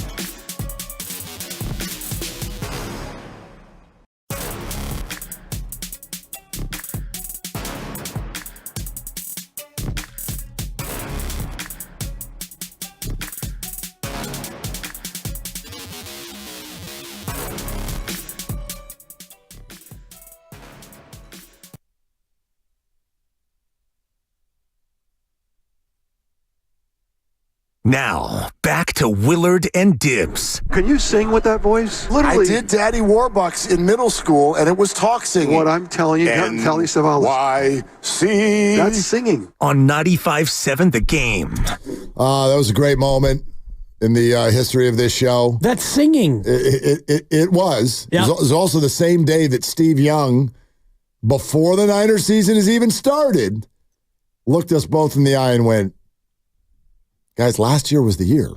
Right. And I wasn't trying to hear that. I went full ostrich mode, head in the sand. Yeah, that was their chance. I believe I stood up in the moment and said, "You're wrong. Young, you're wrong." I know. And then he left, and he's never come back on the show again. No.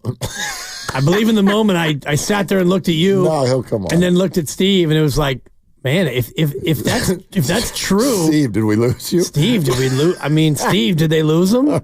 I mean, how can that be? And then here we are 10 weeks into a season, and they're 5-5. And Yeah, I'm sorry, I'm here. Yeah, that's coming up at 5. Yep, he sure is. Doc Pandy in a little bit, too.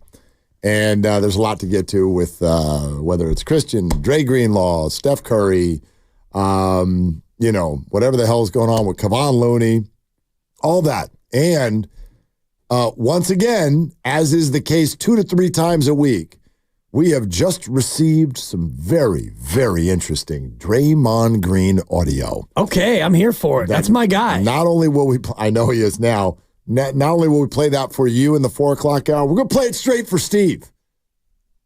Okay? And then you'll say, Steve, did we lose you? And he'll say, no, I'm here. And then No, you don't.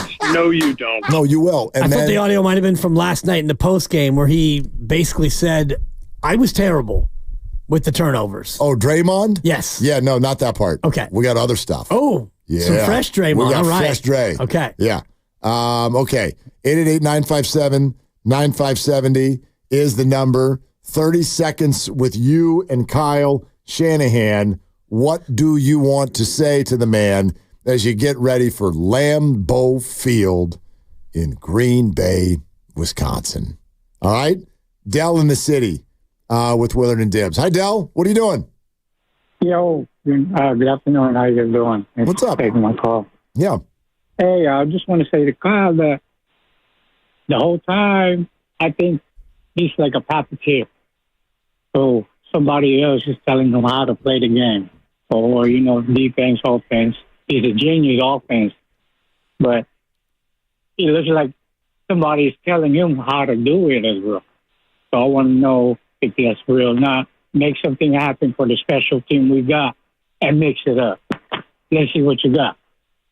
Dell, thanks. I'm not sure if I'm 100% clear on the question. Is he saying that it seems sort of robotic, like someone's telling him what to do? Yeah, and Dell is saying mix it up. Let's mix it up and let's try and do something else. I mean, that's what they're trying to do. You know what I mean? Like, if I put it this way, and I know no one's going to want to hear this. Someone called earlier and said, actually, it was GPD. He asked, like, does Kyle or does someone with the Niners listen to y'all's shows and try to take something from getting an idea of what people are thinking out there or maybe try some new things?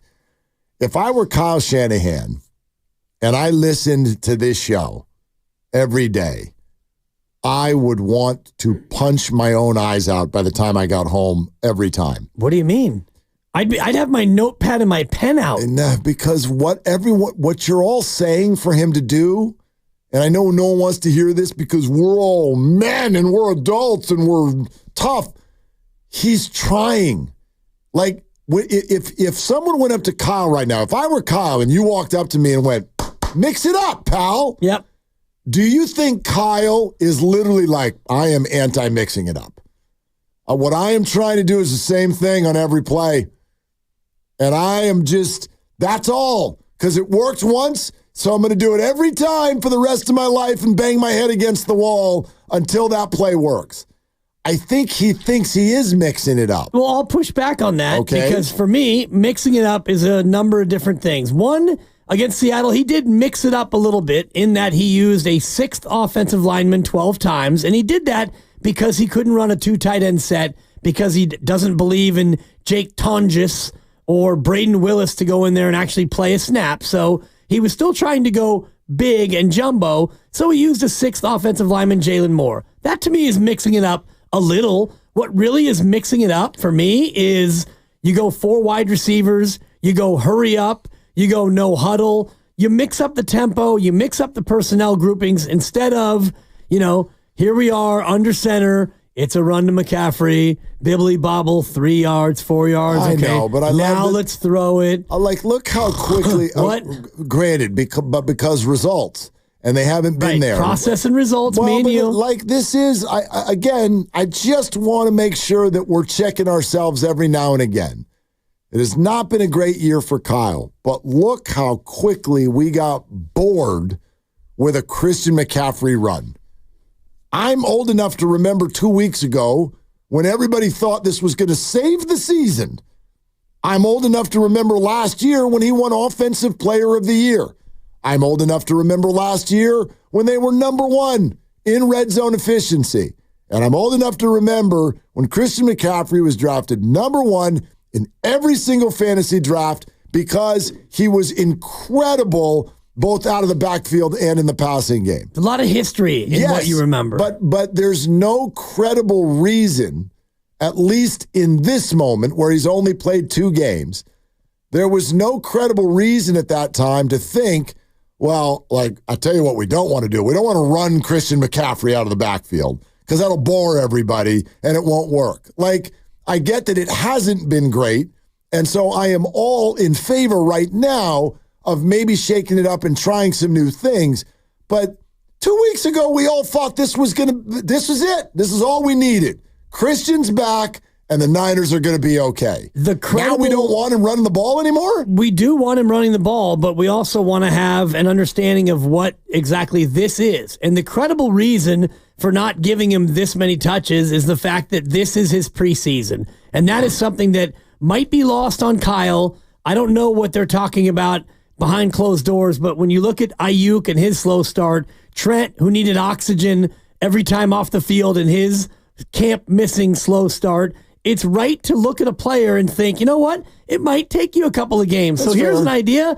Let's not give you more than 50% of the touches on our team because he's not playing as well. He's not running as well. It's the O-line. It's the play calls. It's the fact that he missed camp. Whatever it is you want to look at as a reason or an excuse, however you look at it, the reality is a player coming off a 3-month, actually his absence was 9 months. He didn't play a football game since the Super Bowl. And now we're expecting him to go 22 touches and be amazeballs? It's not the way this works. No, I listen, again, I'm with you now. I'm just a little hesitant on the idea of, let's do the snore joke because we handed the ball to Christian McCaffrey. Yeah. That's Christian freaking McCaffrey. It's not okay. Christian freaking McCaffrey right now. It's Christian McCaffrey. It's okay to hand him the ball. It's Christian McCaffrey light right now. It's okay to hand him the ball. Let's not I'm not go saying down you don't play him at all. Yeah. What I'm saying is or even most of the time. Play him most of the time. Okay. But when you're looking at his effectiveness right now, he's not as effective and hasn't been, yes. And how would he be? A guy who didn't have camp and hasn't played in 9 months. Although what's interesting about your point is that if what you wanted him to have was like a training camp and a couple of ramp-ups, well, now he has. Right. And now we get to the game where a lot of us are saying, let's react and pull back on Christian. And in theory, this is when he should be ready to hit 100%. I'm not saying pull back on Christian. I'm saying use him in a different way. Okay. I'm not saying you don't hand it to him. Of course, you hand it to him. He's a great running back. But I'm also saying play 2 running backs, not the fullback. Play Mason and McCaffrey together. Put McCaffrey in the slot, and maybe you get him with a couple of quick hitters in the pass game, or you run a delay and you give it to Mason on a draw. Yep. Do something different than what you've done. No, it's got to look. It's got to be great this weekend. You're gonna have to be great. You have to be great. Money coming in on Green Bay. I know. Which up I to 2.5. I think that's a good sign. I love it when the money comes in on one team. Public doesn't know what they're doing. They did last night.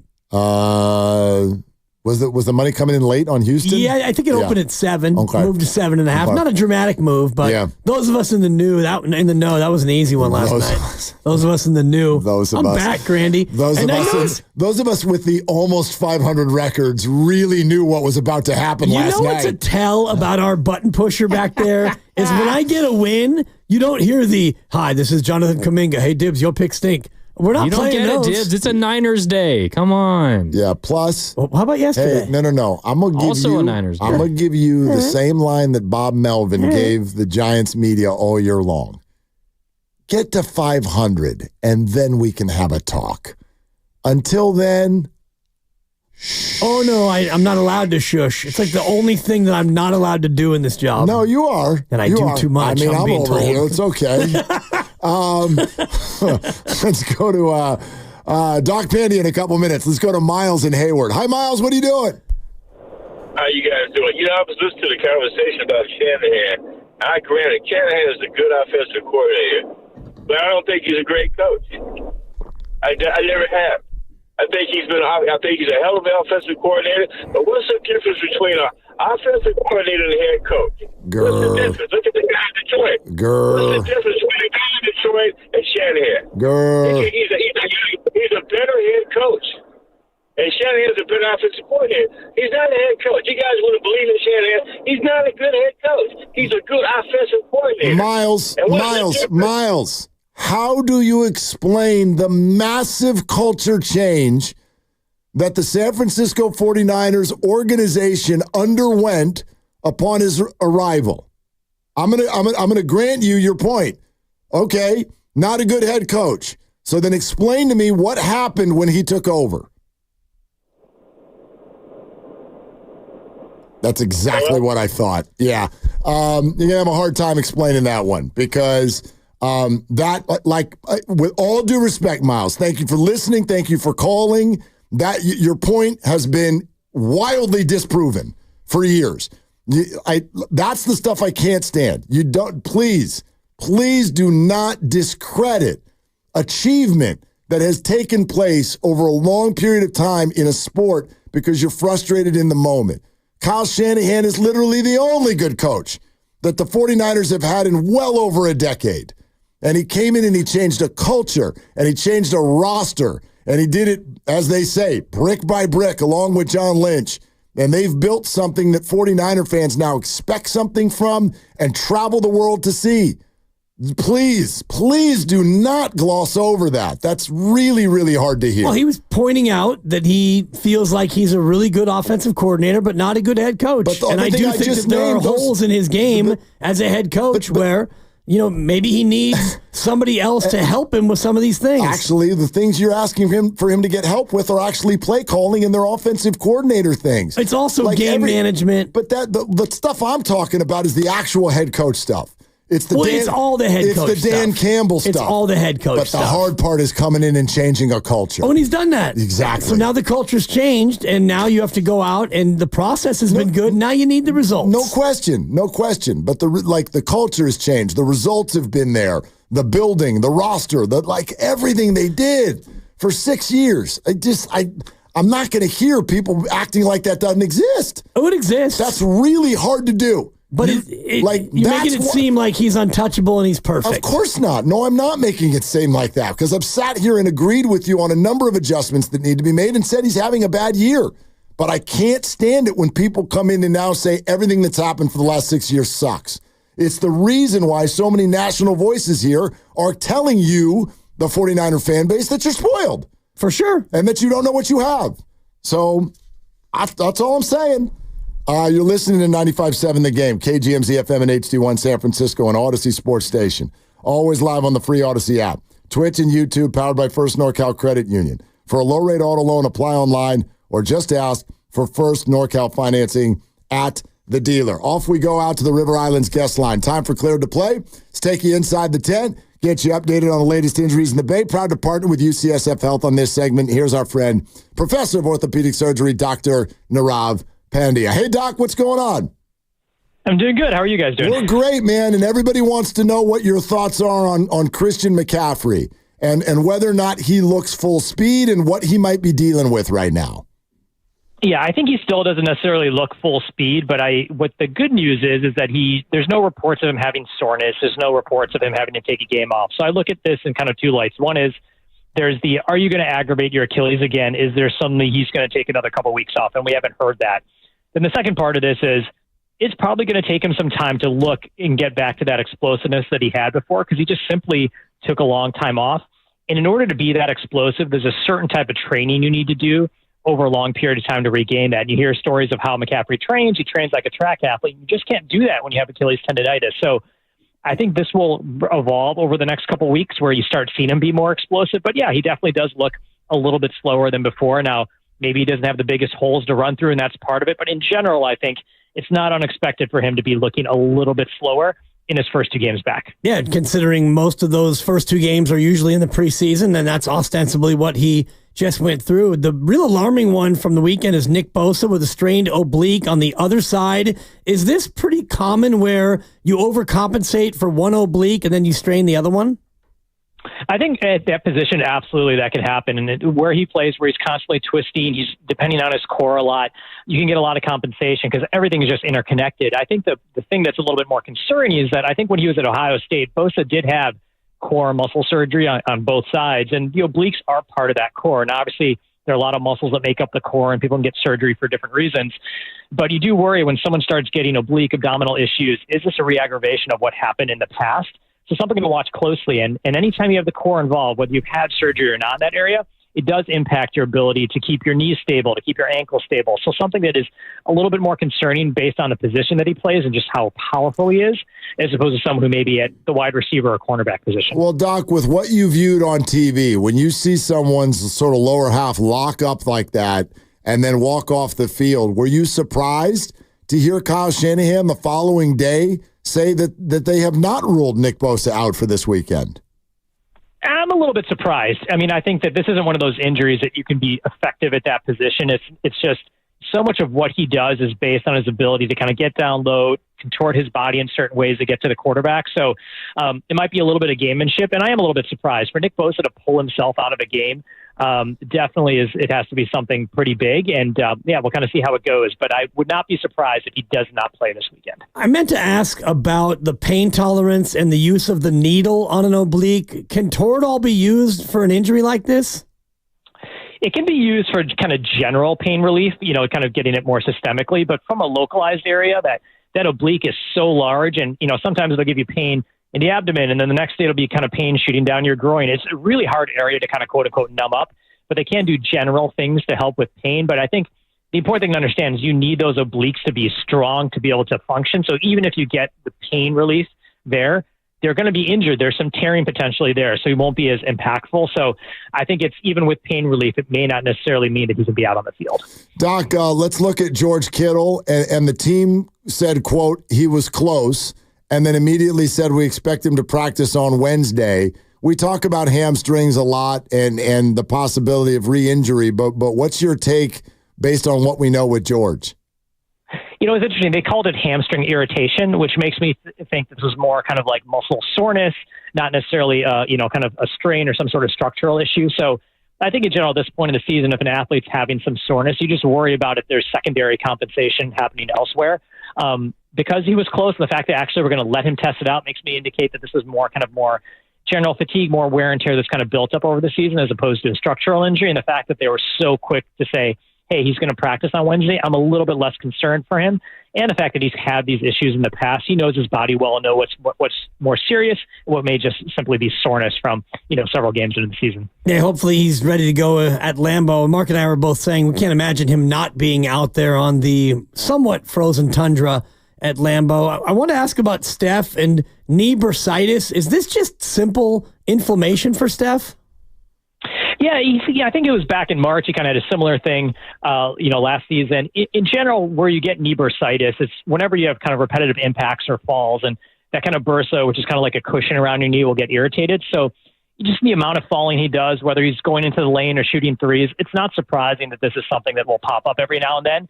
Even I think Steve Kerr was even said, I didn't even know he had it. So I think it's just garden variety stuff. You get worried about it when it's more potentially in a football player or someone who's doing much more contact, where you can get so much more force that causes that bursa to become really inflamed and irritated. But for a basketball player at his size, I think it's one of those things that every now and then it may act up. You may miss a game here and there, but nothing to be concerned about. Okay, Doc, great stuff. We appreciate you as always, man. No problem. Take care, guys. Okay, Doc Pandia with us, and the proceeding was sponsored by UCSF Health. Yeah, I mean, if I were a betting man, and I don't like to bet on injuries, right? But I would think that George Kittle will play. I would think that Christian McCaffrey's starting to look pretty much like himself, and I would expect Nick Bosa to be out and the 49er pass rush to be very, very challenged this weekend against Jordan Love. Agreed. And the other one, which we didn't ask the doc about, is Trent Williams, who actually did get a Toradol shot during the game or at halftime or whatever. And so once that started wearing off, he started limping late in the game. And I think Trent's going to play, but for Trent, it's going to be a pain management thing throughout the remainder of the season for sure. 888-957-957. We have Grandy's grades around the corner still. We haven't done that yet. That should be interesting. And then we got Steve Kerr coming up in less than an hour here on Willard and Dibs. But let's keep going with y'all. Ian in Golden Gate Park. Hey, Ian, what's going on? Hey, guys. How's it going? Hey, what's up? Just the conversation earlier about I don't mean to bring it. Well, Shanahan, I think the main thing is the Debo sweep. I think that one needs to be scrapped.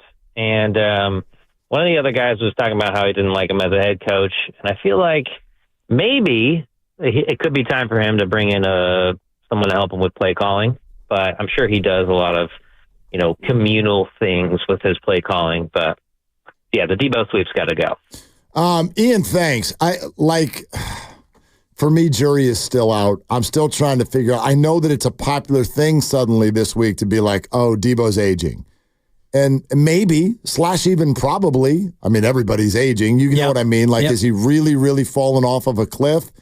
Or is this just another thing that sort of fits into the puzzle of whatever it is that's just not working right now for the 49ers? Because he's not the only one.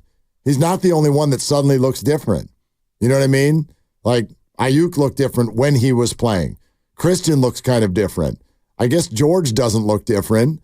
Juwan looks better. Brock also. Brock does not look quite as effective.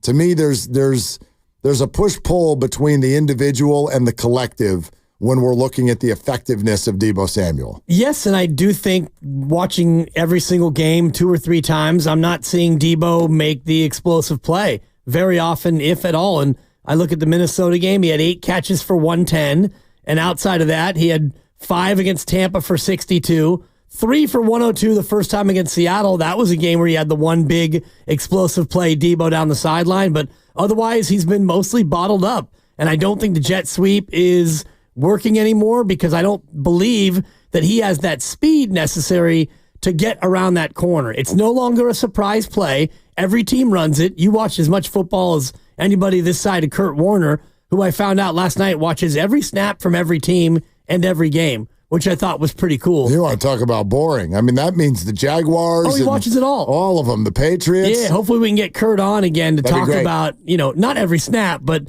Niner snaps. I don't think that Deebo has the speed to run that play anymore, and that play is no longer a surprise. Everybody runs it now. There's a couple things, and again, I'm no play calling expert, but that the difference between the jet sweep and what is often kind of called a bubble screen, like I know a lot of the bubble screens now, the defensive line, Nick Bosa picked one off earlier this year. They know, and they get out there and they get in the way, and so they've kind of changed from a safe play to now a really dangerous play because it can turn into a pick six like in a heartbeat. But did you watch the opening play, Texans and Cowboys last night? Yeah. Now, flag was thrown. To the house. But it was Nico Collins, and it was literally just whoop, like snap, turn, throw, bubble screen, Nico's gone.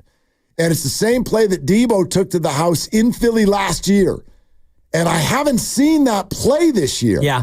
And I don't know if it's because defensive ends are really taking that out of the Niners playbook or if I don't know what. But it seems like an effective way to get the ball to Deebo outside quicker than the jet sweep. Yeah, agreed. And, the other piece of that is Isaac Guerrero, who's got the 4.33 speed. And you and I had a debate about a month ago about, Guerrero and me saying, can you just line him up and use the speed? And you were saying that, you can't just throw a guy out there and expect him to do something in that moment. Well, here we are now, week 11 or week 12, I apologize. And now's the time where you need to start seeing some things from some other people. And if he has that speed, maybe you jet sweep, him and you get him into space and let him be a guy to get to the corner, because I just don't see Debo having that burst that he normally does. Valvoline Instant Oil Change, your 15-minute drive-through oil change. Visit their expert technicians to check fluids, tire pressure, windshield wipers, batteries, and more. Safe holiday travels. Start at Valvoline Instant Oil Change. Locations and coupons at BayAreaOilChange.com. That's BayAreaOilChange.com. More of your calls, Grandy's grades. Coming up next, Steve Kerr in less than an hour on Willard and Dibs. UCSF Sports Medicine Center is dedicated to treating every type of athlete, from kids.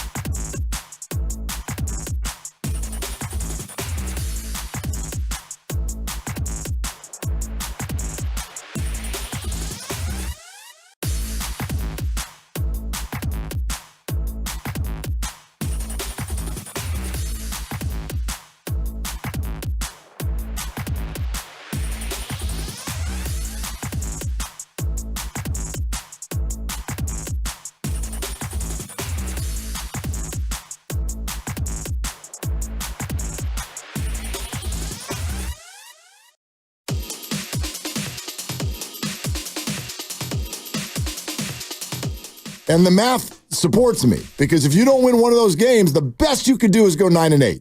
And that ain't going to be good enough.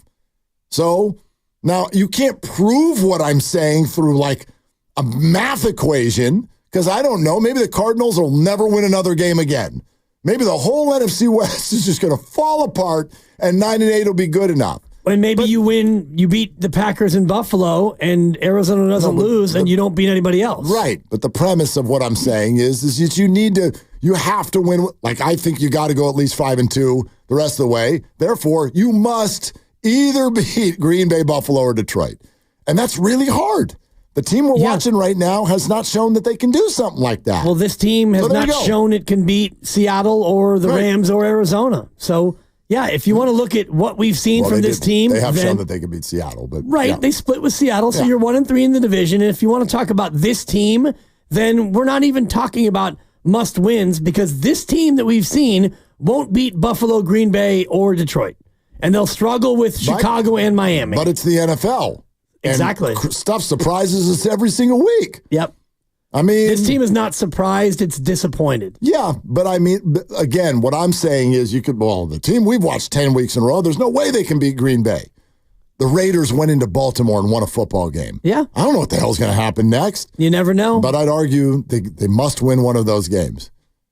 That's all. It's just you got to leave a little room for the emotion of all this, don't you think? Sure, but you also have to allow people to respect the English language at a higher level. And if Jerry Rice, the GOAT of playing football, wants to call it a must-win, he's allowed to. I disagree with him because it really isn't a must-win. Because if they lose to Green Bay, they're not gonna bubble wrap everyone and just shut it down. We'll do grades in a second. Sounds like Javier in Vacaville has given up. Hi, Javier. Thank you for calling. Hello, how you guys doing today? Mr. Willard and Mr. Dibley. Oh, hey, Dan Dibley. I'm sorry to break it to you, Mr. Dibley, and this is no shade on you, and you're probably going to, bring them up. But you have this monster. It's not over if they lose. Yo, in any locker room that I've been a part of, collegially or high school-wise, when you have this sort of dismay of a projected season of Super Bowl or bust, and they're losing games at this rate, not in the amount, but in the way they're losing, if they don't lose this game that they just lost, we're talking about something completely different. If they go into Buffalo and Green Bay and lose those games, what Jerry Rice means is it's not a must-win game. It's a must-win if you want to get to your ultimate goal. They're not going to have this whole, it's not over for yes, because there's a thing in the locker room called morale. There's a thing that they call confidence, momentum. That's real in sports professionally, collegially, high school-wise. If you lose games like this, and then you go to the eastern part of the seaboard in the United States, and you lose to teams that are potential playoff opponents that you beat last year, and you're getting thrashed away without Bosa and without whatever McCaffrey has shoved himself, the season is going to be like a gap year if they don't get this right. But what I'm saying, it's over. When I told the screener, I said it's over of this season. No matter what happens, they're not fit to compete for what we think they should have in August. And it's not about the players. Sorensen's not ready because how many times have we seen a defense for us give up a drive to end a game and lose? Shanahan has not made adjustments to counter defenses, adjustments to what they do schematically. And I want to have a question, and I know people think, this is ridiculous, but I've said this since day one, since you guys have been on the air, and I've appreciated your show since I started listening when I was 24, my senior season at California University 7 years ago, and it's showing now. How many of you would be, and it's not going to happen, but how many of you would swap Jim Harbaugh for Kyle Shanahan right now? Because I would pay any amount to have it happen. And it's not because of what he has or has not done, but look what he's doing in San Diego, or rather Los Angeles. They are a team to be reckoned with, and it's overnight. We are a team with talent that looks like we're lost, a broken team. And if I'm wrong, gentlemen, please let me know. But if they don't win in Green Bay, Buffalo, the season is done. I think it's done now. They need to rep all the young guys, Mason, Hoween, everybody else needs to get good ample reps. But they can keep playing these guys and see what happens. At the end of the day, this is like a gap year. They got a lot of things they got to figure out in the offseason. Yeah, Javier, thanks. It may well end up that way. That's certainly the favorite right now if you were handicapping the thing in terms of whether or not this team is capable of doing things in January. I've just also watched teams in sports that sort of develop late. You know what I mean? It's kind of like that ugly kid in high school, and then you see him again when he's 35, and you're like, damn, when the hell did you get tall and good looking? You know what I mean? Like that happens in sports. The most famous one in recent years, I think, was it 50 games in that the Washington Nationals, this is the year they won the World Series. I think 50 games in, they had 19 wins. They're terrible. They're terrible for a solid third of the season. Then they won the whole thing. Like sometimes it turns on, and this is certainly a group where you're going to at least leave a little space for that, especially when you're literally a game out of first place in your division. Yep, agreed. So too early for all of that talk for me. As far as the Harbaugh thing with Shanahan, you brought this up before the show, and I do think that there's an interesting thing that I noticed. It's just a dynamic, if you will. The one thing that I hear people scream about with Kyle Shanahan is also true for Harbaugh. But you don't want to talk about it there. Jim Harbaugh also went to a Super Bowl, also had all kinds of opportunities in the red zone, blah, blah, blah. Didn't win the football game. Give it to Frank Gore. And the difference, but thank you. And the difference between Harbaugh and Kyle is that Harbaugh wears everybody the bleep out. And Kyle doesn't. Kyle has shown himself to be much more sustainable. And this idea that, Harbaugh comes into programs and turns them over overnight. What the hell did Kyle do? It wasn't overnight. Pretty much. Well, they lost their first 10 games. Understood. But Harbaugh went 13-3 his first year. Okay, and Harbaugh, as he does right now, is also looking for situations where he can walk in and the quarterback already exists. Kyle Shanahan, he had Alex Smith. That's a pretty good quarterback. He turned Colin Kaepernick into a good quarterback. Pretty good quarterback. I don't know if he turned Colin Kaepernick into a pretty good quarterback. Well, if we give Kyle credit for Brock, then we give Jim credit for Colin. But we give Kyle, what would Jim Harbaugh do with Jimmy Garoppolo? How about that? He probably would bench him. You know what I'm saying? Yeah. Anyway. Harbaugh went 44-19 in 4 years. Anybody who wants to come on here and dismiss what Kyle built, along with John, who, by the way, was selected by Kyle, and I'm going to disagree with you. It's not dismissive, and I'm not with Javier and Vacaville. You're not doing that. I would not give up Kyle for Harbaugh, but what I said in our thread, and nobody answered, and although I think Grandy might have been wow. It was pretty close to showtime, but no. I was getting food. Anyhow, I'm not judging you guys for your silence. I was trying to think of things that were touching me and hitting me, and the one question I had is who wins the Super Bowl first, Jim Harbaugh or Kyle Shanahan?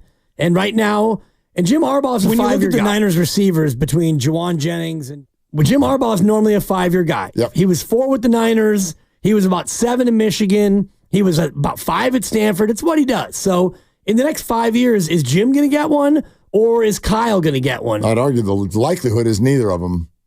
Well, the likelihood. So if neither of them gets one in 5 years. Jim Harbaugh is not getting away from Patrick Mahomes anytime soon. Well, Jim is 61 years old. Yeah. So Jim's not going to have the longevity that Kyle is. But I look at the next 5 years, and the Chargers this year are more likely to be a playoff team than the Niners. That's true. As it sits right now. But I would answer Kyle due to the fact that Jim Harbaugh is in a division with Patrick Mahomes and no other reason. Well, he may not have to play Mahomes. No, but somebody's going to have to win. You know what I mean? He's got a much harder conference than Kyle does. Absolutely. You've got Baltimore, Buffalo, and Kansas City. How about this? Grab this text, 512. Harbaugh's a winner.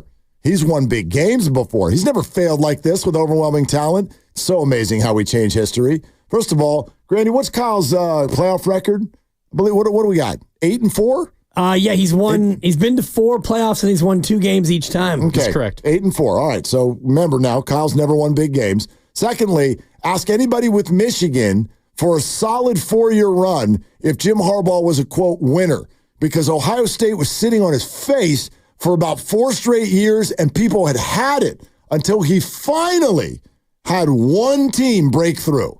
One team in a 5-year run, and then deuces left. I'm not telling you left Harbaugh's the program in shambles and in shame. I'm not telling you Harbaugh's not a winner. I'm telling you they both are. Harbaugh 5-3 in the playoffs in the NFL. They're both very good coaches. They both know how to build a program and get their guys to go out there and play. I just thought it was a fascinating question as to who gets one first, because Kyle is probably going to get, you would imagine, 3 to 5 more years here, unless it's a complete catastrophe, and it hasn't been. Or a lot more. And Harbaugh normally gets, 4 or 5 years in a stint, And he's got this thing going in the right direction. And I know you got Mahomes and Allen and Burrow and Lamar and all the rest of it in the AFC, but Harbaugh's building a team that is different than those other teams. And he's building a team that, has a chance to win in the playoffs. You want to do grades? Do we have time? Of course we do. Let's do it. Let's do Grandy's grades. How did the 49ers grade out this week? Did they pass? Did they fail? Let's find out. It's time for Grandy's grade. All right, as always, Grandy's grades after a week of Niners football. Week 11 in Santa Clara, the Seahawks 20, Niners 17. We begin, as we always do, with the quarterback position. That was Brock Purdy, as always, this week. I gave Brock Purdy a C-. It wasn't terrible, but it wasn't all that impressive either. The interception was bad. There were some nice throws. The Juwan Jennings plays were obviously very nice. You guys have pointed out the Debo miss in the fourth quarter on 2nd and 11. That was a really bad one. 21 for 28 completion. A lot of those were just easy over the middle to McCaffrey, to Debo in the flat, all of that. I wasn't that impressed. A C- for Brock Purdy. C+ for me, and I would just add in the pylon run, Purdy to the pylon for the touchdown, and a couple of other scrambles. The big ones were the throw to McCaffrey, the force INT, and Mark mentioned it on Monday, the 2nd and 11 play action. Debo's just open, and that's the throw that might ice the game. But in general, he was all right. I gave him a C+. Yeah, I actually would go even higher. I go B-. There's really only 2 throws that bother me. They both bother me a lot. But the 26 other throws didn't bother me. The 2 throws are the overthrow of Debo and the interception. But don't forget the scramble that had the pump fake also. Oh, yeah. The pump fake for the first down.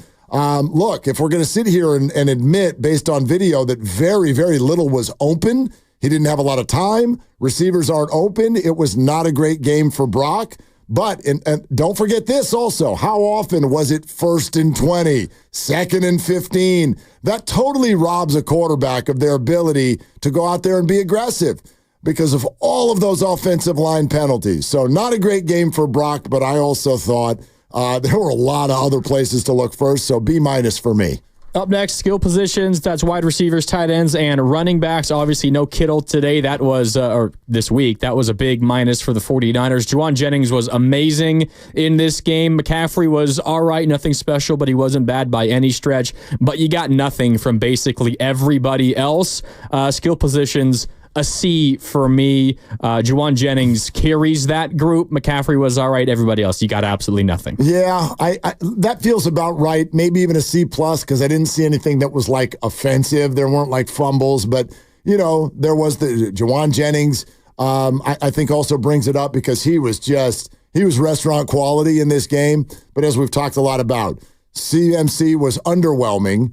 Debo Samuel was very underwhelming. Ricky Pearsall didn't really get involved. There's no Kittle in the game. So, yeah, nothing stands out as great either. But Juwan Jennings, for me, is enough to make it a C+. That's what makes it a B- for me. You guys really encapsulated it well. Juwan was so great again and dragging 3 and 4 guys, converting third downs. And McCaffrey was fine.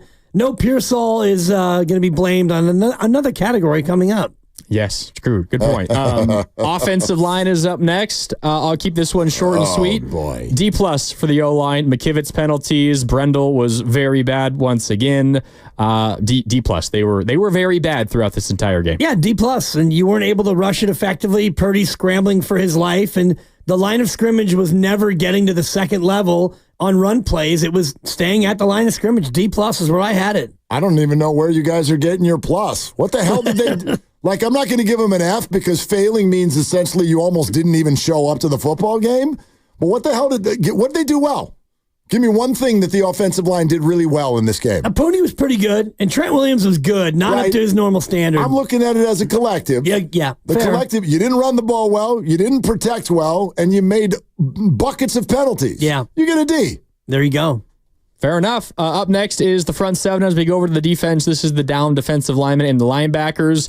I honestly was pleasantly surprised and impressed by the performance of the D-line. A B- overall for the front seven. I thought Bosa was very good when he was available. I also thought it was the best game for Leonard Floyd. He was the only guy getting pressure on Geno Smith once Bosa went down. I gave that group for their efforts a B-. Don't leave out D. Winters, too. I thought he had maybe one of his best games as a young pro.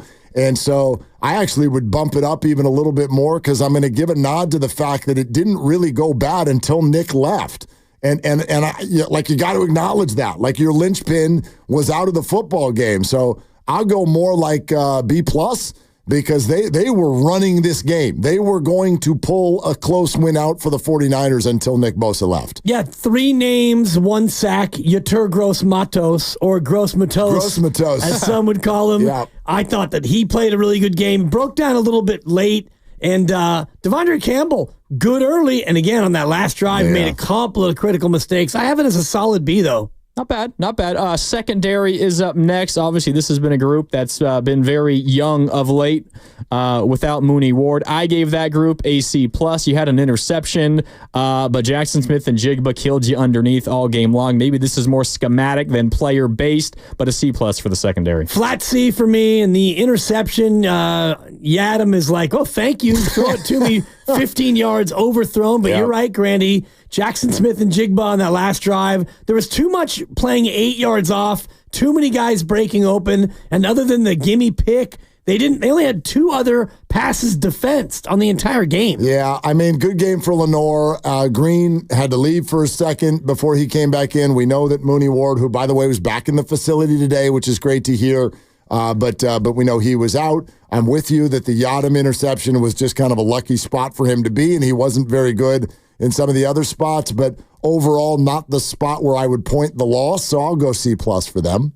Up next is special teams. Jake Moody made all of his kicks in this game. That's a major plus, but you also muffed a kickoff return. It did not turn into a turnover, luckily, and you also committed a really bad mistake by punting the ball into the end zone when Seattle had no one back late in the game. That made the game-winning touchdown drive that much easier. Because they didn't really give up points immediately off of special teams, it's not terrible. A C for me, but still, they're not making much progress. I'm going A+ for the special teams because this is the first time that they didn't make me throw my remote control off my balcony. And remotes are hard to replace. Yeah. A C+, and I do look at the opening kickoff of the second half. They actually bounced one. They kicked it short of the goal line and made it a little bit more difficult. Garendo had a couple of good kick returns in the game, so they're starting to show some signs there. And the muff punt, while hilarious and not damaging, it was yet another case of just catch the ball, C+.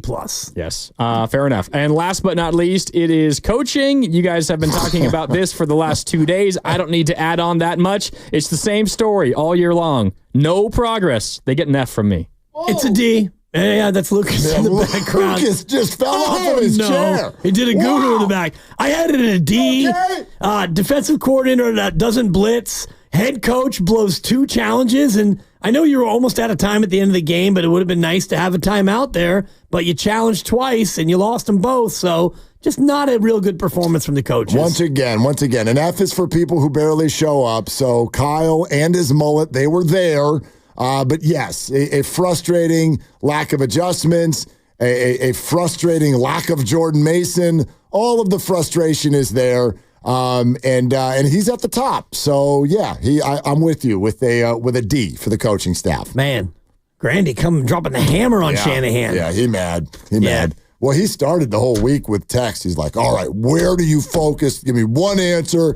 And I was like, I kind of paused because I was driving and you answered, and I forget exactly what you said, but you had a couple of nuanced things. Yep. And then I finally got to where I was going. I'm like, it's Kyle Shanahan. And he's like, that is the correct answer. You could tell. So I knew he was getting an F. I knew he was getting an F. All right. We got a lot of you all lined up. So Tom and Oscar and Skills and D, stay right where you are, 888-957-9570. We've got that Draymond sound that you have got to hear, and Steve Kerr in 18 minutes. So don't you move, okay? We're presented by Fremont Bank, celebrating 60 years of full-service banking with no compromises. This is Willard and Dibs. Lawton Skilled Nursing and Rehabilitation.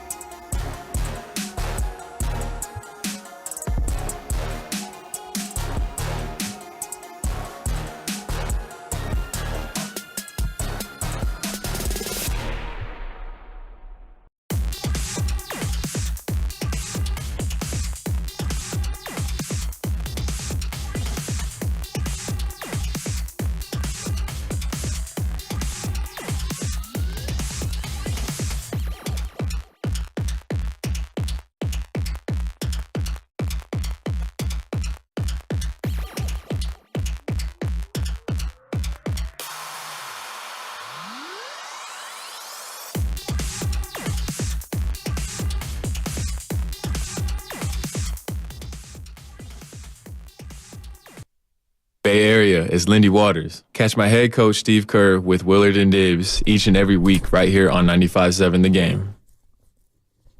Yeah, Lindy. No, he's not coming for me. I didn't know. I don't know if we've heard Lindy before. Is it the first time you played the Lindy? Yeah.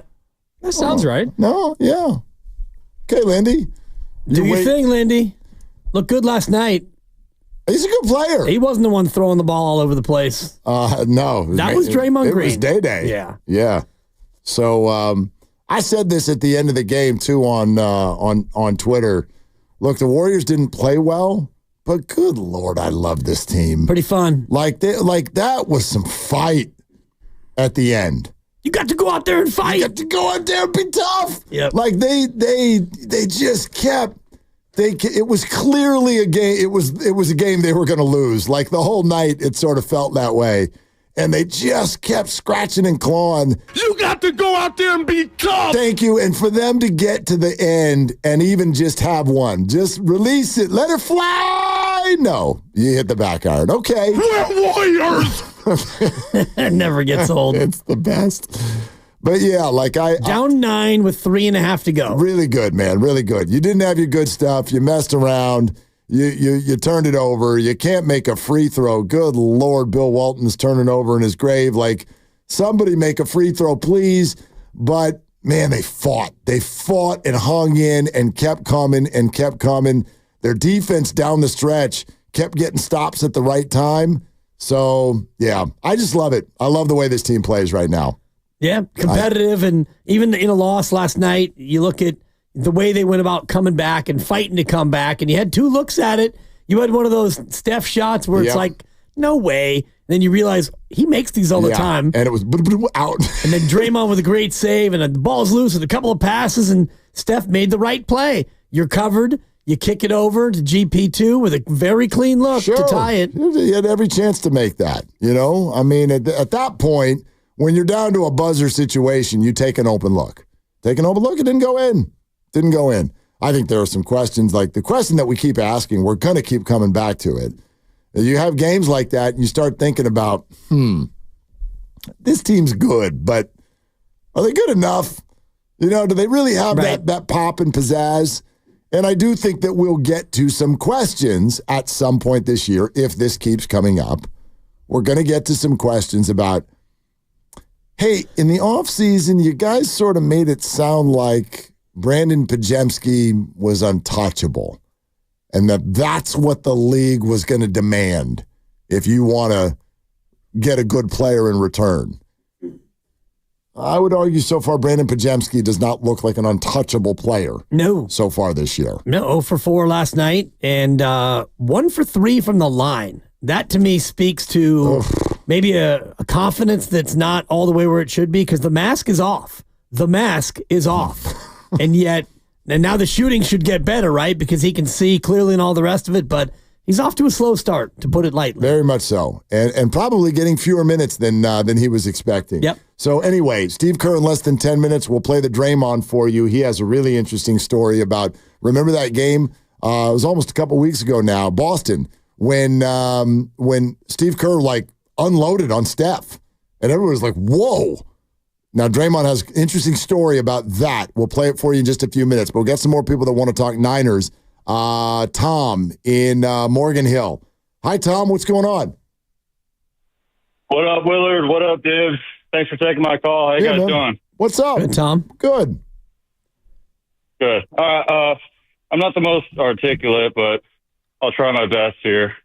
I got no football experience, so I could be way off base here, but I was in the Marine Corps, so, I've had some experience leading men. And if I had 30 seconds with Shanny, it's probably be longer than 30 seconds because I'm not articulate, like I said. But I'd say, hey, bro, you need to pull your eye out of the scope. You're getting too caught up slinging rounds downfield that you can't see what the enemy is doing behind enemy lines downfield. So, maybe if you want to translate that to a football sense, it's like, dude, your eyes are so glued to your playbook that you're so in love with your play calls that everyone calls you, the genius and everything, that I just feel like you need to kind of take a step back, zoom out, get a picture of the whole game as a whole. And I mean, obviously a head coach should be doing that. I'm sure if I said this to him, he'd be like, yeah, I know. But He just needs to delegate a little bit more and have more trust in his assistant coaches and, maybe call him some plays and also embrace a little bit more like decentralized command, like the whole thing with Purdy not being able to call audibles on the line and everything. It's just like, dude, you need to trust your players to be able to be like, hey, I see this picture downfield, so I'm going to do this and maneuver this way. But it seems like he's so in love with his plan that he's blind to everything else. It's an interesting take. Tom, thank you for your service, by the way, first and foremost. And then thank you for this call, second. And it's an interesting point. I mean, look, all of what he's saying is wrapped up in what I think all of us are agreeing on, which is that, like, whatever adjustments need to be made, they're not being made. They've not been made yet. Now, is he too married to his plan? I don't think that Kyle is literally just, like, not paying attention to the defense. I think that he is trying to devise a plan to beat specific defense, and there's predictions that are going on. He's like, I think they're going to do this, but maybe they do that. Maybe they're disguising well. I don't think he's not paying attention to the defense, but I understand why it feels that way. It feels like you're so married to something because it does, again, to the layperson, it looks like we're seeing a lot of the same play calls, and they used to work, and now they're not. Right, and they aren't working now because the players aren't executing, and I do think part of it is that the defense is used to seeing these plays, and they know what to expect from it. And it's not as easy as Kyle needs to bring in a new play caller because Kyle's never going to bring in, I don't think, somebody to call plays for him. Agreed. It's what he thinks that he does the best at, and I think most people would agree with him. I do wonder about him adding people to the staff who can advise him on other things that maybe go missing, whether it's clock management or time management or challenges or other things that are game flow related. And going back to the Seattle game, opening drive of the ball game, 4th and 1 at your own 35 and you punt. Is that a time where maybe you get aggressive on 4th and 1? Do you have a 4th and 1 play that you want to execute and keep the ball moving? I don't know, man. The whole 4th and 1 thing, I tell you what, I gave Jim Harbaugh, while his name comes up, I gave him a nod the other night on Sunday night during Sunday Night Football for something that very few coaches will do anymore. You get to 4th and 1, and I think as fans, we just have this concept of like, dude, you should be able to get a yard. Well, Seattle went on 3rd and 1 and 4th and 1. Yeah, 4th and inches. And could not get it. And I'm watching teams repeatedly on 4th and 1 not convert right now. Now, the Chargers, in a situation where they were headed for half and they were already up 21-6, they threw no timeouts and they threw a ball into the end zone. Had to be in the end zone because they've got no timeouts. And they got a pass interference called. And so with like 1 second left to go or 3 seconds left to go, the Chargers got the ball down at the 1. Now, you have one play. Do you want to go for it? Harbaugh didn't even blink. He sent Dicker, the kicker, out there and kicked that field goal. And guess what? Good thing he had those 3 points because that game was tied, as it turned out, with a minute to go, and then the Chargers ended up winning the football game. I think there are more. I'm not saying this is exactly the point with the Niners all the time, but I just reject this idea that because it's 4th and 1, you should always go for it. Yeah, I'm not saying you should always go for it, but you're in a spot where you're on your own 35. I know it's risky, but chance to keep the drive going, and later in the game, you had a 4th down that you elected to punt on, and I think that one was, 4th and 9 when you were at the 15-yard line. 4th and 9 gets to be a little thick, and you got the 3 points there, but I just wonder about Shanahan and his reluctance to be aggressive at times. All right, how does this grab you? Because Steve Kerr is going to join us in 3 minutes, and we will play this for him and get his reaction. Listen to Draymond Green, and this is from his podcast, Draymond Green Show, last week, talking about that time in Boston a couple of weeks ago that Steve Kerr got hot at Steph Curry, which we don't see very much. Listen to Draymond talk it out. I'm immediately watching that and I see it. And I'm watching Steph's reaction and how he responds to it. Because if he responds negatively, I've already told myself, like, I need to go talk to coach. and make sure coach understand the reaction. You know what I'm saying? Yeah. To make sure coach understand, hey, Steph ain't respond great to you yelling at him like that. Yeah. Let's just keep an eye on that. So that's already my mindset. You have to know what make your guys tick and what makes and what makes them not. You know what I'm saying? Yeah. And so I'm watching that like a hawk. In turn, I'm then watching the post-game press conferences. And Steph like, nah, I want to be coached like everybody else. That statement lines up with the way you continue to play after you and Steve had your moment. I wash my hands and I'm on to the next thing. Okay, how's that grab you? Yeah, make sure we keep an eye on that is what kind of cracked me up. Like, why does it crack you up? It cracks me up like, so Draymond wants to go over to see Steve and kind of let Steve know, hey, we need to kind of watch that. We don't bark at Steph like that. That's kind of what I was hearing Draymond say. And then when he realizes that Steph, took it and wanted to take it in that way, it's like, okay, everything's all right. Yeah, I think that what he's saying is like, I wanted to see how Steph would handle it, and obviously Steph handled it very, very well. And they went out and they finished that game in Boston very strong, and they won the basketball game and all of that. I know how this makes some people feel. There are a lot of people listening to us right now who, when Draymond Green talks about leadership and talks about what his guys need and how they need it and all that, you get very upset right away. Because it's like, that coming from you, Mr. Hothead, and I understand that.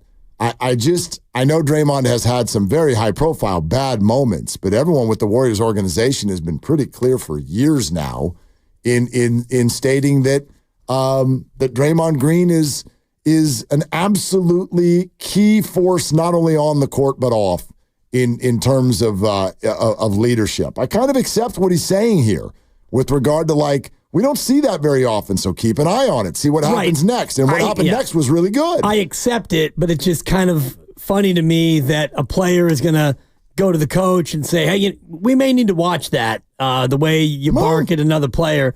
It's not because it's coming from him. It's just the way, like, and he used the we need to keep an eye on that. Well, like, they're all a group, right? Right, but he has more gravitas than... I don't think that Lindy Waters would go up to Steve and say, hey, Steve, I'm going to need you to not bark at Steph like that. Was it not Moses Moody and GP2 who were trying to, like, kind of protect Steve when he was mad at the refs on Friday night against Memphis? We should ask Steve about that next time we get him. How about now? You're listening to 95.7 The Game, KGMZ FM and HD1 San Francisco, and Odyssey Sports Station. Always live on the free Odyssey app, Twitch and YouTube, powered by First NorCal Credit Union. For a low-rate auto loan, apply online or just ask for First NorCal financing at the dealer. In fact, here we go. River Island's guest line, it is time for Coach Kerr, presented by Great Clips. In sports, success is about team effort, and the same is true for your hair. Great Clips, it's going to be great. And actually, we got a fun way to loop Great Clips into the start of this conversation. First off, good evening, Steve. How are you? I'm doing well, thanks. How are you guys? We're doing fantastic. We wanted to have some fun and actually offer you a $100 gift card to Great Clips. And if you can answer this question correctly, and in these cases, we like to play game show music on this show. So we've got that underneath you. And here you go, Steve. Do you know exact to the number your career free throw percentage? Free throw percentage? Free throw percentage, Steve Kerr, career. I'm going to say 85. Oh, so sorry. Very, very close. You don't let him round up? Well, even if you round it up, you're still not there. You shortchanged yourself, Steve.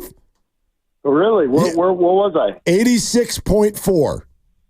Okay, well, I was close. Yeah, close.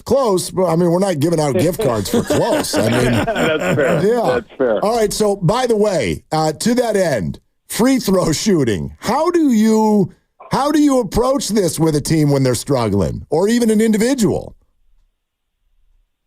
Yeah, I talk to guys individually periodically about free throws, but as a team. The only thing we've really done in the past when we practice is we'll put pressure on them at the end of practice. Like, you got to come out in front of the whole team and make two. Well, otherwise, you got to do an up and back, and so we'll try to simulate pressure and we'll do that occasionally. But once the season starts, you're hardly ever practicing. Most practices are walkthroughs. Your players are resting. You don't get to a whole lot of that. So most free throw shooting is done on an individual basis. And clearly I'm going to have to address it. And it's never really been an issue for us in the past. This is probably the first year I can ever remember that we've had, real problems from the line. So definitely something we've got to address. The good news is you're getting to the line more often, but the bad news is just 9 of 19 last night. Is some of this for players, and I'm thinking about Pods individually, is it a confidence issue? Because it seems to me, just watching the games on TV, he's struggling with his shot, and then he goes 1 for 3 from the foul line as well. Yeah, I think for sure and free throw shooting generally is a confidence issue. There are occasionally guys who just don't have a good stroke, and they're just going to struggle no matter, whether it was Will Chamberlain or Shaq or someone like that. It's just, but that's not the case with our team. I think the guys who are struggling all have good shooting strokes, and so generally it's a confidence thing, and you just lose your rhythm, you lose your confidence, and then it's a lonely feeling when you go up there, and so. It really is something where you've got to have a mantra. You've got to have a routine where you're saying something. You're visualizing a great free throw that you had recently. But there are tools that you can use, and we obviously have to help our guys with that stuff. Coach, take us through last night when you said, on that last possession, you wanted to call timeout, but I guess you couldn't get the referee's attention in time? Well, I was considering it, I knew I didn't want to call it once we got the steal, because I'd rather play out of a scramble than set up a play. The scramble situation is exactly what you want. So we got the scramble, the ball was moving. Once it kind of looked like we were in some trouble, we almost turned it over a couple times.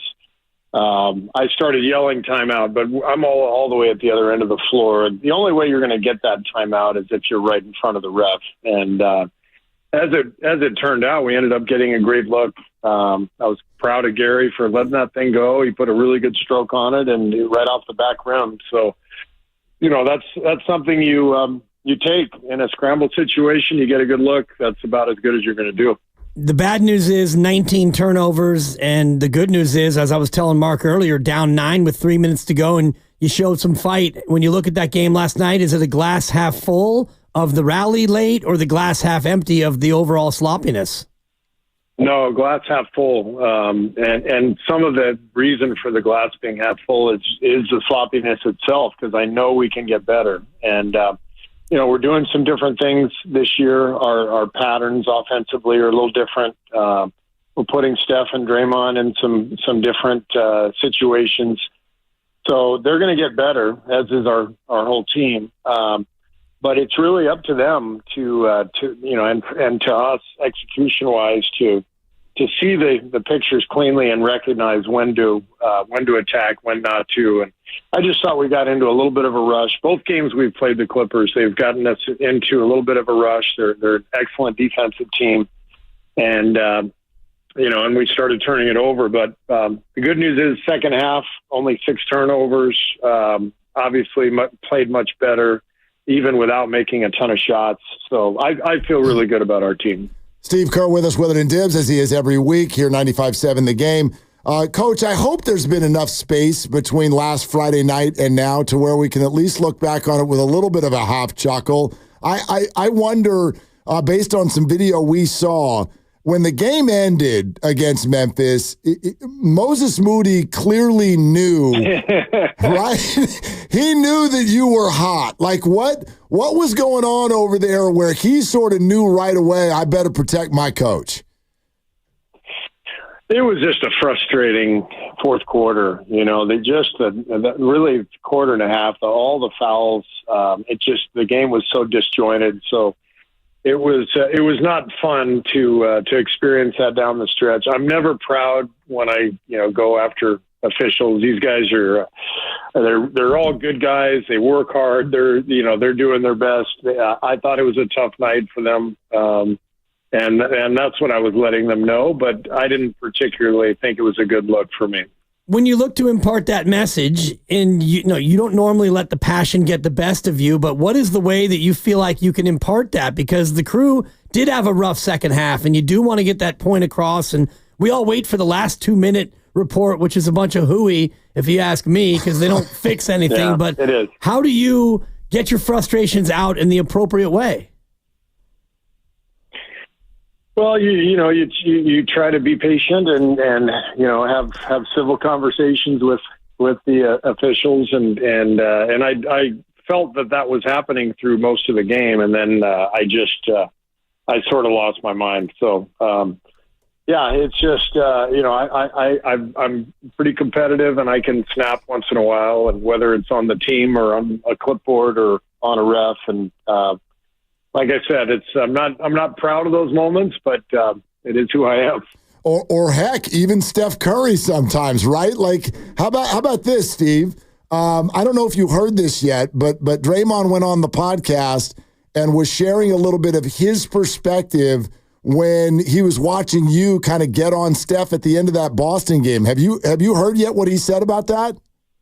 No. Okay, here, let's play it for everybody. Would love to hear your perspective on what his perspective was. I'm immediately watching that and I see it. And I'm watching Steph's reaction and how he responds to it. Because if he responds negatively, I've already told myself, like, I need to go talk to coach and make sure coach understands the reaction. You know what I'm saying? Yeah. To make sure coach understand, hey, Steph ain't respond great to you yelling at him like that. Yeah. Let's just keep an eye on that. So that's already my mindset. You have to know what make your guys tick and what makes and what makes them not. You know what I'm saying? Yeah. And so I'm watching that like a hawk. In turn, I'm then watching the post-game press conferences. And Steph like, nah, I want to be coached like everybody else. That statement lines up with the way you continue to play after you and Steve had your moment. I wash my hands and I'm on to the next thing. I think that's a fascinating view to the inside of how you guys as a group kind of handle a situation like that. What's your response to what he's saying there?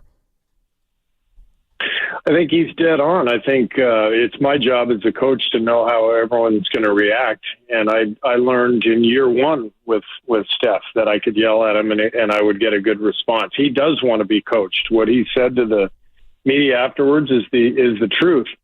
And I've had experiences with other guys where I yelled at them or got on them and they didn't respond well, and I marked that in my mental Rolodex, and I didn't yell at them anymore because in the game, because that wasn't an effective way to coach them. So it's up to me to understand how each guy's going to respond. I think the biggest thing, and Steph knows this, Draymond knows this, I'm coaching those two guys this year to take care of the ball, because if they don't, we can't win. I've said this to the media many times.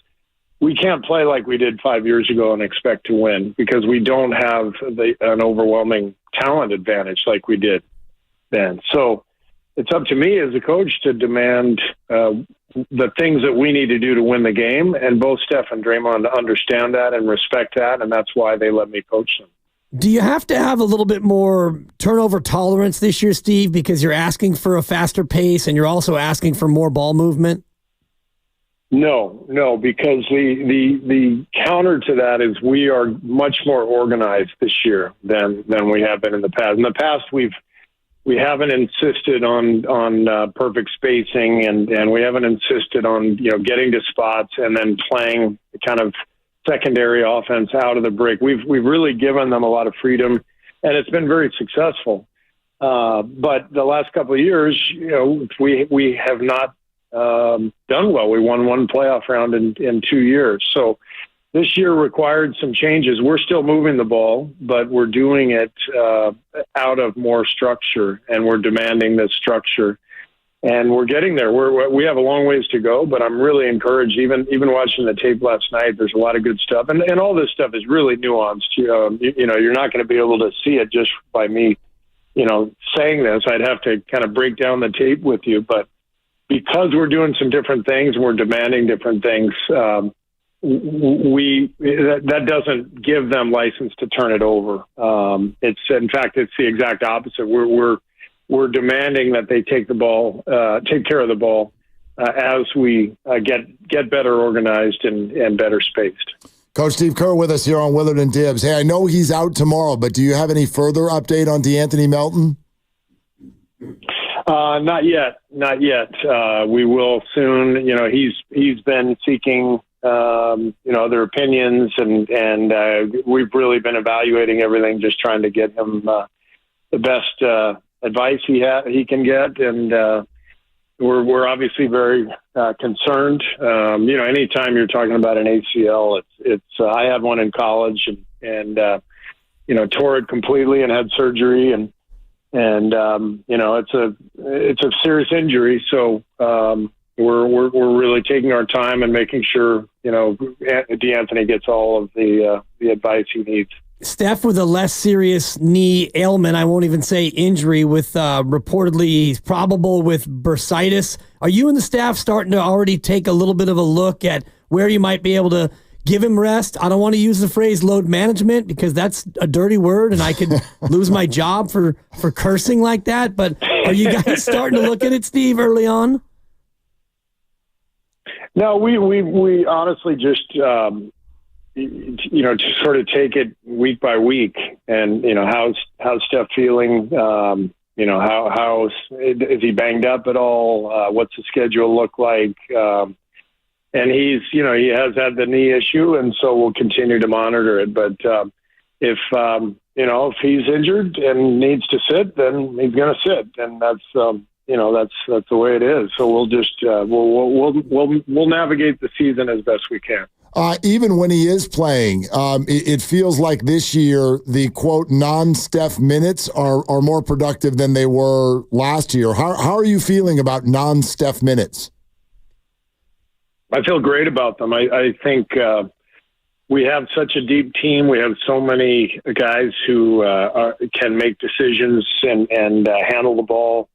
So I think our non-Steph minutes to this point have been really good. I haven't looked at the numbers, but I believe they're well on the positive side, and that's a testament to our players and the depth of our roster, and the job that Mike Dunleavy and his staff did this past summer. I really love this group. I love the way the pieces of the puzzle fit, and I've said it. This first month of the season, I think we're better suited to handle those non-Steph minutes, non-Draymond minutes than we have been for a long time. Jonathan Kuminga has been a big key coming off the bench, and it's been a couple of full weeks now of him being ostensibly a sixth man for you. How comfortable is he getting with this role, and are you seeing this now as really the long-term fit for Jonathan? I like the role for him because he gives us something that we need, that force, that ability to get to the rim, ability to get fouled. He's had a great run here coming off the bench, and so I anticipate that will continue. But, you're always one injury away from everything changing potentially. So you just take it game by game. But I love what JK is doing for us, and his attitude and his approach have been fantastic. And, again, the team has come together well. Everybody's committed, and it's fun to watch. Steve Kerr with us, Willard and Dibs. Coach, I could throw numbers out to our audience, but when I think of Brandon Podziemski, I think you've always talked about all the things that he does that don't really show up in numbers. But some of the numbers don't, even the non-numbers. Like his play right now, he looks like he's searching a little bit. What do you see? Yeah, same. He's searching a little bit. This is not, unusual for a young player to have some, a bump in the road. He's such a good player. He just has such good feel for the game and for what wins. And even during his shooting struggles, he's playing at a really high level. But we know he can play a lot better, and that's exciting. 0 for 4, 16 minutes, 1 point, yet a +2 in the plus-minus. And I know it's a small sample, but that to me is indicative of a guy who is at least contributing to winning basketball. he seems to be, on the plus side every single game. You see the subtle things that he does. I thought his rebounding against Memphis to start the second half. We started him in the second half because Lindy was injured, and he got 3 or 4 rebounds in traffic, and then we went down and scored the other end and broke the game open. Those plays are massive. The ability to get the ball, out of traffic and make the right pass and create the advantage that you need offensively. He does stuff like that all the time, and he's a winning player, and he's going to get a lot better as he finds his groove again. Steve, I want to jump out of the box here for a second and ask you something. Your perspective on something I hear a lot of people right now say about the San Francisco 49ers. I wonder if you can relate. Really, really big expectations. A team that has gone through a number of years of playing extra games, going into January, going into February, and people are looking at them now and wondering if there's sort of an emotional exhaustion that might be affecting them in some way. And I wonder what your perspective is, having been on a run with so many teams that play so much extra basketball. Yeah, I mean, I want to be clear that I'm not talking about the Niners because I don't know, what the vibe is in the building. But I can say from experience that, you have a run like this that lasts, 6-7 years. It is exhausting. There's no question. And, you're climbing the mountaintop and, trying to get there year after year, and you get there and then you got to start all over again. And, it's not easy. This stuff, this stuff is so competitive. Everybody's gearing for you. Man, it's tough. So we've been there and we understand, that kind of emotional wear and tear for sure. And when you got there to that point in the Toronto loss, and then there was the pandemic, and then it was the play and miss, and then you got back and you won another title. Did it take a couple of years to really reestablish that authentic hunger to get back there, or is that an overstatement? No, I think that's fair. I mean, we obviously lost a ton of guys, that first year after the Toronto series. So that was tough, but I do think that having a couple of down seasons, not making the playoffs, it gave guys a longer off season, made them hungrier, and that did set up the 22 season for sure. Hey, Steve, is it too early for looking at any standings whatsoever and at least making the judgment that, boy, the West looks a lot deeper than the East, and so we can predict the complaints at the end of the season of right, like somebody who won 45 games missed the playoffs, but in the East they won 36 and they're the 6th seed. Yeah, I mean, it might happen. We'll see how it plays out. It's obviously early, but it does appear the West is much deeper than the East this year. But that's why we have to be on top of our game. That's why I have to yell at Steph Curry for a turnover. That's why I have to demand the things that I need to demand because, a year ago we missed the playoffs by two games. And, 2 years prior to that, I think we won, if I'm not mistaken, we won 51 games and won the championship. So the difference between being in a great spot in the playoffs with a good seed and having a chance for things to break your way versus, you're in the play-in and you have a bad night and you're out. I mean, it's very slim. The margins are so slim with all this stuff. And especially now in the West, given how deep the whole conference is. I'm less concerned with the West than I am Group C. 2-0, Steve, off to a good start in the NBA Cup. Does it get the juices flowing when you have one of these Cup games, knowing that you guys are just a couple of wins away from maybe something special and unique? It actually does. It's funny.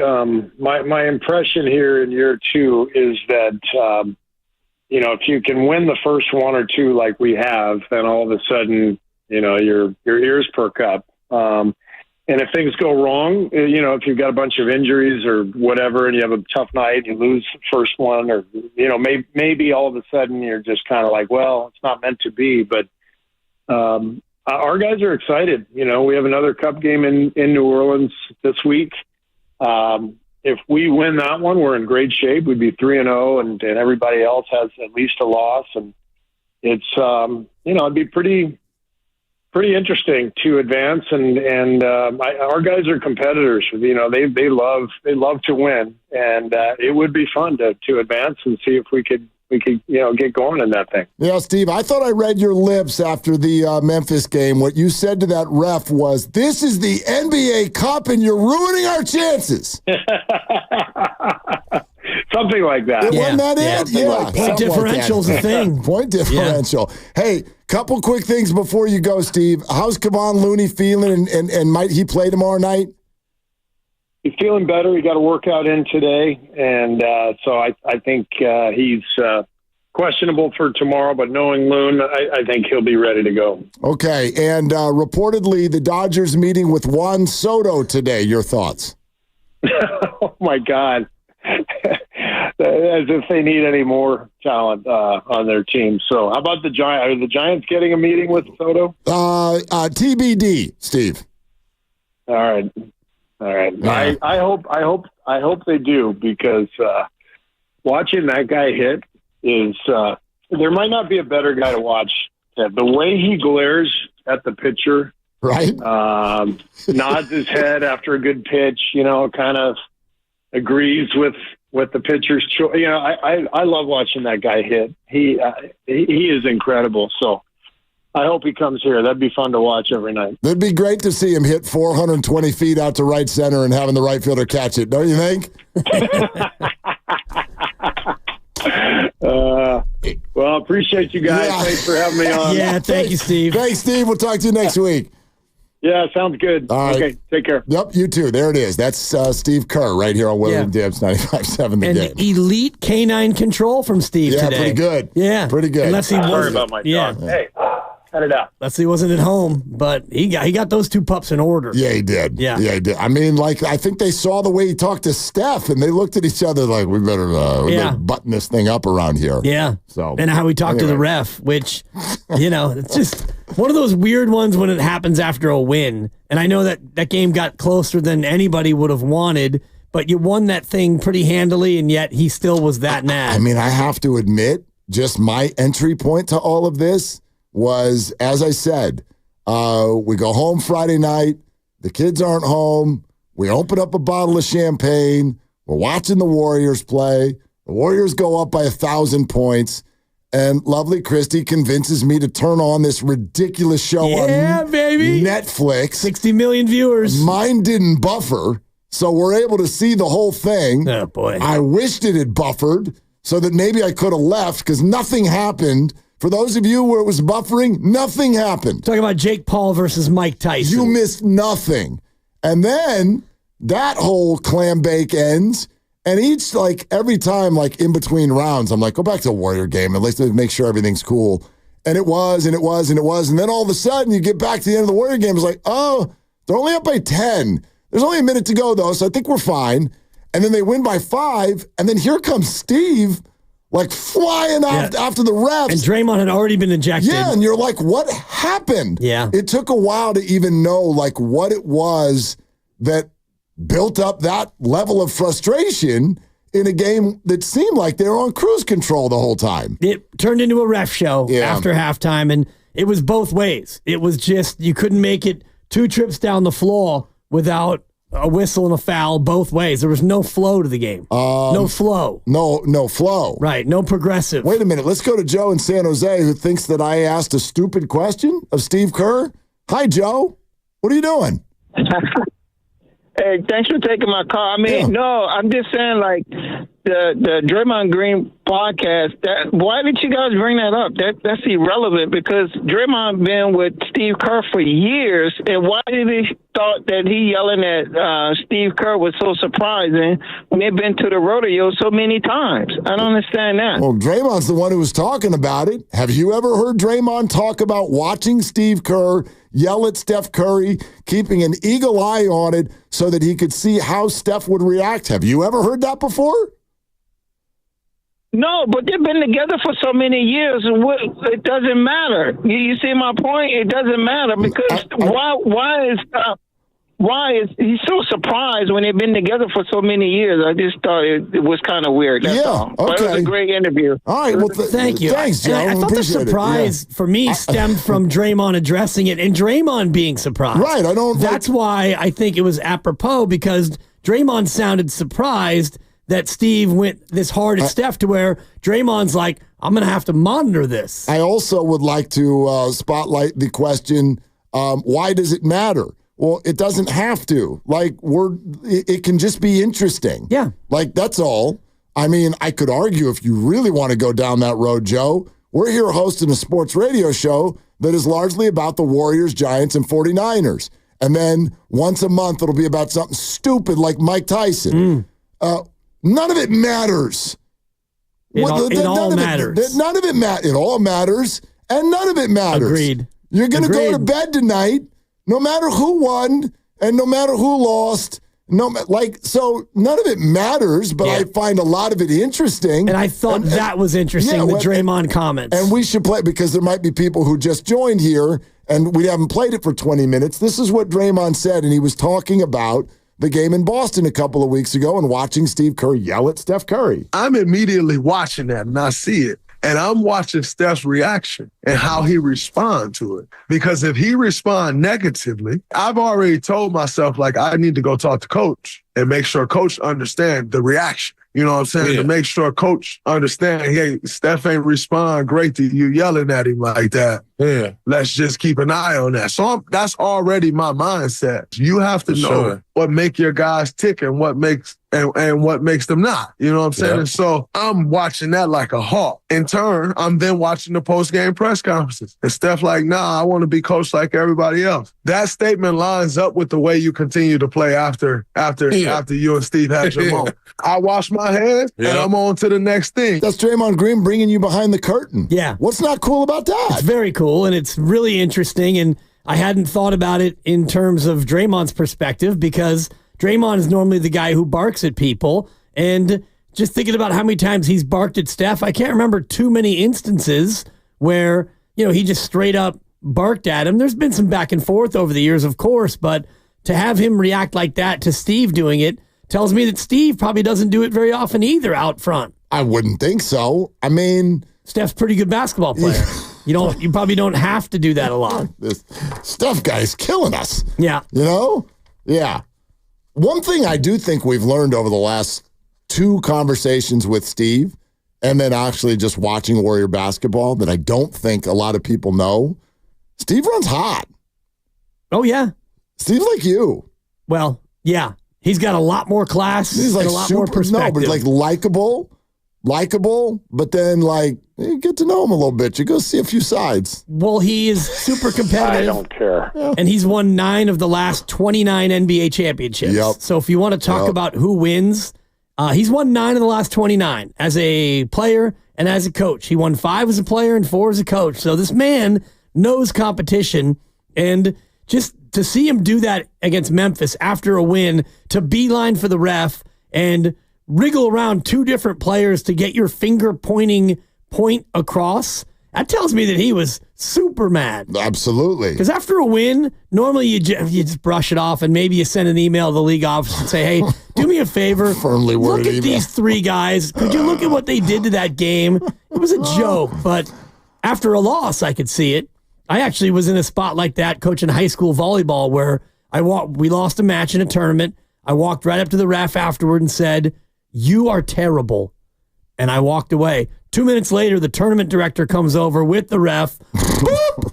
Ejected after the match, which means I got to sit out the next match. Ejected after the fact. You are terrible. It was a strongly worded opinion. It was accurate. It was uncalled for. High school volleyball. How many times have you spoken like that to a person before in your life? Probably 744. Yeah, see, I think I've only done that once. Yeah. Where you really, you know what I mean? Like a finger in the face. It's the story I told you last week when I was leaving that restaurant after working there for 3 years after college. I just went up to the office and I'm like, everybody hates you. You're terrible to people. Nobody likes the way you talk to them, and you should stop. And that was it. Outside of that, not really my thing. Yeah, mine you either, are but terrible. I run hot. I said that to myself when I watched you ref my son's game last year. That I was terrible? Yeah. I was great that day. I was kidding. I know. But it's funny because you were trying to like harass me playfully. I hate referee But dibs. people who don't know the bit, people are starting to look at you like, what's wrong with this guy? I know. Yelling at the ref. Come on! Call something! Yeah. Like, don't let my son miss a shot. Ref! Yeah. Your boy did give me the Iguodala, which I didn't really appreciate. The double palms up from a fourth grader. I mean, you should see how many times I see that in a day. Yeah, I bet. Hey, Dad, what's for dinner? Well, we're having this. What? I'm going to eat it. Yeah. Let's go to Daniel in Livermore. Hi, Daniel. What's up with you tonight? Just driving home from work. All right, good. Yeah. Hey, I appreciate you guys in your show every night. It makes a hard and emotionally exhaustive workplace just good. Coming home and getting to listen to you guys. Where do you work, Daniel? Or like, what do you do if you don't want to out your company? No, you're good. I wouldn't say my company is emotionally exhaustive. I would say the work I do is emotionally exhaustive. I'm in social work and I work with unhoused folks and help them connect to their next step and move forward and all that. You know what? Thank you for what you do. Yeah, that's very, very important work. All right. Yeah. What's up, Daniel? Appreciate you. First off, I think that Draymond Green bit was very interesting. We don't often get to see behind the curtain like that, especially like in press conferences. Stuff is kind of glazed over at time, but that podcast gives you a lot of insight. And so, after hearing it again, I can't help but wonder if there's a little bit of like residual for Draymond, seeing what happened with Klay Thompson, and maybe there was, conversations that weren't handled well between him and Steve or something like that. And so Draymond's a little bit more alert now. He doesn't want to see Steph in any kind of position where it's, there's a compromise in the relationship. And so when I listened to it again just now, I'm like, oh, I wonder if that's what's going on there. That's interesting. Yeah, Daniel, thanks. Safe drive home, man. I don't know if this might be a new subject to us, but I don't feel like necessarily it's new to them. So in other words, is Draymond now, as he said, watching it like a hawk because of recent events with the Warriors, from Klay Thompson to Jordan Poole to whatever, or is this simply, is this something that Draymond does? Is this something that Draymond has seen? And this is kind of the way I take it. Like, is this something that Draymond sees as his role with the Golden State Warriors? I would argue that that's kind of what he's been and who he's been. And I know it's hard for people to kind of receive that because we've watched big moments from Draymond Green where we would really question the leadership, and we don't feel good about that action, whether it's with a ref or with Jordan Poole or whatever. I don't know, man. I take my cues from the organization and the people around him, and I give a little space for the fact that for years and years and years and years, when Draymond does something that turns off the fans, the organization has his back, and there's a reason for that. There's a reason for that. And it's often a reason that we don't know, but there's clearly a reason for that. They have never once thought that what he's doing isn't worth it. It isn't better for them as opposed to worse for them. That's what I would say. Yeah, Grandy, what's going on? Well, yeah, I was just going to agree with you. I mean, like, you remember when last year in Orlando, when Draymond Green, I forget exactly what it was that he did. He committed a hard foul and you're talking about when he got thrown out like 2 minutes into the game. Yeah, and Steph Curry was on the court like crying nearly. Yep. And I think Steve Kerr came on with you guys, might have been the next day, like very soon after that game, and it ultimately said something along the lines of, that can't happen. Right. Draymond knows better. Like, he can't do that. And then a week after that, he basically brushed it off like it was no big deal.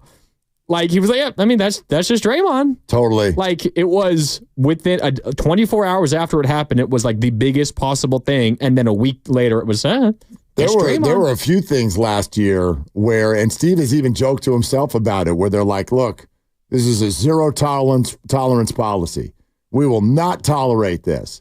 And then, like, there's no punishment, and he just comes back, and Steve's like, I guess we tolerated it. So clearly there's a disconnect between how we on the outside view and feel it versus how they clearly value what he brings. I would argue that part of that, and I'm guessing here to a degree, but I would argue that Draymond is their family. They are one another's family, right? They're together all the time. And don't you all do this with your family? Don't you get into that argument with your spouse or your child or whatever, and you'll be like, silent treatment. I'm like, I've had it. I'm waiting for that person to come apologize to me. It lasts for like 67 minutes. And you're like, what do you want to do for dinner? Like that's family. And so I think that Draymond drives them up the wall, and then they go get a bite to eat. And they're like, well, we need him. That's our guy. That's our guy. And he is. He's their guy. Like, was it Jay Billis that came on last week who was like, Draymond Green is he's literally one of the most unique, most effective people in the history of the NBA in terms of what he tries to do. So there's clearly more to it than we realize. And those 2 texts that he got at the end of the Memphis game, not a big deal. Not a big deal. At all. Were people out there trying to get him suspended today in the media? Yeah, I mean, Kendrick Perkins, Stephen A. Smith. I know, and that wasn't about Taylor Jenkins, the Memphis. That was about the foul against Edey. Memphis on Edey. Yeah, Taylor Jenkins. Second half of that. I mean, Steve Kerr just on with you guys a half hour ago. If you missed it, Odyssey app, YouTube, you can find it everywhere. He said he was a little ashamed by how he reacted. He was well within his rights to react like that. I know your attention was kind of split between the fight. I've gone back and looked at it now, though. Yeah. 35 combined fouls, 49 combined free throws in the second half alone. Yeah, it's brutal. That's brutal. It's just the worst half of basketball I have ever watched. Bad product. It's just a bad product. All right, we're sponsored by O'Reilly Auto Parts. We love to do fun at 5:45, and there's been a lot today about yelling, right? Actually, over the last week and a half, right? Deebo Samuel and Tabor Pepper. Steve Kerr yelling at Steph Curry. Or 2 days of reaction about frustration with Kyle Shanahan. How about this? Fun question. We'll take your calls on the way out the door. If you could yell at any Bay Area sports personality, if you could just let it out for 30 seconds on any Bay Area sports personality, who would it be? So call in now and let us know. 888-957-9570. If you could have 30 seconds to yell at any Bay Area sports personality, who would it be? 888-957-9570. We'll have some fun on the way out the door. Take your calls on that next. Your texts, all of it right here on Willard and Tibbs. Damn it, Farhan.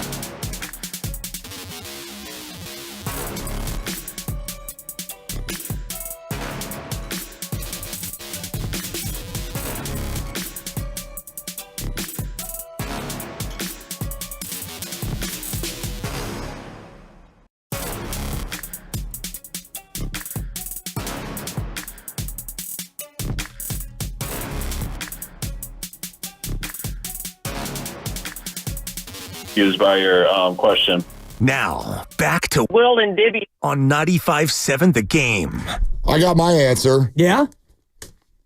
You got 20 or 30 seconds to just let it out to any Bay Area sports personality. You got one? I have a couple, but I'm going to hear yours first. All right. Camila Duvall.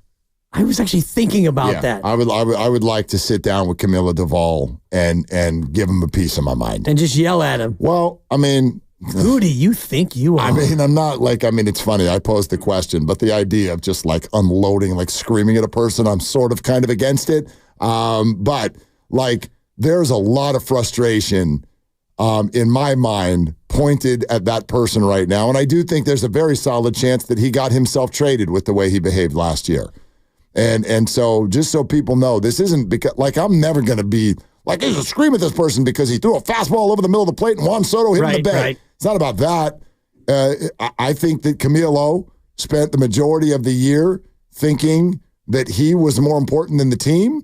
I think he thinks that his certain way of going about his business and the way he is viewed and the way the team utilizes him and all of that stuff became more important than Giants baseball and throwing strikes when you go out onto the mound. And he went from all-star to getting sent to Sacramento. And I like, to me, when a team does that, that's not just because you're struggling. They're sending you a message, homeboy. They're sending you a message. Yeah. And I think that, and I don't know where he is on all of this right now, but yeah, I think Camilo Doval needs a little wake-up call. Yeah. So you get to yell at this person and they're not allowed to do anything back to you, right? Yeah, that's kind of the bit. Okay. Just gotta sit there and listen. I have two answers. One is I just want to yell at Kevin Dana, and I just want to yell Dana-isms at Kevin Dana for 20 or 30 seconds. Cash me out one time. Just because he's standing by. Just because he's I love it. Rain dance. Warriors Roundtable. Rain dance. 13 minutes away. Warriors Roundtable. My real answer is Trent Williams. You telling me I get to just up and scream at the biggest, baddest, most ferocious, toughest guy I mean, you in the day? better do it with a bullhorn so you're not in arm's reach. No, you told me I get a free pass. Yeah, but when I it's get over, 20 to 30. when it's over, they can come get you. Oh. Well, can I change my answer, Mr. I can honestly Williams? say you're sort of not built for this. Yeah. In that case, I'm going to go with Jake Moody, the kicker. No, why do you want to yell at Trent? Just because he didn't. Say? I want to say you didn't come into camp. You held out, and when you came in, you weren't ready. And when you weren't ready, the team suffered a little bit. You had an early loss, and you had to go to oxygen on the sideline. And I know you wanted your money, and you got your money, but you were a part of the problem in training camp that this team was not whole. You need to own up to it, 71. You need to take it, 71. Now, I'm going to politely get in this Uber and speed away from the scene. Have a nice day. Text line got a lot of John Fishers. Good one. A lot of John Fishers. That's an easy one, but yeah. That's an easy one. Yeah. Dave Cavill would be second on the list. Sure. A lot of people don't even know who that is. Yep. But yeah, that's kind of the mouthpiece. Mouthpiece for the used to be Oakland A's. 925, the only right answers are the Niners special teams coach and or Jake Moody. Okay. 415, I would love to be able to cuss out your MAGA linebacker. I mean, he's a defensive end, but yeah. Well, I mean, the linebacker might be too. Who knows? They're all doing the Trump dance now, right? Let's find out what Dre in Oakland says. Hey, Dre. Dre? Gone. No way. No Dre. Larry? It's a 2. Hi, Larry. I mean, it's 5:45. It's actually funny. A 3. Hi, Larry. What are you doing? I'm driving across the bay on the way home. Good luck. Anyway, Barry Bond, that's my guy. That's the guy I would love to yell at. Why? Because he treated me like a jerk. He came to my restaurant one time. We were closed way after lunch at 4 o'clock. He walked in. This is at the private club, right? I made my staff reopen just for him. He gave me a stink eye the whole time and never thanked us. Wow. Were these in the play? I was shocked. Were these in the playing days? This is back in when I was at, can I mention where I was working? Sure. I was chef at the Olympic Club. You were chef at what club? Olympic Club. Oh, at the Olympic Club. Oh, at the Olympic Club. Are you still there or no? No, I'm not there anymore. I'm chef for this culinary school in Treasure Island. Oh, the culinary school at Treasure Island. Nice. All right. Yeah. Can we come eat your food? Sure. We teach nothing. We have underserved students. We teach a trade. I love it. I love it. Yeah. So no, but this was what year? What year, Larry? I would say 2008. 2008. That's right at the end of his career. Yep. Right at the end of his career. Right. Yeah, Larry. Go ahead. What's up?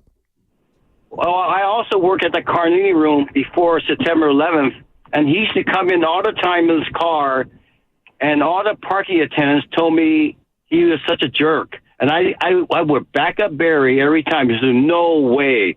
I love Barry Bonds, right? And then, true and behold, a few years later on, I experienced his entitlement attitude.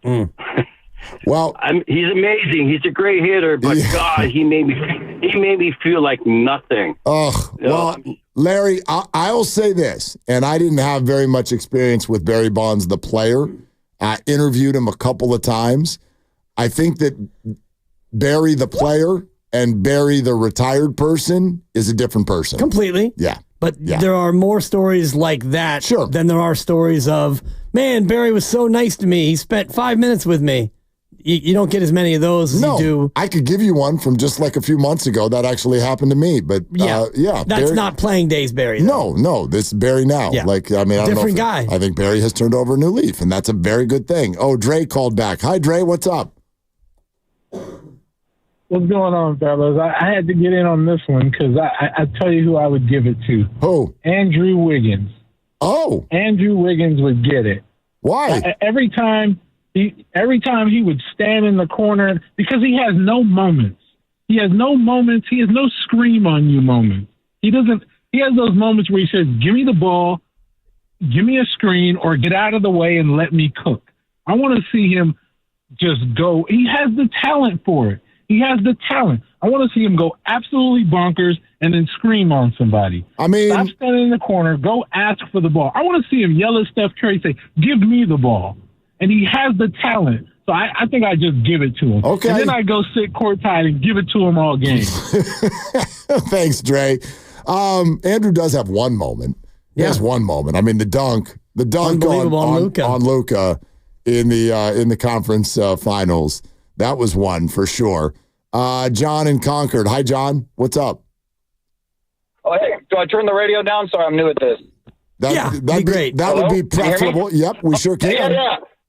Sorry. I just wanted to say, Damon Bruce, is he still on your program? No, he's not. Wait, sorry. No, James Harden looks like he looks ridiculous, man. Why doesn't that guy shave his face ever? It's like, how can he play basketball with a beard that heavy? It's ridiculous. John, and you're going to get beat by the Clippers?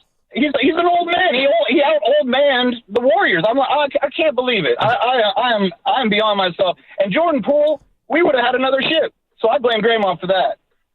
John, are you running material on this show that is off schedule? Did you just call in to turn your radio down and not answer the question and then just run material? Did that just happen? He said anyone in sports. I said James Harden. I did not say anyone in sports. John, you need to listen better. I did not say anyone in sports. I said anyone in Bay Area sports. James Harden is not in Bay Area sports just because he played a Bay Area sports team last night. That is an illegal procedure.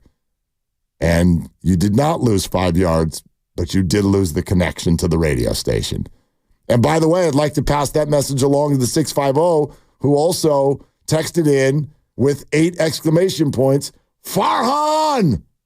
Also no longer in Bay Area sports. He is not employed. Damn it, Farhan! Yeah.